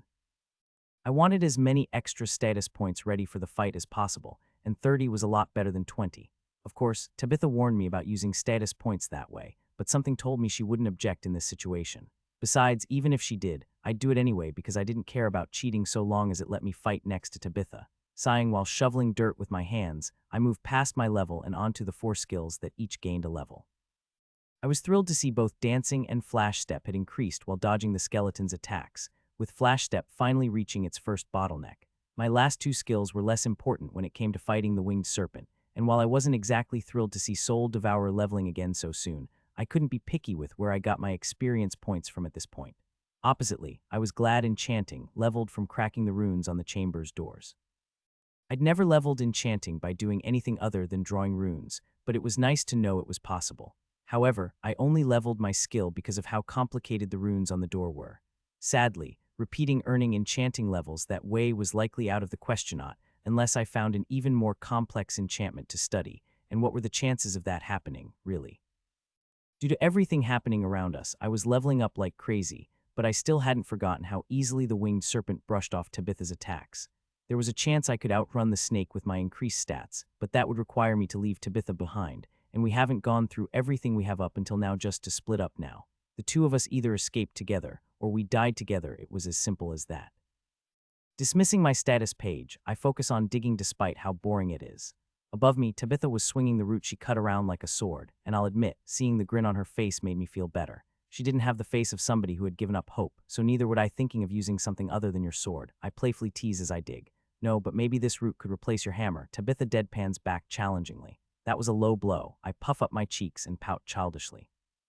Technically, I have the high ground, Tabitha says, throwing the root into the pile with the others and sitting on the edge of my pit. Do you really think you can make me a shield out of roots? She asks lazily. I had haphazardly tossed the idea around when we started digging, but I didn't think she was listening. Apparently, I was wrong. It's either them or bricks, I snarkily reply, but my joyful smile slowly fades into a more serious look. It won't be as good as your original shield, but I'll do my best. I do my best to project confidence. I know you will. Tabitha's unwavering gaze said she didn't doubt me in the slightest, which put all the more pressure on me to deliver on my promise. Maybe if we break down more of the floor, I could construct a rudimentary forge out of the gray bricks. It would be mana-intensive with only flame spells, but I could melt down the twisted scraps of Tabitha's left greave. The small amount of metal I could scrape together by doing so would go a long way if I used it to hold the various roots together. It's also possible if I somehow pull a working forge out of my ass, I could try melting down the skeleton's armor, though judging by the amount of rust I saw, I wasn't sure how much usable material that would even give me. Assuming I make you a shield, what's our plan of attack? I keep the conversation going as I work and plan simultaneously. Tabitha hums and kicks her legs against the side of my hole. Even without a shield, I'll need to be front and center. Are you sure? With my improved defenses, I might be able to take a hit better than you, I point out to her. Tabitha's eyes narrow and her voice drops an octave. I will be at the front. This isn't up for discussion. I grit my teeth in frustration but don't argue with her. I may have convinced Tabitha to let me help her, but she still refused to put me directly in harm's way. She's probably hoping that if things go south, I can run away while she sacrifices herself. But joke's on her because that's the one thing I refuse to do. All right, I sign defeat.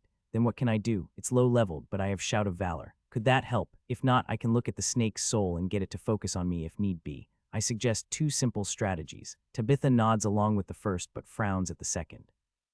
Suddenly having it shift targets might not be the wisest of choices. Tabitha taps her knee with her good hand. Remember what happened with the skeleton. You got its attention and dragged the fight out longer than needed. The same could happen with the snake, only with worse results. So I can help, but I can't draw its attention or do anything flashy. I roll my eyes sarcastically. What is it you expect me to do? Survive, Tabitha replies instantly and without hesitation.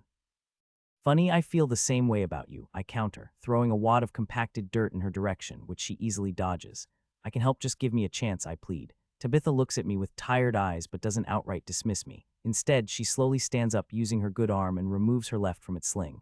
I think you've dug enough, let's start moving the bones over, she instructs. It was no secret she was trying to change the topic, but I don't point that out. Rather, I hop out of the pit I dug and follow her back into the chamber.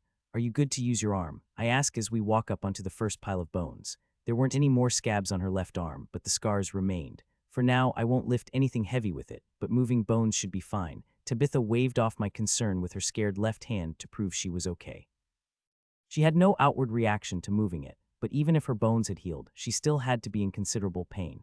In my head, I remind myself to make sure she doesn't push herself too hard, but on the outside, I fake a smile that doesn't reach my eyes for Tabitha's sake. Glad to hear it. I bend down and hastily start grabbing bones, but as I do, they start splintering at the slightest touch. Gently, Tabitha reminds me in her teacher's voice as she squats beside me. Remember, they're fragile. She reaches out to grab one of the bones, only to have it crumble to dust in her fingers. Remember, they're fragile, I sarcastically parrot back at her. Smart ass, Tabitha elbows me hard enough to push me over. I comically shout and flail my arms when I could have anchored myself to the ground with magic threads, but it just felt right to play along. I can't help but laugh as I get back up, and Tabitha was struggling to remain stone-faced and hold back her own laughter at my over-the-top acting. And with that little bit of humor, the heavy feeling from our previous discussion regarding my role in the coming battle disappeared, at least for now. One by one, pile by pile, Tabitha and I slowly pick up as many of the bones in the chamber as we can. Some were too far gone and couldn't be moved, but we could clean up most of them after a few hours of work. Eventually, we were almost done. The only remaining thing left to move was the rusty armor-covered skeleton we had defeated. You're sure it can't reanimate again? I ask Tabitha as we stand over it. No, it's too damaged. And besides, I'm sure you can feel the difference in the mana. Tabitha vaguely motions around us. After we defeated the skeleton guarding the chamber, the last remaining wisps of death mana quickly faded now that the skeleton was no longer around to keep it all in one place. It had been roughly 6 hours since we defeated the undead, and I could scarcely sense any death mana in our surroundings. There wasn't enough for a remnant to spawn, let alone anything else. No more undead was ever going to spawn down here, and after we buried the bones, without the death mana slowing down their decay, they would decompose in no time at all. Let's finish this, Tabitha said, moving to grab the skeleton by its armor. Now that it was no longer being held together by death mana, its bones and armor had separated and were much easier to grab. I do the same, so while Tabitha grabs one of the skeleton's legs, I grab its left arm. Together, we carry everything to the pit outside the chamber, where I turn toward Tabitha and ask what she thinks I should do with the armor. Can you do anything with it? She looks down at the rusty mess in our arms. Maybe, I answer less confidently. Would it be in bad taste if we took it? Tabitha cites no, armor is meant to protect the living. Besides, I'm sure a warrior of his caliber would have understood our situation. You strip what you need while I drag the rest of him over. You keep saying him. How do you know the skeleton was a man? I ask curiously. Tabitha smirks at me. You should be more observant. One look at the skeleton's bone structure should tell you it belongs to a man. She turns around and walks back into the chamber with an arrogant smile. Sorry, I don't know bones, I grumble under my breath as Tabitha mumbles a short spell, and a ball of light flickers into existence above her head. While Tabitha brings more of the skeleton's remains to the pit, I carefully remove bone from crumbling armor and respectfully place what I don't need on top of the other remains. It felt weird essentially looting the dead, but Tabitha said it right, armor was for the living. So even if there was only a slight chance that I could do anything with the dilapidated armor, it was worth a shot to try. And on closer inspection, the armor wasn't completely worthless. The rust flakes off with the slightest touch, but on closer inspection, a decent amount of material is still hidden underneath. Of course, some pieces were more damaged than others, but there might be enough to make a small shield. But before I started celebrating too early, I tempered my expectations. I still need to find a way to smelt the scrap down, let alone work it into something useful. Thoughts of ways I could reforge the metal fill my head, so much so I almost missed something falling out of the gauntlet and impacting my boot. What the? I bent down and picked up a large greenish bracelet, which I had no idea was even there. To the untrained eye, it was just a scrap of metal, but I could barely contain my excitement as I examined the piece of jewelry closer. According to Sense Mana, the bracelet didn't exist, it had no presence of any kind whatsoever, and if I weren't looking straight at it, I wouldn't be able to say confidently it even existed. Find something. Tabitha calls out as she approaches with part of the skeleton's ribcage in her arms. A bracelet. I hold up the jewelry for Tabitha to see, wondering how she will react. Tabitha only looks at the bracelet briefly while depositing the bones next to me before turning around, seemingly ignoring it. Still, at the last second before she's to head back into the chamber, she stops and does a 180. Odd, Tabitha Power walks over to me and I hand over my find. What is this? She seems utterly baffled by the trinket in her hands. Crazy, right? I smirk in excitement. Indeed, Tabitha nods in agreement. I can feel it in my hand and see it with my eyes, but it weighs nothing and is hard to focus on. I sense Tabitha trying to pour some of her mana into the bracelet, but it rejects her attempt. How peculiar. Can you sense anything? She asks, handing the bracelet back to me. Not at the moment, but I will. I grin down at the jewelry like a treasure chest that needs to be unlocked. The metal was tarnished by age, but other than looking like an old piece of jewelry, its greenish surface had no deformities or pitting from the elements. Bones first, Tabitha feels the need to remind me. Yeah, I haven't forgotten. I move to set the bracelet aside for now, as Tabitha leaves to grab the next piece of the skeleton, but frees just as I'm about to let go of it. What if I completely forgot about it once I set it down? It wasn't wise to put on a random piece of jewelry, especially one that was 100 enchanted in some way, but I didn't want to misplace it either. I know I shouldn't, but as quickly as that thought pops into my head, it's replaced by a deep desire not to lose my new treasure. So without even thinking about it, I slip the bracelet onto my right arm, making sure not to accidentally channel any mana into it in case I might accidentally trigger something I shouldn't. The bracelet was clearly meant for someone bigger than me and dangled from my forearm, but other than that, nothing happened. I'll have to be careful it doesn't get in the way, but at least I had a reason to pick up the pace. With renewed vigor, I separate armor from bone faster than ever.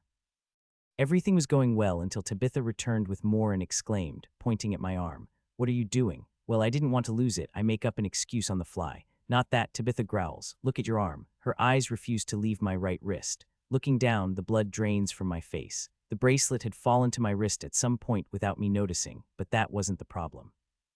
The problem was, through no action of my own, the once large bangle had shrunk down and wrapped itself around my wrist like a coiling snake.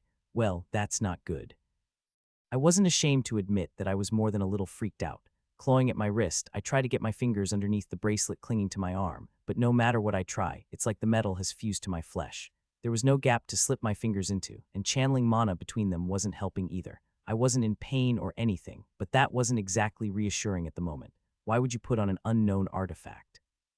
Tabitha berates me while reaching out and seizing my wrist. I don't know, I reply in a panic. But on second thought, why did I put the bracelet on? As someone who liked to study enchantments, I knew the danger the unknown bracelet represented. So why did I ignore everything I knew and do something so stupid? Tabitha pulls my wrist up to her face to examine the piece of jewelry closely. It might be an anti-theft enchantment. She frowns thoughtfully. What does that mean? I ask nervously. A lot of older magic tools were designed to only work for specific people, Tabitha explains. The bracelet could be simply enchanted never to come off. Or, Tabitha ominously doesn't elaborate further. Is it hurting you? No, I squeak. Then it might not be that malicious. Tabitha lets out a tiny sigh of relief but doesn't let my arm go. Instead, she tentatively prods at the band, and to my further horror, it feels like she's poking me directly, not at something connected to me. I try to pull my hand back, but Tabitha's grip remains firm.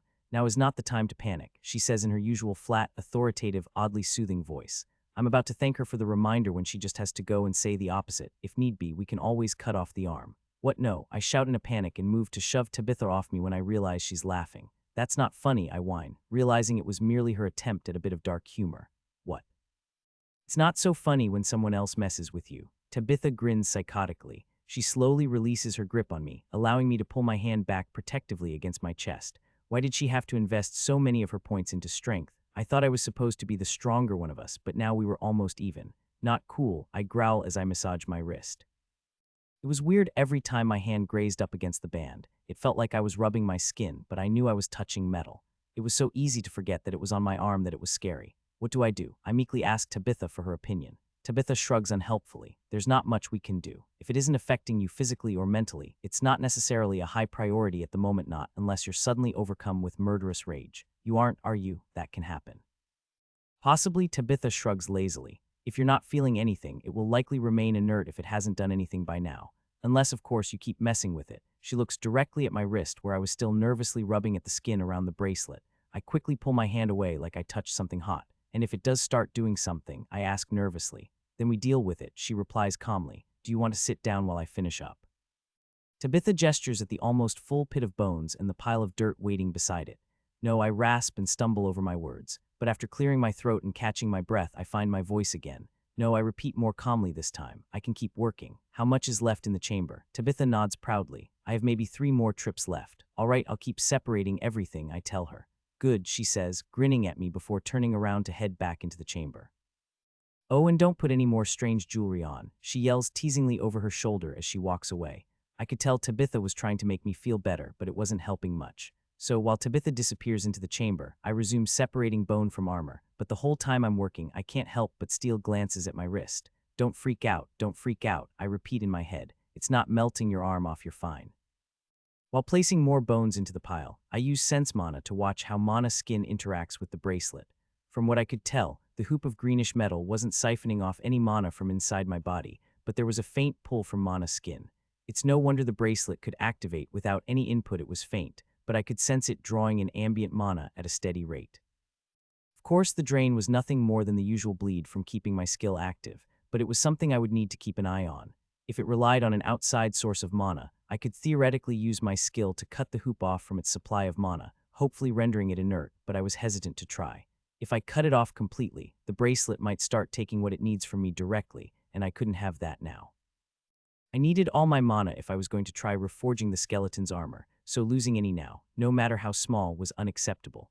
Thankfully, nothing else unsurprising happens while I work. I don't find any more hidden jewelry inside the skeleton's armor, and the bracelet remains inactive. Tabitha helps me push the dirt back over the hole I dug, and together we stamp it down until only a small mound is left. Rest peacefully, Tabitha bows to the patch of dirt, and I copy her as a show of solidarity. After that, we walk back into the chamber together. There was still a lot of bone dust on the floor, but it was easier to ignore it now that all the bigger bones were gone. And now that we knew the chamber was safe, I could examine the second half of the mural I had missed when we first entered. While the castle and noble quarters naturally drew the eye, a second landmark stood out among the regular buildings. Directly above the statue of the nameless god, quite a ways away from the center of the city and its castle, was a depiction of a grand arena, the same arena we were hiding in now. Like the other impressive buildings in the mural, the arena was shown to be made from the same gray stone as the castle. And though I wasn't sure if everything was to scale, it looked like the arena was bigger than the castle and more heavily fortified, as odd as that sounded. I also didn't miss the outline of the robed god superposed over the arena, with its hands stretched out like it was holding the massive structure in the palm of its hands. Yeah, not creepy at all. Examining the arena above the statue and not accidentally glancing down at it was hard. The hypnotic effect it produced wasn't as bad when you knew what to expect, but that didn't detract from how unnerving it felt being drawn into its stony, featureless face. Wait, what? I flinched back because while I was looking at the statue, my right arm, which had the bracelet on it, had subtly stretched out toward the effigy. I could pull my hand back after noticing it, but there was still a subtle longing to walk over and touch the sculpture I knew wasn't my own.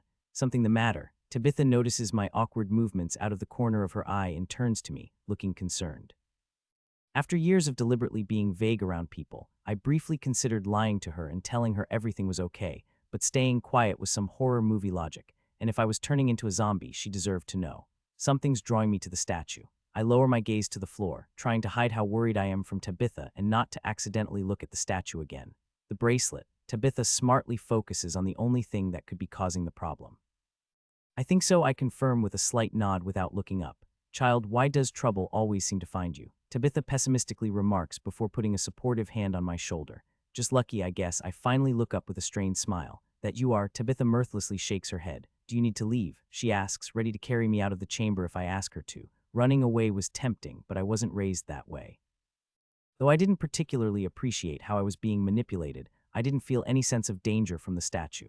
And if there was even a minuscule chance that going along with these urges would help us, I had to take that chance. You'll pull me back if something happens, I ask Tabitha, knowing full well how she's going to answer. Always, kid, she grins supportively. No more running, I tell myself as I turn and look directly at the statue across the room. I'm tired of everything getting the drop on us this time. I'm getting ahead of what's happening. Without hesitation, I walk over to the statue of the nameless god, with Tabitha trailing just behind me. And as the distance between me and the statue shrinks, I feel a slight but noticeable shift in my soul. Silly me, I should have checked that after I realized the bracelet had influenced me to put it on.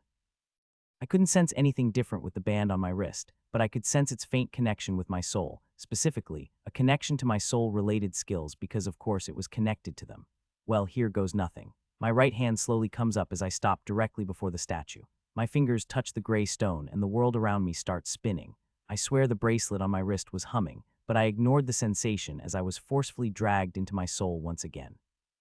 I'm used to the sensation, so when I open my eyes, I'm not surprised to find myself standing in the same spot I always appear in.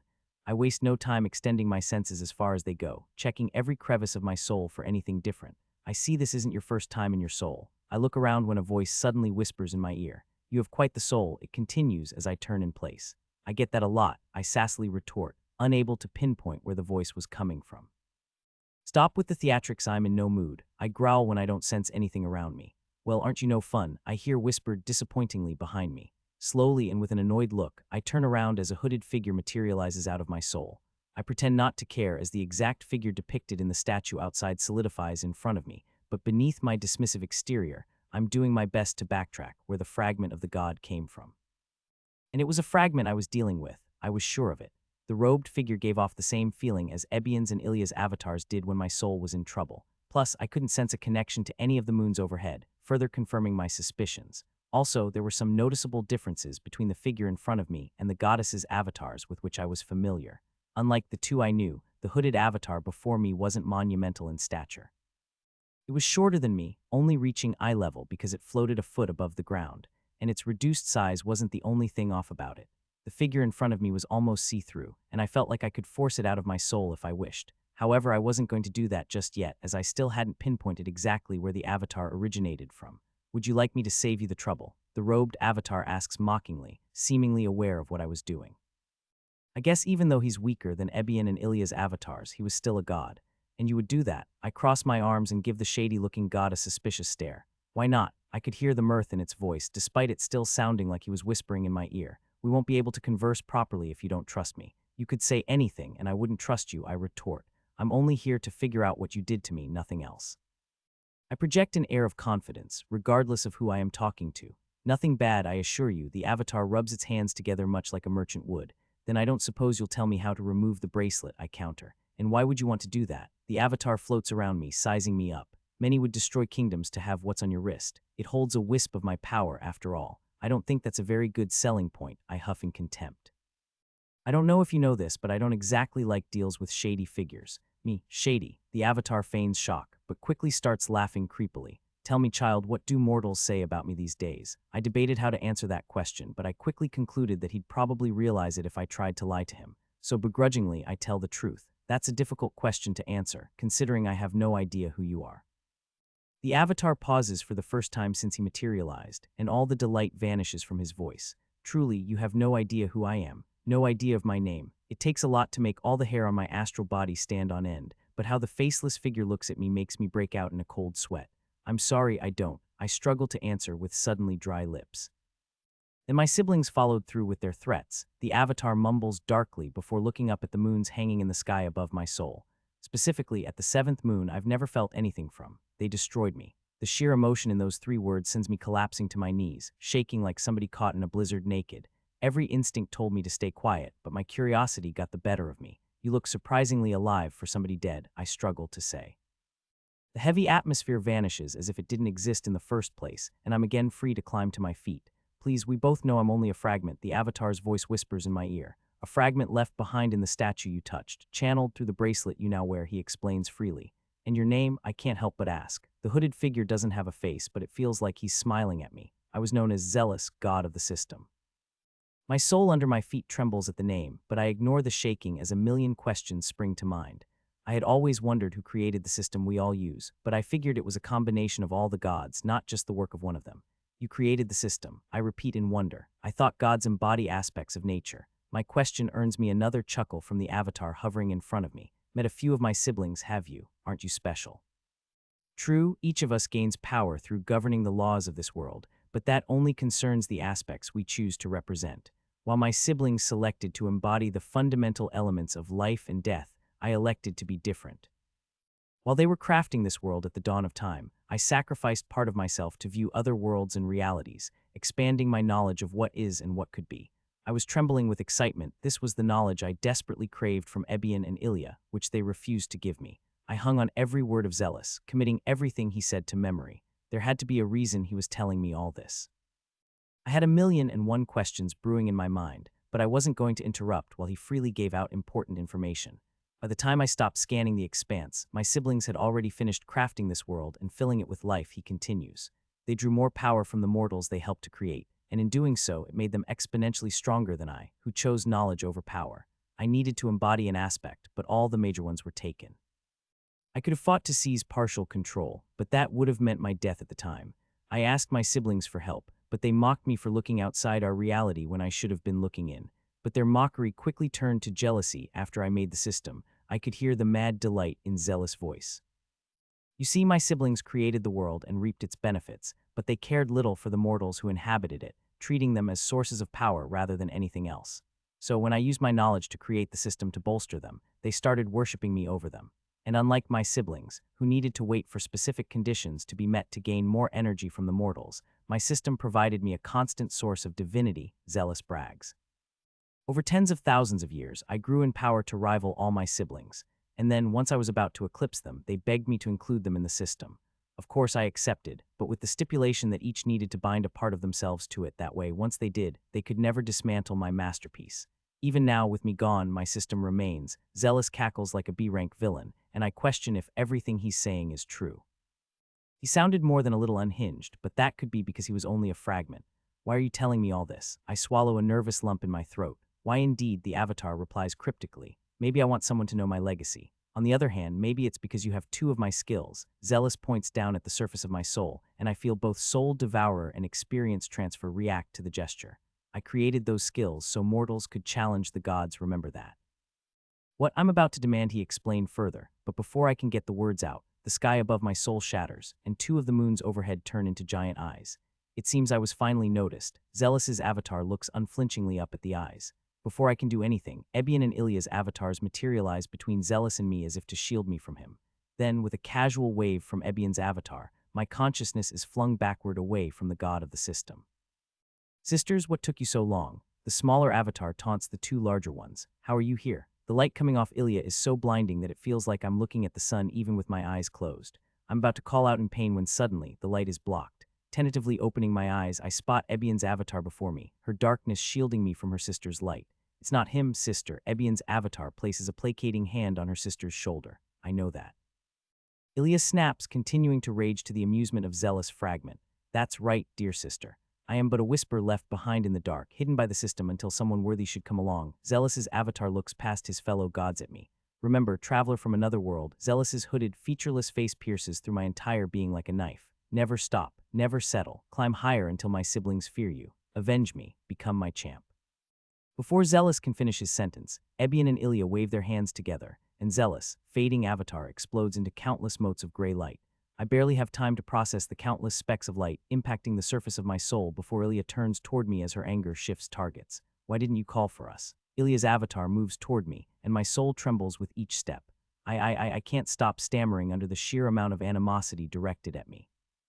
It isn't her fault, sister. To my relief, Ebion shields me from her wrath. He was hidden from our sight, not even our fragments sensed him until his power started to wane.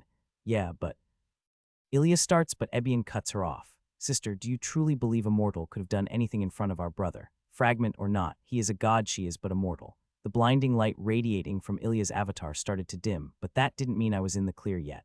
Still, she knows too much now. Ilya does not attempt to hide her hostility towards me. You heard our brother, she could be dangerous for us in the future.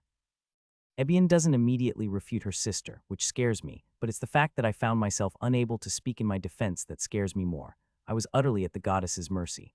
Finally, Ebion sighs, which is weird, considering her avatar doesn't have a mouth. My sister has a point, Ebion admits, causing me to flinch back in shock. However, knowledge does not warrant execution, and due to the limits we all agreed upon, we can't dish out punishment unwarranted.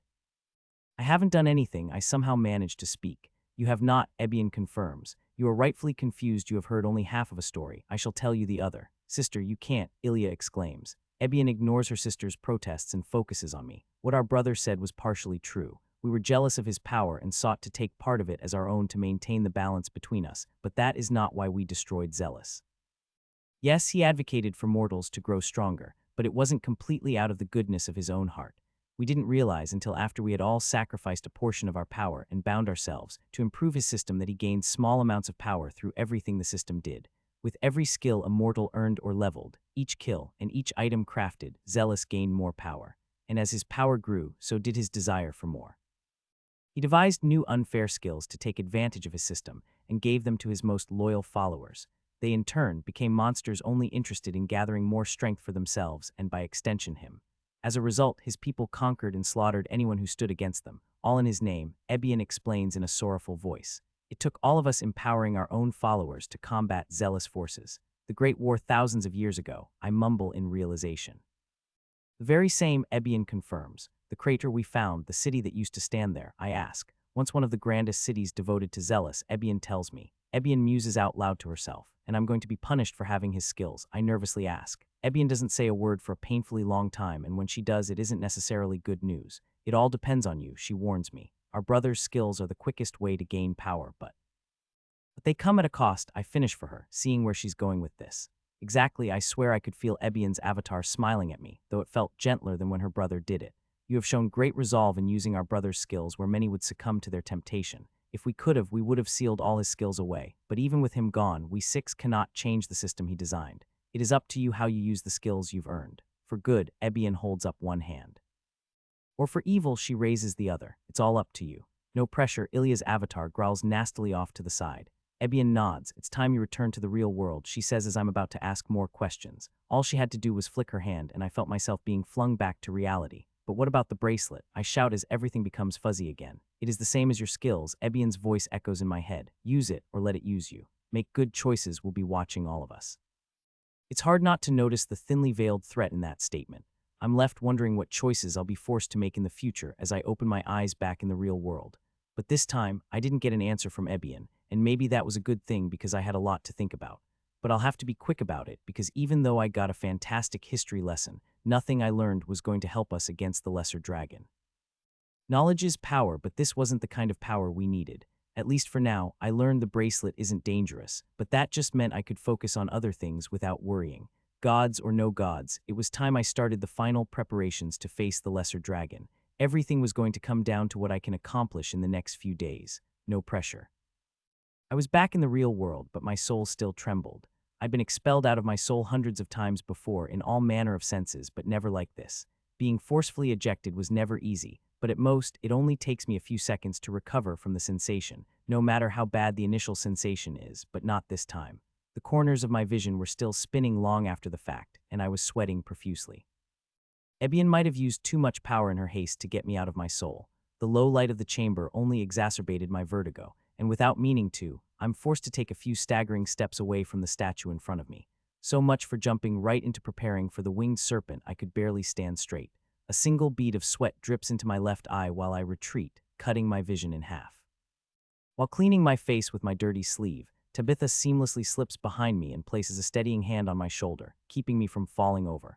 I didn't have time to get sense mana back up after being kicked out of my soul, so I twitched at the sudden contact but quickly relaxed, knowing Tabitha had my back. Literally, a particular kind of warmth emanated from her hand, and even though I couldn't see her face due to her position, I could sense she was giving me a reassuring half-smirk. You say that a lot, you know, Tabitha replies in her flat, teasing tone. Was I out for long? I ask, skipping over Tabitha's remarks about my habit of always apologizing. When I don't get an immediate response, I turn to look Tabitha in the eye, only to see her staring at me, confused. What was it that long? I ask again. Tabitha slowly shakes her head before responding. The opposite. You touched the statue, stared into space for a second, and immediately stumbled backward as if you had been pushed. It was also subtle, but I felt a pressure similar to when you use your soul skills. It was emanating from that bracelet on your wrist. What happened? She not so subtly pushes me for an explanation. Really, it was only a second. I didn't need to fake how surprised I was. I wasn't in my soul long, but even factoring in the difference in the passage of time between my soul and the real world, my conversation with Zealous and his sisters lasted a lot longer than that.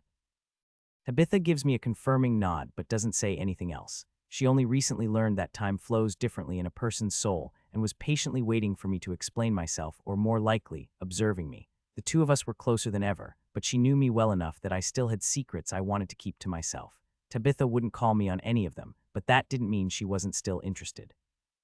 It wasn't like I wanted to keep anything from her, but how was I supposed to tell Tabitha I just talked to two of the 6 gods everybody worshipped and a 7th erased from history?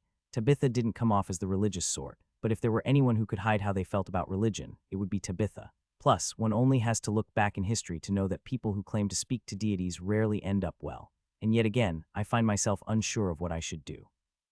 Tabitha, I didn't try to mask the hesitation in my voice. Stop, Tabitha declared, holding her hand up, cutting me off. If you can't say I understand, all I need to know is if you're okay. Her words were like a punch to the gut. She trusted me to such a degree, and I was second-guessing myself. Taking a deep breath, I looked Tabitha square in the eyes. I can't tell you everything, but I don't want to lie to you either, I tell her.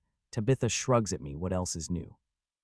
Ouch, but fair, I ruefully snort before deciding what I wanted to do. I won't mention any of the gods, but she deserves to know what I learned. To start with, I'm fine. I assure her to set her mind at ease before I delve into deeper topics. Turns out there was a sliver of a soul in the statue. I informed Tabitha, and understandably, she's taken aback by the information. Is it still in there? She glances at the statue out of the corner of her eye as if it were a dangerous beast. That's actually an excellent question. Turning to look at the statue, I use Sense Soul to the best of my abilities. I didn't pick up anything from it when we first entered the chamber, but now that I know what I'm looking for, it should be easier to tell if Zealous Shard is still trapped inside. I highly doubt it, but you could never be too sure. Unsurprisingly, I can't sense anything, but that's a good thing. There was no chance Ebion or Ilya would leave Zealous behind in any form, so I was positive we were in the clear. It also helped that I no longer felt a pull from the statue. Zealous, stone figure still drew the eye, but I no longer felt the need to interact with it. By all metrics, it was just another piece of art. I think it's gone now, I tell her while double and triple scanning the statue just to be extra sure.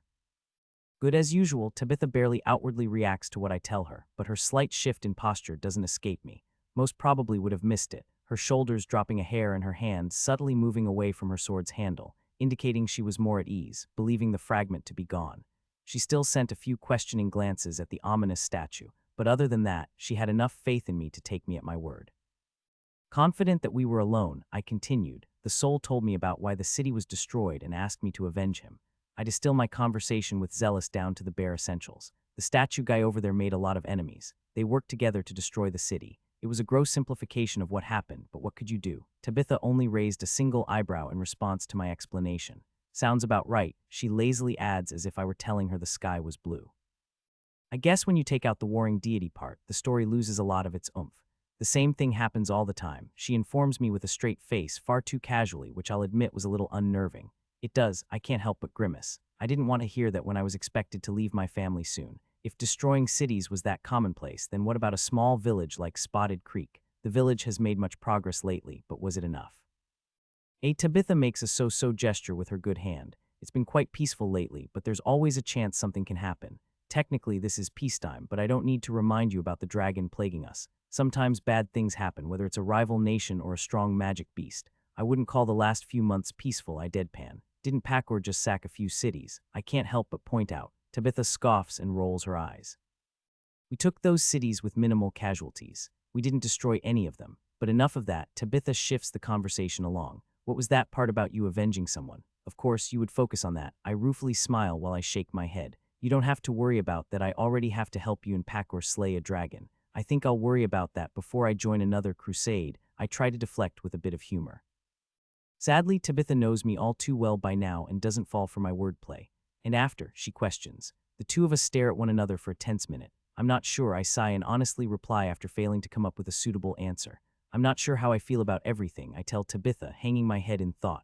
Zealous made it sound like the other gods only care about people because we empower them, and from my experience, that wasn't strictly untrue. Ilya didn't care about humans other than as a source of entertainment, but I didn't get the same feeling from Ebion despite how much her presence unnerved me.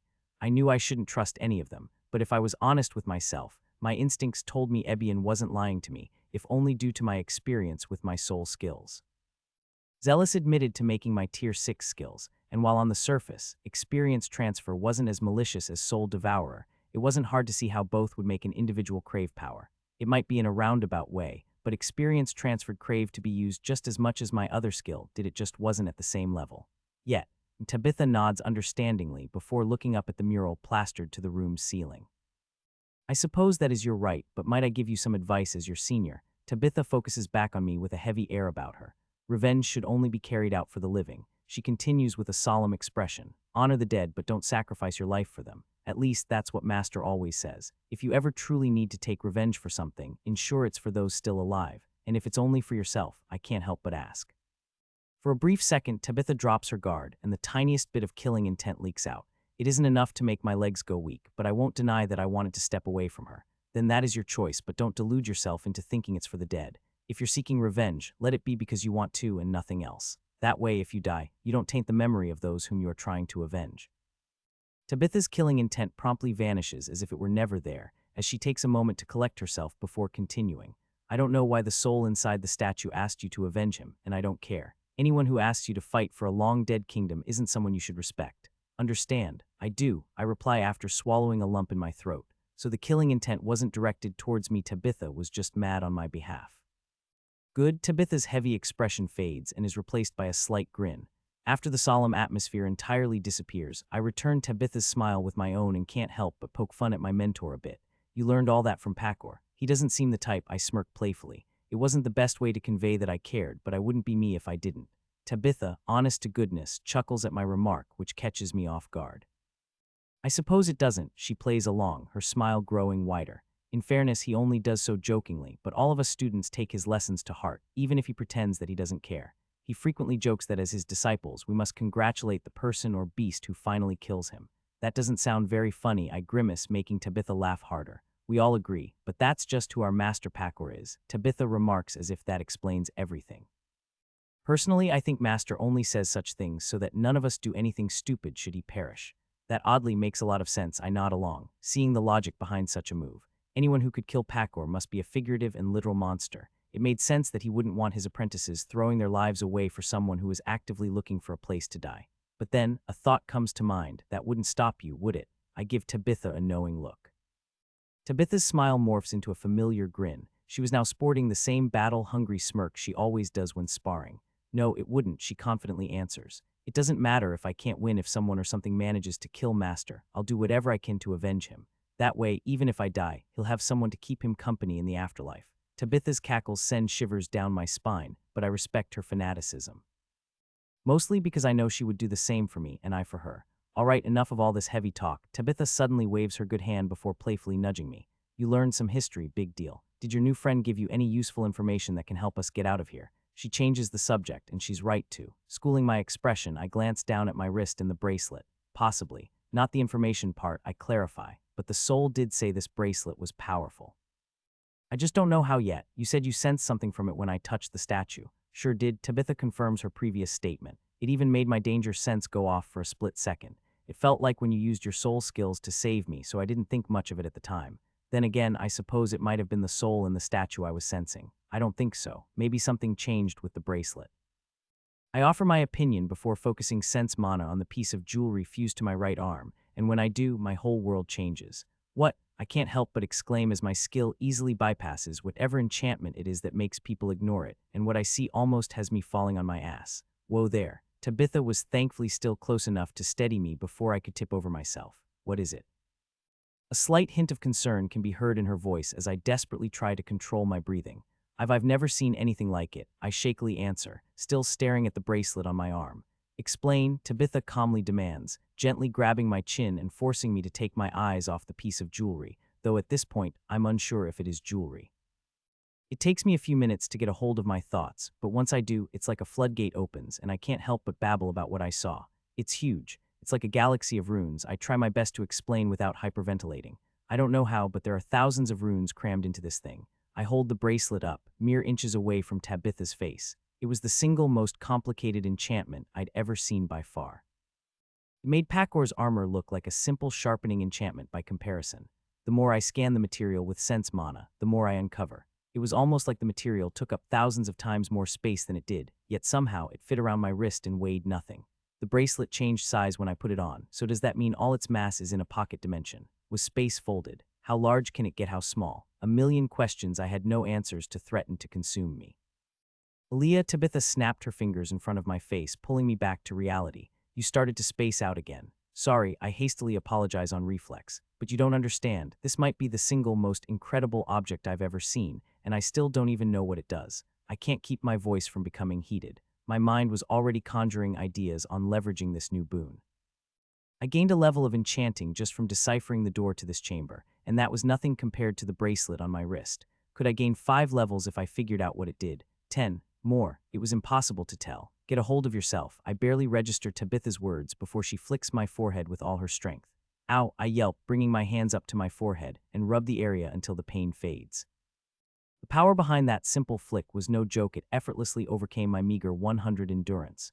You let your guard down. Tabitha chastises me, placing her hands on her armored hips. Get a hold of yourself. Close your eyes and take a breath, she instructs me. You can't just, I start to complain, but stop when Tabitha raises her fingers as if she will flick me again. What was that? I couldn't hear you. Tabitha's eyes narrow dangerously, and I instinctively shrink in on myself.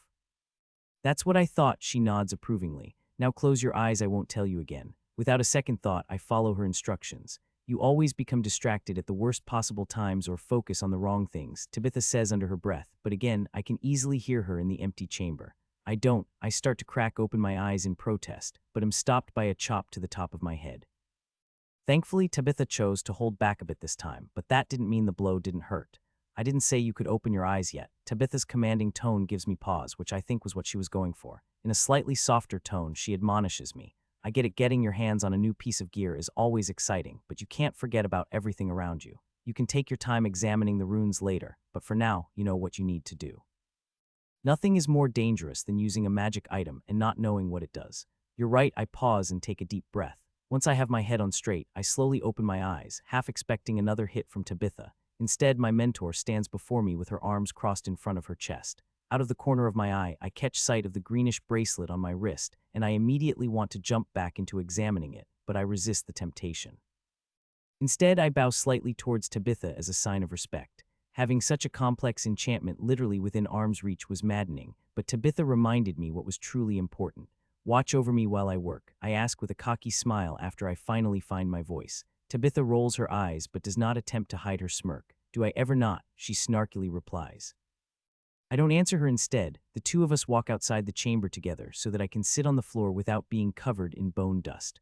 Once outside, I plop myself down and cross my legs, trying to get comfortable. But before I closed my eyes and tried to figure out what my bracelet did, I asked Tabitha one last question. Before I get carried away, how long do we have?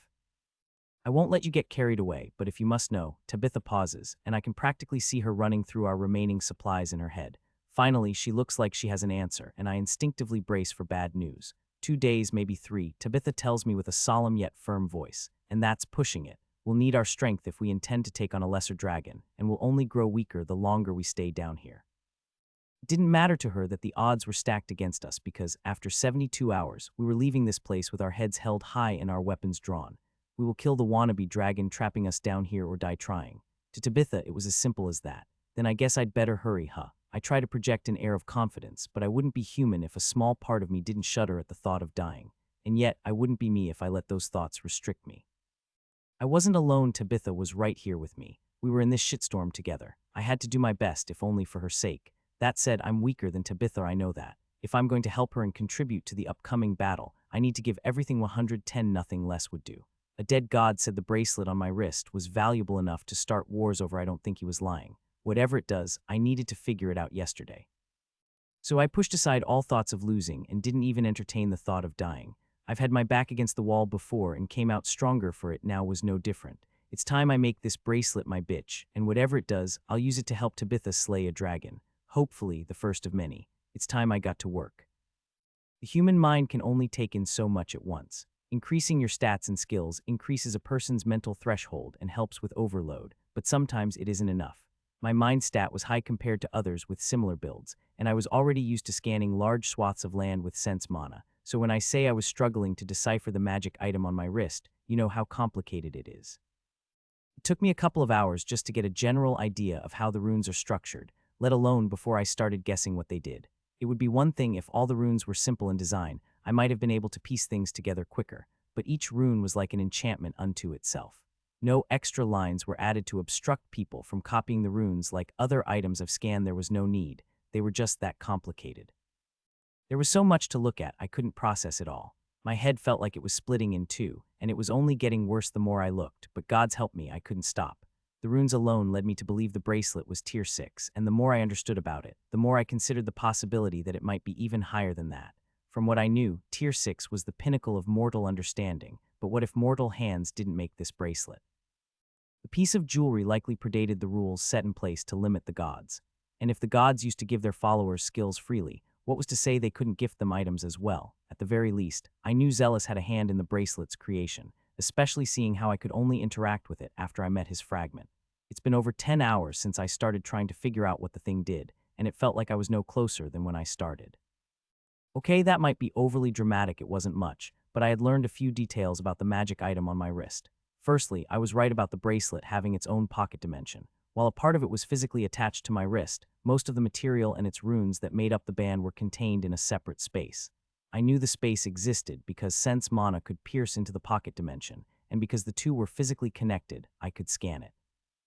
However, there was an added layer of difficulty in doing so. The best way I could describe it was as if I were walking down a corridor, and halfway, the size and shape of the passage suddenly changed alongside gravity. I could continue, but the sudden shift was more than a little jarring and challenging on Sense Mana.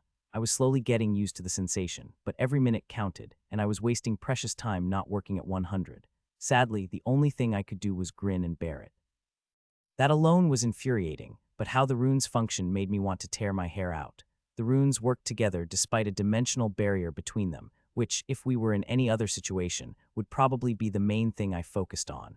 Usually, runes had to be directly connected to transfer mana and function correctly. There were some instances where this wasn't the case, like the knife I gifted Mother and its accompanying charging block, where two items could touch to form a temporary connection, but enchantments like that came at a cost. Mana was always in motion and hard to contain, so even the most minor gaps leaked a lot of mana. Mom's knife block worked because the base was thick steel and powered by relatively small amounts of magicite. Even then, if the accompanying knife didn't absorb most of the mana, the rampaging mana would eventually break down the steel and the runes carved in it, causing a critical failure. Considering vital sections of my bracelet were essentially divided into two different areas, you would think it would be losing massive amounts of mana constantly communicating between them, but it was the opposite. The runes inscribed in the part of the bracelet around my wrist lost no mana, communicating with the rest in its pocket dimension. In theory, that should be impossible, but as Tabitha was here to remind me, it wasn't something I should focus on now. For now, I'd have to chalk it up to divinity bullshit and move on, as frustrating as that is. The second thing I learned wasn't as scientifically significant as the first, but it did change how I viewed the bracelet.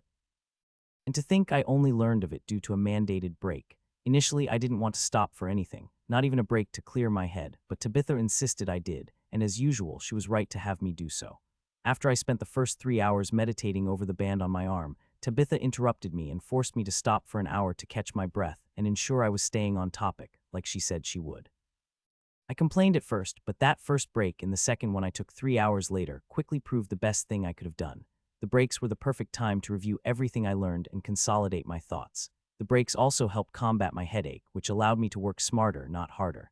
Tabitha would even give me her opinion on things, and though she knew next to nothing about runes or enchanting, just having somebody with a different view of things helped. For a brief moment, I thought I was back in Spotted Creek discussing runes with Sandra. It was during my second break that Tabitha brought up something I wasn't initially thinking about. At some point, our conversation turned towards the physical bracelet on my wrist, and according to her, the obscuring enchantment was still going strong. I didn't think about it much after meeting the gods, but ever since I left my soul, there has been a quantitative change in how I perceive the band on my arm. The jewelry felt a part of me, even more so now, but unlike before, I no longer struggled to notice it.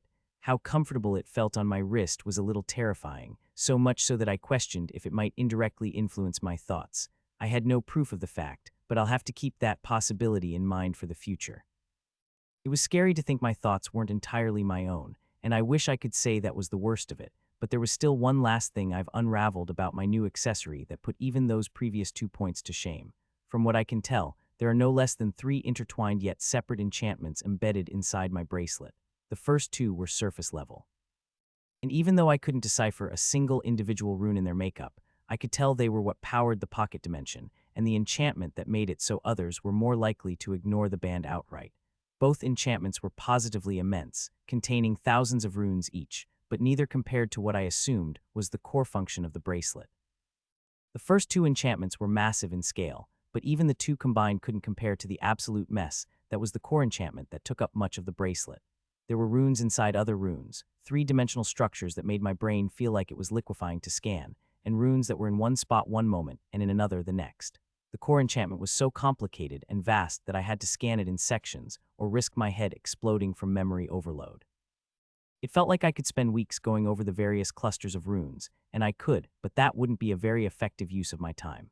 No, I was focusing on a single group of runes. The cluster was just as complicated as any other, and at first glance appeared to do little. Still, there was one reason I was focusing on this section rather than the others, and surprisingly enough, it had nothing to do with enchanting, but rather another one of my skills.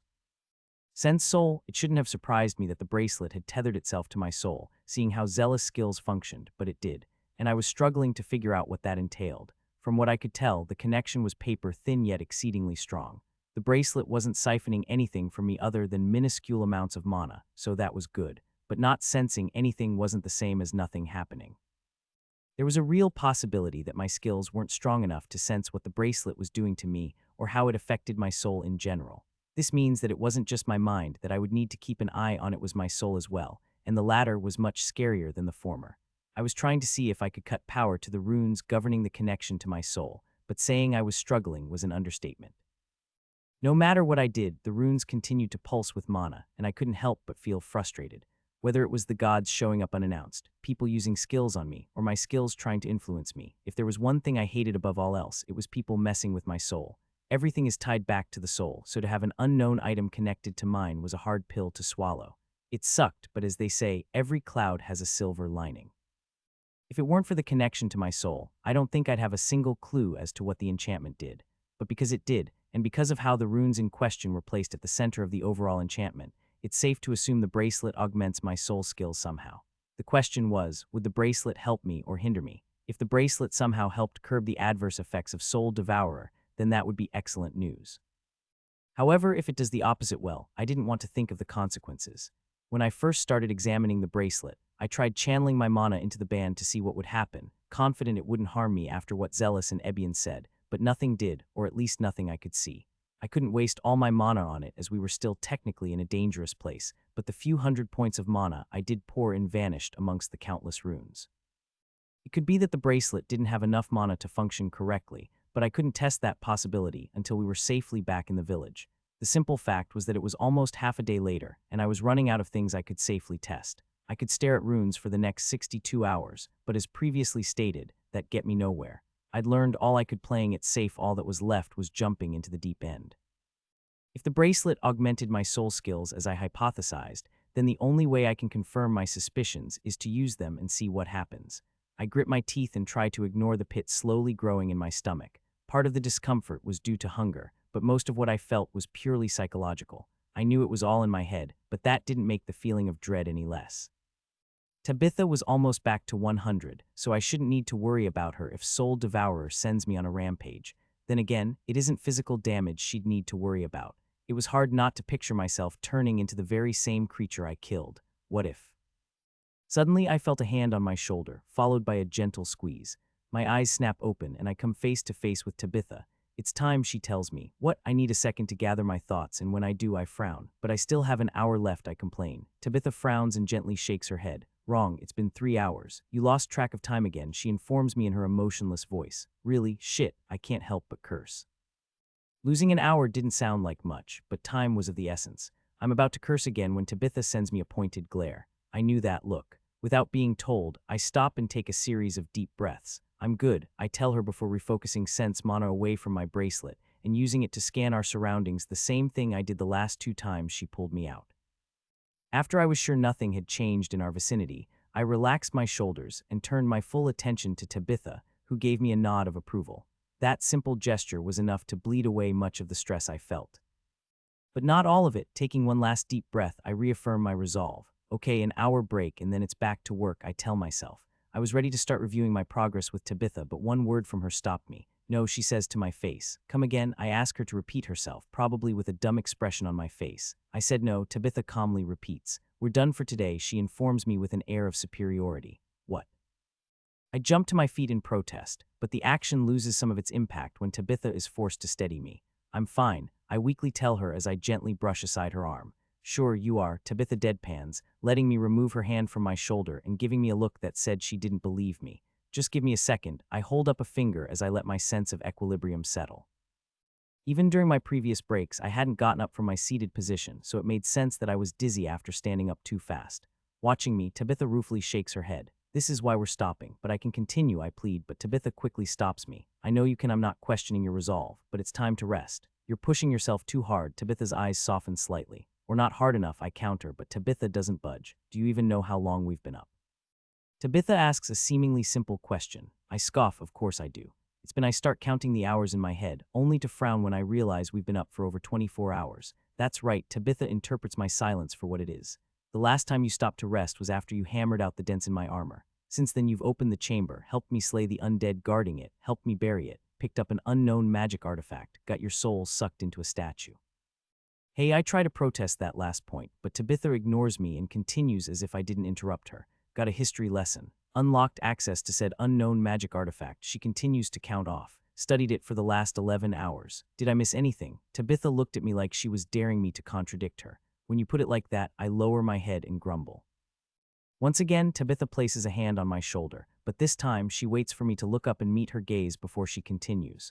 When I do, she gestures for me to sit back down. I do, and Tabitha plops down in front of me. You're letting your emotions get the better of you, Tabitha flatly tells me. I could see it all over your face these last 3 hours. Then why didn't you stop me? I ask, a hint of sadness leaking into my voice. If she saw me struggling, why didn't she do anything to help? Because this is something you must overcome yourself, Tabitha informs me seriously. I can't tell you how to feel. All I can do is make sure you don't burn yourself out and remind you that you aren't alone. We're in this together. But the bracelet, I weakly protest.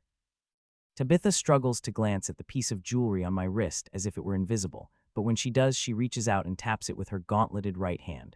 When her gauntlet makes contact, it doesn't sound like two metals hitting each other, it sounds more like metal touching stone. This does not guarantee us victory. Tabitha's words are like a bucket of cold water being dumped on me. If it's useful, then good. If not, Tabitha shrugs lazily. We'll figure it out. What won't help us is you hyper-focusing on an unknown. Then why let me examine it at all? Tabitha shrugs again. As I said, it may help us, it may not. You seemed excited to try, so I let you. But I failed, I mumble in defeat. You did, my head snaps back up when Tabitha doesn't deny my shortcomings. Maybe you'll learn some humility for a change. She smirked at me for a split second while my mouth hung open in shock. But I doubt it, she playfully adds. Tabitha chuckles to herself, and after a second I join her. Laughter really is the best medicine. By the time the two of us finished giggling, my headache was gone, along with the pit in my stomach. That was mean of you, I playfully retort. You deserve it, Tabitha quickly fires back. After the two of us had sufficiently calmed down, I hesitantly asked Tabitha, so does this mean I can't work on my bracelet anymore? I didn't say that. Tabitha fixed her posture as she returned to her serious persona. You can keep working on your bracelet, but sparingly. Don't forget, you said you'd try to craft me a shield, and we have much to discuss about how we'll deal with the lesser dragon above. You can do neither if your head is filled with runes. I nod along, seeing the logic behind Tabitha's words. It would be unwise to put all my eggs into one basket. I should have multiple baskets and spread my eggs equally. My time is the eggs, the baskets my various tasks. You know what? Screw the analogy, I need to manage my time better. You're right as usual, I say, the second half barely above a whisper, but I knew she heard me. I know, Tabitha proudly sticks her nose in the air like a proud teacher. I can't help but smile at how silly she looks, but I notice a few things while Tabitha is lording her superior intellect over me. She wasn't moving very much, and while Tabitha rarely made unnecessary movements, I could tell she was keeping movement to a bare minimum even by her standards. Was she still injured? Tabitha's left arm still looked like a mess, but she was moving it okay. Her breathing was shallower than usual, but she didn't look like she was in pain. It almost looked like. Of course, I'm such an idiot. It was clear what was wrong with her. She was exhausted. I wasn't the only one who'd been up forever. Tabitha's been watching me this whole time without rest. Wait, hasn't she been watching me even longer than that? That's right, she stayed up while I rested after fixing her armor. How long has she been up? 30 hours more. It's hard to keep track of time down here, but I know she's had almost no sleep since we woke up after the soul horror incident. Crap, I was only thinking about myself. I was struggling, but I never even considered I might not be the only one. I'm such an ass. Ashamed, I pretended not to notice Tabitha's condition. Instead, I let my body relax, and as soon as I do, I feel the urge to yawn. Usually, I'd hold back so as not to appear weak in front of Tabitha, but this time, I allowed myself to let out a long yawn, hopefully shifting the topic back to sleep. My plan works. Tabitha snorts in amusement, like I expected her to. See, tired, she continues, looking down her nose at me, but not maliciously. Yeah, I pretend to be annoyed, but in my head, I'm trying to think of a way to take the first watch to let Tabitha get some much-needed rest. You should get some sleep, Tabitha suggests, before I can devise a good excuse. Tabitha, maybe you should. I begin to broach the subject, but stop when I see Tabitha putting up a strong front. Should what? Her eyes narrowed, trying to decipher what I was about to say. I desperately wanted to suggest she sleep first, but the words refused to leave my mouth. I like to think I knew Tabitha pretty well after spending so much time with her, and if I know her as well as I thought I did, then I'm correct in assuming she'd only feel insulted if I offered to take the first watch. I'd already not considered her position once I wasn't keen on doing it again. Activating Sense Mana, I scan our surroundings one more time. Again, there wasn't so much as a brick out of place. We could probably both sleep without worrying about anything, but Tabitha would never go for that. It was funny in a morbid kind of way. With the winged serpent above us and the ruins cleared of undead, we were probably in one of the safest spots in the endless forest, and yet it was still one of the most dangerous.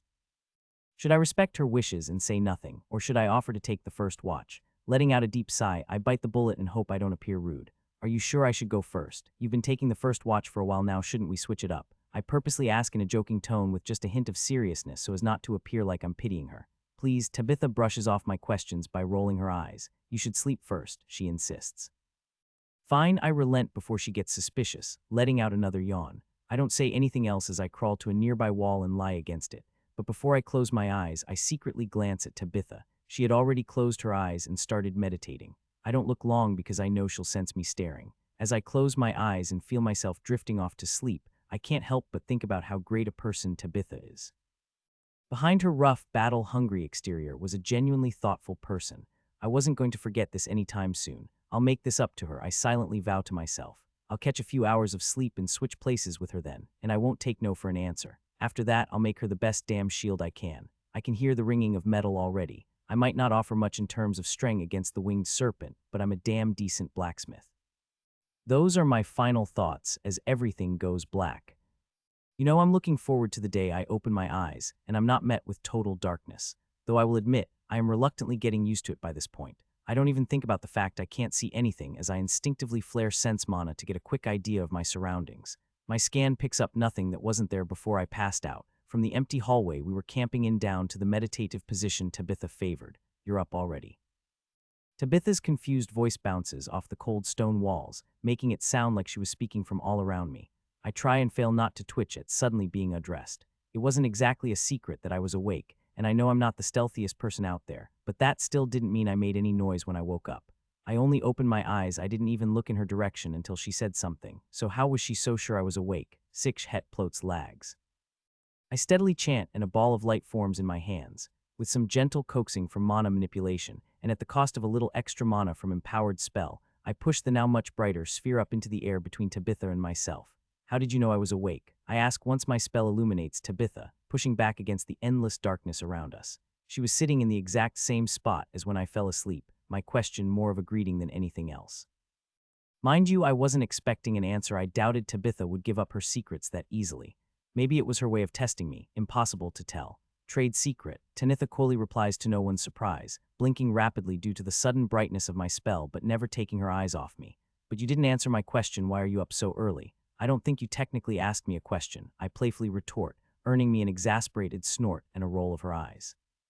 You know what I meant, you were only out for 5 hours, you should still be asleep. Tabitha frowns disapprovingly at me, almost like a mother catching her child up late after putting them to bed.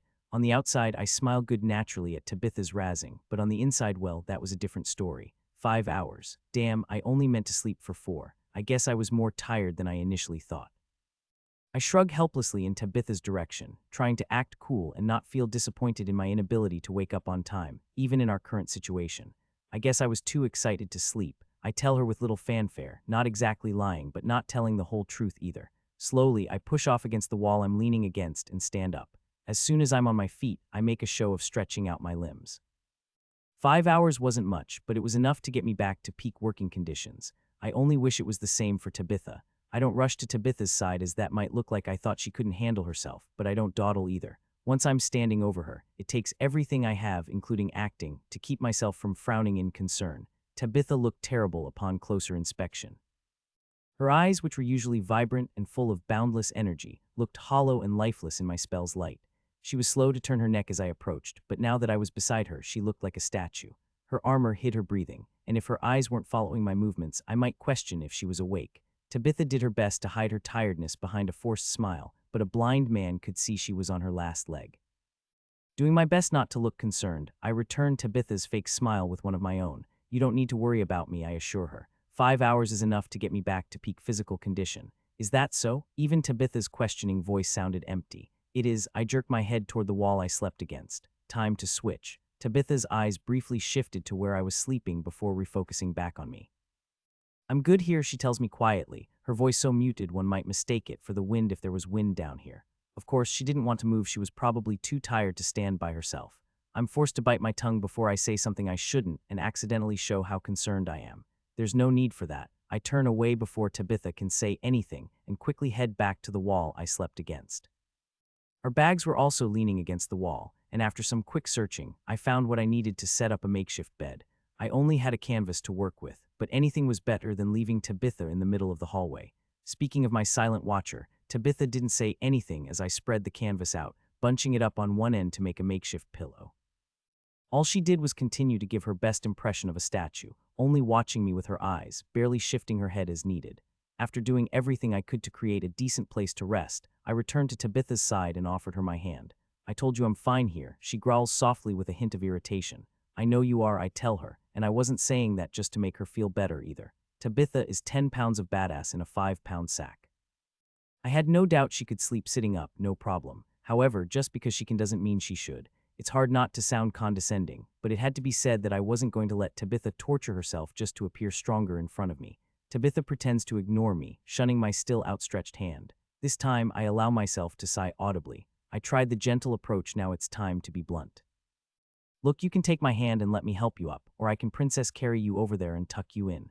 Forcefully, if necessary, I add, flaring my killing intent to prove just how serious I was. Tabitha respects strength, so I had to be firm. You wouldn't dare, Tabitha's voice could freeze hell. Her eyes narrowed to the point that it looked like laser beams might shoot out of them any second.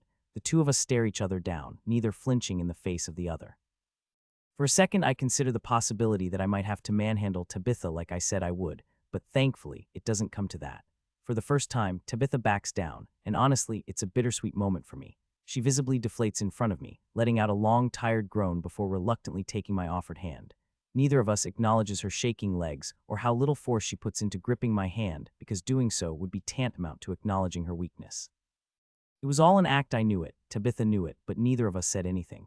We were both posturing for appearance's sake, even though it was only us down here, but that was my way of showing I cared and Tabitha's way of accepting my help without impacting her honor as my senior. She may be exhausted, but Tabitha was still Tabitha, and I respected her for it. Once she was up, I only needed to act as a brace and apply a fraction of my strength to keep her steady. In one swift motion, I loop my arm around hers, supporting her and ensuring she can't shake me off if in case she suddenly changes her mind. I don't recall you needing a bed, Tabitha sassily grumbles as I guide her to the canvas I laid out. Yeah, well, I'm stupid like that, I joke, hopefully conveying my feelings to her. My brain works best when I'm thinking of others. Tabitha snorts, but not angrily, it's more like she found me humorous but was committed to appearing mad, so she stifled her laughter, making a weird noise. If I was reading her correctly, she wasn't mad at me, which was a massive weight off my shoulders. Yes, I'm quite aware of your follies, Tabitha deadpans, but still, I didn't detect any malice in her voice. Admit it, you love me, I probe teasingly. I don't, Tabitha replies flatly. I, on the other hand, was smiling ear to ear. Do too. You're by far the most annoying person I've ever met. Does that include Pakor? I ask as we stop over my makeshift bed and I start lowering her down. For a brief second, Tabitha tenses in my arms and I instinctively brace for a punch to the face or some other form of attack. But the blow I was expecting never came instead. With the most expressionless look I'd ever seen, Tabitha turns her head and looks me in the eyes. All right, second most annoying, she boldly proclaims. Swallowing a lump in my throat, I shout I knew it, before I start howling with laughter. Finally, Tabitha drops her frosty expression and smiles, this time genuinely, not to hide how tired she is. I help her down, short of breath from all my laughing, before taking a step back, giving her room to get comfortable. You know, it would be better if you took your armor off, I suggest once I get a semblance of control over myself, even though I already know her answer. Don't push it, Tabitha lays down, still in her armor, but at least she was still smiling. Fine, just a suggestion, I hold up my hands placatingly, even though we both know she was in no state to get up, let alone do anything to me. You're going to lead me to an early grave, Tabitha sighs and closes her eyes, and as soon as she does, she's out like a light. Not if I can help it, I mumble under my breath once I'm sure she is asleep. Neither of us was going to die, not here, not now. Enjoy your rest, you've more than earned it. I slowly back away from Tabitha and once more move over to where she was sitting while I was asleep. The middle of the hall was far enough away from her that I wouldn't accidentally interrupt her sleep, but close enough that if something happened, I could be by her side in a second with flash step. Luckily, the chances of anything happening were almost non-existent. Sitting down, I fold my legs underneath me while watching our soundings with Sense Mana. I get comfortable knowing I'll be here for a while. It was hard to estimate how long Tabitha would be out, but I knew it would be longer than 5 hours. Ultimately, all I could do was wait and see. The only thing I had to worry about was my mind's tendency to wander when bored. I was happy Tabitha was finally getting the rest she deserved, but with nothing to occupy my mind, a small part of my brain couldn't help but calculate how much time we had left. I spent 11 hours working on my bracelet and 5 hours sleeping. Take away an extra hour for miscellaneous talking and other things, and we're left with 55 hours remaining of our original 72. Then again, Tabitha said we might only have 2 days down here instead of 3, so that number might be even smaller. Our food and water were almost gone. We had just enough jerky for a snack for one person.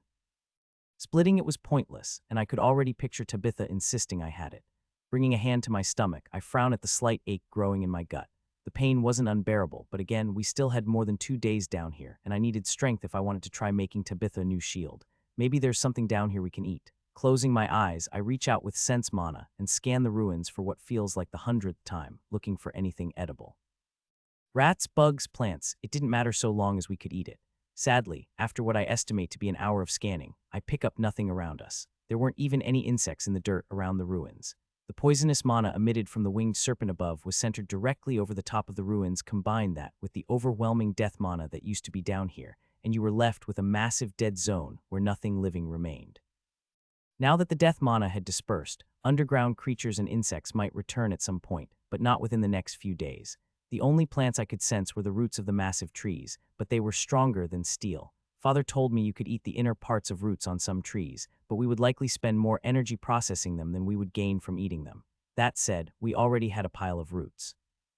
Opening my eyes and turning around, I glance at said pile sitting off to the side, along with the neatly stacked pile of gray bricks we removed from the floor to bury the skeletal remains from the chamber. The pile of roots wasn't what you would call large by any means, but it was something if nothing else. I'll have to ask Tabitha for her opinion when she wakes up, but even if it only fills our stomachs before the battle, I'll consider it a win.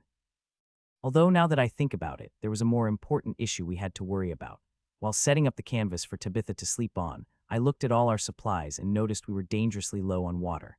Even people like Tabitha and I gradually lose water over time, and while she doesn't have any reason to do anything strenuous that would cause her to sweat and lose water faster, the same couldn't said for me, who still had to forge a new shield. Everything we do to prepare for the coming battle will cost us precious energy and worse, water. We passed by a few puddles of stagnant water on our way down here, but was there enough to drink after boiling it, and was that enough to make it safe? Keeping my eyes closed, I continue scanning the ruins, but I focus on the mana in the air instead of looking for anything living this time. Scanning the ruins for small pockets of water mana was easier than expected, with all the death mana fading. 99 of what I sensed was earth-attuned mana that had slowly leached its way in from the ground, but there were traces of other mana. The parts of the stadium near the surface now contained traces of the winged serpent's mana zone, meaning the longer we waited, the quicker it would sense us once we were ready to leave, as if we didn't have enough problems to deal with. No, don't focus on the negative, I tell myself, turning my attention away from the sickly mana slowly penetrating down into the ruins. Focus on what you can do. Ignoring the serpent's mana zone, I focus on the third and last type of mana I can sense, water mana. With the massive amount of water mana permeating the endless forest, you would think there would be more down here, but it was surprisingly sparse. Most of the water mana was spread out and not in any concentration that would indicate physical water, but there were a few exceptions. I could sense a few rooms and hallways along the outside wall of the Colosseum that had varying degrees of dense pockets of water mana. It wouldn't be a lot based on the level of mana I was sensing, but if we visited each location and gathered what we could, we might have enough to fill up our water skins after boiling what we found and running it through my cleaning spell, and wasn't that exciting. Finally, I felt productive. We didn't even have the water yet, and for some reason I wanted to stand up and shout with joy. How pathetic, but you know what, I'll take the win. After setback, it was nice to think that I'd actually accomplished something of note. Taking a few steady breaths, I calm my emotions and look at everything as it is. Okay, we had water, possibly. The question is, what should I focus on next? What could I do to help while Tabitha was recovering? I could sit here and meditate until Tabitha woke up, but that wasn't a productive use of my time. There were better things I could put my mind to use, like thinking about how I would make Tabitha a new shield. Yes, that's what I should be doing. Opening my eyes, I stand up and glance at Tabitha. She was still fast asleep and would be for at least a few more hours, plenty of time for me to devise a plan. But first, what did I have to work with? I go over everything we have on hand in my head. For tools, I had my hammer. It's not the best for detailed work, but it would allow me to shape metal if I could heat it. All right, what metal did I have access to? There was the water magicite in my bag and a few rock samples I collected here and there, but nothing I was confident experimenting with. Shaking my head, I turned my attention to the pile of scrap metal sitting next to where we buried the skeletons from the chamber. The rusty pile was the last remnants of the undead we defeated. They were obviously exceptional since they lasted this long, but was that enough? If I could melt it all down, there might be enough usable metal to work with after removing all the oxidation, but that required a forge. It sucked that the Colosseum wasn't still intact. The section we were in was massive, but based on its dimensions and the mural inside the chamber, it was only a third of the overall structure. A stadium this size had to have had an armory somewhere with a forge. Sadly, I never sensed anything resembling either during my many scans, meaning the armory was likely in a different section altogether. All I could do was curse our terrible luck and move on. Maybe I could fashion a temporary shield from the materials I have on hand. I have a pile of roots as strong as steel, maybe I can use them. Walking to the pile nearby, I gather the best roots in my arms and return to the hallway's center. First, I had to see how malleable they were. Usually, examining new materials is fun for me. I like to find out how strong materials are and how well they handle mana and its internal structure. Normally, I could get lost in all the little details, not this time. For each root I picked up and examined, I had to mentally picture it being used to block a strike from the winged serpent, and the results weren't good. After some scanning with my skills and a few simple stress tests, I quickly concluded the roots wouldn't work. Less than a day had passed since we removed the roots from the ground, and they'd already lost much of their durability. Without being connected to one of the massive trees, and by extension its mana, the roots were less flexible and more brittle than they were yesterday. They were still as hard as steel, but there was no telling how long that would last. If I weaved a shield out of roots, there was a slim possibility that it may stand up to a single strike from the winged serpent. Heck, it may even last two, but a third, not possible. Tabitha needed a shield that could last at least a dozen blows, preferably more. Gritting my teeth, I pick up my test subjects and return them to the pile with the rest of the roots. Back to step one, I mumble to myself. It was quickly looking like I had no choice in the matter. If I wanted to make Tabitha a reliable shield, I would have to melt down the armor fragments and figure out how to mold them into a shield.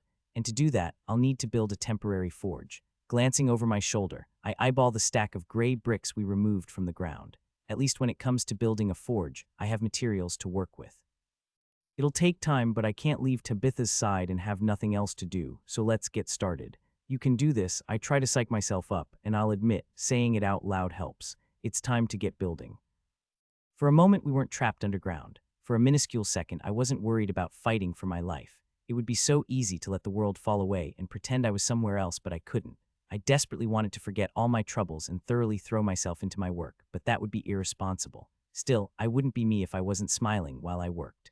The world could be crashing down around me, and I would still be smiling as long as I did what I loved.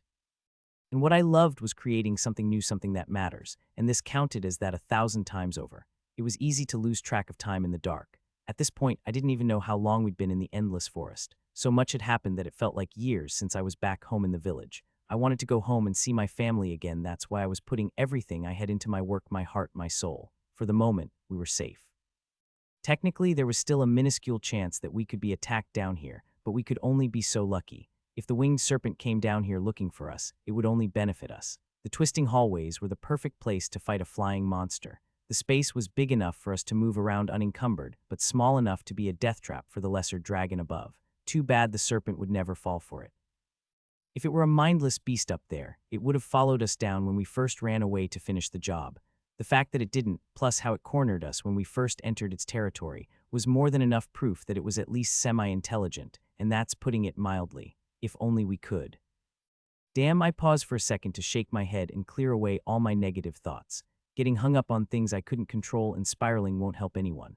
I can't afford to lose focus, not here, not now. Get your shit together, Aaliyah, I remind myself. Refocusing on my work, I scan the last few bricks I slotted into place, ensuring there were as few gaps as possible in the overall structure.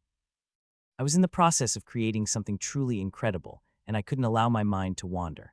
Arguably speaking, the shield I would craft might be the most important item I've ever made. It was more important than the arrows I crafted for Lady Pitts, more important than any weapon I've ever made, grander than any armor I've forged. If I fail, it won't be some random person I don't know dying somewhere without ever knowing. It will be me and Tabitha. No pressure.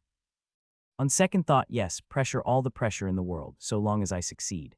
Forging a proper shield for Tabitha was a big deal, so I took my time fashioning the best forge I could with the materials available to me. Sadly, to say I lacked the proper materials was the understatement of the century. I had countless gray bricks to work with and little else, but even when it came to the bricks, I was working on assumptions I couldn't adequately test in time. I knew the bricks absorbed small amounts of kinetic energy. That was what made them so annoying to walk on. They're strong, capable of surviving a single strike from Tabitha. They sounded like the perfect material to turn into a shield on paper, yet they were anything but even if I wanted to. After interacting with the bricks for as long as we have, I've developed a deep understanding of how they work. And while fascinating, the bricks weren't the salvation Tabitha and I desperately needed. For you see, the bricks only worked when they were grouped together. Say I put my foot down on a single gray brick. Said brick absorbs a portion of the force behind my step, but unless it's by itself, it isn't the only brick that absorbs the energy. All bricks connected to the one I step on absorb a portion of that energy, and so on and so forth. In the end, the energy is evenly distributed throughout the entire structure. Each brick slowly releases the energy it absorbs, but they have limits. If the force is strong enough or concentrated enough, it can damage the bricks, and each crack and microfracture reduces the energy transfer between bricks, making them weaker with every high-powered strike. If I wanted to make a shield out of the gray stone, it would essentially need to be a thick cube made from dozens of bricks, and even then, I don't think it could reliably tank multiple strikes from someone of Tabitha's strength, let alone the winged serpent waiting for us up above. Sure, Tabitha and I have the same strength stat, but neither of us could wield such a cumbersome shield attached to our arm. It would be even worse for Tabitha. A heavy shield would severely diminish her movement speed, the cornerstone of her fighting style. So to recap, the roots we dug up weren't strong enough to work as a shield on their own, and the bricks wouldn't work due to their size and weight restrictions. In the end, I only had one option left. I needed to melt the remnants of the skeleton's armor and work them into a proper shield, though that was easier said than done. I've long figured out how the gray bricks interact with kinetic energy, but now I was using them for something other than what they were made for. I was working on the assumption that the gray bricks would act as a reliable insulator for my forge. Heat is just the movement of energy, after all, so if the bricks absorb energy, it stands to reason they can absorb heat, too.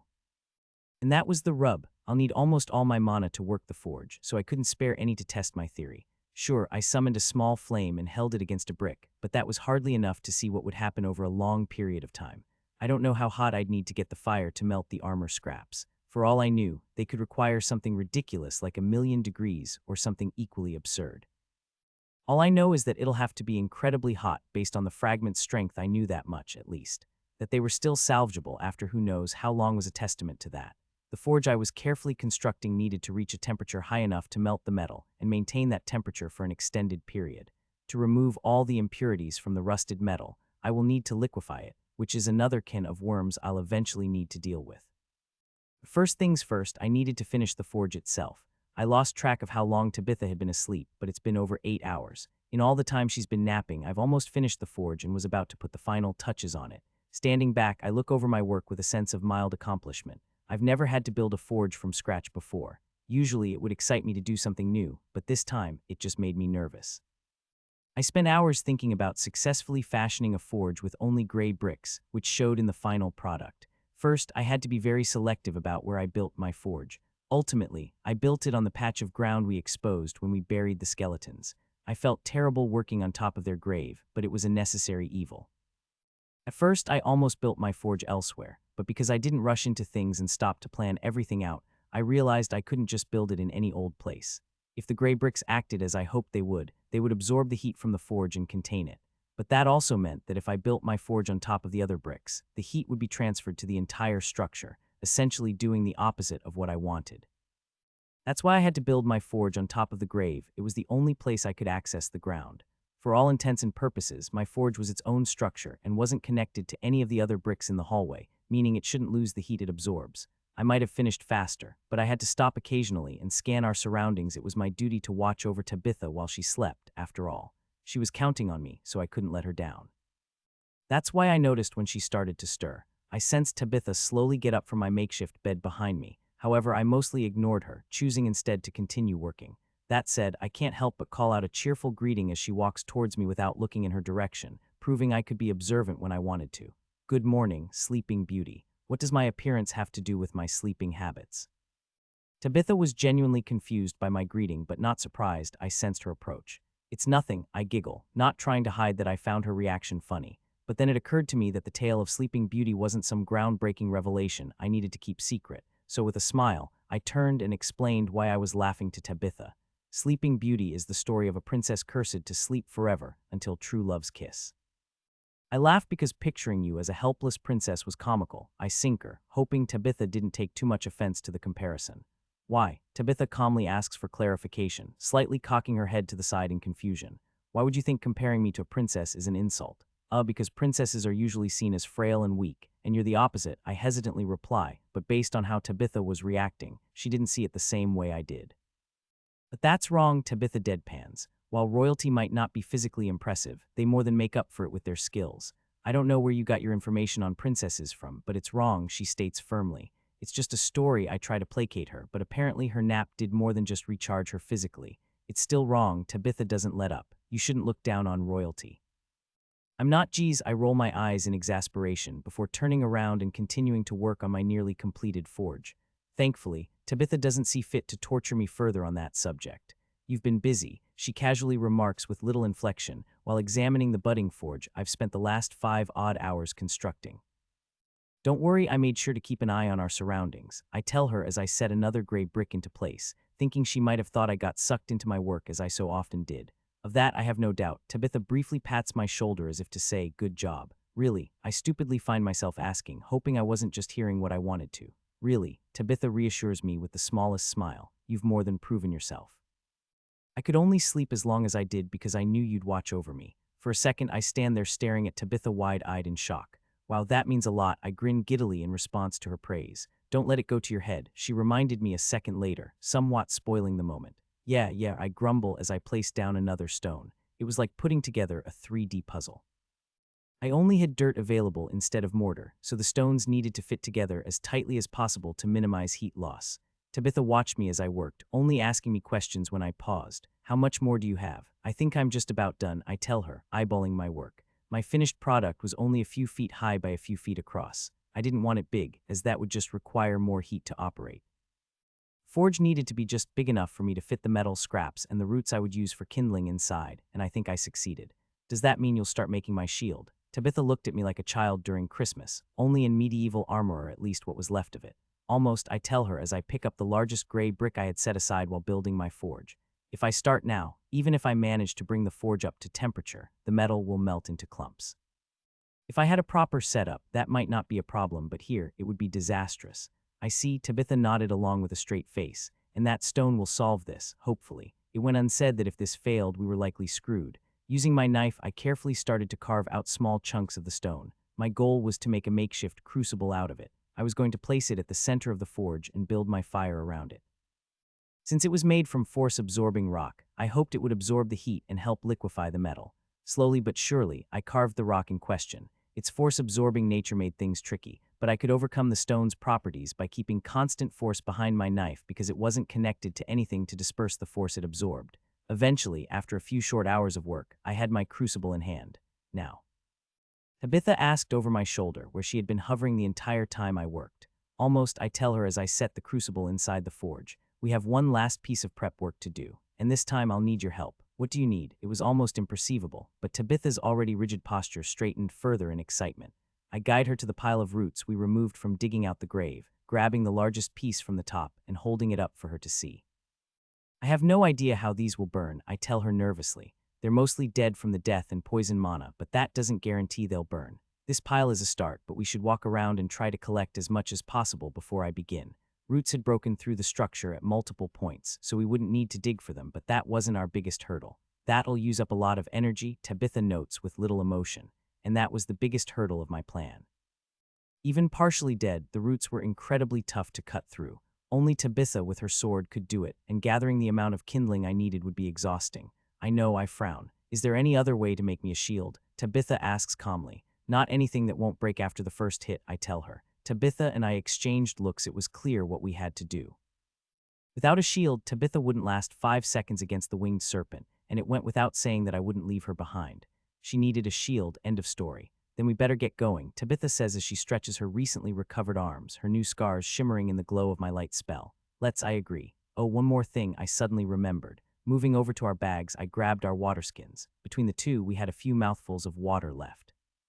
I sensed faint traces of water mana while you slept. It's probably stagnant and full of all sorts of things, but I'll take anything at this point.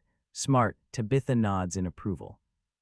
I can boil what we collect while you make my shield. Sounds like a plan. We might even be able to brew some tree tea, I suggested playfully. Tree tea. Tabitha looked confused, so I explained what my father taught me during the short time I worked with him. I told her some tree roots were edible, but we might use more energy digesting them than we get from eating them. My solution was simple. Boil the roots in water, create a slightly nutritious tea, and soften them so long as eating them didn't poison us. Interesting was all Tabitha said after I finished explaining my idea. I figure it's worth a shot, though I'm surprised you didn't know any of this. I teasingly smirked at Tabitha, who barely reacts. You forget we don't have many trees in Skull, and the ones we do have, we certainly don't eat their roots, Tabitha deadpanned. Come on, just say it's a good idea. I nudged her side as we started walking down the ruined stone corridor. It was an acceptable idea, Tabitha reluctantly notes, keeping her eyes forward. Boo, I jokingly jeered. As my teacher and superior, isn't it your job to keep my morale up? You do that well enough yourself. Tabitha didn't rise to my taunting, but in the flickering light given off by my spell, I swear it looked like she was smiling faintly. It must be my eyes.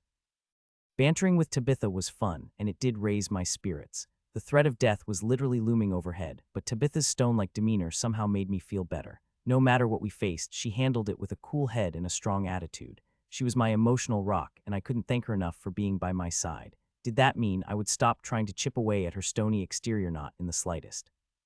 We were going to survive this together, and the first thing I was going to do once we were safe was hug Tabitha with all my might.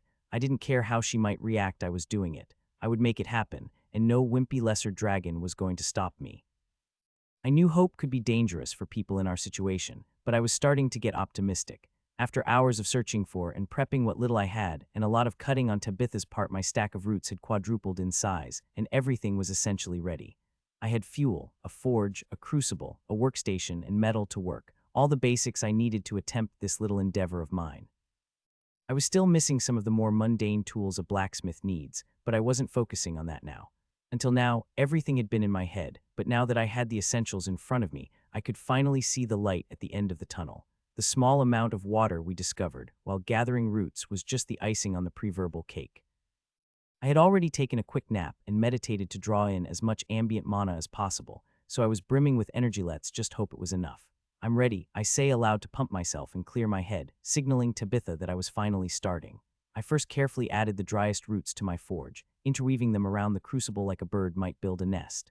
The metal fragments we scavenged from the skeleton were already inside the crucible, waiting to be melted. My theory was that the drier roots would ignite easier, and once I got the fire going, I'd add the others as needed. Here goes nothing. I place my right hand over the forge, bracing my wrist with my left. Leif Gamfer all en namps. A small flame sprouts from my fingertip. It was comically tiny and produced very little light in the dark hallway, but it didn't stay small for long. Mana manipulation, inject mana, an empowered spell synchronized, turning the minuscule flame into a roaring inferno. I didn't hold back, I couldn't. Next to me, Tabitha dropped her light spell to conserve mana as the flame spewing from my hand illuminated everything around us in a warm glow.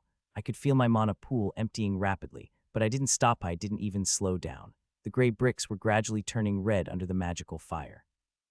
It was working, they were absorbing heat like I hoped they would. However, they weren't my focus, the roots were. Their outer casings were charring, but none of them were burning yet. All right, step 1 is complete. It's time to move on to phase 2. I kept conjuring fire from my hands, but stopped trying to burn everything in front of me indiscriminately. Instead, I split my focus between maintaining my spell and using inject mana to directly force my fire mana into the roots.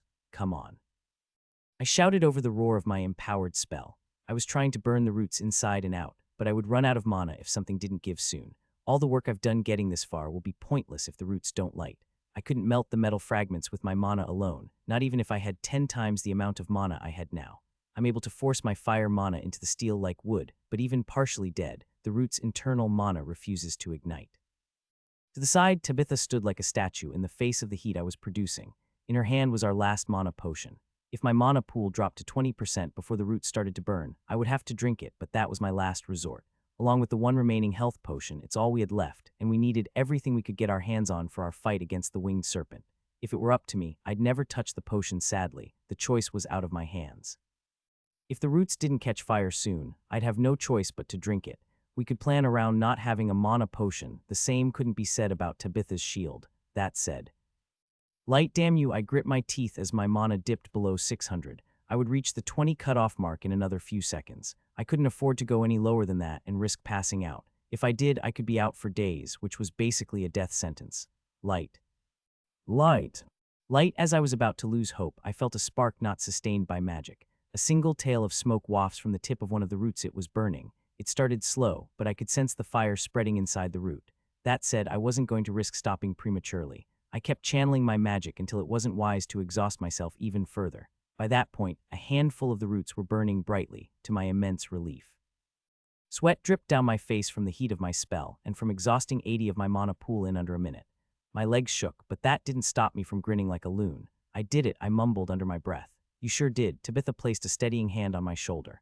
They're burning well, I note, staring into the slowly expanding flames in my forge. The dense mana from the roots mixes with my fire mana in spurts, causing the flames they produce to dance wildly and fluctuate. When the flames were low, it felt like the forge back home, but when they expanded, it felt like I was standing next to the sun. Mana's skin struggled to cope with the immense heat, even with the improvements I had made since entering the mana-dense region. But it wasn't enough regardless. I didn't back away. All right, let's see how hot we can get this. I waited a few minutes for the fire to stabilize before adding more roots. One by one, I fed more wood to the fire, to the point that it felt like I was the one burning. Tabitha had long since stepped back, unable to tolerate the sheer amount of heat my forge was putting out. The rust on the metal scraps had already vaporized under the inferno, but other than that, they were still whole. It needs to be hotter, I talked to myself while I worked, partially to narrate for Tabitha, who was watching me work from a distance, but mostly to distract myself from how hot it was standing next to the magical fire, and it was magical. Adding magical substances to the forge wasn't new to me, but this wasn't simply adding magicite to an already raging fire.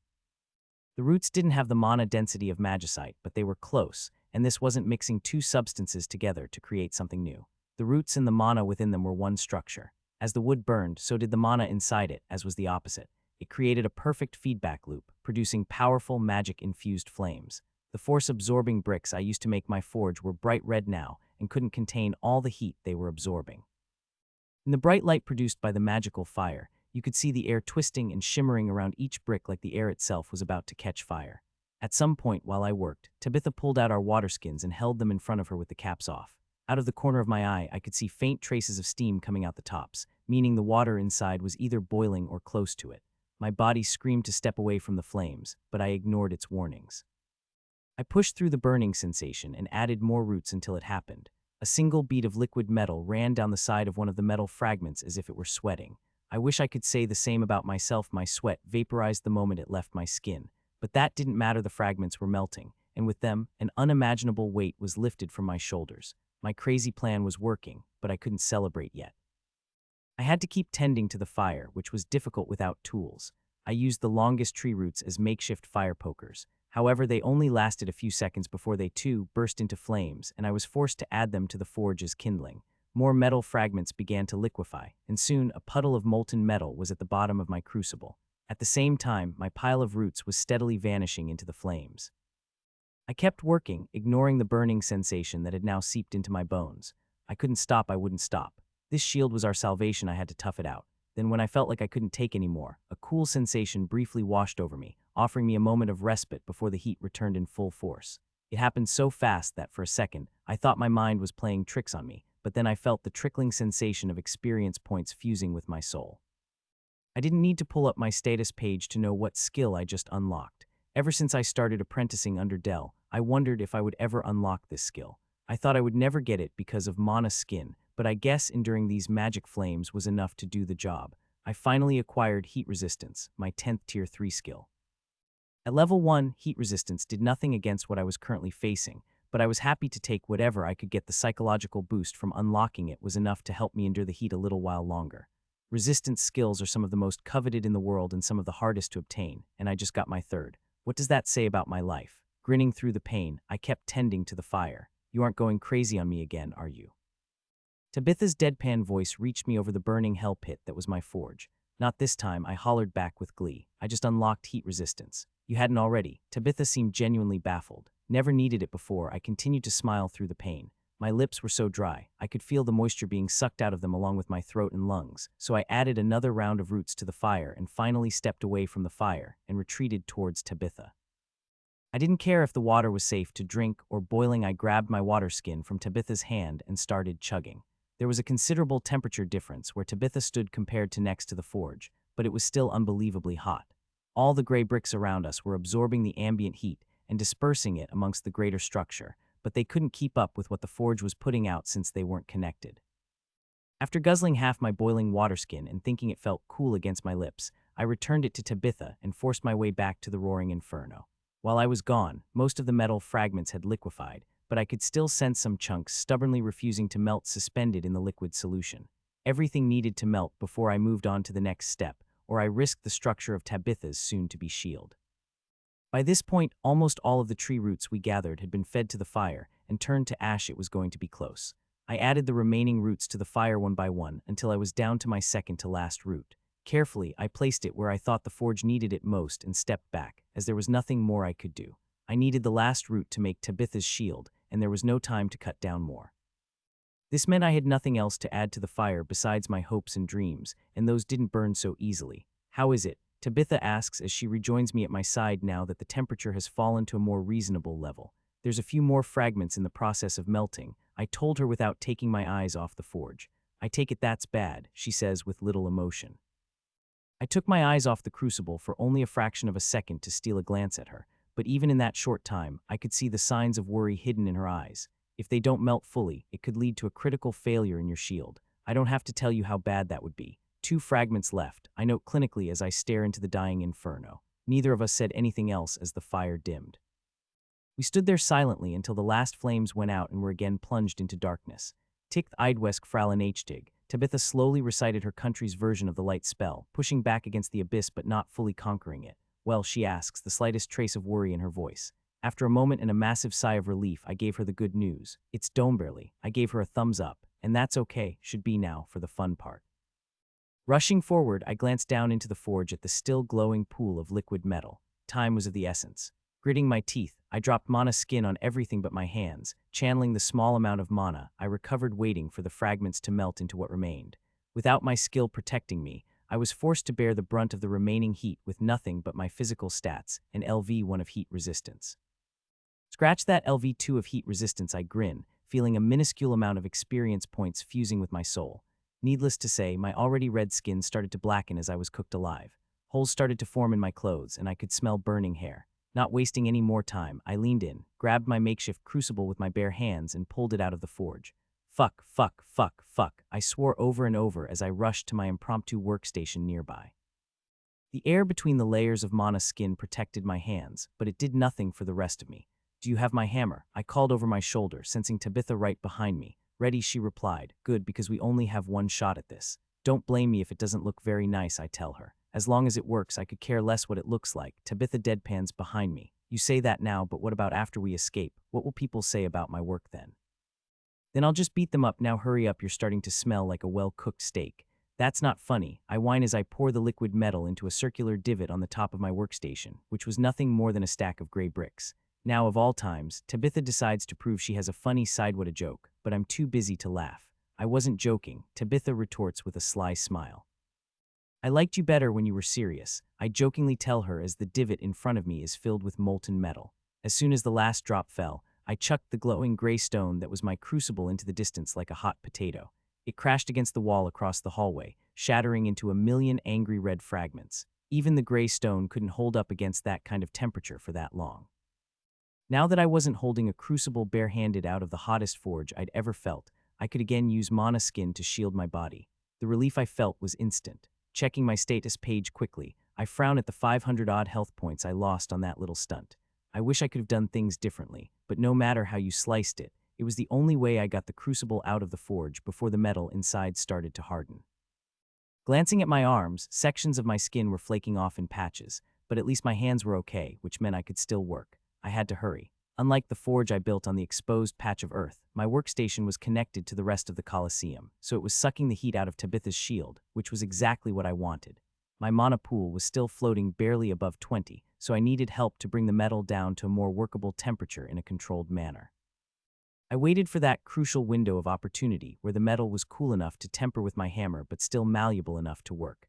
I had no way of heating it back up again, so I only had one chance at this. I could sense the mana structure inside the metal settling into place as it cooled. Once it was fully formed, that was the time for me to start hitting it with my hammer. Now, holding my hand out, Tabitha handed me my hammer. It was a good thing I had practiced using it to fix her armor, or else I might be more nervous than I already was. I didn't hold back and used every one of my physical skills to swing my hammer down on the glowing disc. The result was a ringing noise so shrill it cut my eardrums, filling the empty tomb. The gray bricks making up my workbench groaned and cracked under the force of my swing, but I barely noted any of that because my hammer flew back at me with almost as much force as I had swung it. I wasn't expecting that. I wheezed sillily as I tried to steady my hammer. Luckily, I saw it all with sense mana. Like the gray bricks around us, the shield absorbed a part of my hammer strike, but unlike the stones, it didn't hold onto the energy and release it over time. It did so all at once, right back the way it came. Holy shit, did I just recreate magic vibranium? It was missing a few of the qualities I remembered from comic books in my past life, but the comparison was close enough. I couldn't help but cackle maniacally as I swung my hammer again. On the surface, it looked like my hammer strikes were doing nothing, but that was the farthest thing from the truth. With each swing, the metal's mana structure was refined with each swing. More of my hammer's force was repelled back at me. 3, 4, 5 on the sixth swing. My arms feel like they're about to fall off. Taking that as my cue to stop, I grabbed the remaining tree root and pressed the end against the still semi-pliable metal. Like the gray bricks, the metal wasn't the best against constant force, so I could feed a few inches of the root through it, where the root wouldn't damage the internal mana structure of the shield, creating a way for me to craft a handle for Tabitha.